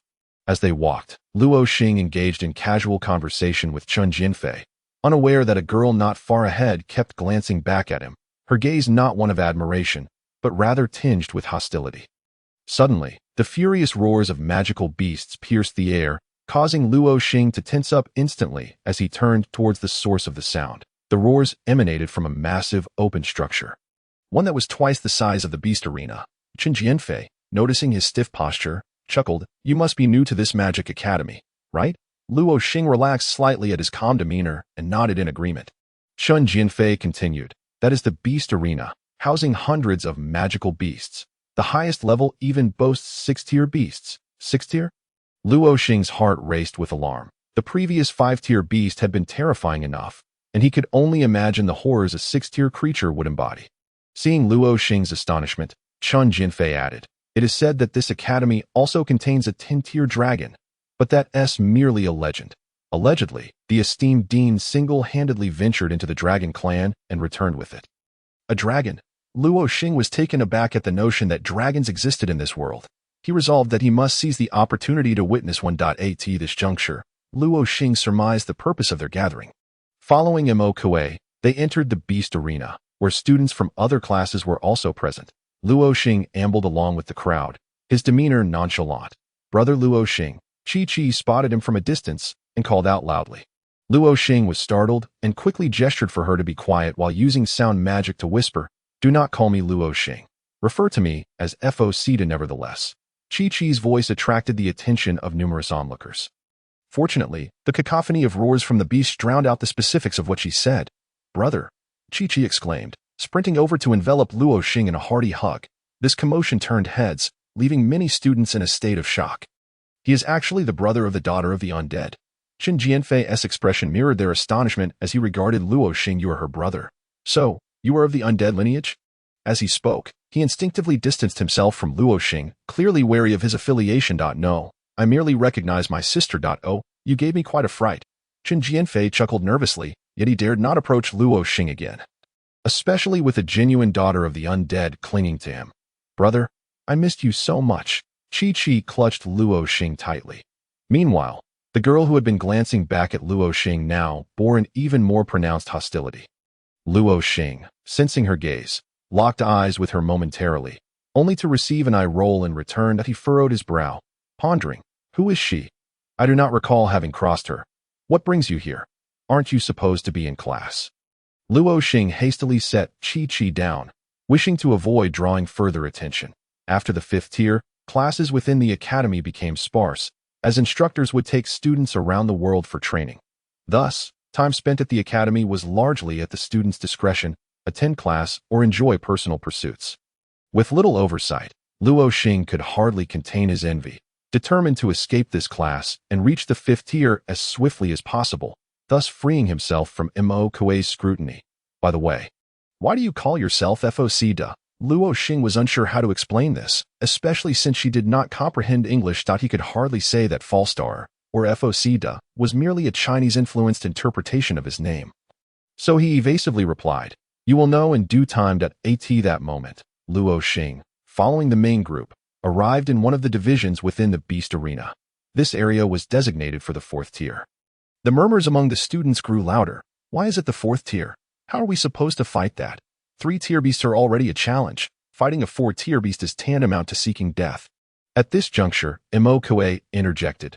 10 seconds. Form groups of 4. Prepare to challenge the 4-tier magical beasts. It was well known that in lower tiers, due to their inherent bloodline advantages, magical beasts were significantly stronger than mages. Therefore, for 3-tier mages against one 4-tier beast was indeed a daunting task. However, this was merely the students venting their frustrations. Those who could enter Qingbei Academy were far from ordinary, while the students voiced their complaints. Mo Kuei began counting down, providing no time for discussion. Soon, everyone was grouped into teams of 4. However, in an awkward turn of events, Luo Xing found himself standing alongside Chi, with no one else approaching to form a team with him. Luo Xing stood there, feeling quite out of place, until he noticed another individual who also appeared solitary. With 4-person groups, their presence made a perfect pair. That individual was none other than the girl who had just rolled her eyes at him. Luo Xing turned to Chi and said, "Please wait for me a moment. I must finish this devilish class before seeking you out." Chi, ever straightforward, replied, "Brother, with your strength, do you really need to attend a 3-tier class?" "Alas, one is bound by circumstances in this world. Please wait for me," Luo Xing said as he approached the girl. She, however, was watching him intently. Luo Xing offered a friendly smile and said, "It seems we are the only 2 left to form a group." Yet the girl merely shot him a disdainful glance and turned her back, indicating her disinterest in engaging with him. Luo Xing felt an overwhelming sense of awkwardness, unsure whether to persist in approaching her. Reflecting on his experiences since arriving in this world, he realized he had often been met with disdain. At this moment, he wished he could gaze into a mirror to inspect his appearance. Had he somehow become less appealing? In his previous world, while he was not a striking figure, he certainly did not elicit such aversion. Unbeknownst to him, he had inadvertently offended this girl for reasons he could not comprehend. Suddenly, Mo Kuei's voice rang out. "We have an extra pair.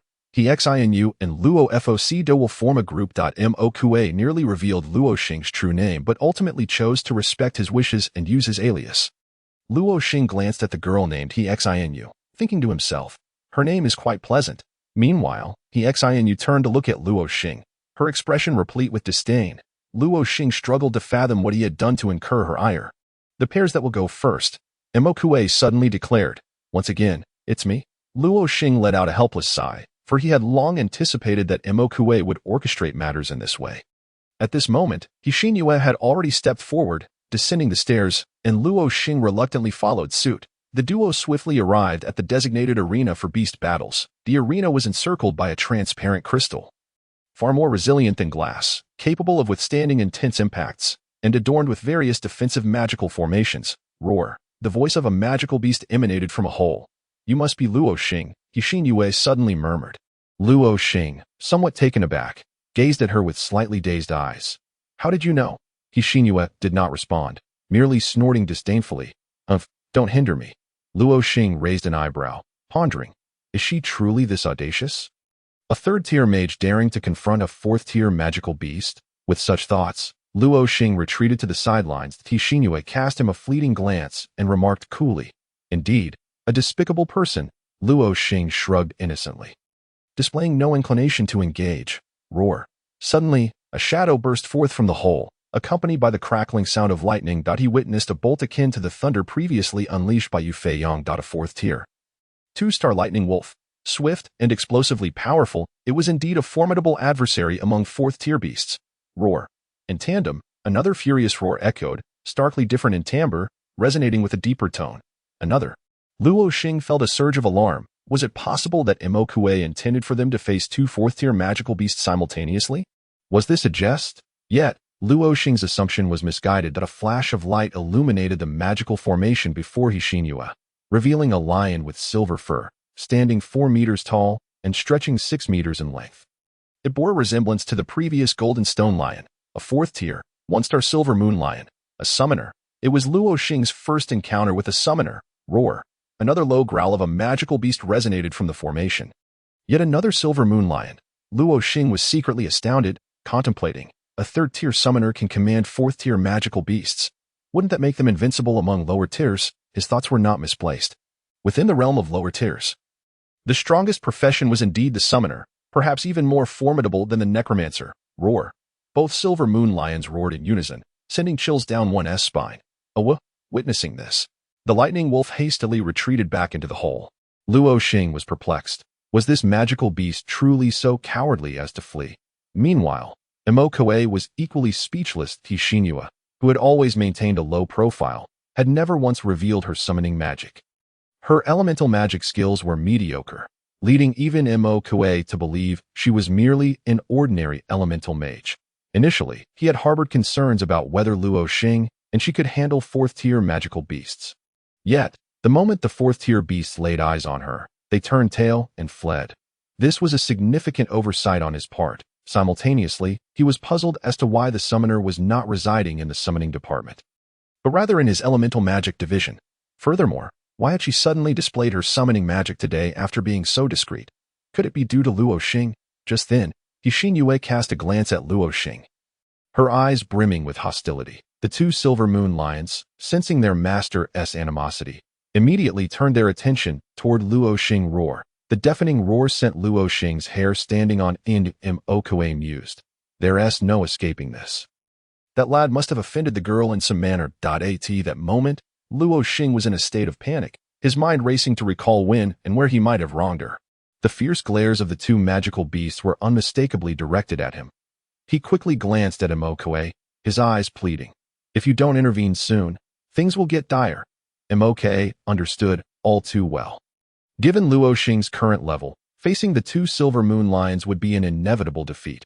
Although he possessed the water-fire spiral ball, its lengthy casting time and excessive damage risked destroying the arena, which would earn him a severe reprimand from the headmaster.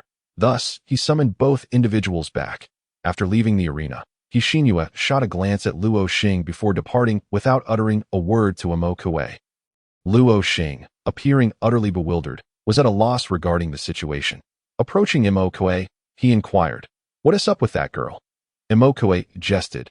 "Did you perhaps do something lewd to her?" This was the first time Luo Xing had seen Mo Kuei joke. Yet it was far from amusing. He sighed. "By heaven's grace, I don't even know her. I have no idea either. I'm just as puzzled as to why she is in my class." "She should be in the summoning department," Luo Xing implored. "Could you perhaps rein her in? I certainly do not wish to be ambushed by magical beasts while strolling about the academy." He could distinctly sense the hostility in her gaze. While devoid of murderous intent, it exuded a palpable danger. Presently, he was utterly incapable of confronting her. By the way, she has an older brother who is quite renowned in the summoning department. You might inquire with him. The summoning department belonged to the realm of mental magic. Her brother's name was Hien. Hien. She was actually Hien's sister? Luo Xing's thoughts raced. However, he had never wronged Hien or his sister. Why then did she harbor such animosity towards him? It remained a mystery. Speaking of mental magic, Luo Xing suddenly recalled the mental imprint in his mind, with all that had transpired in recent days. He had completely forgotten about it. He then asked Mo Kuei, "Do you know the head of the mental magic department, Bai Qingyan? Bai Qingyan, what do you need her for?" Mo Kuei inquired, slightly taken aback. "I have a few questions." Luo Xing, mindful of the mental imprint, did not wish for too many people to be aware of it. Mo Kuei discerned his deliberate concealment and snorted, "What questions could you possibly have for her?"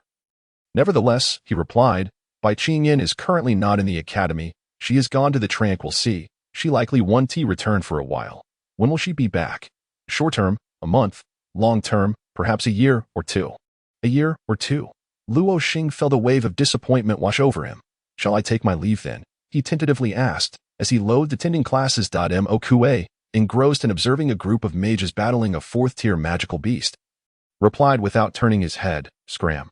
All right then.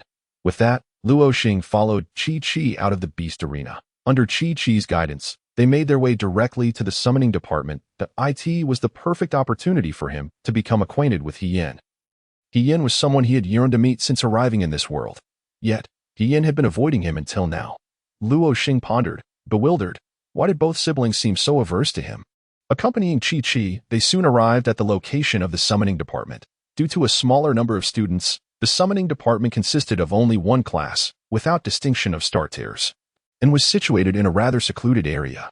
However, the summoning class was housed within a tower consisting of 7 stories. From a distance, Luo Xing could see the 3 large characters inscribed on the tower. Summoning Tower. Luo Xing marveled. How impressive.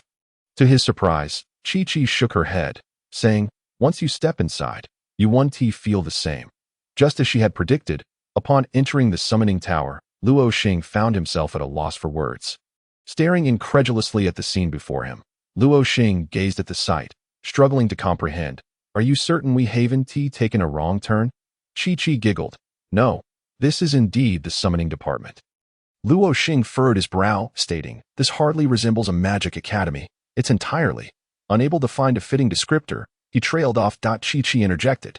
It's completely akin to a dilapidated factory transformed into a makeshift agricultural site.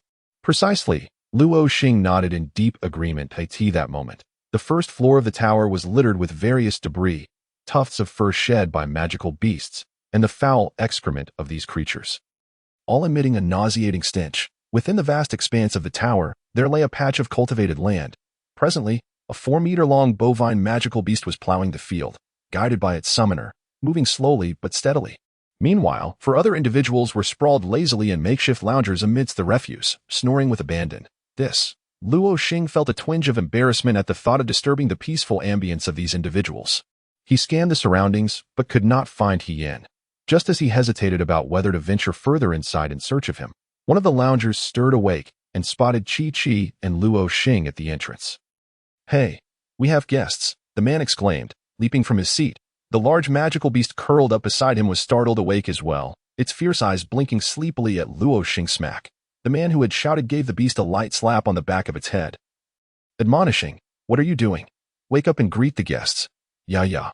The poor beast let out a low growl, spreading its wings in a feeble protest. Alas, it had no choice but to indulge its master. It rose to its feet, towering at 5 meters, nearly brushing the ceiling. With a wingspan reaching 7 to 8 meters, its entire body cloaked in black feathers, exuding an imposing aura. Luo Xing recognized this creature as a wind elemental beast. Known as the Tianhe Black Crow, its juvenile strength was likely around 3-star, but the one before him was clearly an adult, its power probably exceeding 3-star. Luo Xing's senses sharpened at the sight of the Tianhe Black Crow, ready to act at the slightest sign of trouble. At that moment, the summoner chuckled. Ah, my apologies, did I startle you? Just a moment. He then conjured a magical array, which radiated a blinding light that enveloped the Tianhe Black Crow. To Luo Xing's astonishment, the massive creature shrank inch by inch, ultimately reducing to the size of an ostrich. All right, the summoner said as he approached Luo Xing and Chi, the now diminutive black crow wobbling alongside him. I am Yang Hiching. Welcome to the summoning department. Hello, Bosida. Luo Xing replied with a polite smile, sensing that this individual was not malevolent. Chi, however, remained silent, preferring to avoid engaging with others. The black crow, upon seeing Chi, instinctively shrank behind Yang Hiching, evidently intimidated by the aura of death that emanated from her. Yet, Yang Hiching appeared quite excited upon spotting her. Could it be that you are the legendary lady of the undead? Chi, his reaction took both Luo Xing and Chi by surprise. Chi blinked in astonishment before nodding slightly. My heavens, I am your fan, Yang Hiching exclaimed, his unrestrained enthusiasm seeming genuine. Your fan? Chi, too, found it hard to believe. Luo Xing felt a surge of relief. It seemed Chi had found a friend in this Yang Hiching, who appeared to be a decent person. Indeed, Historically, summoners and necromancers share a kinship. We both summon magical beings, he continued, though there was a distinction between summoning the dead and the living. Chi. Experiencing the novelty of having a fan for the first time, felt a bit flustered and awkwardly responded. Thank you. She then turned to Luo Xing, her eyes filled with confusion. Luo Xing gently smiled, ruffling her hair, and reassured her, it's all right. Yang Huqing, realizing he might have frightened Chi, softened his tone. Is there anything you two need assistance with in the summoning department? I am looking for someone, Luo Xing stated directly, aware that time was of the essence. He had matters to attend to and wished to return home for dinner prepared by his wife. Not a problem. We are only a few here. I can find anyone in an instant. He yin. Director, he is currently away. He went out to capture magical beasts, but it should be getting dark soon. So he should return shortly. The revelation that He Yin was the director caught Luo Xing off guard. He had an inkling of He Yan's strength, estimating it to be no more than 5-star. Perhaps even less. The notion of a director being chased by a 5-star magical beast seemed incredulous. While the red pattern-swallowing python was indeed a top predator among 5-star beasts, the situation felt far-fetched. Yes, you didn't know? He Yin is the son of the former director, who unfortunately passed away. Yang Huqing lowered his voice as he continued. Luo Xing found himself at a loss for words, seeing his reaction. Yang Huqing was somewhat surprised. As matters concerning the summoning department were not supposed to be secretive, he proceeded to elaborate. The school considered appointing a new director, but He Yin vehemently opposed it. He preferred to take on the role himself rather than allow anyone else to oversee the summoning department. Eventually, considering the small number of students in the department and the circumstances surrounding the former director's demise, the school decided to appoint someone merely as a nominal vice director. However, that individual had little interest in managing the department and would not even show up for an entire year. Thus, He Yin effectively became the de facto director. Nonetheless, he continued, as you can see, ever since the former director's death, the summoning department has deteriorated over the year into its current state that it has become nearly defunct. With everyone having to capture magical beasts on their own, without any mentors to guide them, and the academy is unwilling to invest further resources as there have been almost no new summoners enrolling in recent years. Most of us here are upperclassmen. Not only do we lack a place for magical beasts to train, but we also have to fight for spots to enter the magic explosion tower in the illusion realm on our own. However, Director, he has truly been kind to us. Each time we face danger, he stands in front of us.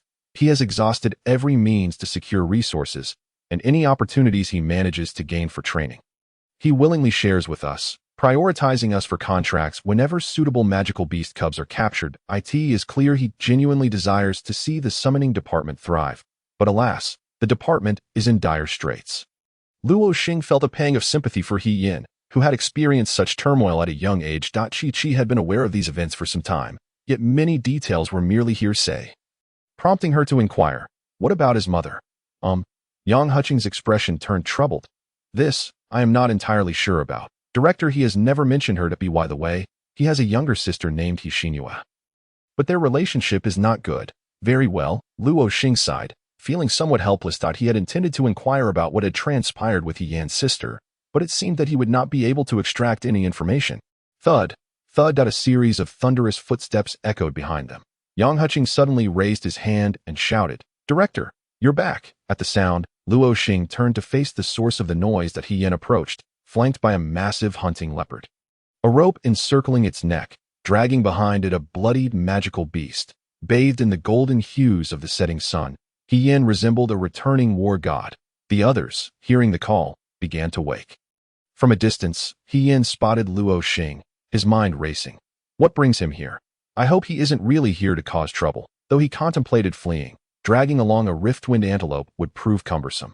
This was his prize for the day, intended to test whether his friends could sign a contract with it. If not, he would take it for himself. Upon seeing He Yin, Luo Xing broke into a self-satisfied smile, adopting a demeanor of an old friend reuniting with a knowing grin. However, He Yin felt a sense of unease at this display. Hey, He Yin, Luo Xing greeted first. He Yin managed a strained smile. Seeing Luo Xing made it difficult for him to find joy. Director, the other summoners rushed to greet him. Yes, He Yin turned to face them. His expression transformed, revealing a genuine and joyful smile. Look at what I brought back today. Goodness, a riftwind antelope, 3-star 3, a wind elemental beast, incredibly swift, capable of generating wind blades while running, and known to wield 3 types of wind elemental magic. Its speed makes it notoriously difficult to catch. And this is a social beast. Director, how did you manage to capture it? You didn't again disguise yourself as a riftwind antelope to infiltrate their midst and snag one of their young, did you?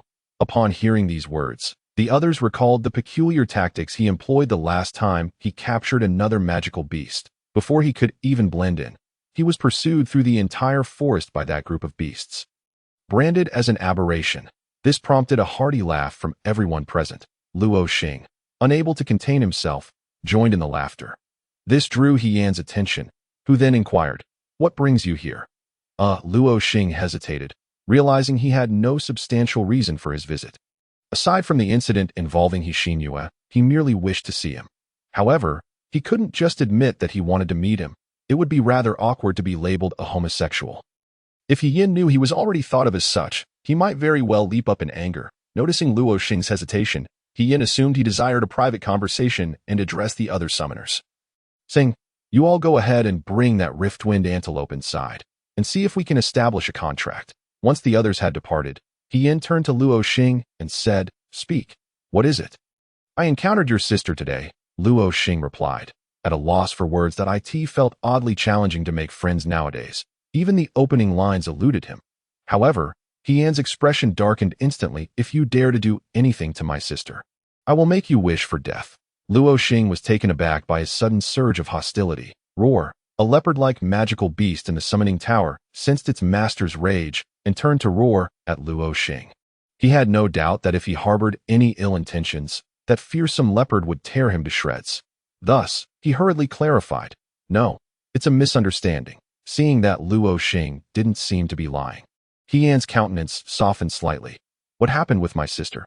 I feel she harbors some hostility towards me, yet I have not wronged her." "What do you mean?" Hian pressed. "Today at the beast arena. If the instructor hadn't been present, I felt I would have been bitten to death by her 2 silver moon lions." "Really? Are you certain you Haven T wronged her?" Luo Xing affirmed with a serious expression. "I am quite sure. Today is indeed the first time I've laid eyes on her. Then I truly do not understand that my sister, though typically reserved and reclusive, would never hold animosity without cause." Yin considered withholding a detail, but ultimately decided against sharing it with Luo Xing. "Could you perhaps inquire on my behalf?" Luo Xing suggested, somewhat helplessly. "No, she refuses to see me." Yin declined without hesitation. Just as Yang and Qing had indicated, the relationship between these siblings was quite strained. However, it appeared that it was merely the sister's reluctance to meet her brother for some unknown reason. Yet, the brother remained deeply concerned for his sister. Otherwise, he would not have reacted with such fury over Luo Xing's mere remark. Luo Xing could only respond with resignation. "Very well, is that all?" All right. I shall take my leave then." Yin finished speaking and turned to depart. "Wait a moment," Luo Xing quickly called out to him. Luo Xing could sense that Yin wasn't particularly fond of him either, but after some contemplation, he decided to ask. Upon hearing this, Yin halted and turned back. "What is it?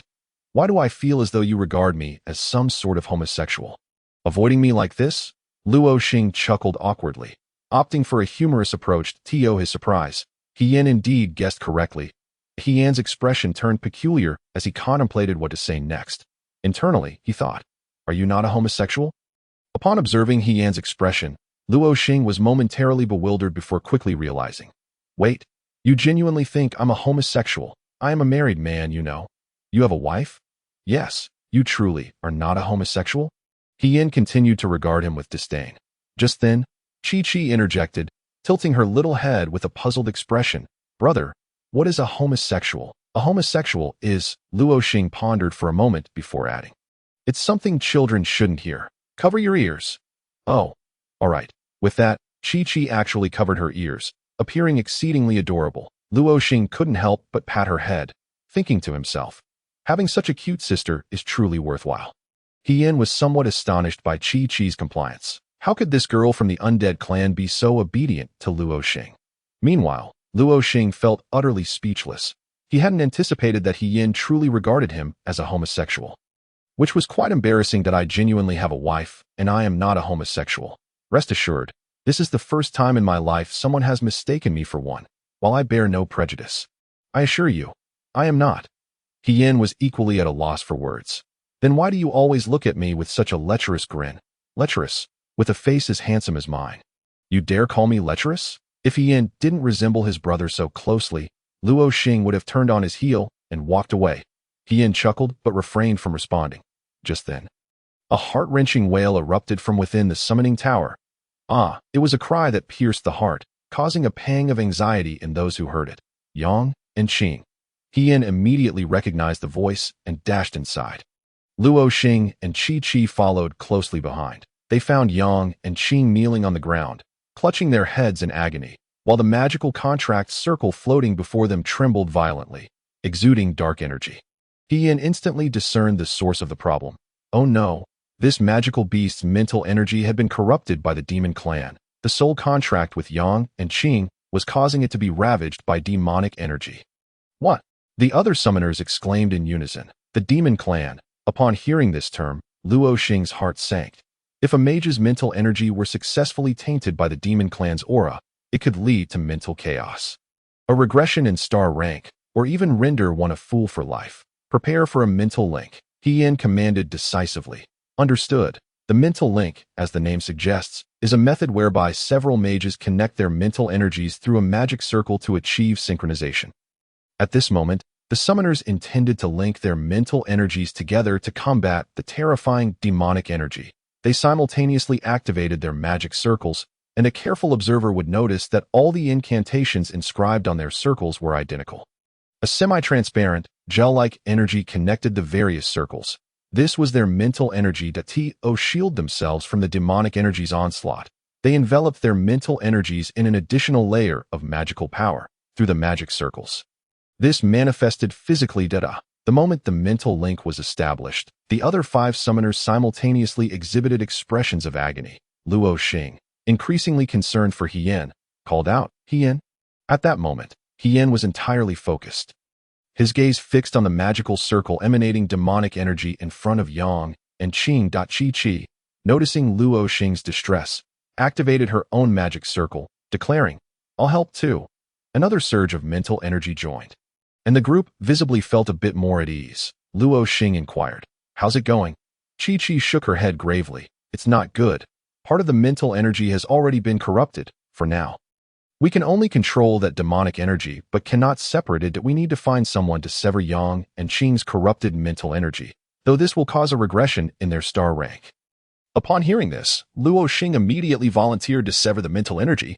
I'll give it a try. If his life were in danger, what did star rank matter? However, he was quickly stopped by Qi. At least one 6th-tier mage is needed. With Qi's assistance, Yin was able to divert his focus momentarily. Luo Xing, help us find an instructor. Hurry. The demonic energy sealed within the magical beast's mental seas is continuously being released. We don't know how long we can hold out. At this point, Yin had inadvertently revealed Luo Xing's identity, but Luo Xing had no time to contemplate this. He immediately turned and invoked a spell to enhance his speed. Sprinting away, where could the instructors be? Luo Xing's first instinct was to seek out Mo Kuei, while simultaneously scanning his surroundings. Damn it, there are usually plenty of instructors around, but now he couldn't find a single one. Suddenly, Luo Xing spotted a familiar figure. That was Ling Rand. Luo Xing thought, is Ling Rand up to the task? She can be. Ling Rand. Luo Xing dashed toward her. Seeing Luo Xing charging toward her with such determination, Ling Rand was momentarily startled and froze in place. What's the matter? Come with me. Ignoring whether she had reacted, Luo Xing directly grabbed her and started running. Time waits for no one at this moment. Luo Xing could only seize Ling Rand and rush over to take a look. If it works, that would be wonderful. If not, they would deal with it then. Yet, deep down, he still believed in Ling Rand. I have a friend from the summoning department whose mental energy is being eroded by the demonic forces of the Dark Clan. We need you. Luo Xing had to clarify the situation to her in advance. Demonic clan? Ling Rand's gaze flickered slightly, yet she remained silent. She likely already understood what she was supposed to do. I'm coming. Luo Xing swiftly led Ling Rand to the summoning tower at that moment. The expressions of the few people present turned agonized once more, and even Qi was no exception. They had no time to consider who Luo Xing had brought. They need you to sever the mental energy of the person being eroded. Ling Ran had already deduced. I understand. Soon, she released her mental energy to probe into Yang and Qing's mental seized. At this moment, half of their mental energy had already been corroded. Are you sure you want to sever it? Ling Ran felt a twinge of hesitation. She clearly understood what mental energy meant for a summoner. Severing half of their mental energy would equate to losing half of their power. This meant that if they could originally summon 4 fourth-tier beasts simultaneously, after the severance, only 2 would remain. There were 2 alternatives. One was to use a purifying pearl, but the Qingbei Academy did not possess such an item. The other required an 8th-tier mage to separate the demonic energy from the mental energy. However, it was uncertain whether Yang and Qing could hold on until then. Sever it. Yin responded without hesitation. Ling Ran nodded. All right, Luo Xing. We still need your mental energy. They are retreating steadily. You only need to join in to temporarily halt the erosion of the demonic energy. Understood. Luo Xing immediately unleashed his mental energy. Due to the uniqueness of his physique, he did not need to activate a formation to establish a mental connection. Soon, he arrived at Yang and Qing's mental sea. At this moment, the entire space was suffused with black, demonic energy. In the center of the mental sea, the translucent mental energy connecting the other 6 individuals had already been over half eroded. Luo Xing directed his mental energy to swiftly converge on Yang and Qing's mental energy. At the moment Luo Xing made contact with Yang and Qing's mental energy, he suddenly felt a chilling sensation. A consequence of the demonic energy. Then, warmth surged through him. That was the mental energy of the other 6 individuals.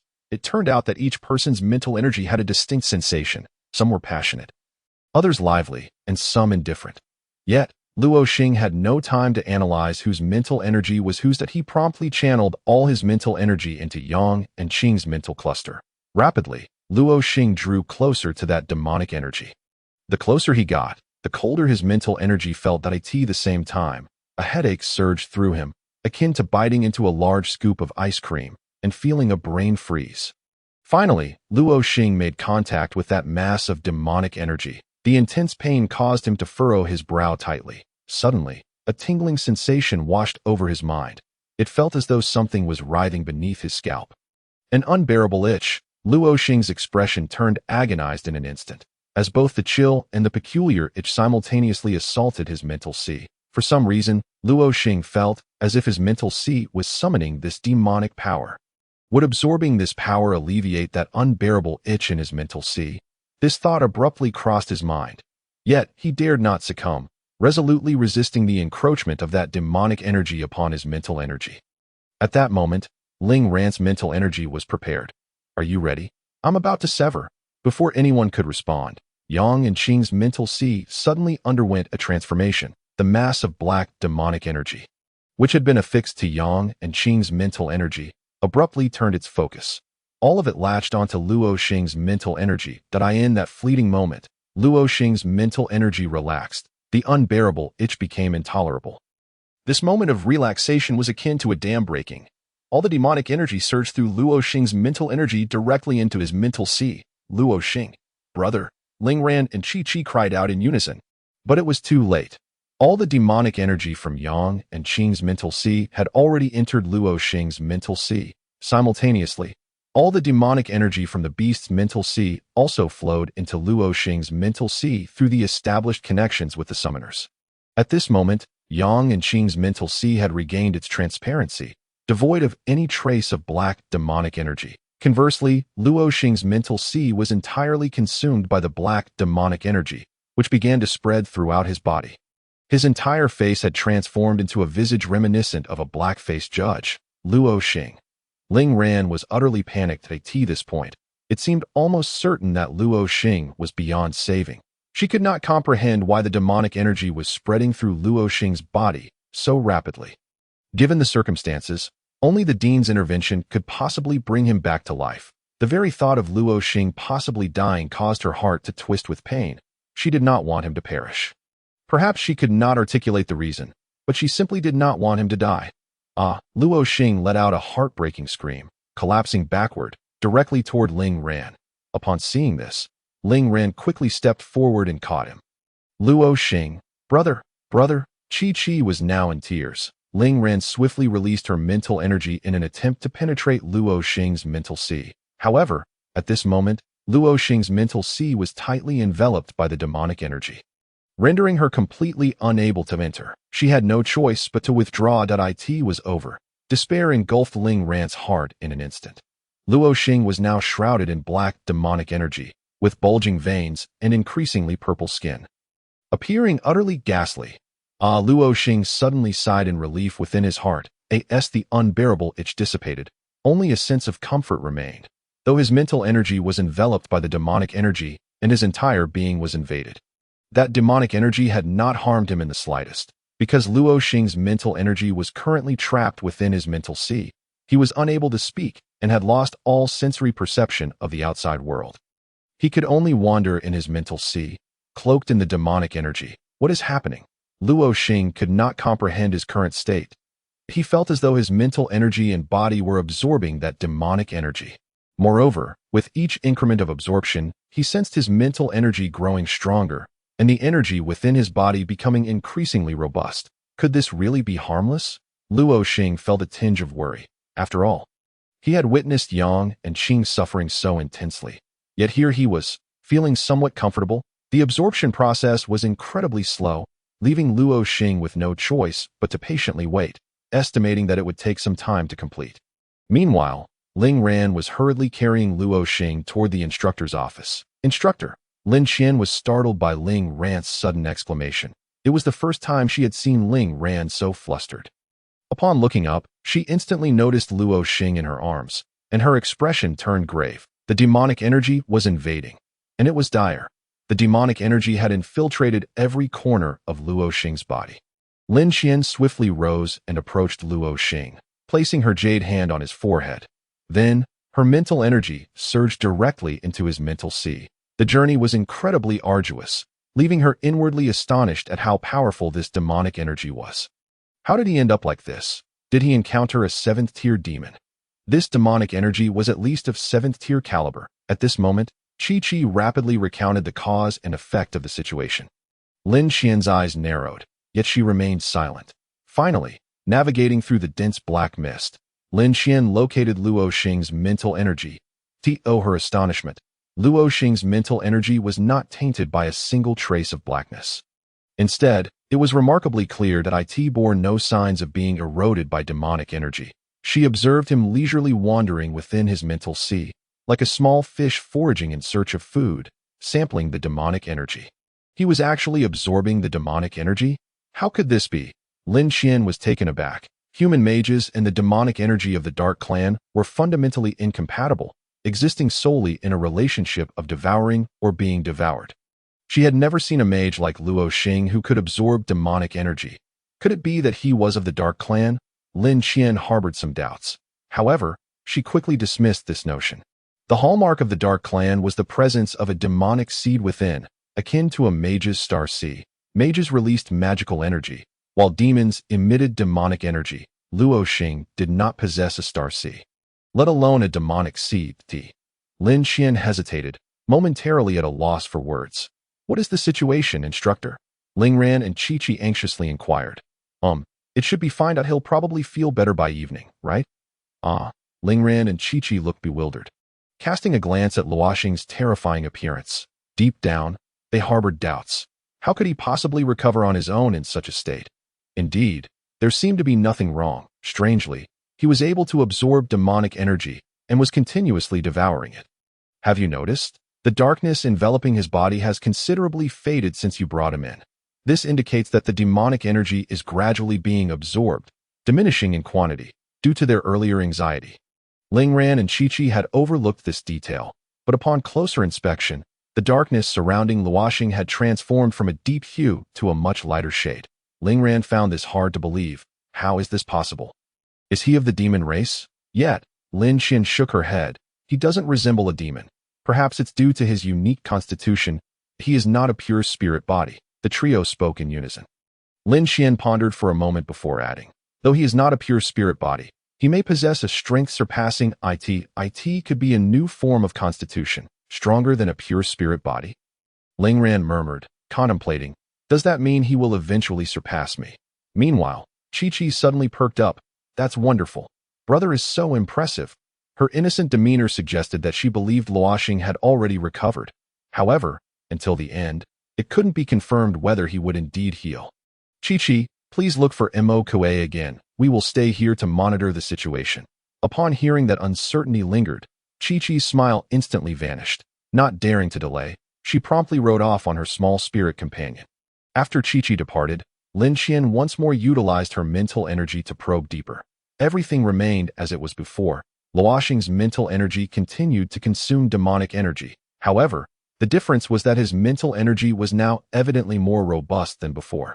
Could he enhance his mental energy through the absorption of demonic energy? It is well known that a sorcerer's mental energy is notoriously difficult to cultivate. The purity of magical energy, akin to the quality of starlight, necessitates daily elemental infusion and body refinement or acceleration through treasures and elixirs. Yet, mental energy can only be strengthened through the repeated casting and control of spells or by honing in special environments, which are rare and hard to come by. In Qingbei Academy, there exists an illusion realm conducive to the effective cultivation of mental energy. There are indeed rare materials capable of rapidly enhancing mental energy. But such treasures are generally rare commodities. The notion of someone like Luo Xing absorbing demonic energy to bolster mental energy is unheard of. In other words, Luo Xing's constitution is the nemesis of the demon race. Throughout the millennia of conflict between humans and demons, the human race has harbored the greatest fear of demonic energy. Yet now, a constitution capable of absorbing demonic energy has emerged. This is a beacon of hope for humanity. This matter must be promptly conveyed to the dean, Lin Qian contemplated. Luo Xing. At that moment, Mo Kue arrived. Upon entering, he was greeted by the sight of Luo Xing, entirely besieged by demonic energy. How could this happen? He immediately commenced a mental probe, much like Lin Qian had before. The results were shocking. How is this possible? He can absorb demonic energy, a new constitution. Mo Kue instantly deduced, his eyes lighting up with realization. As Luo Xing would say, look how happy he is. Lin Qian nodded in agreement. Hearing Mo Kue's affirmation eased Lingren's anxious heart slightly. Gazing at the slumbering Luo Xing, he silently urged, "You rascal, wake up quickly. Didn't you say you wanted to eat the meal I prepared tonight?"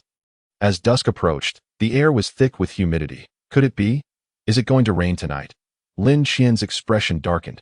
The others, upon hearing her words, also wore somber expressions. Meanwhile, Luo Xing had almost entirely absorbed the demonic energy. As his mental strength continued to grow, the rate of absorption accelerated. Watching him gradually return to normalcy, Lingren's heart began to relax. At this moment, Luo Xing regained his sensory awareness. What am I lying on? The peculiar sensation at the top of his head, coupled with the fragrant aroma wafting towards him, made Luo Xing realize he was resting on Lingren's lap. Goodness, even through the fabric, Luo Xing could still feel the soft texture. If he could, he would love to remain in this position indefinitely. But at that moment, he was aware of an impending reaction. Should anyone see the little tent, it would be quite embarrassing. So, he gently opened his eyes to meet Lingren's gaze. As soon as he opened his eyes, he was greeted by Lingren's exquisitely beautiful face. Unable to contain himself, Luo Xing chuckled. Hee. Lingren, initially overjoyed at his awakening, was taken aback when she saw the mischievous expression on his face. Realizing that his head was resting on her lap, her face flushed, and she playfully jostled him off her legs. Luo Xing sprang up like a fish leaping from water, startling Mo Kue and the others who had not witnessed Luo Xing's awakening. In the next moment, they looked at him in astonishment, as if they had seen a ghost. Chi-Chi was the first to react, rushing forward to give Luo Xing a bear hug. "Brother, you scared me to death." She repeatedly nuzzled her little head against Luo Xing's chest, her tears dampening his clothes. Soon after, Lin Qian and Mo Kue simultaneously unleashed their mental energy, scanning Luo Xing from head to toe, only to find no trace of demonic energy corruption. Both were astonished. Luo Xing's previous mental energy had barely reached the 3rd tier, yet now it had ascended to the level of the 4th tier. Achieving 2 tiers in mental energy was as effortless as eating and drinking. This further confirmed that Luo Xing undoubtedly possessed a new constitution, one capable of leading humanity to victory. What exactly is your constitution? Lin Qian pondered, baffled at me. Yes, that I don't know either. Isn't it a pure spirit body? Not a pure spirit body. Your constitution is even stronger. Luo Xing contemplated.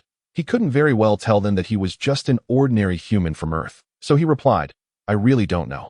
All right, Lin Qian conceded. Not pressing further, she glanced at the increasingly ominous weather outside. We should head back.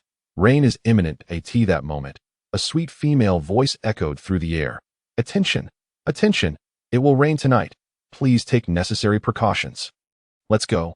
Ling Ren took the lead, and although Luo Xing felt a bit dazed, he quickly followed suit. Chi-Chi trailed closely behind Luo Xing. Once they departed, Imokue turned to Lin Qian. I intend to seek out the dean.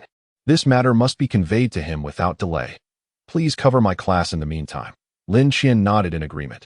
Meanwhile, Luo Xing, following closely behind Ling Ran, gazed at the darkening sky and the panicked crowds below, who appeared as if facing the apocalypse. Feeling somewhat speechless, he thought to himself, is it really just rain? Must there be such a fuss? However, he remained silent, merely following Ling Ran quietly. Upon reaching home, Chi-Chi parted ways with Luo Xing. As he entered the villa district, Luo Xing observed that every villa had automatically activated its defensive enchantments. The more he looked, the more perplexed he became. Could it be that rain in this world was akin to a rain of blades? Why else would such defensive measures be in place? Boom! A thunderclap echoed. The previously dim world was suddenly illuminated by a flash of lightning resembling a dragon, striking several kilometers away. Bang! A tremendous explosion resounded. Goodness, that startled me. It nearly gave me a heart attack. Luo Xing quickly grasped Ling Ren's hand, urging her to quicken their pace, exclaiming as they ran, Goodness, is this rain? Or is it a tribulation? Suddenly, Ling Ren's hand was grasped tightly by Luo Xing, and instinctively she attempted to break free. Unbeknownst to her, Luo Xing was oblivious to her struggle. His grip around her hand was merely a reflex, as his attention was entirely consumed by the thunderous clouds above. Despite her efforts to escape, she found herself unable to pull away. After casting a glance at Luo Xing's back as he pulled her along, she gently rested her fingers against his hand. This pair of hands exuded warmth, a sensation Ling Ran felt in that very moment. For an instant, she was lost in the thought that even if the world were to meet its end, Luo Xing would never relinquish his hold on her. As this notion lingered in her mind, a sense of joy unexpectedly blossomed within her, prompting her to clutch Luo Xing's hand even tighter. However, Luo Xing remained unaware of this subtle shift, had he sensed it. A mischievous smirk would undoubtedly have graced his lips. A resounding boom echoed as another thunderclap crashed down, illuminating the world once more. In tandem, a colossal raindrop descended from the ominous clouds above, seemingly expelled from their depths. Plummeting rapidly, Luo Xing stood dumbfounded as he observed the gargantuan raindrop. Was this truly what one called rain? As the droplet descended, its size magnified, creating a palpable sense of pressure akin to a mountain crashing down. Upon striking the ground, the raindrop exploded with a deafening sound, its impact sending waves surging forth, akin to a deluge, swiftly inundating the nearby streets. But that was not the end. With another thunderous roar, multiple colossal raindrops were expelled from the clouds, each one resembling a mountain as they fell. Was this the onset of the apocalypse? Luo Xing led Ling An into the protective enchantment of the villa. Finally able to catch his breath, unable to suppress a sarcastic remark. Once he regained his composure and looked skyward again, he beheld a particularly outrageous dark cloud, from which a massive waterfall cascaded down with unrestrained fury. The torrent surged forth with grandeur, pouring down with an unstoppable force. At that moment, Luo Xing no longer regarded the protective enchantment as superfluous. He even feared it might prove insufficient. His heart ached for the people caught beneath that heavenly waterfall. As the water cascaded down from the heavens, Luo Xing recalled the poetic lines, flying down 3,000 feet. It seems as though the Milky Way is falling from the heavens, gazing upon the magnificent waterfall. He found himself reciting the verse. Ling Ran, taken aback, turned her gaze towards Luo Xing in surprise. The more one contemplated the verse, the richer its essence became, entirely unlike the irreverent Luo Xing one would expect to utter such words. Unable to contain her curiosity, she asked, Did you come up with that poem? Luo Xing pondered for a moment, reasoning that there was no Li Bai in this world. He replied, Of course, no sooner had he spoken than a thunderclap erupted just outside the protective barrier. The streets had already become submerged, with water levels rising to the height of a floor. The thunder struck the water, sending forth a dazzling display of golden light. The entire world transformed into a shimmering golden hue. The water sparkling with brilliance, and Luo Xing felt as though he were submerged in a golden ocean. Lingran rolled her eyes and remarked, "You're lying." Hee hee. Luo Xing chuckled awkwardly while inwardly cursing the recent thunderclap for being so inconsiderate. In this world, brimming with elemental forces, the weather did not mirror Earth's meteorological systems. Thus, the manifestations of weather were far more extreme, resembling a deluge of elements. This rain was merely one of the many extreme weather phenomena. The most commonplace and least hazardous among them, standing beneath the protective enchantment in the small courtyard, Luo Xing and Lingran quietly marveled at the extraordinary spectacle of the rain. Achu. Luo Xing sneezed. It's so cold. Let's head indoors. With that, he made his way inside. By the way, since you spent the afternoon with me, did you not prepare any dinner? Lingran shot him a glare, choosing to ignore his remark. She thought to herself, after making me worry all afternoon, all he can think about is food. Noting her reaction, Luo Xing forced a laugh and shamelessly replied, "Hee hee, I'm starving." Lingran shook her head, refusing to look at him. "Not cooking. Please, not cooking." Despite her words, Lingran had already resolved in her heart to prepare a meal for him while tending to him that afternoon. Thus, she returned inside to begin her culinary endeavors. Luo Xing reclined on the sofa in the living room, eagerly awaiting the delicious meal, feeling utterly at ease. For a fleeting moment, he felt as if they were a normal couple. With the wife preparing dinner as part of their daily routine, a warm sensation enveloped him. As he gazed at Lingran's silhouette, his thoughts began to wander, imagining the mundane life of a married couple filled with love and affection. Embraces from behind, kisses in front, gentle pats on the head, you know what I mean. Naturally, Lingran was the leading lady, while he played the role of the husband who lusted after his wife. A smile gradually spread across his face as he indulged in these thoughts. Meanwhile, Lingran had completed the meal and approached Luo Xing, who was still lost in his reverie, a smile adorning his face. "What are you grinning about? So lecherous." Luo Xing was jolted back to reality, feeling a touch awkward as he cleared his throat. Nothing, just lost in thought. He had no intention of revealing the nature of his musings to Lingran. Rubbing his hands together, he looked at the plate before him, filled with rat meat, nearly drooling. Is this all there is? Luo Xing quickly noticed the absence of a portion for Lingran. Raising an eyebrow, she remarked, "Is one plate not enough for you?" "No, I meant, what will you eat?" "I won't eat," she replied. Luo Xing understood immediately, exclaiming, "Trying to lose weight. I see. No, that's not it." Lingran retorted without a moment's hesitation, realizing she had overreacted. She added, "I just don't have much of an appetite. That's all." Lingran's sudden panic left Luo Xing bewildered. Surely she couldn't think that he believed she needed to lose weight. Lingran mused silently, yet in truth, her feelings were indeed tied to Luo Xing, though she was unwilling to admit it. Then, a thought struck her, and she questioned, "Do you think I'm fat?" "Huh?" Luo Xing was utterly confused. "When did I say you were fat?" Lingran's face flushed with anger as she demanded, "Do you think I need to lose weight? The implication is that you think I'm fat." "Huh?" Luo Xing was on the verge of tears, utterly perplexed by this illogical reasoning. He realized he had inadvertently stepped on a sensitive point for the girl. The matter of weight loss was something she could undertake herself, but he must never utter it. Lingran, perceptive to Luo Xing's expression, understood he did not mean any harm.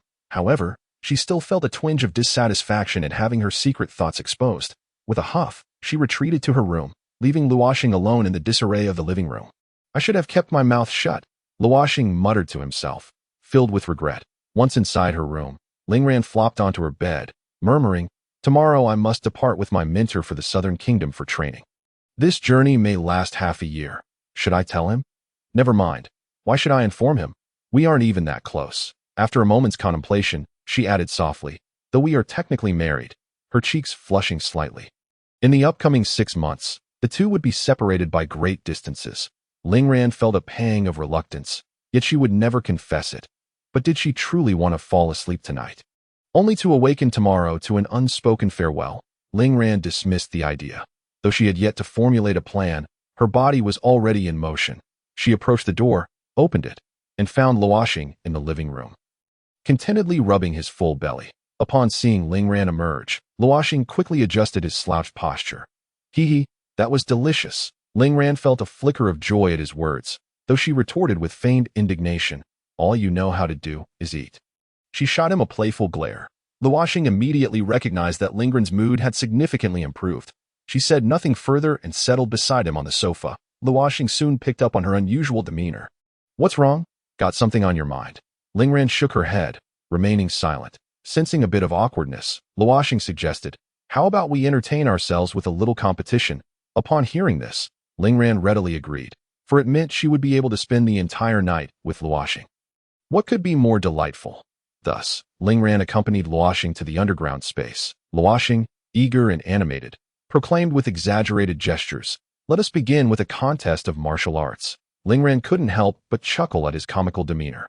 Upon noticing her amusement, Luo Xing smiled. This was his intent. She looked far more enchanting when she laughed.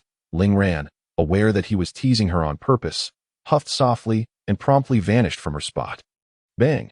With a swift kick, Lingran struck Luo Xing's blocking arm, sending him staggering back several paces. He grimaced, shaking his arm in discomfort. Wow, so fierce right from the start? Such bravado. Is this how you charm the ladies every day? Lingran silently criticized him in her mind. Then, she recalled Luo Xing's younger sister, Chi-Chi. Bang! She delivered a kick to the very arm that Chi-Chi frequently draped over Luo Xing. Ouch! That hurts. Luo Xing gradually sensed that something was amiss. Wait a moment. No waiting. Bang! After enduring a one-sided beating, Luo Xing lay motionless on the ground. Seeing him in such a state, Lingran ceased her assault and approached him, gently nudging his calf. Stop playing dead. Get up. There's a flaw. Luo Xing suddenly rolled over, grabbing Lingran's ankle with one hand and pulling her towards him while sweeping her standing leg with his foot. At that moment, Lingran lost her balance and began to topple towards Luo Xing. Letting out a startled cry. Bang! Their bodies collided heavily. Rather than merely crashing into each other, it felt as though Lingran had fallen into Luo Xing's embrace, though it was somewhat painful. The intoxicating fragrance and the softness enveloping her made Luo Xing lose himself in the moment. The peculiar sensation at his chest quickened his heartbeat, as if his heart would burst forth. The safety he felt while cradled in Luo Xing's arms was a sensation Lingran had never experienced before. A tingling sensation coursed through her body, rendering her momentarily weak and unable to escape Luo Xing's grasp. Luo Xing, gazing at Lingran's flushed face, suddenly felt a surge of desire to kiss her, and so he did. Leaning in closer to her cherry-red lips, Lingran, witnessing Luo Xing's approaching face, felt a rush of panic, her mind momentarily blank. She was frightened. Even with her father, she had never been this close. Before Luo Xing, she had harbored a strong aversion to physical contact with the opposite sex. Thus, her initial reaction to this unexpected happiness was sheer fear. Of course, this varies from person to person. Moi. Luo Xing planted a kiss on her cheek. The warmth radiating from that contact left Lingran momentarily dazed. Who am I? Where am I? What am I doing? I like you. This was Luo Xing's first confession in nearly 30 years. Aside from a brief relationship on Earth that ended in heartbreak, he had not engaged in romance since. After enduring a prolonged period of solitude, he had forgotten what it felt like to like or love someone. Yet now, Lingran had melted the ice encasing his heart once more. It should be noted that Lingran had not done much. Their time together resembled that of two friends. Nevertheless, Luo Xing found himself enamored with her. Perhaps this was destiny. He was certain of his feelings for Lingran, as her face occupied his thoughts every day. Whether she was angry, helpless, gloomy, or joyful, every expression appeared ethereal in his eyes. At that moment, Lingran turned her face towards him, gazing intently into his eyes. They were mere inches apart, and Lingran's fragrant breath, reminiscent of orchids, brushed against Luo Xing's face, causing his heart to race once more.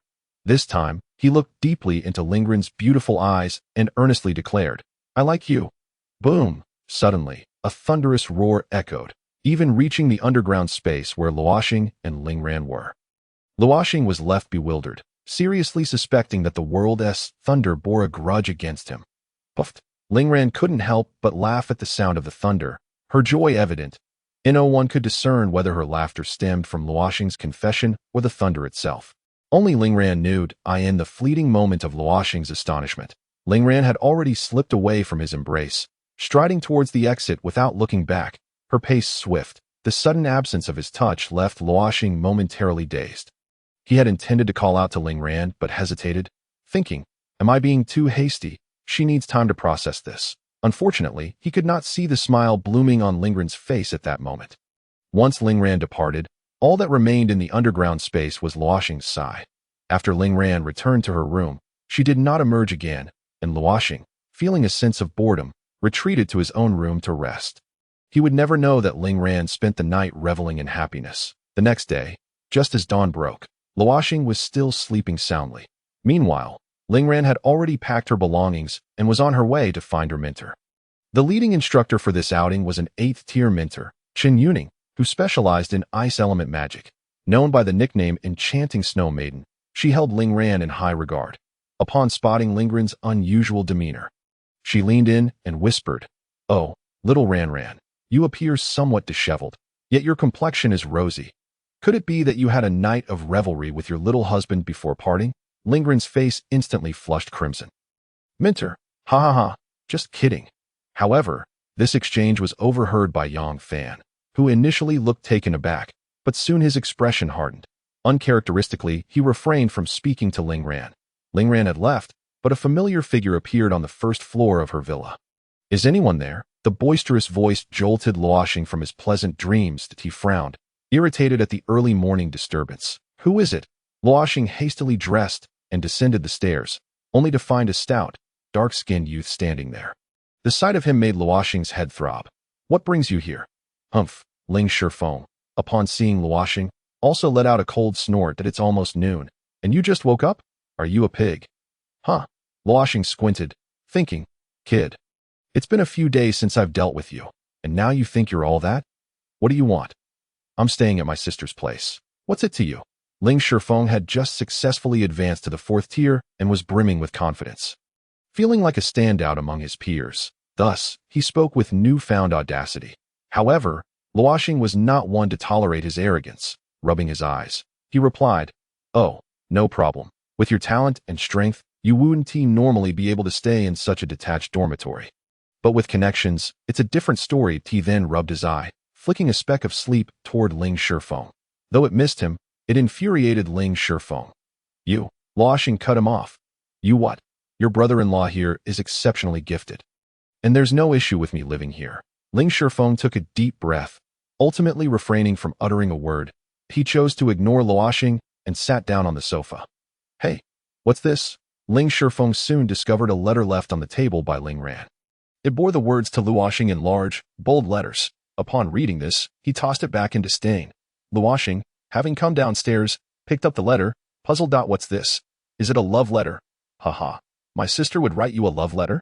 Dream on," Ling Shifeng scoffed. Opening the letter, he found only 8 words. "Focus on your training. No flirting." These 8 words encapsulated Ling Ran's myriad thoughts. Upon reading it, Luo Xing felt elated. Ling Ran's meaning was crystal clear, since he had confessed to her. He was forbidden from flirting with other girls. This could be seen as an implicit acknowledgement of Luo Xing's feelings. Ling Shifeng, observing his reaction, felt a surge of curiosity. "What does it say?" Luo Xing, with an air of unrestrained delight, waved the letter in his hand. "Hee, a love letter. What? Impossible." Ling Shifeng absolutely refused to believe it. "Believe it or not, by the way, your sister has instructed you to call me brother-in-law from now on. Show me some respect." The more Luo Xing beamed, the more curious Ling Shifeng became. "What does it say? Let me see." With that, he rose to snatch the letter from Luo Xing's grasp. "No way." The two engaged in a playful tussle. Reminiscent of children vying for a toy, perhaps this is the essence of manhood. When Luo Xing learned from Ling Shifeng that Ling Ran had gone out for training, a tinge of melancholy washed over him. Yet, the thought of the letter Ling Ran had written filled his heart with warmth. He silently vowed to catch up with Ling Ran within the next 6 months. When they met again, he would showcase his prowess before his beloved. The ambition to leap from a 4th-tier level to match Ling Ran's 6th-tier prowess in half a year might sound ludicrous to others. But Luo Xing brimmed with confidence. "Luo Xing." Suddenly, a voice called out to him from the doorway. Luo Xing focused his gaze and exclaimed, "Hien." Accompanying him were Yang and Qing. Luo Xing instantly understood the purpose of their visit. "Come in quickly." He ushered them into the room. "Thank you for yesterday. Without you, I would have been in dire straits." Yang and Qing, straightforward as ever, wasted no time in getting to the point. They produced a treasure box and handed it to Luo Xing. "Take this. I have nothing else of value at the moment, but I will repay your kindness gradually." His expression was earnest. Luo Xing, seeing this, shook his head, and without inquiring further, pushed it back. "Put it away." I don't want it if you continue to be so formal. I might just get upset. This. Yang and Qing were momentarily at a loss and turned to He Yin for guidance. He Yin chuckled softly. I told you he wouldn't accept it. Just put it away. All right. Thank you, Luo Xing. It's nothing, but please don't mention that I'm called Luo Xing to anyone else. Rest assured, we understand. With that, Yang and Qing quickly brushed off the earlier awkwardness. Wearing expressions that conveyed their understanding towards Luo Xing smiled helplessly. It seemed they were already aware of his relationship with Ling Ran. Then, Yang and Qing noticed Ling Shifeng. You must be Ling Shifeng. Right, Ling Ran's younger brother. Ling Shifeng was a bit taken aback. He hadn't expected anyone to recognize him. I've seen you fight in the magic duel arena. Your martial skills are simply astounding. So impressive, Yang and Qing exclaimed, even mimicking a few moves. Ling Shifeng, upon witnessing their admiration, felt a surge of pride and thought, you have such good taste. The two quickly struck up a conversation. Is it convenient to talk for a while? He Yin suddenly interjected. Of course, let us head upstairs. With that, he led He Yin to his room on the upper floor. Once inside, Luo Xing shut the door. What's the matter? It's about my sister. When He Yin mentioned his sister, his gaze softened with a hint of helplessness. Luo Xing nodded silently, waiting for him to continue. Actually, I didn't understand why my sister harbored animosity towards you until I saw Ling Ran. Then it all clicked. What do you mean? Luo Xing furrowed his brow. Suddenly, it dawned on him. His eyes widened in disbelief as he looked at He Yin. Your sister can't possibly. He Yin nodded helplessly. Why he Xinhua, has feelings for Ling Ran. Luo Xing was rendered speechless by this revelation. He Yin sighed, shaking his head in resignation. He intended to disclose his sister's sexual orientation to anyone, but given Luo Xing's significant assistance the previous day, and the fact that this was fundamentally his sister's issue, he felt compelled to share. Goodness, Luo Xing finally reacted. So, is that the reason for the rift between you two? He Yin nodded, sighing again. She had a girlfriend before. Someone she liked very much, but Luo Xing thought he had pieced it together, interjecting, but you adamantly opposed it? He Yin shook his head. Sigh. What good would my opposition do?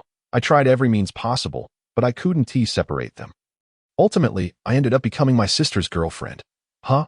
Luo Xing exclaimed in shock. If He Xinyue's feelings for Ling Ran had stunned him, then He Yin's action shattered his worldview entirely. He Yin had anticipated Luo Xing's reaction and simply sighed in silence. What happened next? Even though I treated that girl as if she were my true girlfriend, in the end, she realized I didn't have feelings for her and that I was only doing it for my sister. So she broke up with me. After that, my sister refused to see me and switched from the summoning department to the elemental department. Then she fell for Ling Ran. He Yin nodded, adding, she is an ardent fan of Ling Ran. My heavens, this is too much information. I need a moment. Luo Xing felt a throbbing headache, pressing his forehead with one hand and rubbing his temples. After a while, he sighed. I initially thought that understanding the reason would resolve the issue. But it turns out this matter is far from resolved. He Yin, however, countered, it's not that it can't be resolved. Luo Xing raised an eyebrow, quickly grasping his intention. You want to straighten your sister out? He Yin nodded. Who are you planning to involve? At that moment, He Yin looked at Luo Xing, appearing lost in thought. Luo Xing panicked. Don't look at me. I'm not getting involved. You know what my wife is like. She could easily turn me into minced meat. He Yin found his fear amusing. Don't worry. I want to involve you. But I am curious how Ling Ran ended up with you. He scrutinized Luo Xing from head to toe. What is that supposed to mean? What is wrong with me? I, the young master, am handsome and dashing, talented and gifted.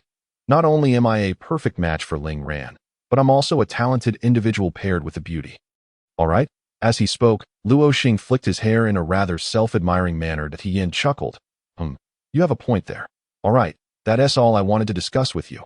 As for my sister's situation, you needn't worry about that. Luo Xing nodded, but suddenly recalled something. By the way, why isn't the summoning department receiving any resources from the school? He hadn't expected him to take an interest in the summoning department, which surprised him. I went to speak with the headmaster, and he mentioned that they plan to discontinue the summoning department. Discontinue? Why? Didn't they say they were going to send a new headmaster?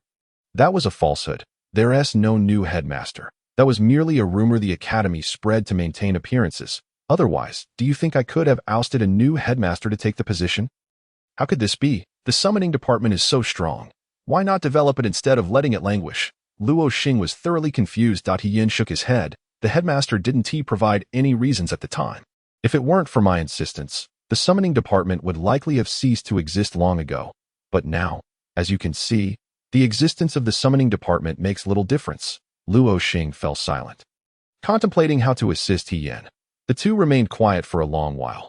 Seeing He Yan's distressed expression, Luo Xing felt a twinge of sympathy and suggested, "Let us head downstairs." Regarding the summoning department, ILL asked Ling Ran to inquire. She should be able to find out something. All right. After a brief discussion, Luo Xing realized it was time for him to attend class. He dared not be late for Mo Kuei's lesson. On his way to class, he continued to ponder the issues surrounding the summoning department, but no answers came to mind. The absence of a new headmaster for the summoning department was not the only peculiarity. There weren't even any new students. What could possibly motivate the headmaster to decide to close down such a formidable division? Everything was shrouded in uncertainty. Soon, Luo Xing arrived at the classroom. Unaware that Mo Kuei had already departed from the academy, and mistakenly assumed that Mo Kuei was uncharacteristically late. Upon entering, he immediately caught sight of Hixin Yue's piercing gaze fixed upon him. With this newfound understanding, Luo Xing's heart settled. Even if she harbored affections for Ling Ran, surely she wouldn't resort to violence against me. Would she? He raised his hand to greet her, only to be met with a disdainful roll of her eyes, which he had anticipated. Seeking refuge from Hixin Yue, he chose a seat distant from her and awaited the arrival of their instructor in silence. Wow! A young mage suddenly exclaimed, "Good heavens, we finally have a new instructor. It's Lin Xian, she's stunning." The boys erupted into raucous cheers. Luo Xing glanced up to behold Lin Xian, clad in a striking red leather skirt, standing at the podium.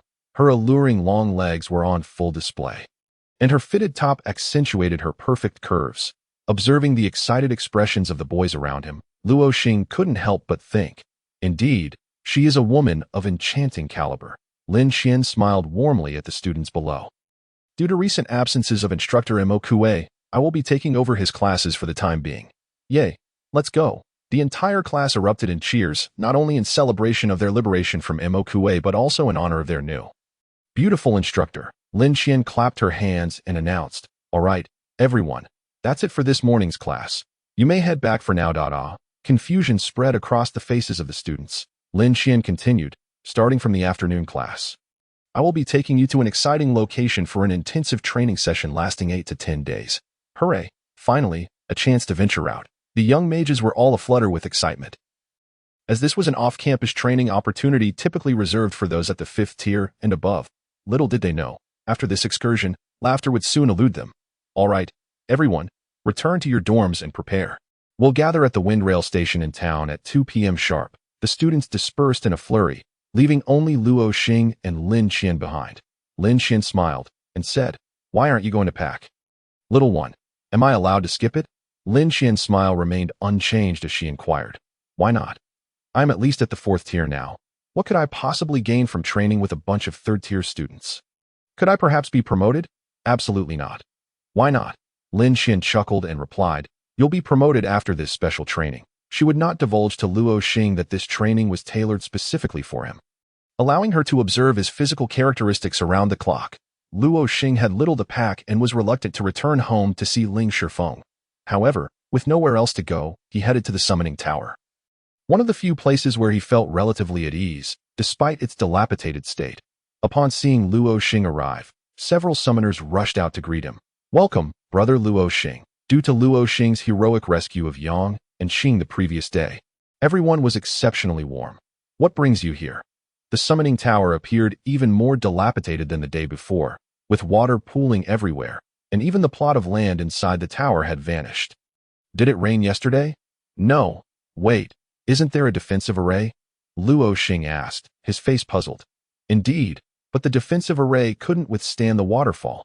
Yang and Xing exaggeratedly demonstrated. "The waterfall was right above us, and just like that, whoosh, it broke through the defensive array and drenched us completely. Then that defensive array needs an upgrade." Luo Xing felt a pang of sympathy, realizing that he had been wondering who might be so unfortunate as to be beneath that waterfall, only to find it was this unfortunate bunch. Who would have thought? We had only heard of such things. To see it for the first time right above us is quite astonishing. Haha, Luo Xing chuckled heartlessly. Just then, He Yan emerged as well. "Hi, Luo Xing greeted him as usual. He Yin, now aware of Luo Xing's normalcy, smiled back and replied, "Hi. We're heading out for training in the afternoon, and I have nothing to do, so I thought I'd come here to sit for a while." Though it seems there's nowhere to sit now, Yin frowned. "Is my sister going too? Why would a third-tier student go for external training?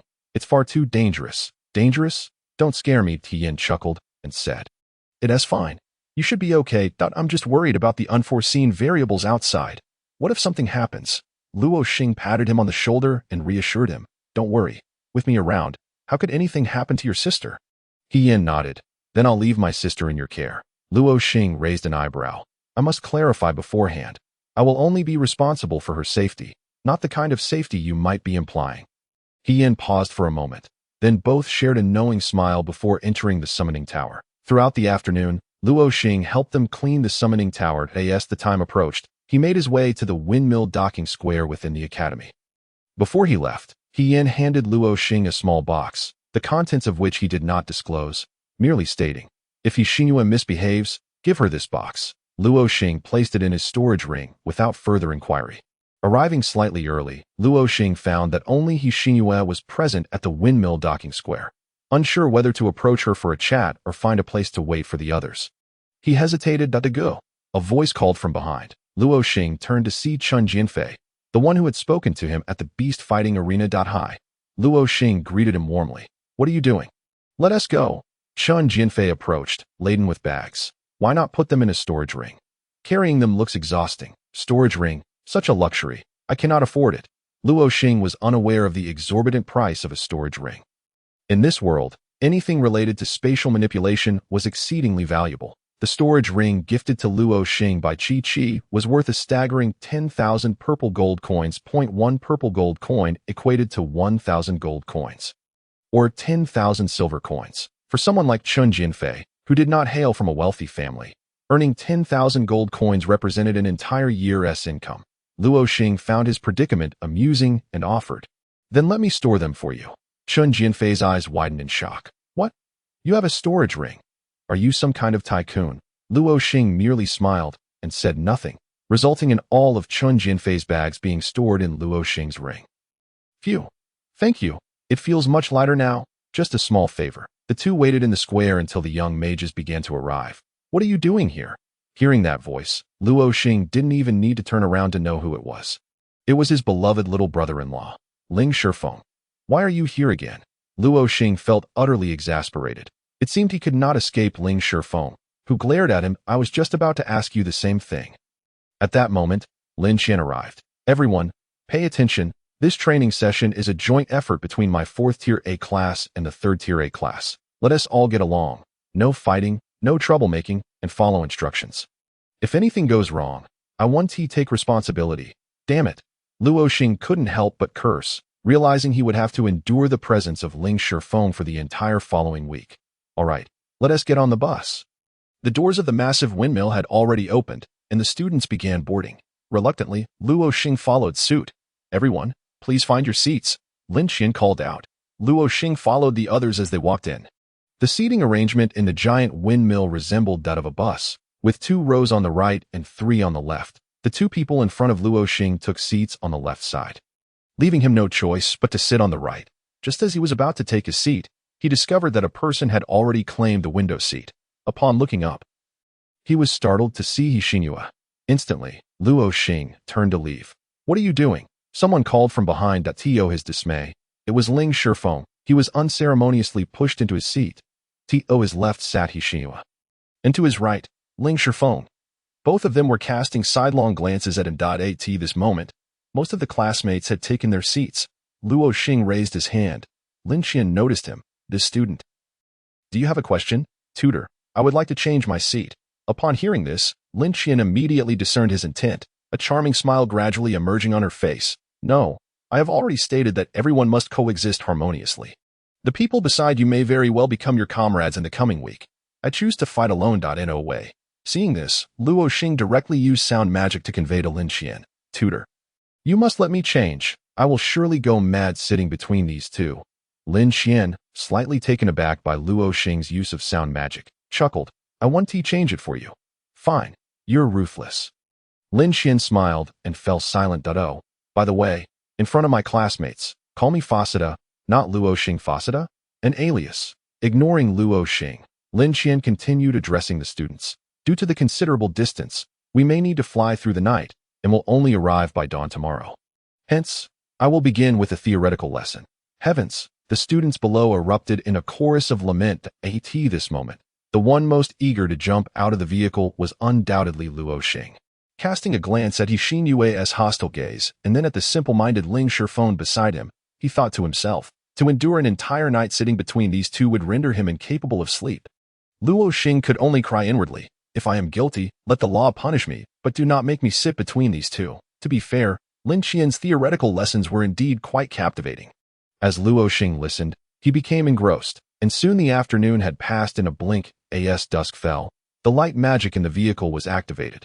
Lin Xian also ceased her teaching, allowing everyone to take a break. After an afternoon of learning, Luo Xing had grasped a great deal. The more he understood, the more he marveled at the wonders of this world. He involuntarily glanced out the window, at which point Xinyu also turned her gaze towards him. Damn! Luo Xing suddenly remembered her presence, hurriedly retracting his gaze, not daring to look in her direction again. Ling Shifeng noticed Xinyu's look towards Luo Xing as well, observing Luo Xing's awkward expression and Xinyu's piercing gaze. It resembled a couple quarreling. Then, in a surprising twist, Ling Shifeng blurted out, "How dare you betray my sister? Shut your mouth." Luo Xing instantly unleashed sound magic. His voice erupted in Ling Shifeng's mind, leaving him momentarily stunned that he quickly realized. Sound magic? You can actually use sound magic? Is that so surprising? I am exceptionally gifted. Do not call me Luo Xing in front of others. Refer to me as Fasida. And do not expose my relationship with your sister. Why? Ling Shifeng, with his straightforward nature, could not comprehend such subtleties that I can't be bothered to explain. Your sister insisted. If you speak carelessly, she will give you a beating when we get back. Luo Xing threatened vehemently, casting him a fierce glare. I understand now. It must be that my sister finds it embarrassing to have you as a husband, so she doesn't want others to know. I get it. Luo Xing rolled his eyes, letting him say whatever he wished. He simply didn't want to converse with him anymore. Initially, the surrounding students turned their heads upon hearing Ling Shifeng's sudden shout. But upon seeing the two men exchanging glances, their interest dissipated instantly. Xinyu, observing their silent exchange, immediately surmised what had transpired. You have awakened sound magic. Luo Xing was somewhat astonished. He had not anticipated that Xinyu would take the initiative to speak to him. He directly used sound magic to respond. Yes, I just awakened it recently. However, Xinyu did not continue the conversation, merely glancing at him before returning her gaze to the window, seeing her disregard him.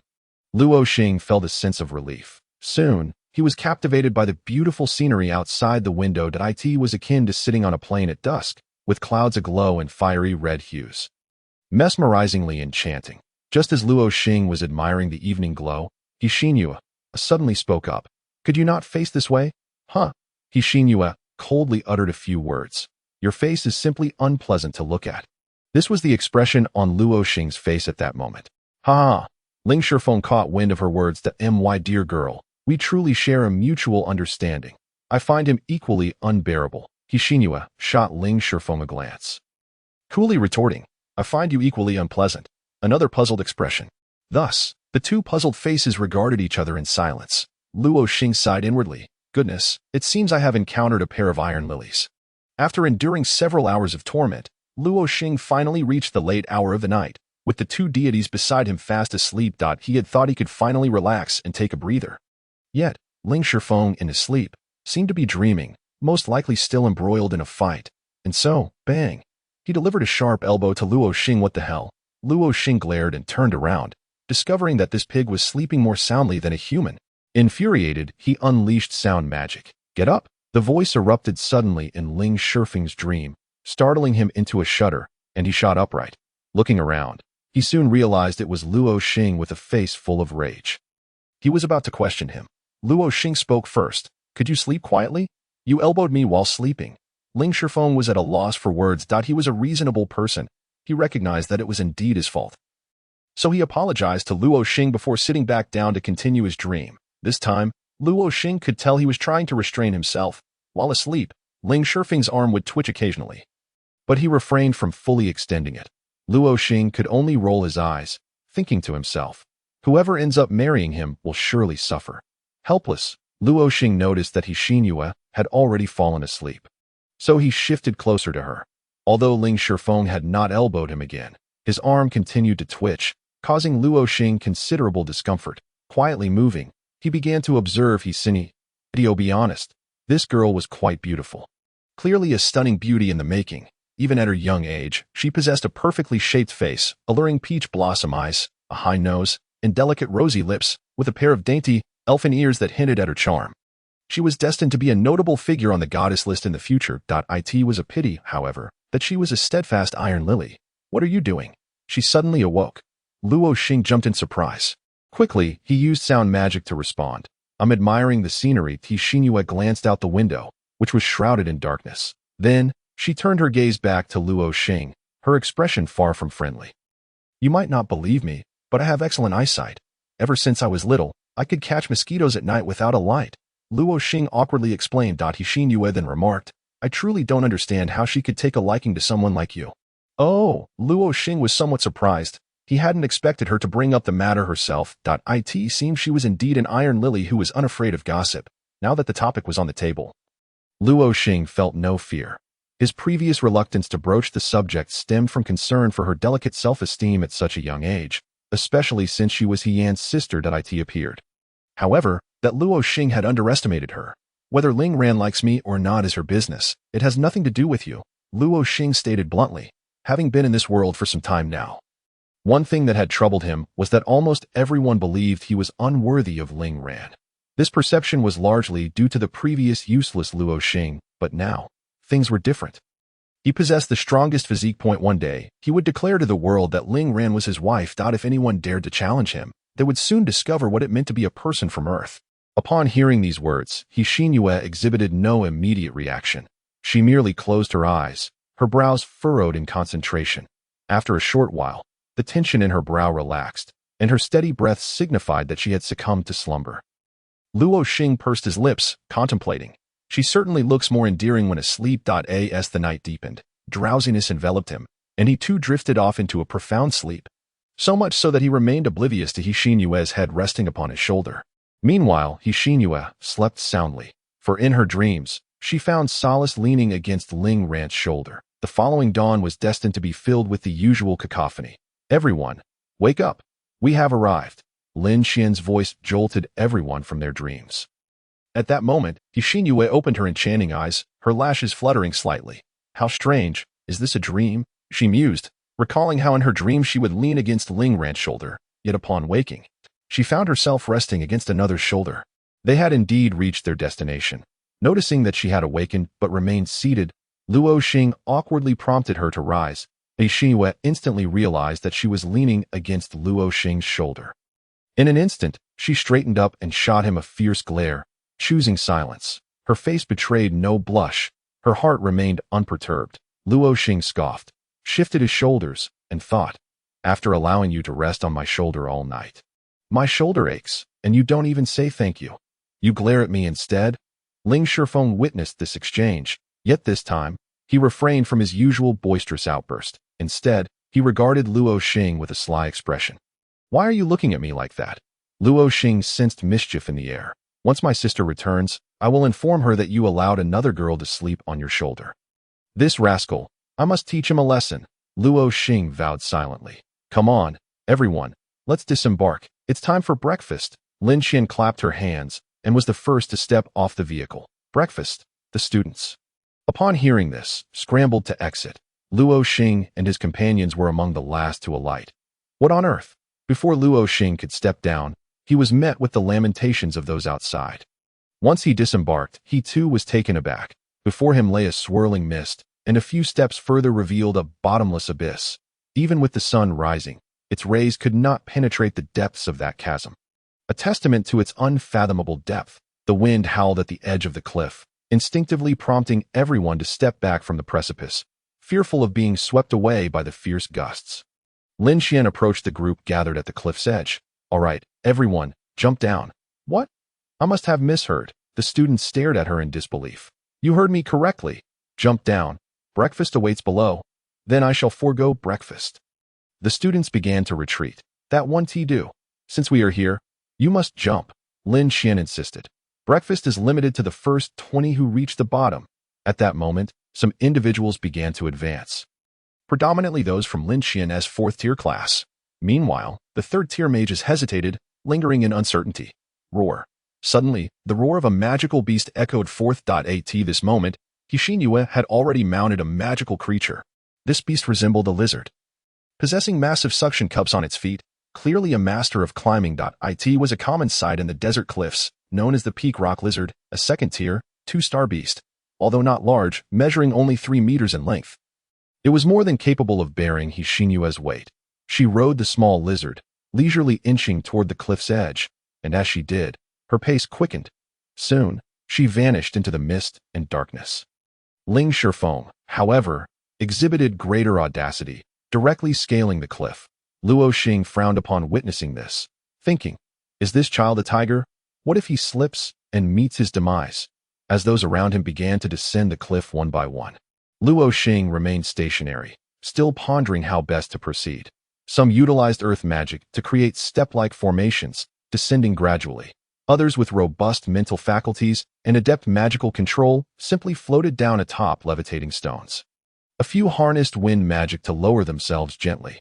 Lin Xian kept a watchful eye on Luo Xing, eager to see which method he would employ. Suddenly, without warning, Luo Xing began to sink as if trapped in a quagmire.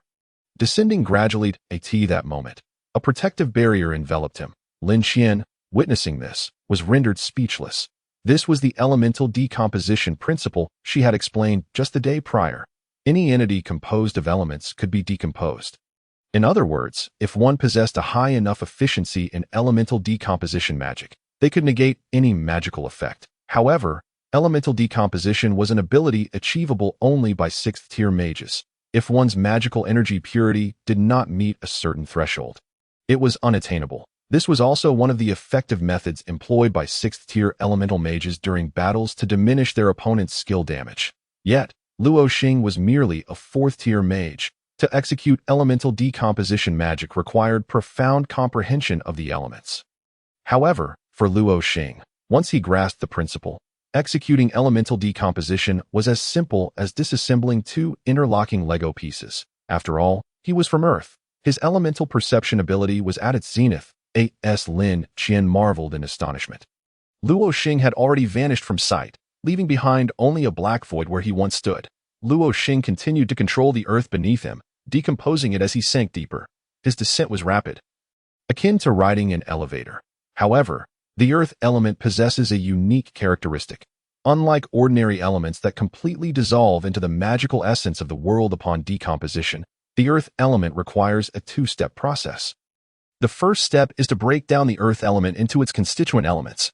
Yet, even after the first decomposition, the elements remain connected by a faint and invisible energy. In this state, the earth elements do not merge with ordinary elements and remain relatively stable.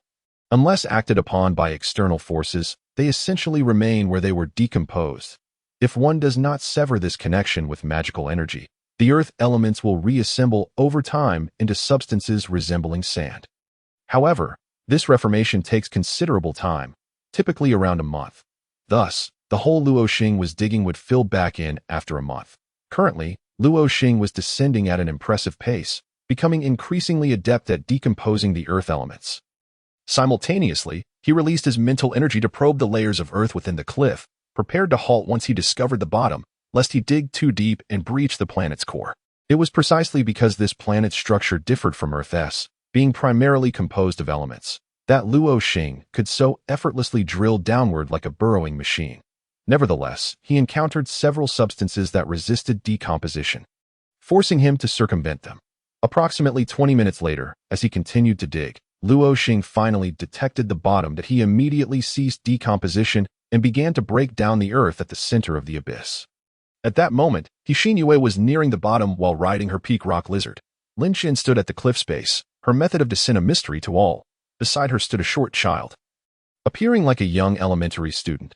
Goodness, how deep this is! It must be at least 20,000 meters. Suddenly, a hole appeared in the wall, and Luo Xing emerged. The young boy, upon seeing Luo Xing, exhibited surprise. his eyes darting as he pondered something unknown to Xing, too, was taken aback. She had anticipated being the first to arrive, yet Luo Xing had emerged directly from the wall. Simultaneously, she was astonished by his ability to employ decomposition magic. The small boy who had been standing beside Lin Qian suddenly broke into a smile and stepped forward, saying, "Welcome to the underground mechanized city. I am the steward here." 001. Luo Xing surveyed the base of the cliff. Finding nothing unusual, just an ordinary cliff bottom, devoid of any mechanisms. Perhaps there exists an entrance somewhere, he speculated. And breakfast? As Luo Xing observed, it seemed unlikely that anyone would descend so swiftly, prompting him to contemplate having a meal first. "Here you are, esteemed guest," the young server announced. "I present to you our local specialty, scrambled eggs over rice." Luo Xing, momentarily taken aback, inquired, "What did you say?" The young boy, after a brief pause, chuckled and clarified.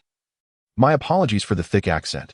What I meant to say was, tomato scrambled eggs." As he spoke, he conjured 2 plates of the dish and handed them to Luo Xing and Xinhua.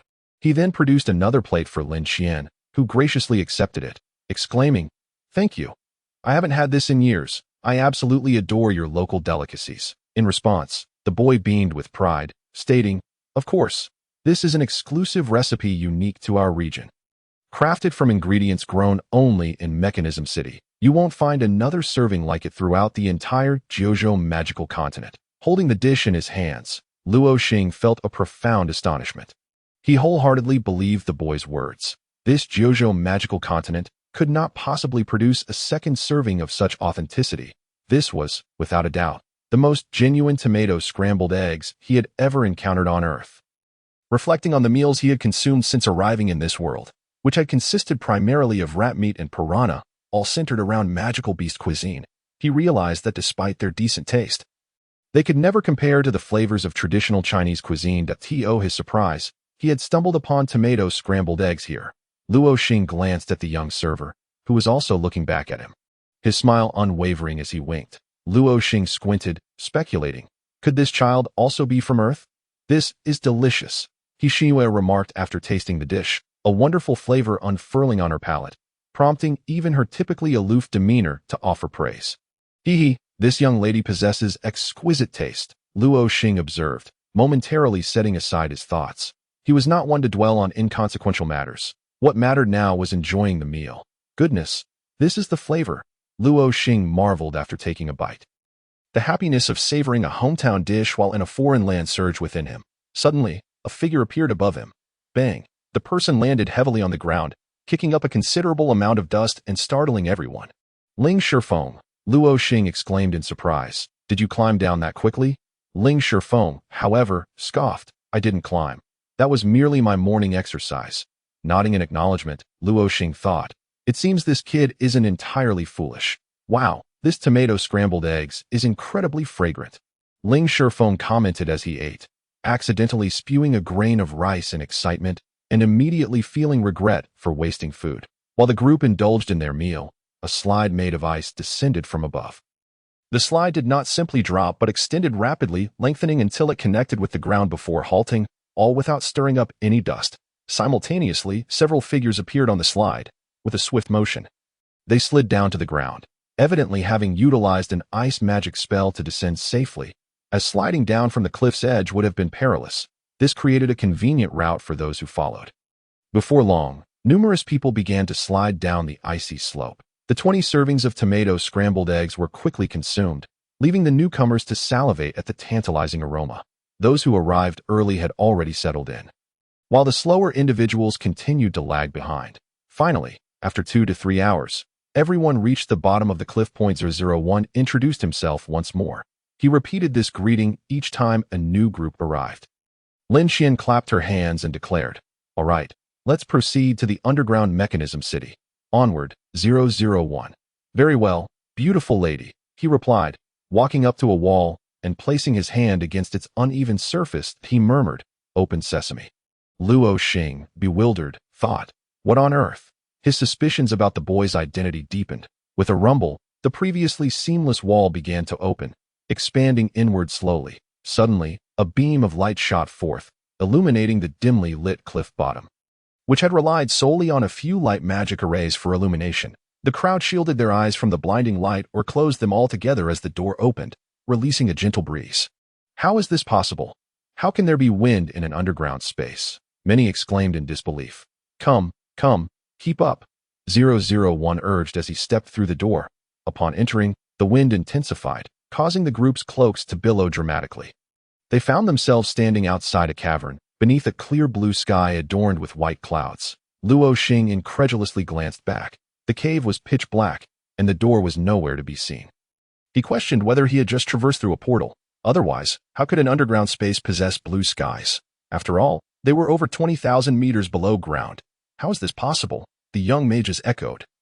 Equally perplexed, peering down, they saw the base of the mountain was filled with a labyrinth of tightly packed magical devices, dark copper machinery, and countless winding copper pipes. This chaotic, retrofitted machinery was unlike anything anyone had ever seen, except for Luo Xing. Steampunk. He marveled at the expansive maze. The countless paths of this enormous labyrinth led to a towering spire that reached into the clouds, its summit obscured from view. No one knew what lay at the top. Suspended before the tower was an enormous, rotating gear, slowly turning in midair. The young server suddenly announced, "It's almost time.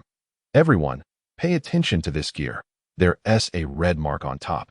Each complete rotation represents 24 hours. There are 30 seconds left until it strikes 12. Can anyone guess what will happen next?" As everyone fixated on the gear, Luo Xing's gaze wandered back to the steampunk maze beneath them. 10, 9, the young server began counting down. When he reached 1, boom, the ground shook violently. The young mages stumbled, hastily supporting one another to avoid falling. The ensuing spectacle left everyone wide-eyed and gasping. The massive maze before them shattered like glass, crumbling into disarray. Countless magical devices, machinery, and pipes fragmented in a similarly abrupt manner. Boom! The ground began to collapse, swallowing the debris into a bottomless chasm, reminiscent of a doomsday film where the earth splits open, consuming everything in its path, except for the central tower. Just as everyone stood in stunned silence, 001's voice rang out again, arms wide open, smiling brightly. "Welcome to the underground mechanism city, Kaleidoscope World." As his words faded, the ground trembled once more. The walls surrounding the vast pit abruptly sprouted mirror-like surfaces, growing like plants until they sealed the chasm perfectly. Without a single flaw, it appeared as if nothing had transpired. And this was simply a mirror-like floor. Reflected within the mirrors were the blue skies and white clouds, as well as the towering spire. Soon after, numerous mirrors grew vertically from the mirrored ground, stopping after rising about 10 meters, once again forming a colossal labyrinth. The paths, as before, all led to the central tower. Why not just fly up? A clever child suggested. 001 smiled, but did not respond, his eyes betraying a hint of pity. Due to the overlapping reflections of countless mirrors, the entire maze appeared dizzying and mesmerizing. Luo Xing quickly averted his gaze, choosing not to admire the peculiar mirrored labyrinth any longer. Lin Xian clapped her hands again, stating, "According to the order in which we arrived, those ranked first, second, and third should take the last person with them. Ranked 456th, bring along the second to last individual. 4 individuals shall form a group, culminating in a total of 10 groups. You have 5 days to reach the towering center. Throughout this period, I shall consistently observe your movements. In the end, I will select 10 individuals who, upon returning to the academy, will exceptionally be granted the privilege to enter the Magic Essence Tower." The Magic Essence Tower, someone exclaimed. "That is indeed a splendid place for refining the Star Sea." Upon hearing the opportunity to enter the Magic Essence Tower, the young mages were instantly invigorated with zeal. That moment, the voice of 001 resounded once more, a friendly reminder. With each full rotation of the gears, a new labyrinth will be unveiled. "What?" The young mages gasped in unison, their voices tinged with panic. Everyone recalled the terrifying scene witnessed during the labyrinth's transformation. Yet, 001 maintained a sunny smile.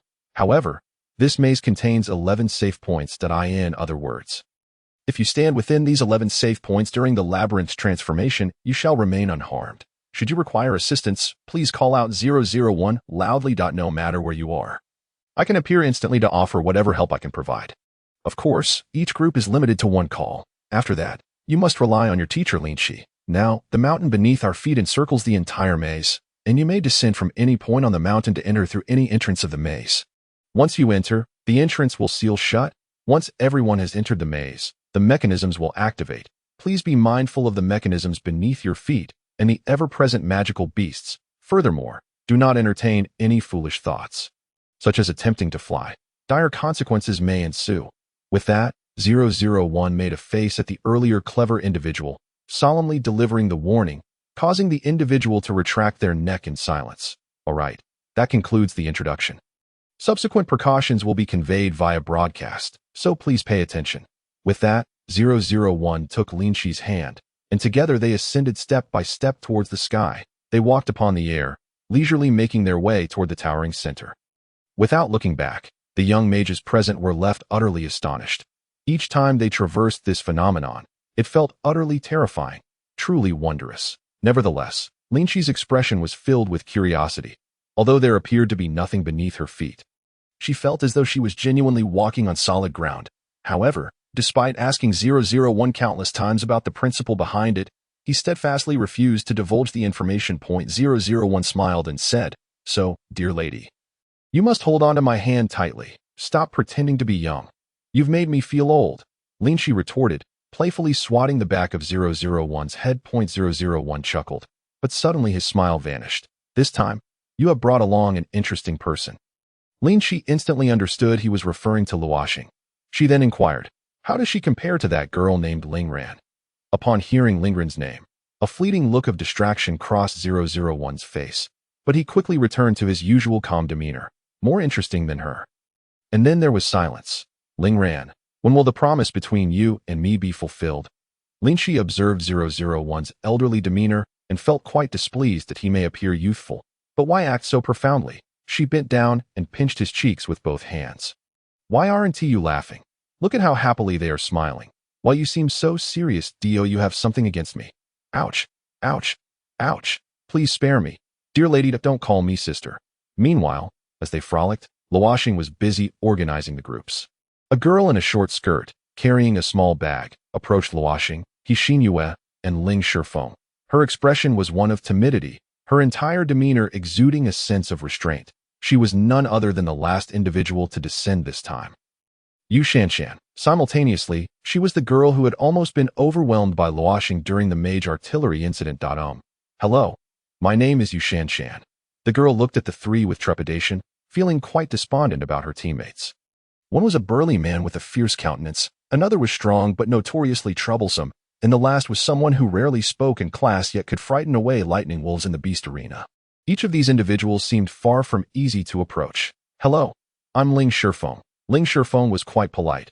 When someone greeted him, he would respond in kind. "Hello," Xingyue offered only 2 words, rather coldly. Observing Xingyue's demeanor toward the girl, Luo Xing felt a sense of balance in his heart. As it mirrored how she treated him, "We should find an entrance. Others have already gone down," Yu Shanshan whispered. "No rush." Luo Xing waved his hand, still observing the entire kaleidoscopic maze. At that moment, Xingyue had already descended alone. "Hey, where are you going?" Luo Xing called out. Yet, Xingyue did not respond. Reluctantly, Luo Xing ceased his observations and beckoned Ling Shifeng and Yu Shanshan to follow. Meanwhile, back in the central tower, 001 chuckled. Right from the start, they chose the most challenging entrance. What good fortune! The group descended the mountain and arrived at an entrance. Xingyue took the lead, followed by Luo Xing, and then Ling Shifeng. Upon entering the mirror maze, Luo Xing immediately felt his sense of direction vanish. The mirrors reflected countless images, making it difficult to discern the way. "Wait a moment," Yu Shanshan suddenly called out from behind.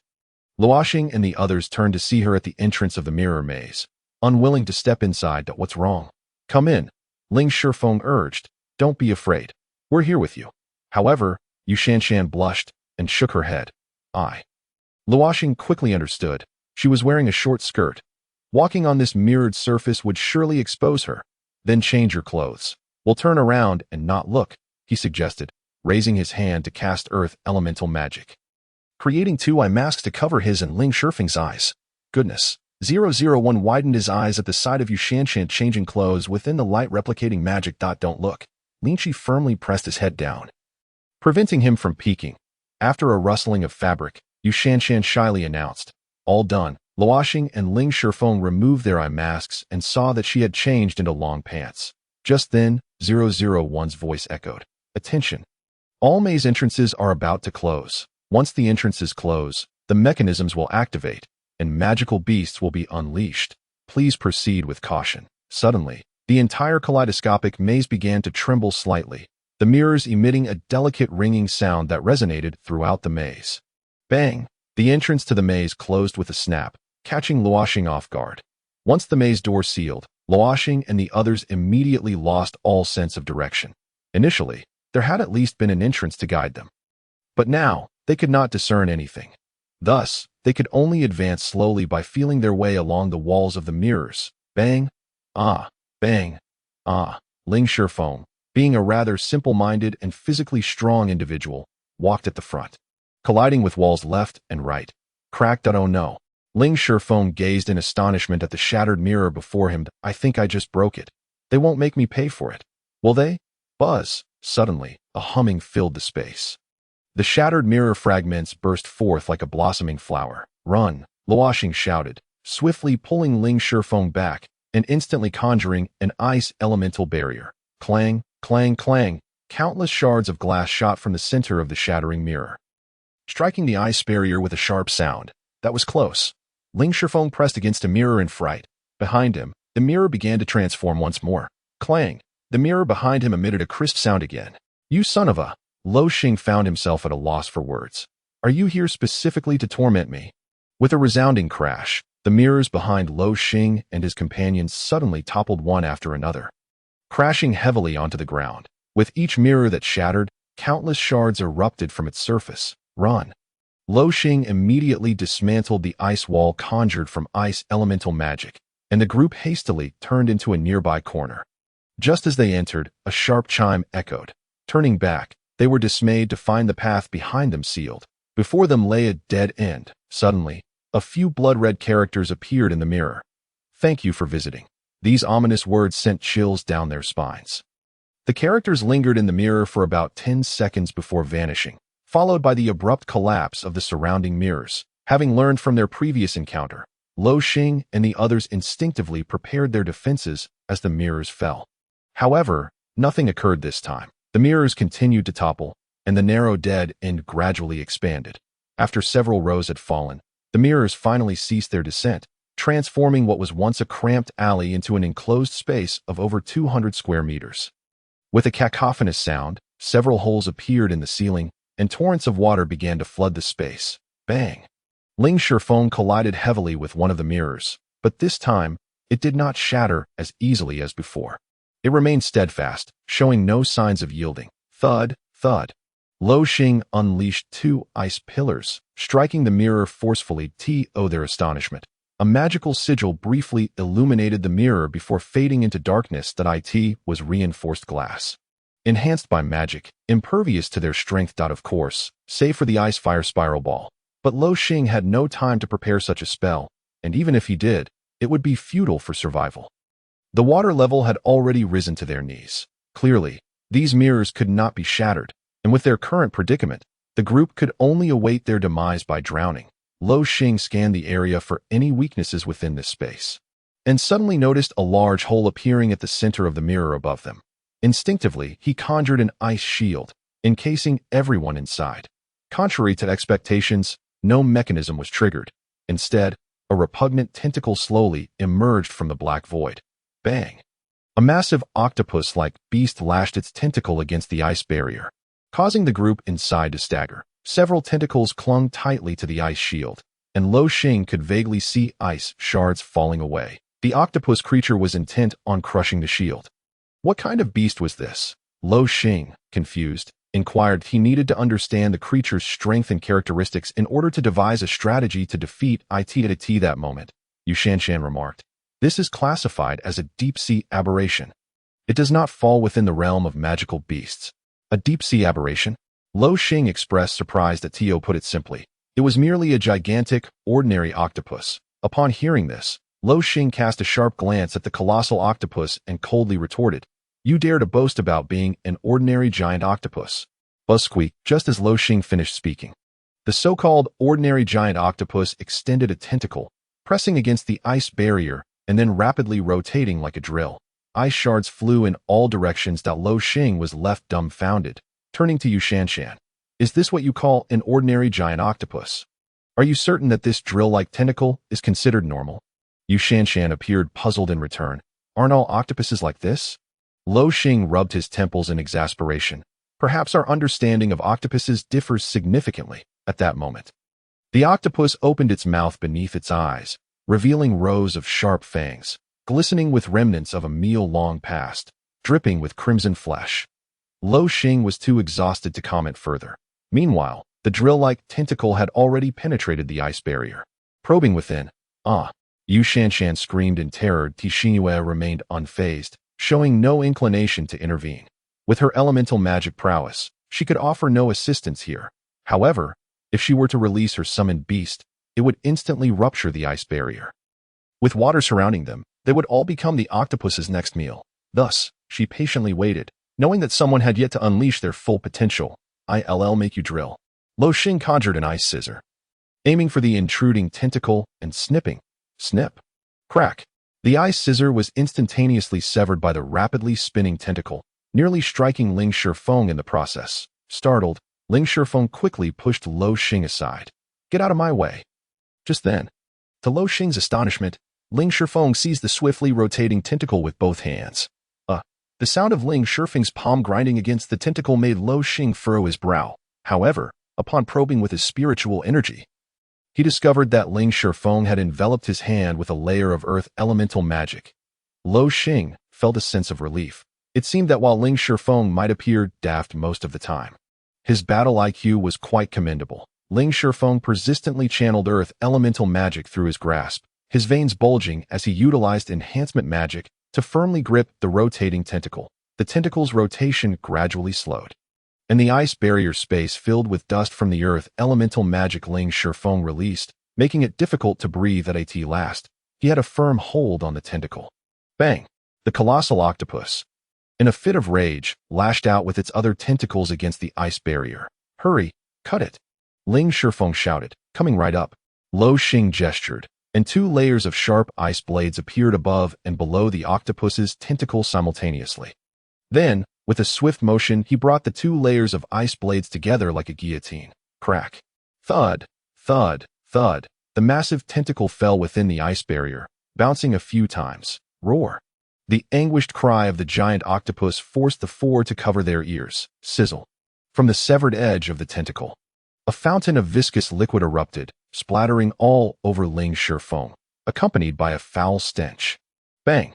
The giant octopus violently flung the ice barrier aside, but by this time, water had begun to seep through the hole left by the tentacle. Observing this, Luo Xing swiftly used ice elemental magic to seal it off. The ice barrier floated amid the water, colliding with the mirror before coming to a halt.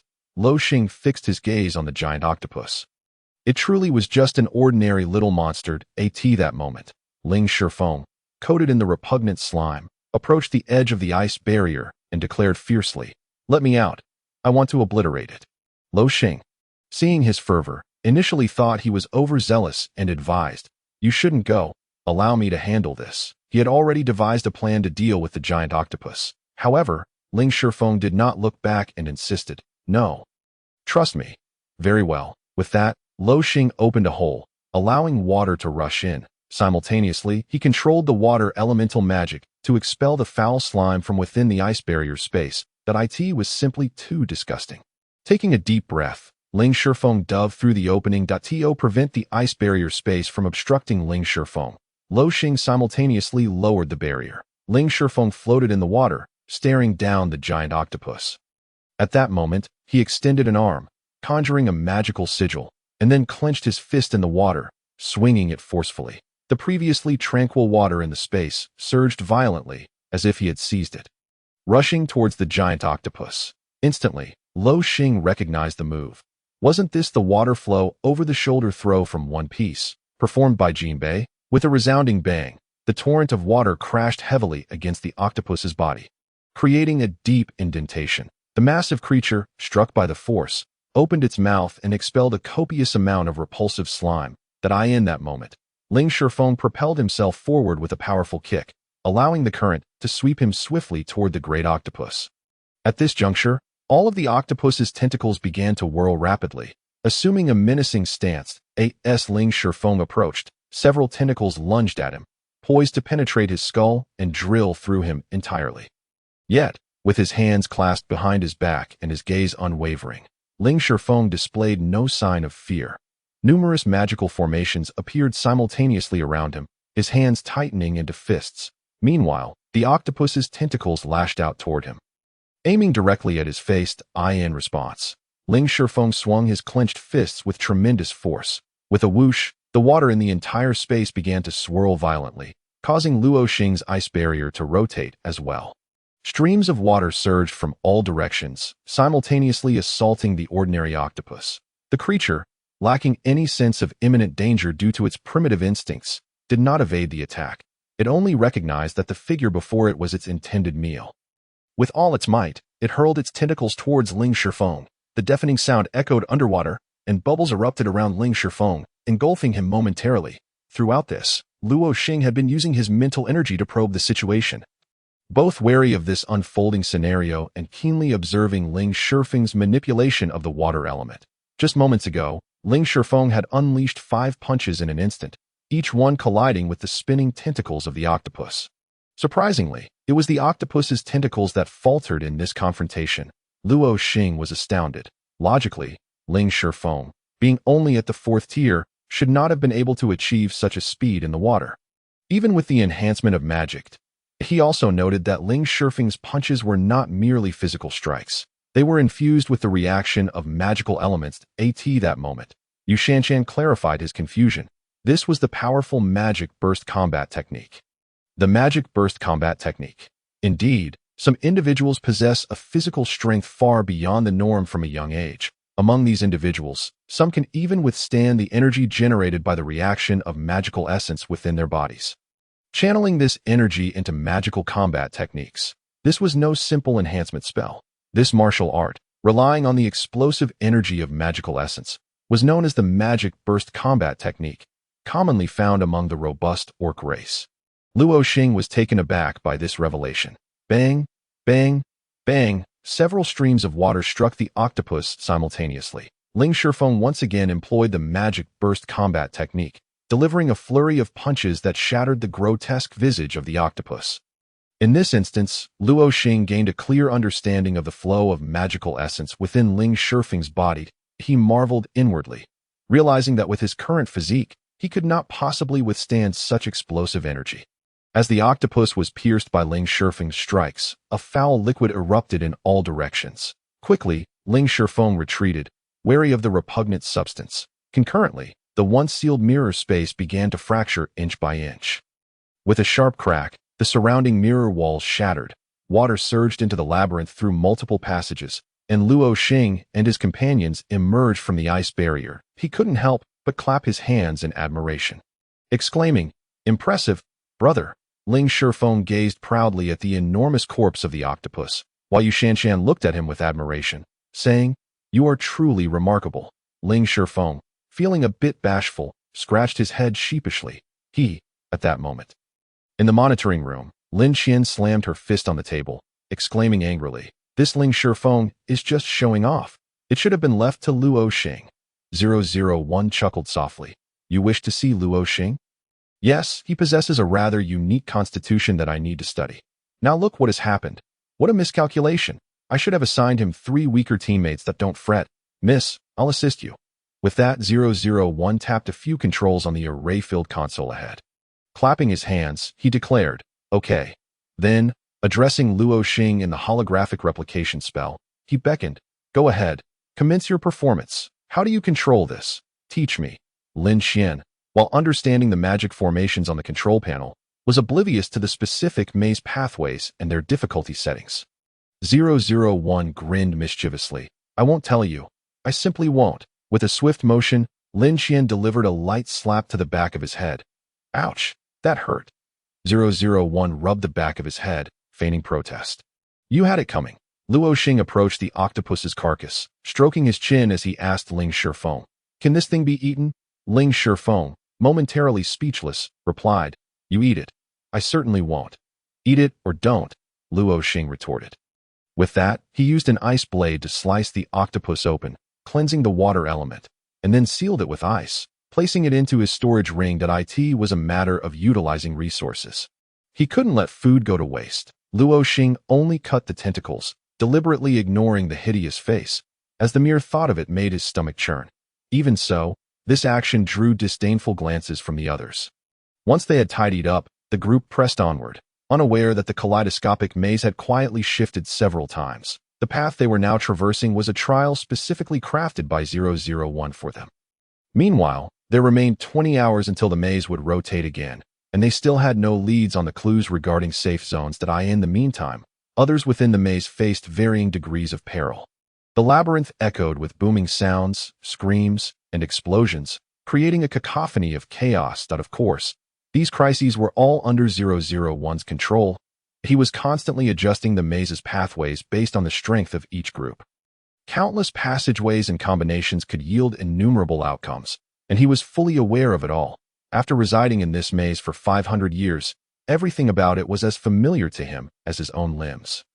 He was 001. Ding ding ding. The familiar sound echoed once more. Luo Xing assumed Ling Shifeng had caused another ruckus and turned angrily to look. However, he found no one there. "Where are they?" he asked Xingyue. Xingyue, equally surprised, shook her head.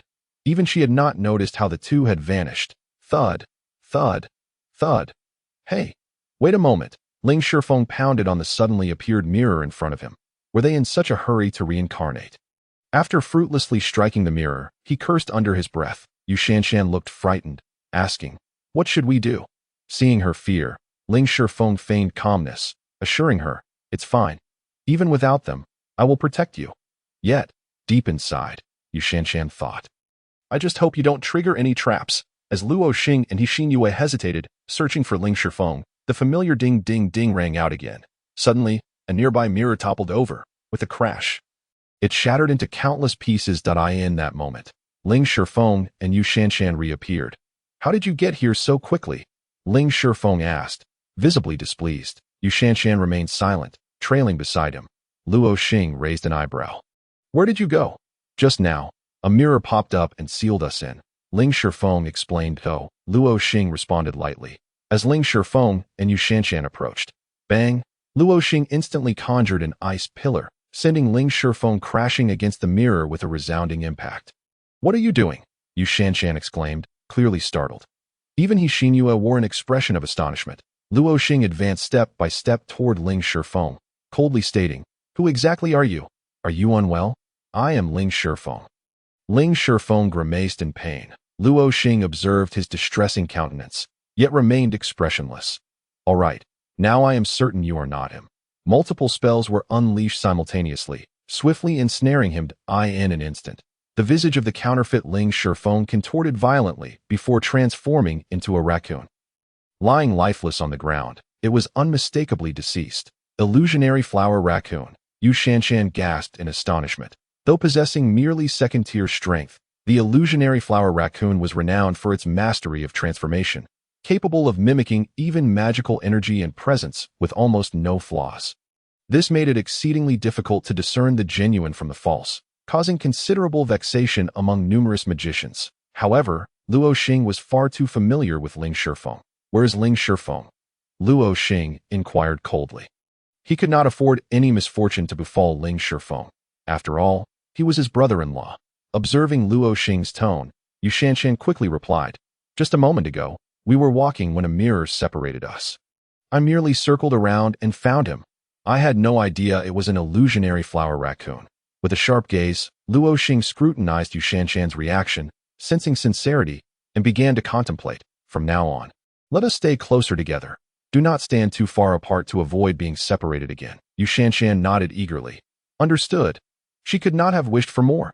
Xingyue remained silent, instead conjuring a silver moon lion, poised for combat. For a fleeting moment, her expression turned exceedingly fierce, unnoticed by anyone. The three walked side by side, with Luo Xing repeatedly calling out, "Ling Shifeng, how do you know that was a fake?" Xingyue suddenly asked. Luo Xing, seemingly indifferent, replied, "Truthfully, I am not entirely certain. It was merely a guess, a polite inquiry. The first strike was merely exploratory. What truly confirmed my suspicion was his reaction to my attack. If it were that kid Ling Shifeng, he would have jumped up and fought back. He Xinhua nodded, remaining silent. Meanwhile, in the monitoring room, Lin Qian spoke disdainfully, casting a disdainful glance at 001. Is that all? 001 chuckled. Patience, the show is yet to unfold. Ding ding ding. The sound had now transformed into an alarm. Each time they heard it, the three felt a surge of panic. Hold on to me, fearing they would become separated again. Luo Xing promptly proposed a solution. However, no sooner had he spoken, whoosh, mirrors suddenly rose from beneath their feet, encircling Luo Xing in an instant. Damn! Bang bang bang. Luo Xing pounded frantically against the mirror's surface, simultaneously shouting, He Xinhua, Yu Shanshan. Whoosh, the mirrors abruptly vanished. Before him stood a Ling Shifeng. Bang! Luo Xing's fist struck the air before landing squarely on Ling Shifeng's chest. Ling Shifeng let out a muffled grunt. Gazing at Luo Xing in astonishment, Luo Xing's expression sharpened instantly. Where have you been? I went. Bang! Instantaneous annihilation. At that moment, Ling Shifeng's corpse morphed back into the illusionary flower raccoon. Luo Xing regarded the lifeless body with a cold smile. No soul remains. At this juncture, Yu Shanshan and He Xinhua had vanished without a trace. Luo Xing scanned his surroundings, lost in thought. Logically, he had been confined within the mirror for less than a minute. They should not have strayed far. Furthermore, even if they had moved, they would have surely mentioned it. Yet, they had inexplicably disappeared without a sound. What on earth transpired while Luo Xing was trapped in the mirror? Bodhisattva, are you well? Yu Shanshan called out to the false Luo Xing within the mirror. I am fine. Just wait while I figure out how to break this mirror. Bang bang bang. The counterfeit Luo Xing pretended to knock on the mirror. Whoosh! The mirror vanished suddenly, leaving the false Luo Xing momentarily stunned before remarking, This mirror seems to be malfunctioning. You scared me to death. Yu Shanshan patted her chest. The false Luo Xing chuckled softly, saying, It's all right. Just be cautious. No need to worry about me. Stay close to me. With that, Luo Xing strode forward. Yu Shanshan nodded and followed, while He Xinhua remained silent. Attack him. He Xinhua issued the command coldly. Roar! The silver moon lion responded immediately, unleashing a furious roar. In an instant, it pounced upon the false Luo Xing, sinking its teeth into him, severing his major artery. Ah! The illusionary flower raccoon howled in agony, its cries unbearably shrill. Yu Shanshan's expression turned to one of terror as she beheld the silver moon lion mauling the illusionary flower raccoon. How do you know he is a fake? He Xinhua had not hesitated for a moment, issuing the order for annihilation. What if he were real? Would that not mean? He Xinhua cast a sidelong glance at her, responding nonchalantly. He was far too serious. Oh ho ho! Yu Shanshan was momentarily at a loss, unsure whether to laugh or cry. The reasoning seemed rather trivial. Observing her reaction, He Xinhua reassured her. Rest assured, I do not indiscriminately slay the innocent. Bang! Again! Bang! Once more. At this point, Luo Xing had already eliminated over a dozen illusionary flower raccoons, whether they were false Ling Shifengs or false Yu Shanshans. Yet, he found it peculiar that no false He Xinhua had appeared. Typically, the illusionary flower raccoon is not particularly strong. They rely on group tactics. When one attempts to discern the true allies from the false, another would emerge if still unable to tell them apart. Yet another would follow. Eventually, one would find themselves overwhelmed by an increasing number of false allies, leading to one's demise. However, Luo Xing's group was naturally adept at countering illusionary flower raccoons. Apart from Yu Shanshan, none were ordinary. Just as he wondered why there was no counterfeit He Xinhua, yet another Ling Shifeng appeared, accompanied by Yu Shanshan. Another one! Ling Shifeng and Luo Xing exclaimed in unison. The onslaught seemed unending. Ling Shifeng surged forward, charging at Luo Xing. Ling Shifeng rushed towards him. Luo Xing remained utterly still, watching the powerful, windswept punch that was about to strike. He suddenly smiled. Now this feels right. Hearing Luo Xing's words, Ling Shifeng abruptly halted his attack, revealing a puzzled expression as he gazed at the smiling face. Are you Luo Pui, Bodhisattva? What nonsense! Luo Xing shot him an irritated glance. This statement resonated deep within Ling Shifeng's soul through sound magic. Upon hearing the sound magic, Ling Shifeng instantly recognized it was indeed Luo Xing. He relaxed, asking, "What did you just say? What do you mean by this feels right?" Luo Xing snorted coldly. "I said you smell like a fox. The moment you came near, I could smell it, instantly confirming it was you." "Huh." With that, Luo Xing disregarded him and approached Yu Shanshan with a smile. Ling Shifeng raised his arm, sniffing left and right, muttering, "That's odd. I can't smell anything that I haven't even sweated." He quickly realized Luo Xing was teasing him. Pointing at Luo Xing, he cursed, "Luo Pui, you bastard." Meanwhile, Luo Xing's voice reverberated again in Ling Shifeng's mind. "Is this Yu Shanshan always by your side?" Ling Shifeng paused for a moment before responding. "Yes, we have been together the entire time, never separated." Upon hearing this, Luo Xing fell silent, wearing a smile as he approached Yu Shanshan, "That we were looking for you." Before she could finish, Luo Xing grasped her neck with one hand, lifting her off the ground. "Ah, what are you doing? Let go of me." Yu Shanshan struggled desperately, her hands gripping Luo Xing's arm tightly as her feet flailed helplessly. Suffering greatly, Luo Xing. Ling Shifeng shouted in alarm, calling out Luo Xing's true name. Luo Xing, fixated on the struggling Yu Shanshan, revealed a cold smirk. "Earlier, when I was with Xinhua, there was also a Yu Shanshan. Which one of you is the genuine article?" I cough. "I am the real one." Yu Shanshan strained to voice her claim. Ling Shifeng rushed to Luo Xing's side, grasping his arm. "Let her go. I told you, we haven't parted ways. I am certain she is the real one that saved me." Yu Shanshan cried out in pain, her complexion already turning purple from Luo Xing's grip. Yet, Luo Xing remained unyielding, tightening his grip as a cold glint flashed in his eyes. "I see you both as fakes. Perish." Hiss. Suddenly, the agonizing struggle of Yu Shanshan revealed the true form of the illusionary flower lynx, its grotesque visage opening a gaping maw. With a swift motion, Luo Xing's arm was instantly marred by 3 claw marks. His gaze turned ferocious, and before the next claw could strike, he swiftly twisted its neck with a decisive snap. "Humph!" Luo Xing emitted a cold grunt, casting the illusionary flower lynx onto the ground. Ling Shifeng was left astounded. He had been with Yu Shanshan the entire time. She had never left his sight.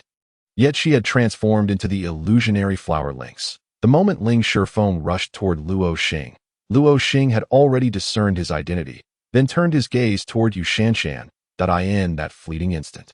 He caught a glimpse of a sinister expression on her face. This solidified his suspicion that she was an imposter. "Let us find Xinhua. I now suspect that the Yu Shanshan beside her is also a fake." Just as he was about to depart, he spotted Xinhua and Yu Shanshan emerging from around the corner, accompanied by a silver moon lion. Upon seeing Xinhua, Ling Shifeng's heart leaped with joy. However, upon catching sight of Yu Shanshan, he recalled Luo Xing's earlier words, and his expression turned grim. "You mustn't speak." Luo Xing immediately cautioned Ling Shifeng with a spell. Ling Shifeng opened his mouth, but stifled his words. Luo Xing was perplexed by one thing. Why it was only Ling Shifeng and Yu Shanshan who had been transformed by the illusionary flower lynx, while Xinhua remained unaffected. So, was this Xinhua before him real or false? Carefully, Yu Shanshan inquired, "Fasada, is it really you?" At that moment, Xinhua calmly commanded the silver moon lion, "Kill it." The silver moon lion unleashed a ferocious roar, baring its fangs at Luo Xing and Ling Shifeng. Luo Xing observed the silver moon lion and Xinhua, who remained unfazed. Ling Shifeng immediately raised his hand. "Wait. But Luo Xing swiftly silenced him. "Be quiet. Do not speak." Another roar erupted from the silver moon lion. By now, Yu Shanshan had grown accustomed to the chaos. Prior to this, the silver moon lion had already slain numerous false versions of Luo Xing and Ling Shifeng. Thus, she turned her back, awaiting the silver moon lion to pounce and sever the necks of the 2 men. However, suddenly, a massive maw obscured her vision, and before she could react, she was bitten in half. Luo Xing chuckled as he approached. "How did you know she was the fake?" Xinhua remained silent, yet the silver moon lion beside her let out an enraged roar. Luo Xing instantly understood. Nothing knows a magical beast better than another magical beast. It seemed you had already known she was a magical beast, yet you kept her close. Xinhua acquiesced. Her sole purpose for keeping the false Yu Shanshan nearby was to eliminate it when they reunited, thereby revealing her true identity. The false Yu Shanshan had genuinely been deceived by her remark about being overly serious. Once the false Yushanshan realized that Xingyue was a summoner, it panicked, fully aware that it would be discerned by the magical beast. Yet, in that situation, it had no choice but to continue the charade, praying it would not reveal any flaws. Nevertheless, it was ultimately just a magical beast, and it had not anticipated that Xingyue would remain so composed, tolerating its presence until encountering Luo Xing before striking. Xingyue mounted the back of the silver moon lion at that moment. Within the vast labyrinth, the group was utterly unaware of their current location. Why do I feel like we are moving further away from that tower? Ling Shifeng suddenly remarked, be confident. We are indeed moving further away from that tower. Heavens, how on earth do we escape this maze? Ling Shifeng lamented helplessly. Just then, roar, the silver moon lion let out an angry bellow. Xinyue's expression shifted instantly as she summoned another silver moon lion. Upon its arrival, it too released a fierce roar. Luo Xing's demeanor grew serious. Ahead, an unusual magical energy began to permeate the air. Ling Shifeng sensed the anomaly as well, swallowing hard and muttering, at least a fifth rank. Creak, crack. Gradually, the sounds of numerous illusionary flower lynxes echoed in the distance. Thud, thud, thud. Simultaneously, there were sounds unmistakably indicative of a large magical beast's footsteps. Luo Xing and the others halted, their senses heightened, wary of making any rash movements. Although they were not trapped in a dead end, mirrors loomed in every direction around them, creating an environment filled with reflections. In such a situation, distinguishing the correct direction of the magical beasts would become nearly impossible once combat ensued. Thud, a colossal foot emerged, followed by several illusionary flower lynxes that manifested. Each lynx stood before that gigantic foot, baring their teeth at Luo Xing and his companions. Luo Xing's expression darkened. These wretches have summoned reinforcements. Collectively, they had slain nearly 100 illusionary flower lynxes. Could they not seek vengeance? Roar! Two silver moon lions suddenly roared in unison. The sound waves caused the mirrors to tremble. Luo Xing detected a clue from this scene, and he quickly grasped the situation. Creak! More and more illusionary flower lynxes emerged from the corners, their reflections multiplying endlessly. The entire space became disorienting, as if they were encircled by the illusionary flower lynxes. Seeing this, Luo Xing and the others opted to close their eyes. In such a moment, sight became irrelevant. It was a test of the mage's mental acuity and elemental sensitivity. Roar! An even more ferocious roar than that of the two silver moon lions surged forth, bringing with it a gale that swept toward Luo Xing and his companions. The expressions of the two silver moon lions grew increasingly fierce. Although they were merely fourth rank, they showed no fear in the face of fifth-rank beasts. As the illusionary flower lynxes surged forward with the roar of the magical beast, countless lynxes poured forth like a tide. Roar! The two silver moon lions stood their ground, refusing to retreat. At this moment, Xingyue had dismounted from the silver moon lion. The two silver moon lions charged headlong into the densely packed wave of beasts. Undeterred, creak, whoosh, simultaneously, the two silver moon lions unleashed fourth-rank wind magic that a tempest erupted.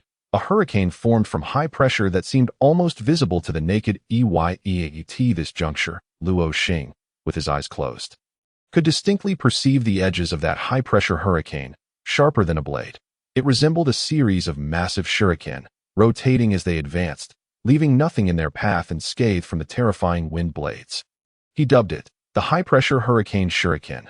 Crack, crack, the surrounding mirrors shattered under the onslaught. Those illusionary flower lynxes, mostly second-rank beasts, the highest among them only third rank, were instantly cleaved in two by the hurricane shurikens.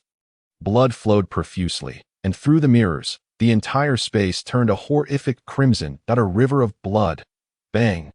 Bang! The colossal beast's paws swatted away the high-pressure hurricane shurikens with ease, showcasing its terrifying physical prowess. Fifth rank, 3 stars, the Howling Sky Ape, a rare dual-attribute magical beast. It possessed both earth and wind elemental attributes in comparison to the Howling Sky Ape. The two silver moon lions appeared diminutive. Roar! The Howling Sky Ape smashed a nearby mirror with a single swipe.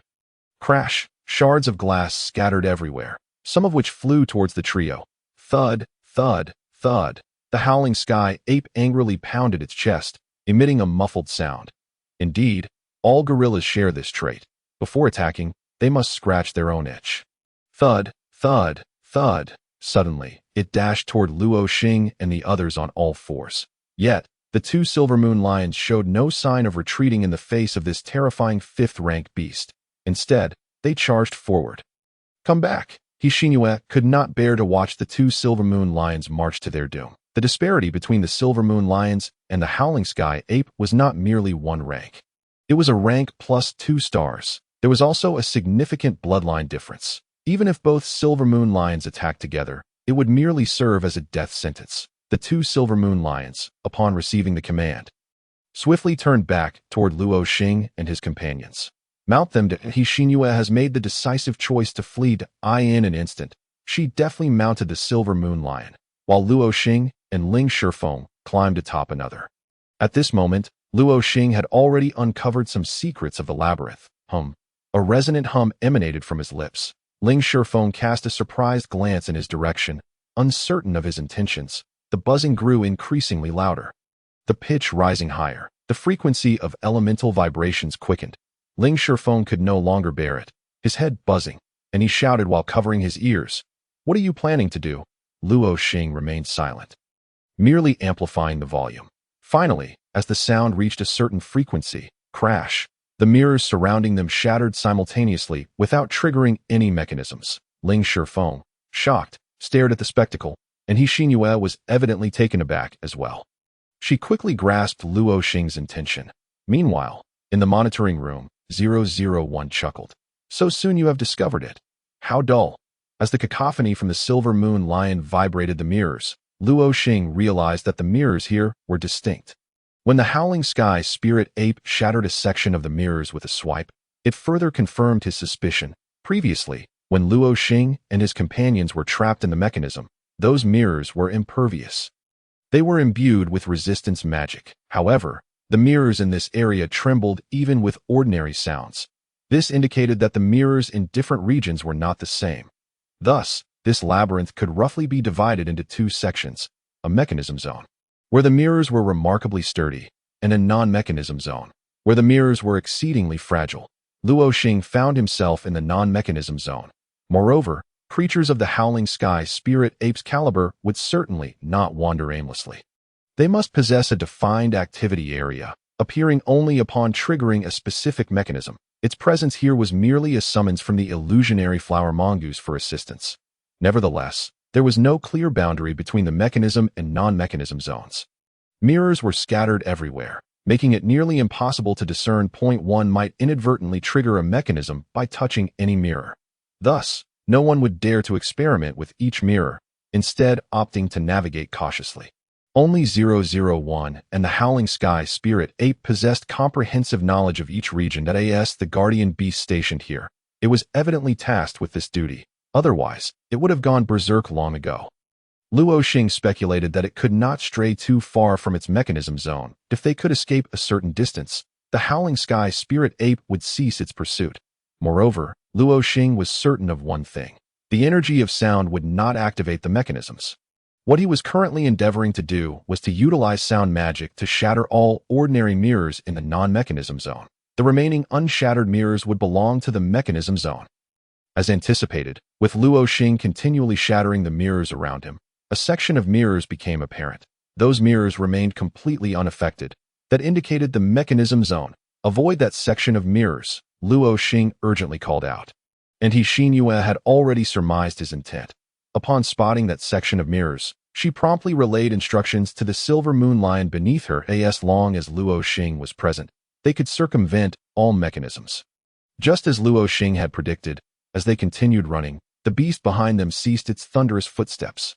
Luo Xing glanced back to see it glaring ferociously at him and his companions, yet it did not advance an inch.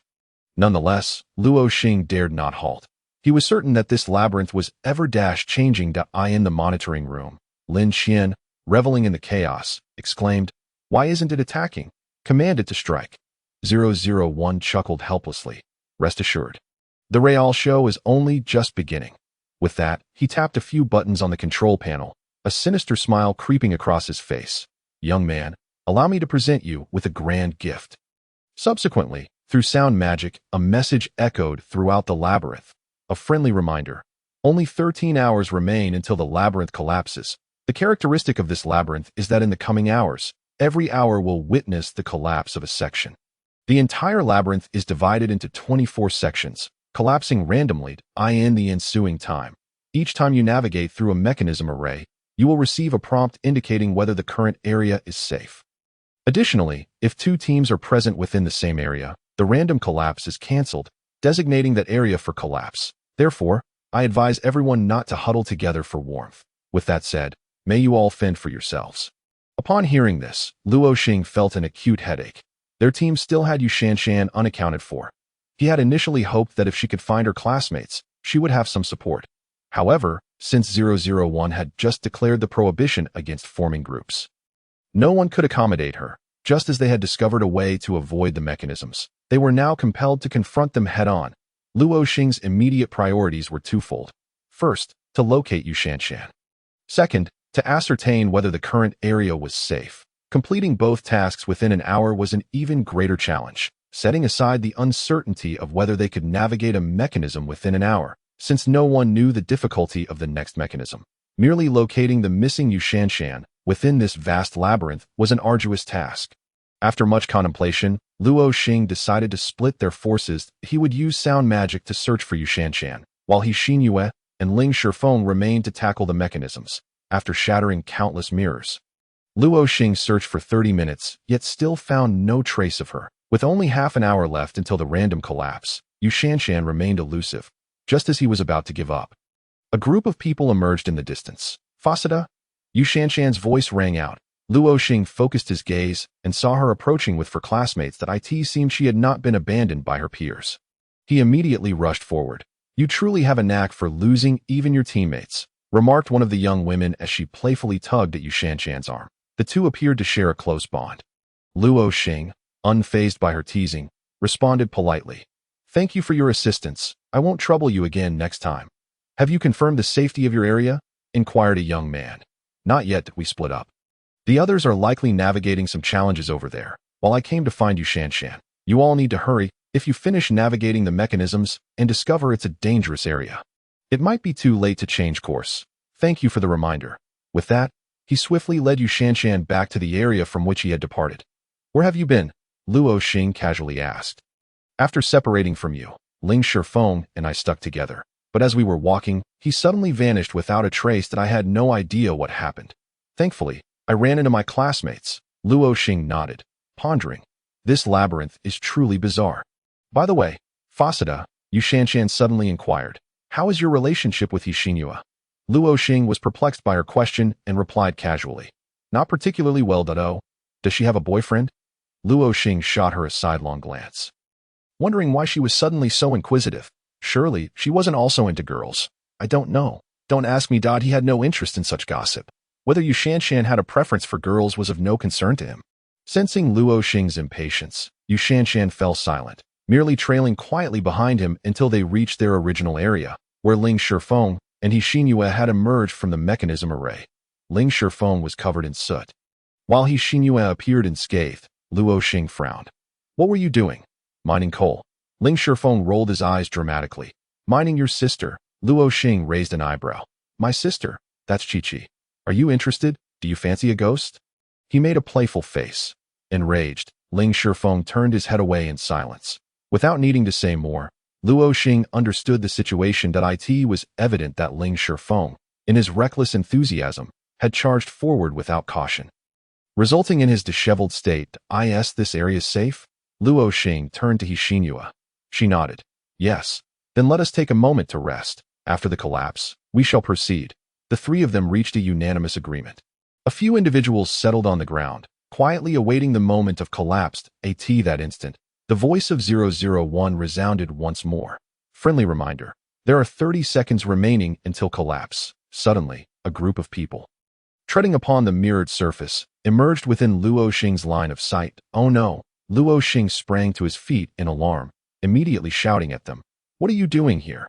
This area is ours. Upon hearing his voice, Xingyue, Yu Shanshan, and Ling Shifeng rose simultaneously. We just escaped from the mechanism. Our area is about to collapse. Help us. This was the very scenario that everyone dreaded. The two groups clustering together would inevitably lead to collapse. Run. Luo Xing had no time to react, swiftly urging the three to flee. No one knew the exact dimensions of each restricted area.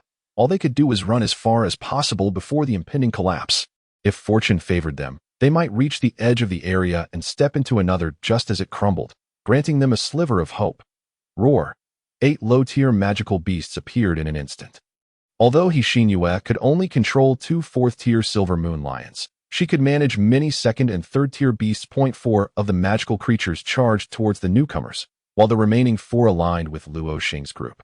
1 for each person. Seeing Xinyu take action to save that group, Luo Xing felt a flicker of surprise. He had intended to remain indifferent. After all, with 001 and Lin Qian present, their lives were not in peril. The countdown continued relentlessly as his words fell. Crack. The mirrored surface beneath their feet began to splinter. The mirrored ceiling above also started to collapse, pressing downwards. Luo Xing was acutely aware that, given his abilities, shattering that mirrored ceiling was beyond his capacity. Otherwise, it would have shattered long ago during the resonance of his sound magic. The magical beasts, carrying the group, raced forward like mad. Just ahead, quickly, Luo Xing could see the boundary of the area.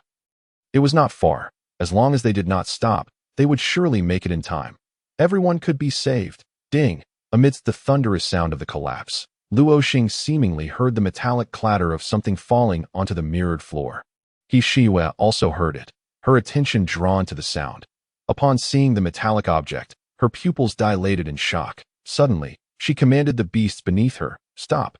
Luo Xing turned back upon hearing her, only to find her standing motionless on the verge of the crumbling mirror. Run! Luo Xing was frantic. How could she still be thinking of turning back at such a moment? He resolved to use magic to pull her back. Yet, at that moment, Xinyu made an action he could not comprehend. She actually leaped from the back of the magical beast directly into the enormous collapsing abyss. Luo Xing could hardly believe it. He hesitated, wondering if Lin Qian and 001 could save her in time. Just for a moment of daze, he refused to hesitate any longer.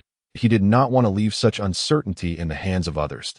He had promised Yin to look after Xing. Yin had lost his father. How painful would it be to lose his sister as well? Luo Xing could scarcely bear to imagine it. You all go first.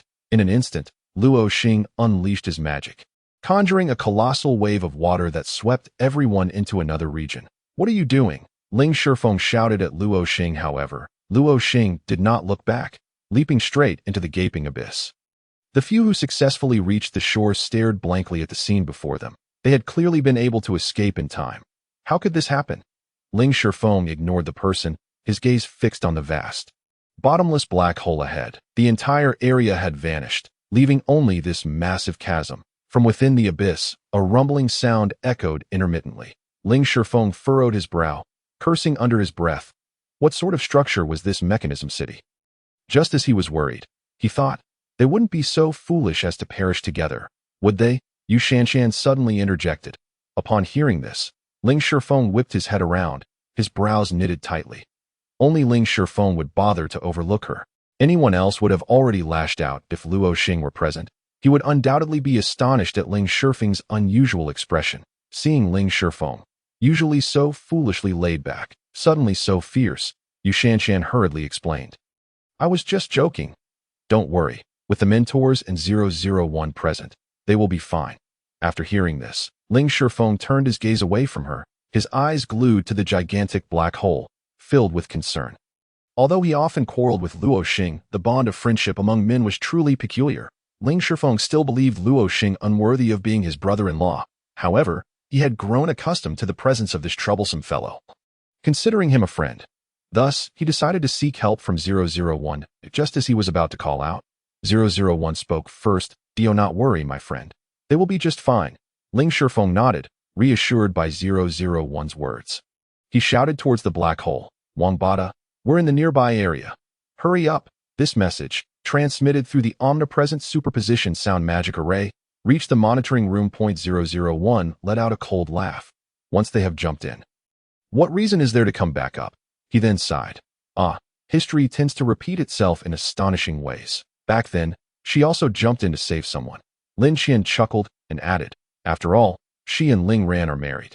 Oh, how intriguing. 001 tapped on the control panel, bringing up a pitch-black image. It was the view from the vast pit where Luo Xing and Xin Yue found themselves. He gazed at the dark scene, murmuring, I wonder how long you can hold on. Meanwhile, in the underground space, are you insane? Luo Xing could no longer contain his questioning. However, Xin Yue ignored him, instead holding a fire element magic orb. Her head bent as she rummaged through the debris, searching for something. Huff! Luo Xing took a deep breath, stifling the urge to chastise her. He then resumed a more casual tone. What are you looking for? Let me help you. The pendant. She uttered 2 words, causing Luo Xing's brow to furrow deeply. Was she crying?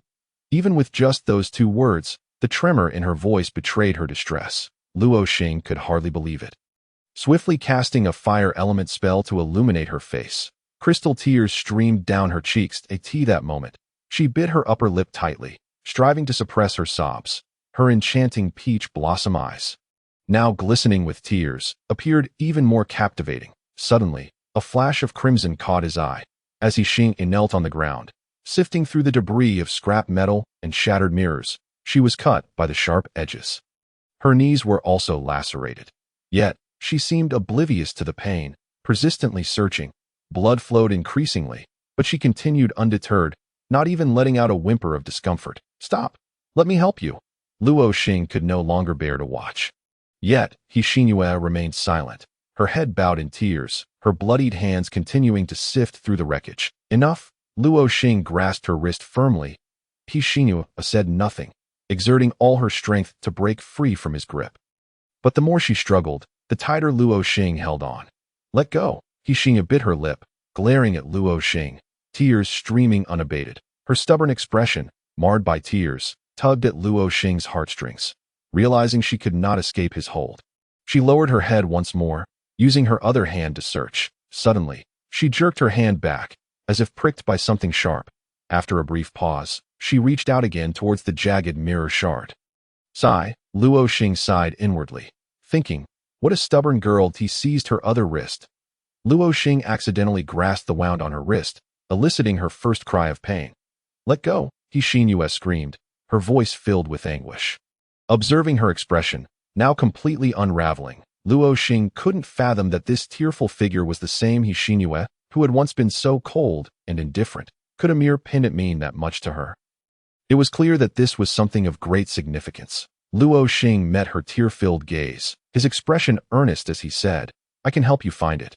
I can locate it in an instant. Trust me. Just promise me. Don't turn back. Give me 1 minute, and I will help you find it. Is that all right?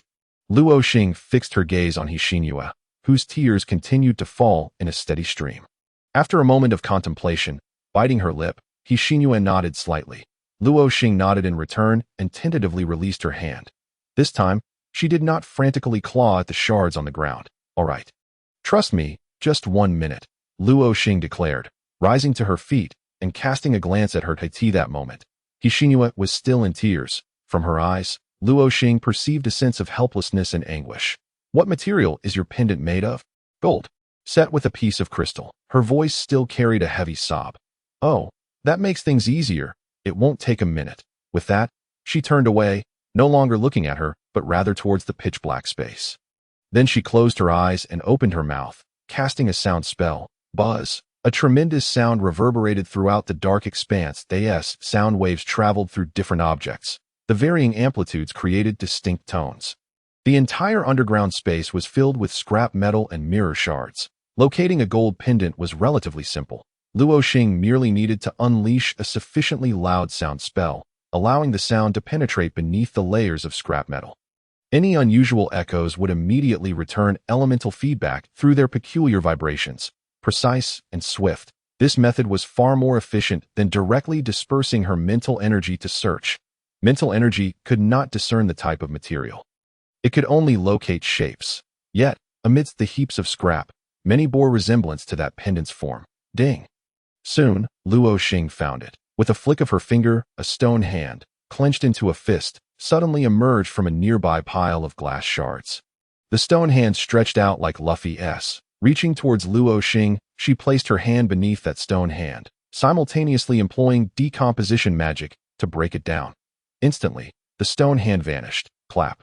The pendant, once clutched in the stone hand, gently fell into Luo Xing's palm. She glanced at it before handing it to the still sobbing Hishinua. Here, is this it? Hishinua snatched the pendant, cradling it in her hands to confirm its identity.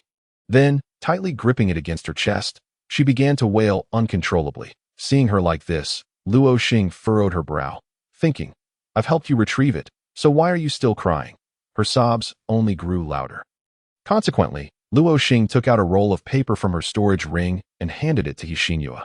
She then sat down nearby, feeling frustrated as she waited for Hishinua to finish weeping. After a while, Hishinua ceased her tears. Thank you. It's nothing, just a small favor, Luo Xing replied. Your hands. Luo Xing observed her bloodied and mangled hands, grimacing at the sight. However, Hishinua shook her head. I'm fine. Sigh. Luo Xing shook her head and retrieved some leftover Minglong powder that Yang Fan had given Ling Ran. If Yang Fan knew that the Minglong powder he had given to Ling Ran was now in Luo Xing's hands and being used to aid another girl, he would likely be infuriated. Here, Luo Xing offered the Minglong powder to Hishinua. Yet, Hishinua looked at the vial and shook her head. Luo Xing, undeterred, shook the vial again.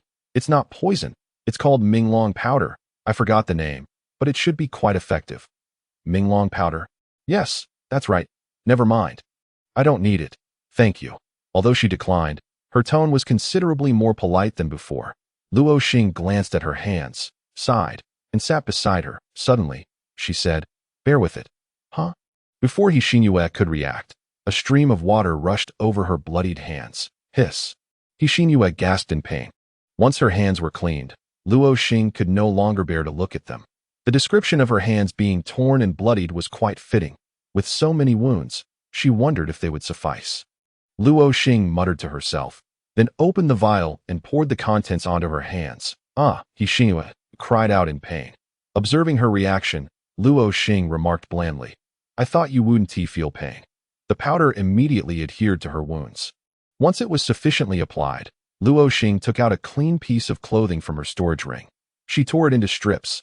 Lacking bandages, she had to make do with this. Then, she carefully wrapped Hishinua's hands, finishing with a beautiful bow. Afterward, she nodded in satisfaction, saying, Very nice.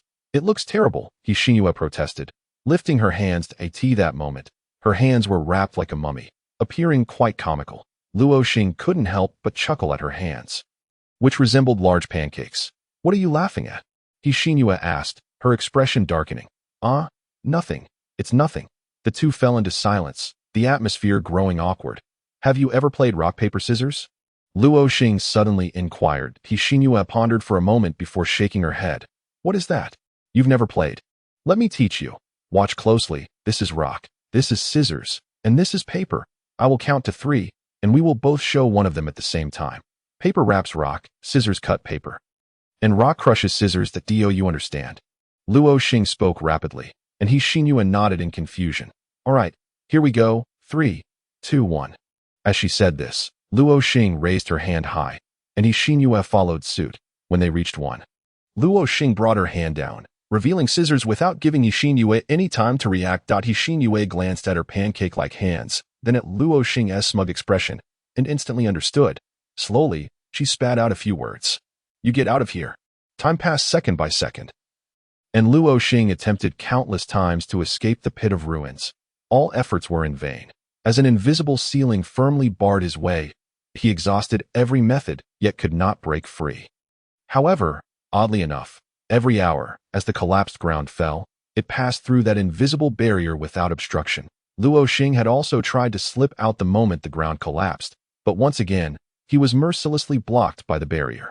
Throughout this ordeal, Hishinua remained silent, merely watching Luo Xing futilely bang against the walls, not even displaying a flicker of emotion. She reverted to her earlier cold demeanor. Eventually, Luo Xing gave up, sigh. He sat beside Hishinua and retrieved a treasure from his storage ring. The octopus meat he had cut earlier that afternoon. Are you hungry? Luo Xing waved the hefty portion of octopus meat. Hishinua immediately displayed a look of disgust. Get that away from me. Fine. Seeing Hishinua's lack of interest, Luo Xing began slicing the large chunk of octopus meat into smaller pieces. He found a few relatively clean metal sticks on the ground, washed them with water elements, and threaded the octopus onto them. While doing so, he asked, "What about your magical beasts? They're all above that, I don't know why, but ever since I came in here, I haven't been able to contact my magical beasts. Do you have any other magical beasts?" "Yes, but those few are still using up my mental energy. I've reached my mental energy limit and cannot summon more. After all, she is just a 15-year-old girl. Reaching the 3rd tier is already quite strong." "Well then, why don't they come to rescue you?" "Because the last command I gave was to prioritize your protection and not to follow me into the pit." Luo Xing nodded, his perception of Hishinua shifting. She appeared to be a girl who was cold on the outside yet warm within. After skewering the meat, he summoned the fire element and commenced grilling. As the meat sizzled, he sighed, lamenting the absence of cumin and chili powder. The octopus meat crackled over the flames, releasing an enticing aroma. "Gulyalum?" Luo Xing chuckled, glancing at Hishinua. "Doesn't it smell delicious?" "You must be hungry." Hishinua's face flushed. "Not hungry." Hee. Luo Xing mischievously licked a piece of octopus. His expression exaggerated. "Wow, it's so delicious." Hishinua shot him a glared urine, saying, "Here, open wide." Luo Xing brought the skewer to Hishinua's lips, while he took a large bite himself, savoring the exquisite flavor. Hishinua hesitated for a moment, seeing how delicious he found it. She finally said, "Let go. I can control it with my mental power." Oh. Luo Xing withdrew his hand. "A wood." Hishinua took a bite as well. Beginning to chew, Luo Xing looked at her with satisfaction. "How is it? Delicious, right?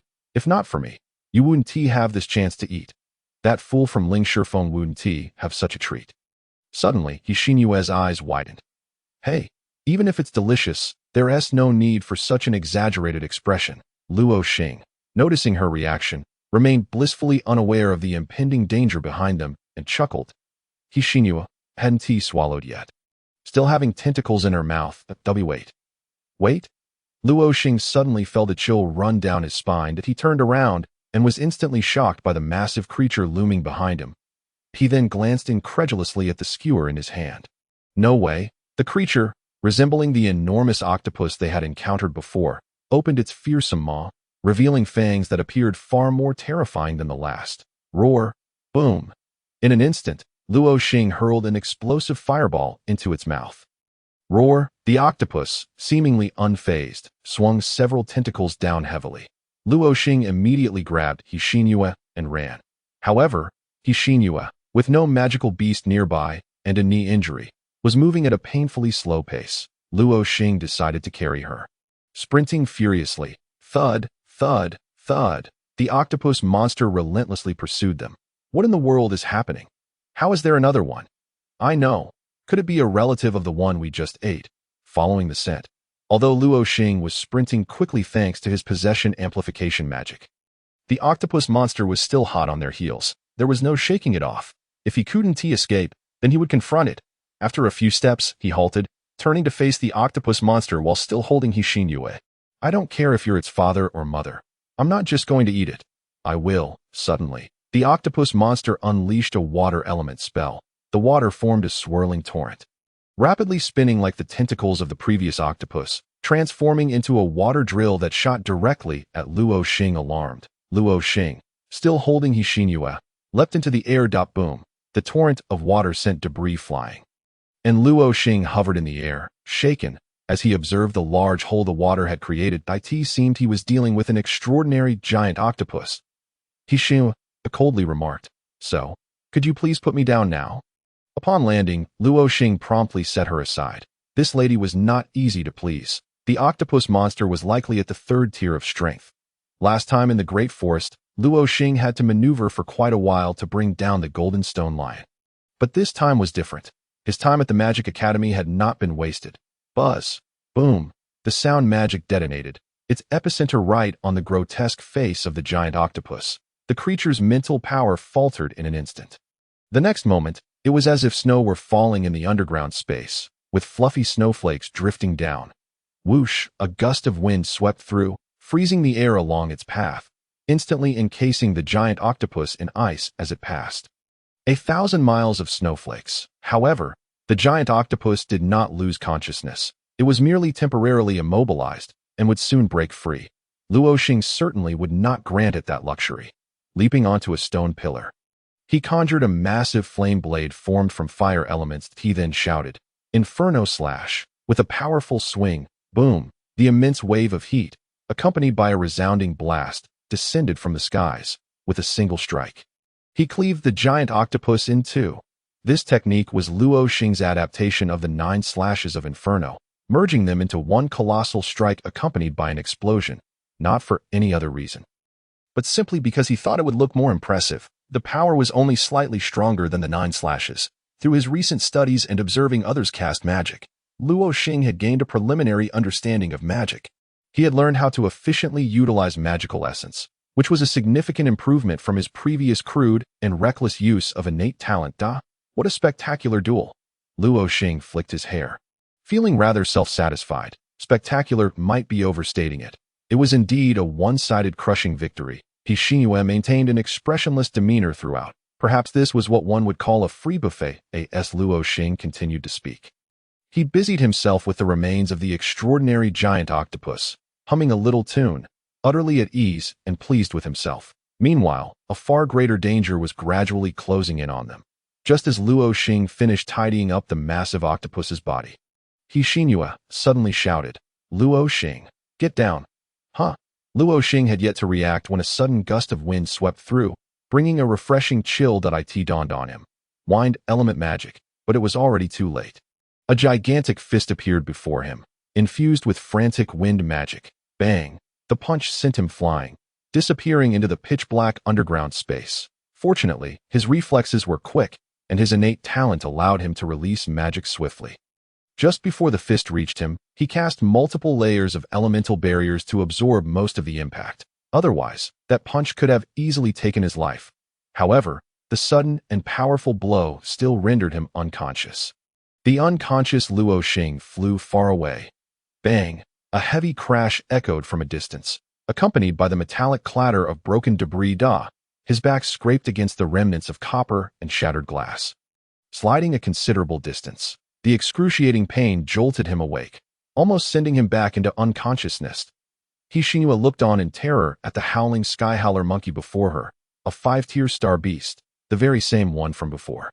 How did it end up here? The sky-howler monkey's gaze was fierce as it fixated on Xinyu. Roar! The sky-howler monkey opened its mouth, unleashing a terrifying roar that splattered drool all over her.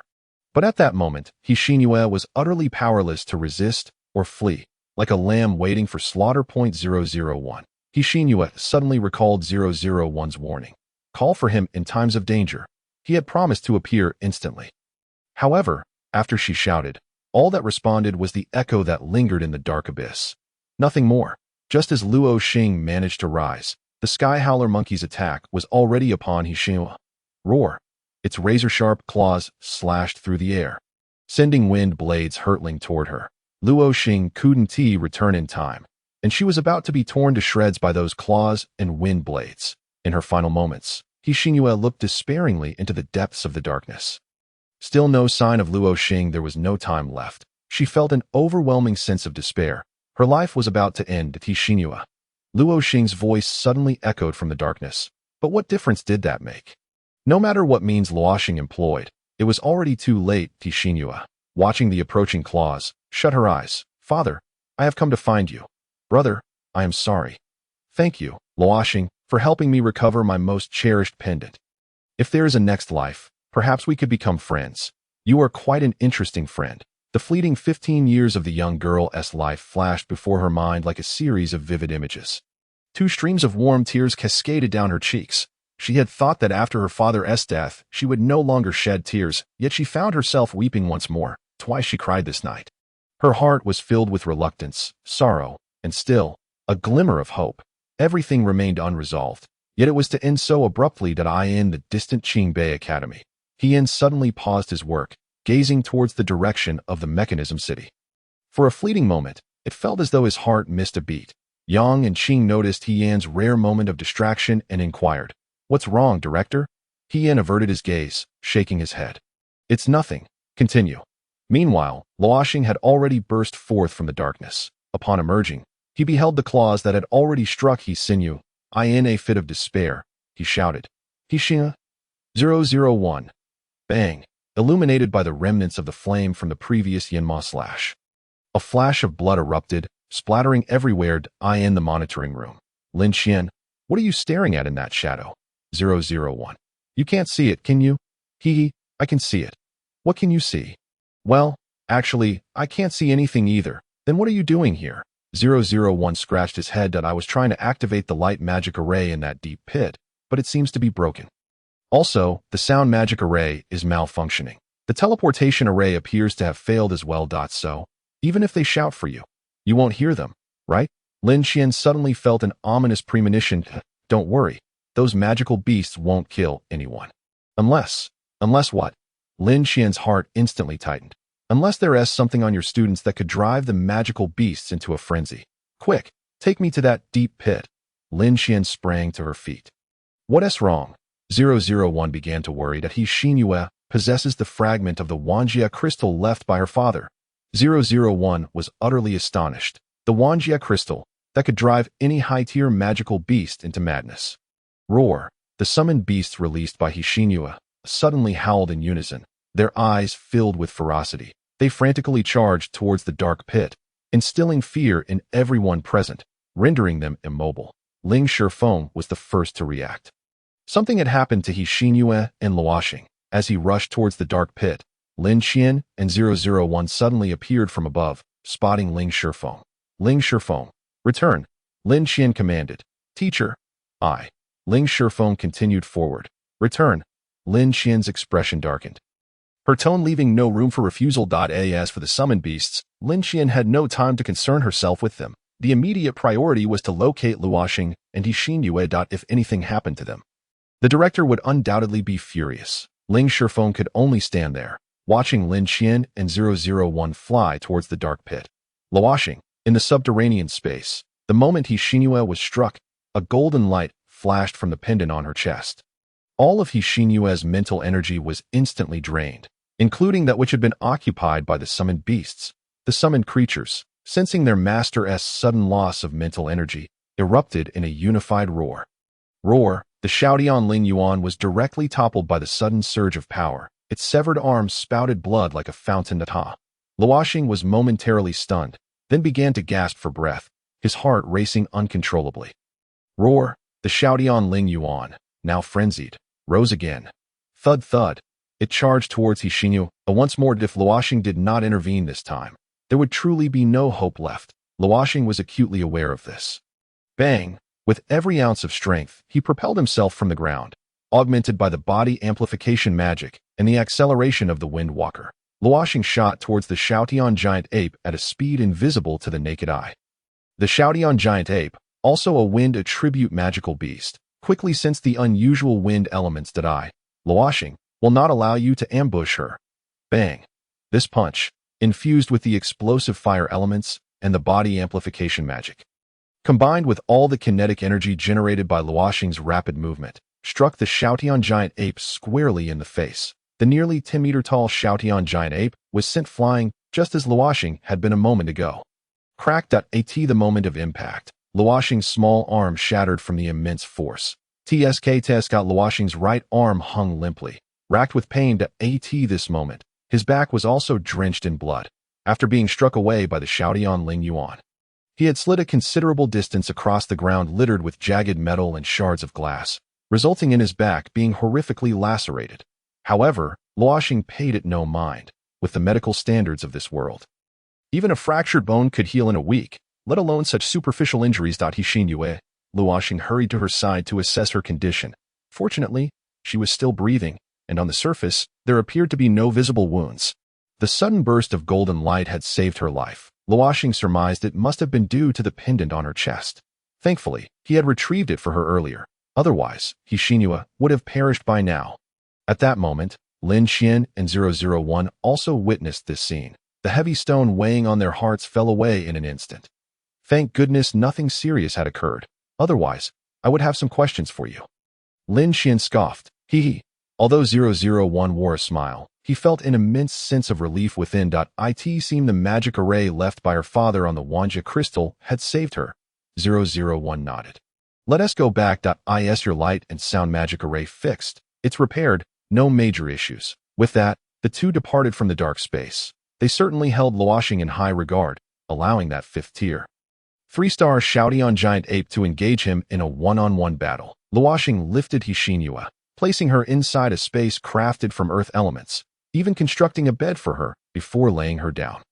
He subsequently elevated this earthen chamber to safeguard against any potential beast attacks. Roar! Suddenly, a cacophony of beastly footsteps thundered towards them. Luo Xing remained vigilant, scanning the surroundings. Whoosh! In an instant, the entire dark pit was illuminated. The brightness was blinding, causing Luo Xing to shut his eyes tightly, swiftly deploying his mental energy to guard against any sudden beastly assaults.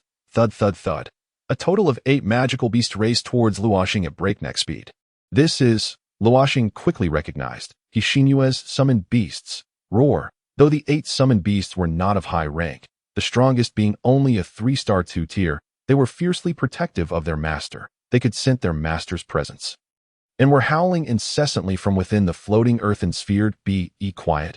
Luo Xing, growing impatient, admonished them, your master is resting. Rest assured, summoned beasts, even low-tier magical creatures, could understand human speech to some extent after signing a contract. Upon hearing Luo Xing's words, the summoned beasts rapidly quieted down, their gaze fixated on the direction of the Shoutian Ling Yuan that Luo Xing had just struck, eyes ablaze with malice. The instinctual aura of the beasts alerted them to the presence of a formidable foe. Luo Xing, observing the fierce-eyed beasts, warned them that over there is a 5th tier, 3-star Shoutian Ling Yuan. Just a heads up, I'll send you up to accompany your little master. Roar! The 8 summoned beasts erupted in a deafening chorus. The sound sent tremors through Luo Xing's scalp. Their collective momentum seemed to declare, summoned beasts never retreat. All right, you have some spirit. Then you take care of those minor foes nearby. That foul gorilla is mine. Luo Xing had already taken notice, for the commotion from earlier, along with the magical beasts that had not fallen from above, had drawn them closer. Each time an area collapsed, the unresolved magical beasts within would plummet here for reclamation. Typically, this place was devoid of human presence. But now that Luo Xing was here, the beasts, having lost their territorial constraints, naturally regarded him as a target for attack. As time progressed, the number of descending beasts would only increase, and Luo Xing was bound to be embroiled in a fierce battle. This was precisely what Lin Qian wished to witness. She yearned to see what astonishing feats Luo Xing, with his peculiar constitution, could achieve under extreme circumstances. The previous ice-fire spiral and his absorption of demonic energy were 2 instances, but as the hope of humanity, these were insufficient. Roar! Boom! Boom! Boom! The howls of the howling sky spirit ape resounded once more. At this moment, 8 summoned beasts formed a circle behind Luo Xing, each facing a different direction, their eyes gleaming with menace. Whoosh! A sudden gust of wind erupted as the howling sky spirit ape accelerated. Luo Xing squinted slightly, charging towards it in kind. Don't rush. I'll send you to your next life. Bang! Bang! Bang! 3 colossal stone hands, formed of earth elements, suddenly appeared behind Luo Xing while he surged forward. He squeezed his throat and unleashed a low, resonant voice laced with sound magic. Have you ever played rock, paper, scissors? Roar! The howling sky spirit ape, a 5th-tier 3-star beast, had long since attained sentience. In response, it instantly conjured 3 enormous stone hands of earth elements behind it. Mirroring Luo Xing's point, 1 represented rock, 1 represented scissors, and 1 represented paper. A twisted smile crept across Luo Xing's face. Then let us play. Rock, scissors, paper. Luo Xing's thunderous voice echoed through the dark expanse. Lin Qian in the monitoring room couldn't help but twitch at the corners of her mouth. 001's inner thoughts. Rock. With that thunderous proclamation, a massive stone fist descended. The howling sky spirit ape let out a roar, deftly controlling its giant hand. Paper. To meet the attack. Paper beats rock, or so they say. However, as the 2 magics collided, Luo Xing's rock pulverized the howling sky spirit ape's paper into smithereens. Debris scattered, and the massive stone chunk hurtled towards the howling sky spirit ape. Yet IT had been playing the game all wrong. The paper crushed the ape's scissors hand, while the scissors tore through the ape's rock. Roar! The howling sky spirit ape bellowed in fury, leaping into the air with a powerful kickoff, baring its teeth and claws as if to say, "Are you unable to handle this?" The reason the howling sky spirit ape continued to engage in this playful rivalry was simple. They were both wielders of earth element magic. Why should Luo Xing's magic be able to destroy its constructs? It refused to accept that, as a 5th-tier 3-star wind and earth beast, it fell short in the purity of earth magic compared to a mere youth. Had it known it was competing with someone akin to an untainted spirit in terms of magical purity, it would surely have felt foolish. Despite being only 4th tier, Luo Xing's elemental magic purity rivaled that of a 6th tier. Seeing the beast descend without a hint of fear, Luo Xing let out a cold humph. He had played enough. It was time for the Howling Sky Spirit Ape to meet its end. Roar! Suddenly, 2 colossal stone hands materialized on either side of the Howling Sky Spirit Ape. Luo Xing's gaze sharpened, and the gigantic stone hands instantly closed in. Bang! The Howling Sky Spirit Ape was promptly ensnared within the crushing grip. Of course, Luo Xing did not believe this would eliminate a 5th-tier beast. Another spell was already forming beneath those colossal stone hands that a wave of terrifying heat surged forth, and a fountain of magma shot skyward, aimed directly at the Howling Sky Spirit Ape. The debris scattered on the ground was swiftly melted by the erupting magma, transforming into a pool of molten copper, a testament to the staggering temperature. Roar! Luo Xing's eyes glinted as he unleashed ice magic, enveloping himself, and Ishinua above. He sensed a powerful surge of wind element magic energy. Whoosh! Bang! Suddenly, the tightly sealed stone hands were breached, and a tempest burst forth, colliding head-on with the ascending magma. The 2 magical forces clashed relentlessly, neither yielding an inch. The whirlwind, upon contact with the magma, rapidly heated, causing flames to leap upwards, forming a spectacular firestorm. The magma, having been thwarted, sprayed in all directions, resembling a rain of magma. The sky was filled with flickering flames, akin to gazing up at countless sky lanterns on a starry night. This is merely a description. The release of sky lanterns is prohibited. Hee. Yet, these flames were not like sky lanterns, filled with hope. They heralded only terror and destruction. Luo Xing had anticipated this scene. Hence the early release of the ice shield to protect Ishinua. However, he had underestimated the situation. It was evident that 5th-tier beasts were not so easily subdued. This Howling Sky Spirit Ape was of the same echelon as the previous crimson-striped devouring python. Although the latter may have been slightly stronger in bloodline, the Howling Sky Spirit Ape was no slouch. Just as Luo Xing pondered how to bring it to justice, the Howling Sky Spirit Ape let out another furious roar. Boom! Luo Xing's surroundings darkened once more. A massive earth element magic spell manifested instantly, descending with the force of a gale, augmented by the speed of wind elements. Observing this, Luo Xing kicked off the ground, vanishing from sight. Bang! Suddenly, the immense earth element magic shattered into smaller boulders, plummeting at an unrelenting speed. The sky was filled with earth element magic, falling like meteorites. Recognizing this familiar scene, Luo Xing remained unfazed. Was this not the essence of a spell cannon? In the next moment, the shards created from Luo Xing's previous game of rock, paper, scissors with the Howling Sky Spirit Ape soared into the air under his control, colliding rapidly with the descending earth element magic. Though these fragments were smaller than the larger boulders falling from the sky, each shard was imbued with fire element magic upon contact with the larger stones. The fire element erupted instantly. Boom! The resounding explosion reverberated, causing the debris on the ground to clatter chaotically. Simultaneously, all earth element magic was reduced to dust. The space was engulfed in a cloud of debris. Luo Xing dared not relent for an instant, immediately commanding water element magic for a subsequent assault. However, just then, a colossal shadow emerged abruptly from the dust, standing right before Luo Xing. Oh no! Luo Xing's heart raced with alarm. He had underestimated the Howling Sky Spirit Ape.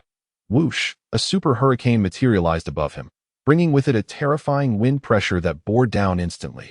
Luo Xing was caught in the tempest, forcefully pinned to the ground. The hurricane shattered his magical robe, all its force bearing down on his back. In that moment of falling, a copper spike pierced effortlessly through Luo Xing's abdomen. Blood gushed forth from the wound, only to be whisked away by the hurricane. Luo Xing's physical strength was alarmingly weak.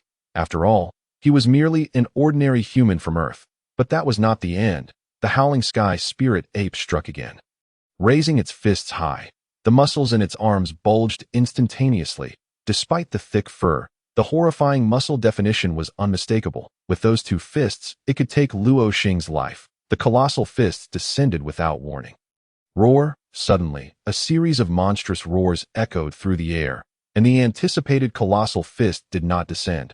Luo Xing struggled to turn his head, only to find the summoned beasts had all lunged at the Xiaotian Lingyuan, fiercely tearing at it. Meanwhile, the overwhelming pressure from behind him dissipated uncontrollably. Ignoring the pain, Luo Xing quickly rose and leaped away.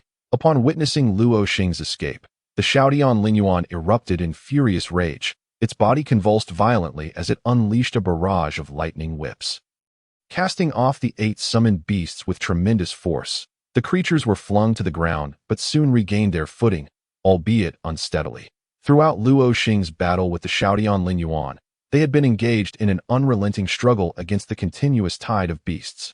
They were merely second- and third-tier magical beasts. Against the relentless army of monsters, they were already battered and bruised, had it not been for He Xinyue's constant assistance in honing their physical forms. Making them far stronger than ordinary second- and third-tier beasts, they would have surely perished by now. Luo Xing clutched his wounds, surveying the 8 magical beasts. Though they were covered in injuries, their eyes betrayed no hint of retreat. "Thank you," he expressed sincerely. He then turned his gaze towards the Xiaotian Lingyuan, using ice elemental magic to freeze his wounds and prevent excessive blood loss. "Come again." In the next moment, Luo Xing vanished from his spot. Roar! Accompanied by the Xiaotian Lingyuan's furious bellow, a massive magical array materialized above. Bang! The ground in the vicinity violently sank as Luo Xing, who had been moving at high speed, suddenly felt as if struck by a colossal force. Crashing heavily to the ground, the area was enveloped in a terrifying wind pressure, causing the earth to sink several inches, let alone Luo Xing. At that moment, he felt as though he were burdened by a 1,000-pound weight. Unable to move. Bang! Another earth elemental spell ensnared Luo Xing in an instant, further immobilizing him. Simultaneously, several wind blades sliced through the ground, and stone spikes formed from earth magic surged toward the trapped Luo Xing. A deadlock? The desert of burial. As Luo Xing slowly uttered these words, the earth elements within the space swiftly converged, morphing into a sand-like substance. Countless grains of sand, formed instantaneously from the earth elements, filled the area without warning. The expanse of the desert was as vast as Luo Xing's mental prowess, consuming all magical beasts, including the Xiaotian Lingyuan itself. The colossal stone wall halted, unable to budge an inch. All attacks from the wind blades were wholly absorbed by the immense volume of sand. Such an overwhelming display of magic could drain any 4th-tier mage, and even a 5th tier would require a considerable time to gather strength. Yet for Luo Xing, it required merely a fleeting moment, with the only cost being a significant expenditure of mental energy. Silence enveloped the space instantly, devoid of any sound. Every creature beneath the sand was now subjected to tremendous pressure. Shoo! A sound of sand scraping emerged. Soon, Luo Xing, along with the other summoned beasts, freed themselves from the sandy confines. Splash! A torrent of water seemed to cascade from the void, crashing down onto the sand. The water flowed relentlessly, binding the grains together tightly, specifically dousing the area where the Xiaotian Lingyuan stood. Luo Xing intended to amplify the pressure with water elemental magic, rendering the Xiaotian Lingyuan unable to escape, ultimately leading to its suffocation. However, he could surmise that the Xiaotian Lingyuan would not be so easily vanquished. Although the desert of burial had begun to take shape, it was still lacking in substantial power. It was more than adequate to ensnare lower-tier magical beasts, but insufficient to trap a 5th-tier Xiaotian Lingyuan. As long as it retained consciousness, it could cast spells to escape. Luo Xing was well aware of this. Yet his objective was not merely to eliminate the Xiaotian Lingyuan with this tactic. The true lethal move lay ahead. Luo Xing raised one hand above his head. The wind elements above his palm began to whirl gradually, forming a small vortex. He compressed this mini whirlwind while simultaneously expanding it, transforming it into a wind shuriken akin to the high-pressure hurricane unleashed by the Silver Moon Lion. However, this alone was insufficient to slay the Xiaotian Lingyuan. In mere moments, the wind shuriken expanded to a diameter of 200 meters. As the wind's velocity and pressure intensified, sand and dust began to swirl around. Even the heavy copper artifacts and magical devices started to tremble slightly. Boom! Luo Xing infused the wind shuriken with a copious amount of fire elements, causing the temperature to soar. Time ticked away, and Luo Xing observed the area of sand where the Xiaotian Lingyuan resided beginning to stir. At that moment, the wind and fire elements coalescing in his hand had been compressed to a terrifying degree. He need not even control its assault. Simply severing his mental connection would cause the massive shuriken to rebound and explode, generating enough energy to severely injure Luo Xing himself. This, of course, was not Luo Xing's intention. Roar. Although the Xiaotian Lingyuan had yet to emerge, its voice pierced through the sand, asserting its presence. Swish. Suddenly, a figure shot forth from the sand.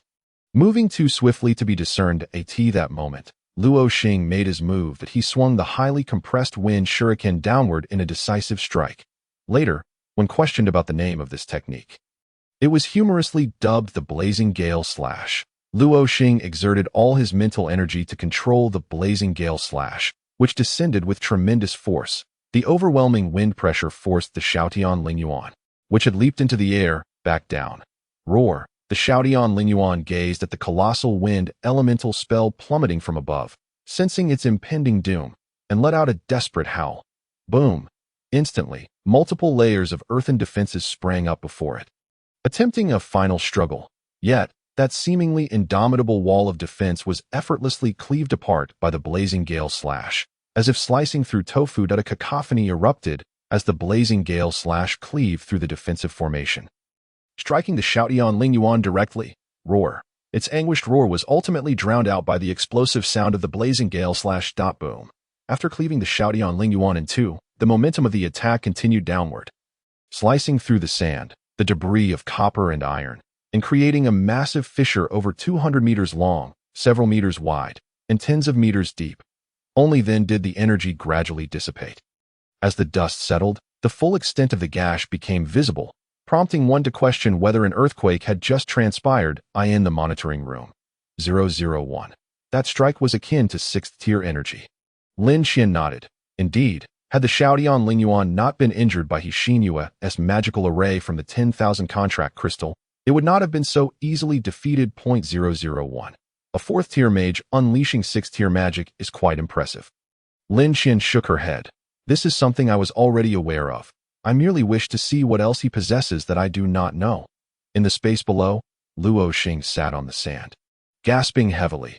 That last strike had drained him of an immense amount of mental energy, leaving him utterly fatigued. The 8 magical beasts beside him were also grievously wounded, blood seeping from their wounds and pooling into a dark red mass beneath them. Roar. A distant roar of beasts echoed once more. Another wave of monsters was on the horizon. Huff. Luo Xing took a deep breath, pushing himself up from the ground. The other 8 summoned beasts stood as well, exuding an aura of determination to fight to the bitter end. Luo Xing glanced at them. Can you still fight? Roar. The 8 summoned beasts responded in unison with a fierce roar. Good.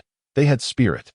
Another wave of low-tier beasts surged forth. Luo Xing, straining to maintain his exhausted mental fortitude, gazed ominously at the impending horde. What method could swiftly restore his mental energy? This was the question that weighed most heavily on his mind. For him, lacking mental power was akin to a mage without mana, merely a melee pawn. There were 2 primary means for a mage to quickly rejuvenate their mental energy: meditation and the consumption of elixirs. Sleep could also serve this purpose. Meditation, elixirs, and slumber, each suited to different circumstances. In this dire situation, Luo Xing was left with no choice but to resort to potions, yet he possessed none. The mental power he could currently muster was just sufficient to withstand this wave of beasts. Afterward, he would be utterly drained. Yet, he was acutely aware that, with the passage of time and the crumbling of the upper labyrinth, the beasts would multiply. What then? In resignation, Luo Xing grasped a sturdy-looking stick, which appeared rather comical. He could only employ a spirit summoning enhancement spell that required less mental energy while attempting to gradually replenish his reserves. He was uncertain how long he could endure, resolving to take each moment as it came. 001. He called out once more, albeit to no avail. Damn it, a fraud. Luo Xing spat. 001 observed the scene with an unwavering smile, while Lin Qian exhibited an air of anticipation. Lin Qian was unconcerned, for she knew that a magic circle lay within the underground space, which 001 had just repaired. Should Luo Xing find himself in peril, a mere signal from 001 would ensure his salvation. Come now, let me witness what surprises you still possess. Roar. A second-tier beast lunged at him with ferocity. Bang. Luo Xing delivered a kick, shattering its fangs. Sizzle. A steel pipe pierced through the creature's skull in an instant. He then plunged his hand into its chest cavity, retrieving a magic crystal core that had just formed within the beast. While fending off other beasts, he tentatively absorbed the magic core, but it yielded no results. The magic crystal core was meant to replenish mana. It contained not a trace of mental energy. Although his mental power remained unrefueled, an unusual sensation coursed through his entire being. That indescribable feeling brought Luo Xing great comfort. Yet, it swiftly dissipated as the energy within the magic core was exhausted. This was, Luo Xing's heart surged with joy as he swiftly dispatched another second-tier beast with his left hand wielding the stick. He retrieved another magic crystal and absorbed it again. The peculiar sensation enveloped him anew. This time, he felt a distinct change. His body was rejuvenating. The fatigue that had previously weighed him down began to lift. Even the fractured bones in his right hand seemed to mend on their own. The mental energy expenditure of the spirit summoning enhancement spell was minimal, and the speed of his meditation recovery barely sustained him. Thus, his mental energy was divided into 3 portions: one for meditation, one for the enhancement spell, and one to maintain the earth elemental magic protecting Hishinua, if he could also utilize the magic crystal core to restore his body. Then he still had a fighting chance. Rejuvenated, Luo Xing fought valiantly, embodying a melee combatant, striking with fervor. The more he battled, the more his courage surged. Fortunately, this wave of beasts lacked any third-tier creatures. Otherwise, Luo Xing would have struggled immensely.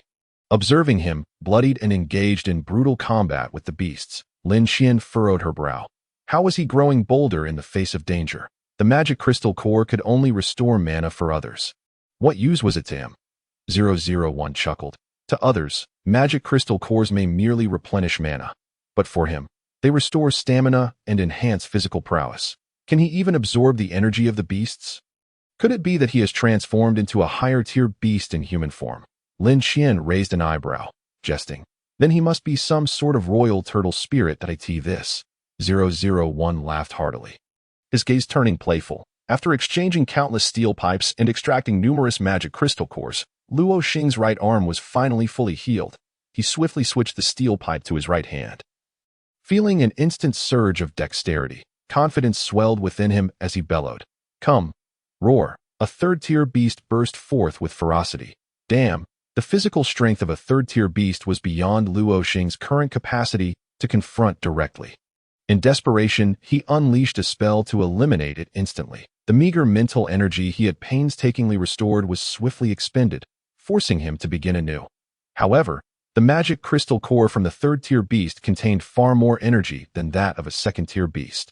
Upon absorption, he felt invigorated, his blood surging with vitality that he realized that this magic crystal core was continuously enhancing his physical form. Since arriving in this world, all of Luo Xing's talents had reached their zenith, except for his physical prowess.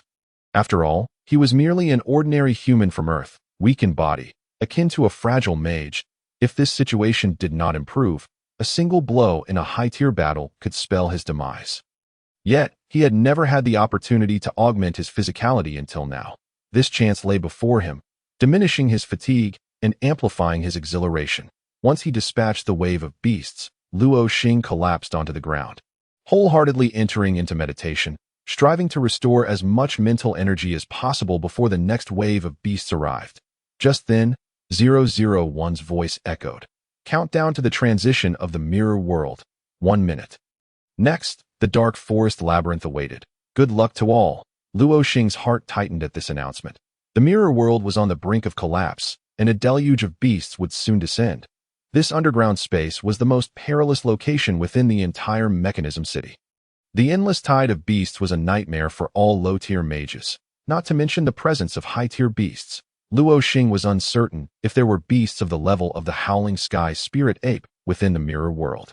If so, he too would face certain doomed. As he meditated, a tremendous rumble echoed. Boom! The mirror world collapsed. As the labyrinth crumbled, waves of beasts surged forth. Luo Xing fought, while retreating alongside his summoned beasts. Fortunately, there was only one 5th-tier Howling Sky Spirit Ape in the entire labyrinth. However, a fourth-tier beast emerged, and Luo Xing summoned every last ounce of his dwindling mental energy to successfully eliminate it. The sole silver lining was that his physical strength had now reached the fourth-tier level. This made confronting third-tier beasts considerably easier. As time ticked away, Luo Xing had become a blood-soaked figure, teetering on the brink of mental collapse. His clothing was in tatters, stained with blackened clots of dried blood. He braced himself against his weapon to avoid collapsing, gasping for breath as if emerging from a graveyard. His body drenched in blood, he had lost track of how long he had battled in this underground space. His 8 summoned beasts had long been devoured and torn apart by the horde. Luo Xing hadn't even noticed when they perished. In a blood-fueled frenzy, he only came to his senses to find himself alone, fighting a solitary battle. Meanwhile, Xinyu remained unresponsive, still in a deep slumber. The relentless skirmishes had drained his mental energy far quicker than he could replenish it at last. Every beast in the mirror world had been vanquished. The entire space fell silent once more. Luo Xing dropped his weapon, soaked in the blood of the beasts, and collapsed onto the ground. That moment, he lacked the strength to wipe the blood from his eyes, depleted of mental energy. Even though his body was filled with vigor, he lacked the slightest mental power to mobilize any muscle. The earth elemental barrier protecting Xinyu had long since been lowered to the ground. As he had no surplus mental energy to maintain it, he opened his mouth, intending to call out Xinyue's name, attempting to awaken her. Yet before he could utter a sound, darkness enveloped him, and he succumbed to slumber. Fortunately, the dark forest did not collapse like the mirror world in fragments, but rather in one fell swoop. Otherwise, Luo Xing would undoubtedly have been crushed into a pulp by the randomly collapsing areas. He fell into a deep sleep, so profound that he did not even hear 001's loud countdown. Attention! 30 seconds remain until the transition of the dark forest labyrinth. The forthcoming experience entails the chaotic brawl within the labyrinth. I kindly ask everyone to prepare themselves as the countdown reaches its climax with a thunderous roar. The dark forest succumbs to a resounding collapse, plummeting into the depths of an underground chasm. Yet, despite this cacophony, Luo Xing remains undisturbed in slumber. A vast expanse descends rapidly, landing precisely where Luo Xing lies unconscious. Beside her is Xinyu. At this moment, Luo Xing continues to drift in dreams. Just as 001 and Lin Qian prepare to intervene, Xinyu steps forth from the earthen elemental shield that Luo Xing had conjured for her protection. Observing the bloodied form of Luo Xing on the ground, her gaze softens, shedding its usual frigid demeanor. In a rare display of tenderness, she whispers, "Leave the next phase to me." Within the dark forest, the most formidable entity is the 5-star, one-striped 7-colored phoenix, a fire element beast imbued with a trace of phoenix blood. Thus, despite its rank, its combat prowess rivals that of the howling sky ape. Xinyu, of course, cannot contend with it. Therefore, she places Luo Xing upon the back of the silver moon lion, allowing him to rest his head upon her lap. As she dashes forward, dispatching low-tier beasts along the way. Fortunately, the 7-colored phoenix's speed does not surpass that of the silver moon lion. Xinyu engages in a relentless guerrilla warfare, harassing her foes before making swift retreats. The 15-year-old maiden, riding the silver moon lion, traverses the blood-soaked underground realm, wading through the blood of the magical beasts. Growing bolder with each encounter, she remains undaunted by the crimson surroundings, her eyes radiating unwavering resolve. Time stretches on, and eventually, the unconscious Luo Xing begins to stir, slowly opening his eyes amidst the jostling. Upon awakening, his gaze sweeps across the vast expanse of the makeshift airstrip, landing directly upon Xinyue's visage. "You have finally awakened." Luo Xing exhales a sigh of relief. The hint of a smile graces Xinyue's face. "You have finally awakened." Luo Xing suddenly wears an expression akin to encountering a ghost. "You actually smiled?" Upon hearing this, Xinyue's smile vanishes in an instant. "Get up." "All right." With that, Luo Xing somersaults off the back of the silver moon lion, truly rolling a complete circle. "What is the current situation?"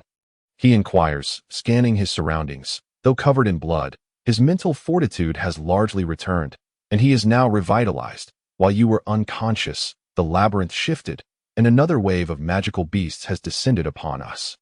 The most formidable among them is the 7-colored phoenix pursuing us. I actually slept for so long." Luo Xing rubs his eyes, seemingly unfazed by the looming peril. By the way, Your 8 summoned beasts have perished. I am truly sorry. I was unable to save them. Xinhua nods gently, her voice soft. It is all right. By the way, have you ever tasted chicken legs? Luo Xing's eyes shine as he gazes at the 7-colored phoenix behind him. Saliva nearly escaping his lips, he recalls that he has never encountered such a creature in this world. Even the meats he has consumed bore no resemblance to chicken. He never imagined he would see one here. Instantly, he is overcome with cravings for fried chicken, roasted chicken wings, and pan-seared chicken breasts. Xinhua is tempted to strike him, exasperated by his utter lack of situational awareness. She then cautions him, do not underestimate it. It possesses phoenix blood. The purity of its fire element magic is exceedingly high and incredibly explosive. Yet, Luo Xing pays no heed, murmuring, I wonder if it is male or female.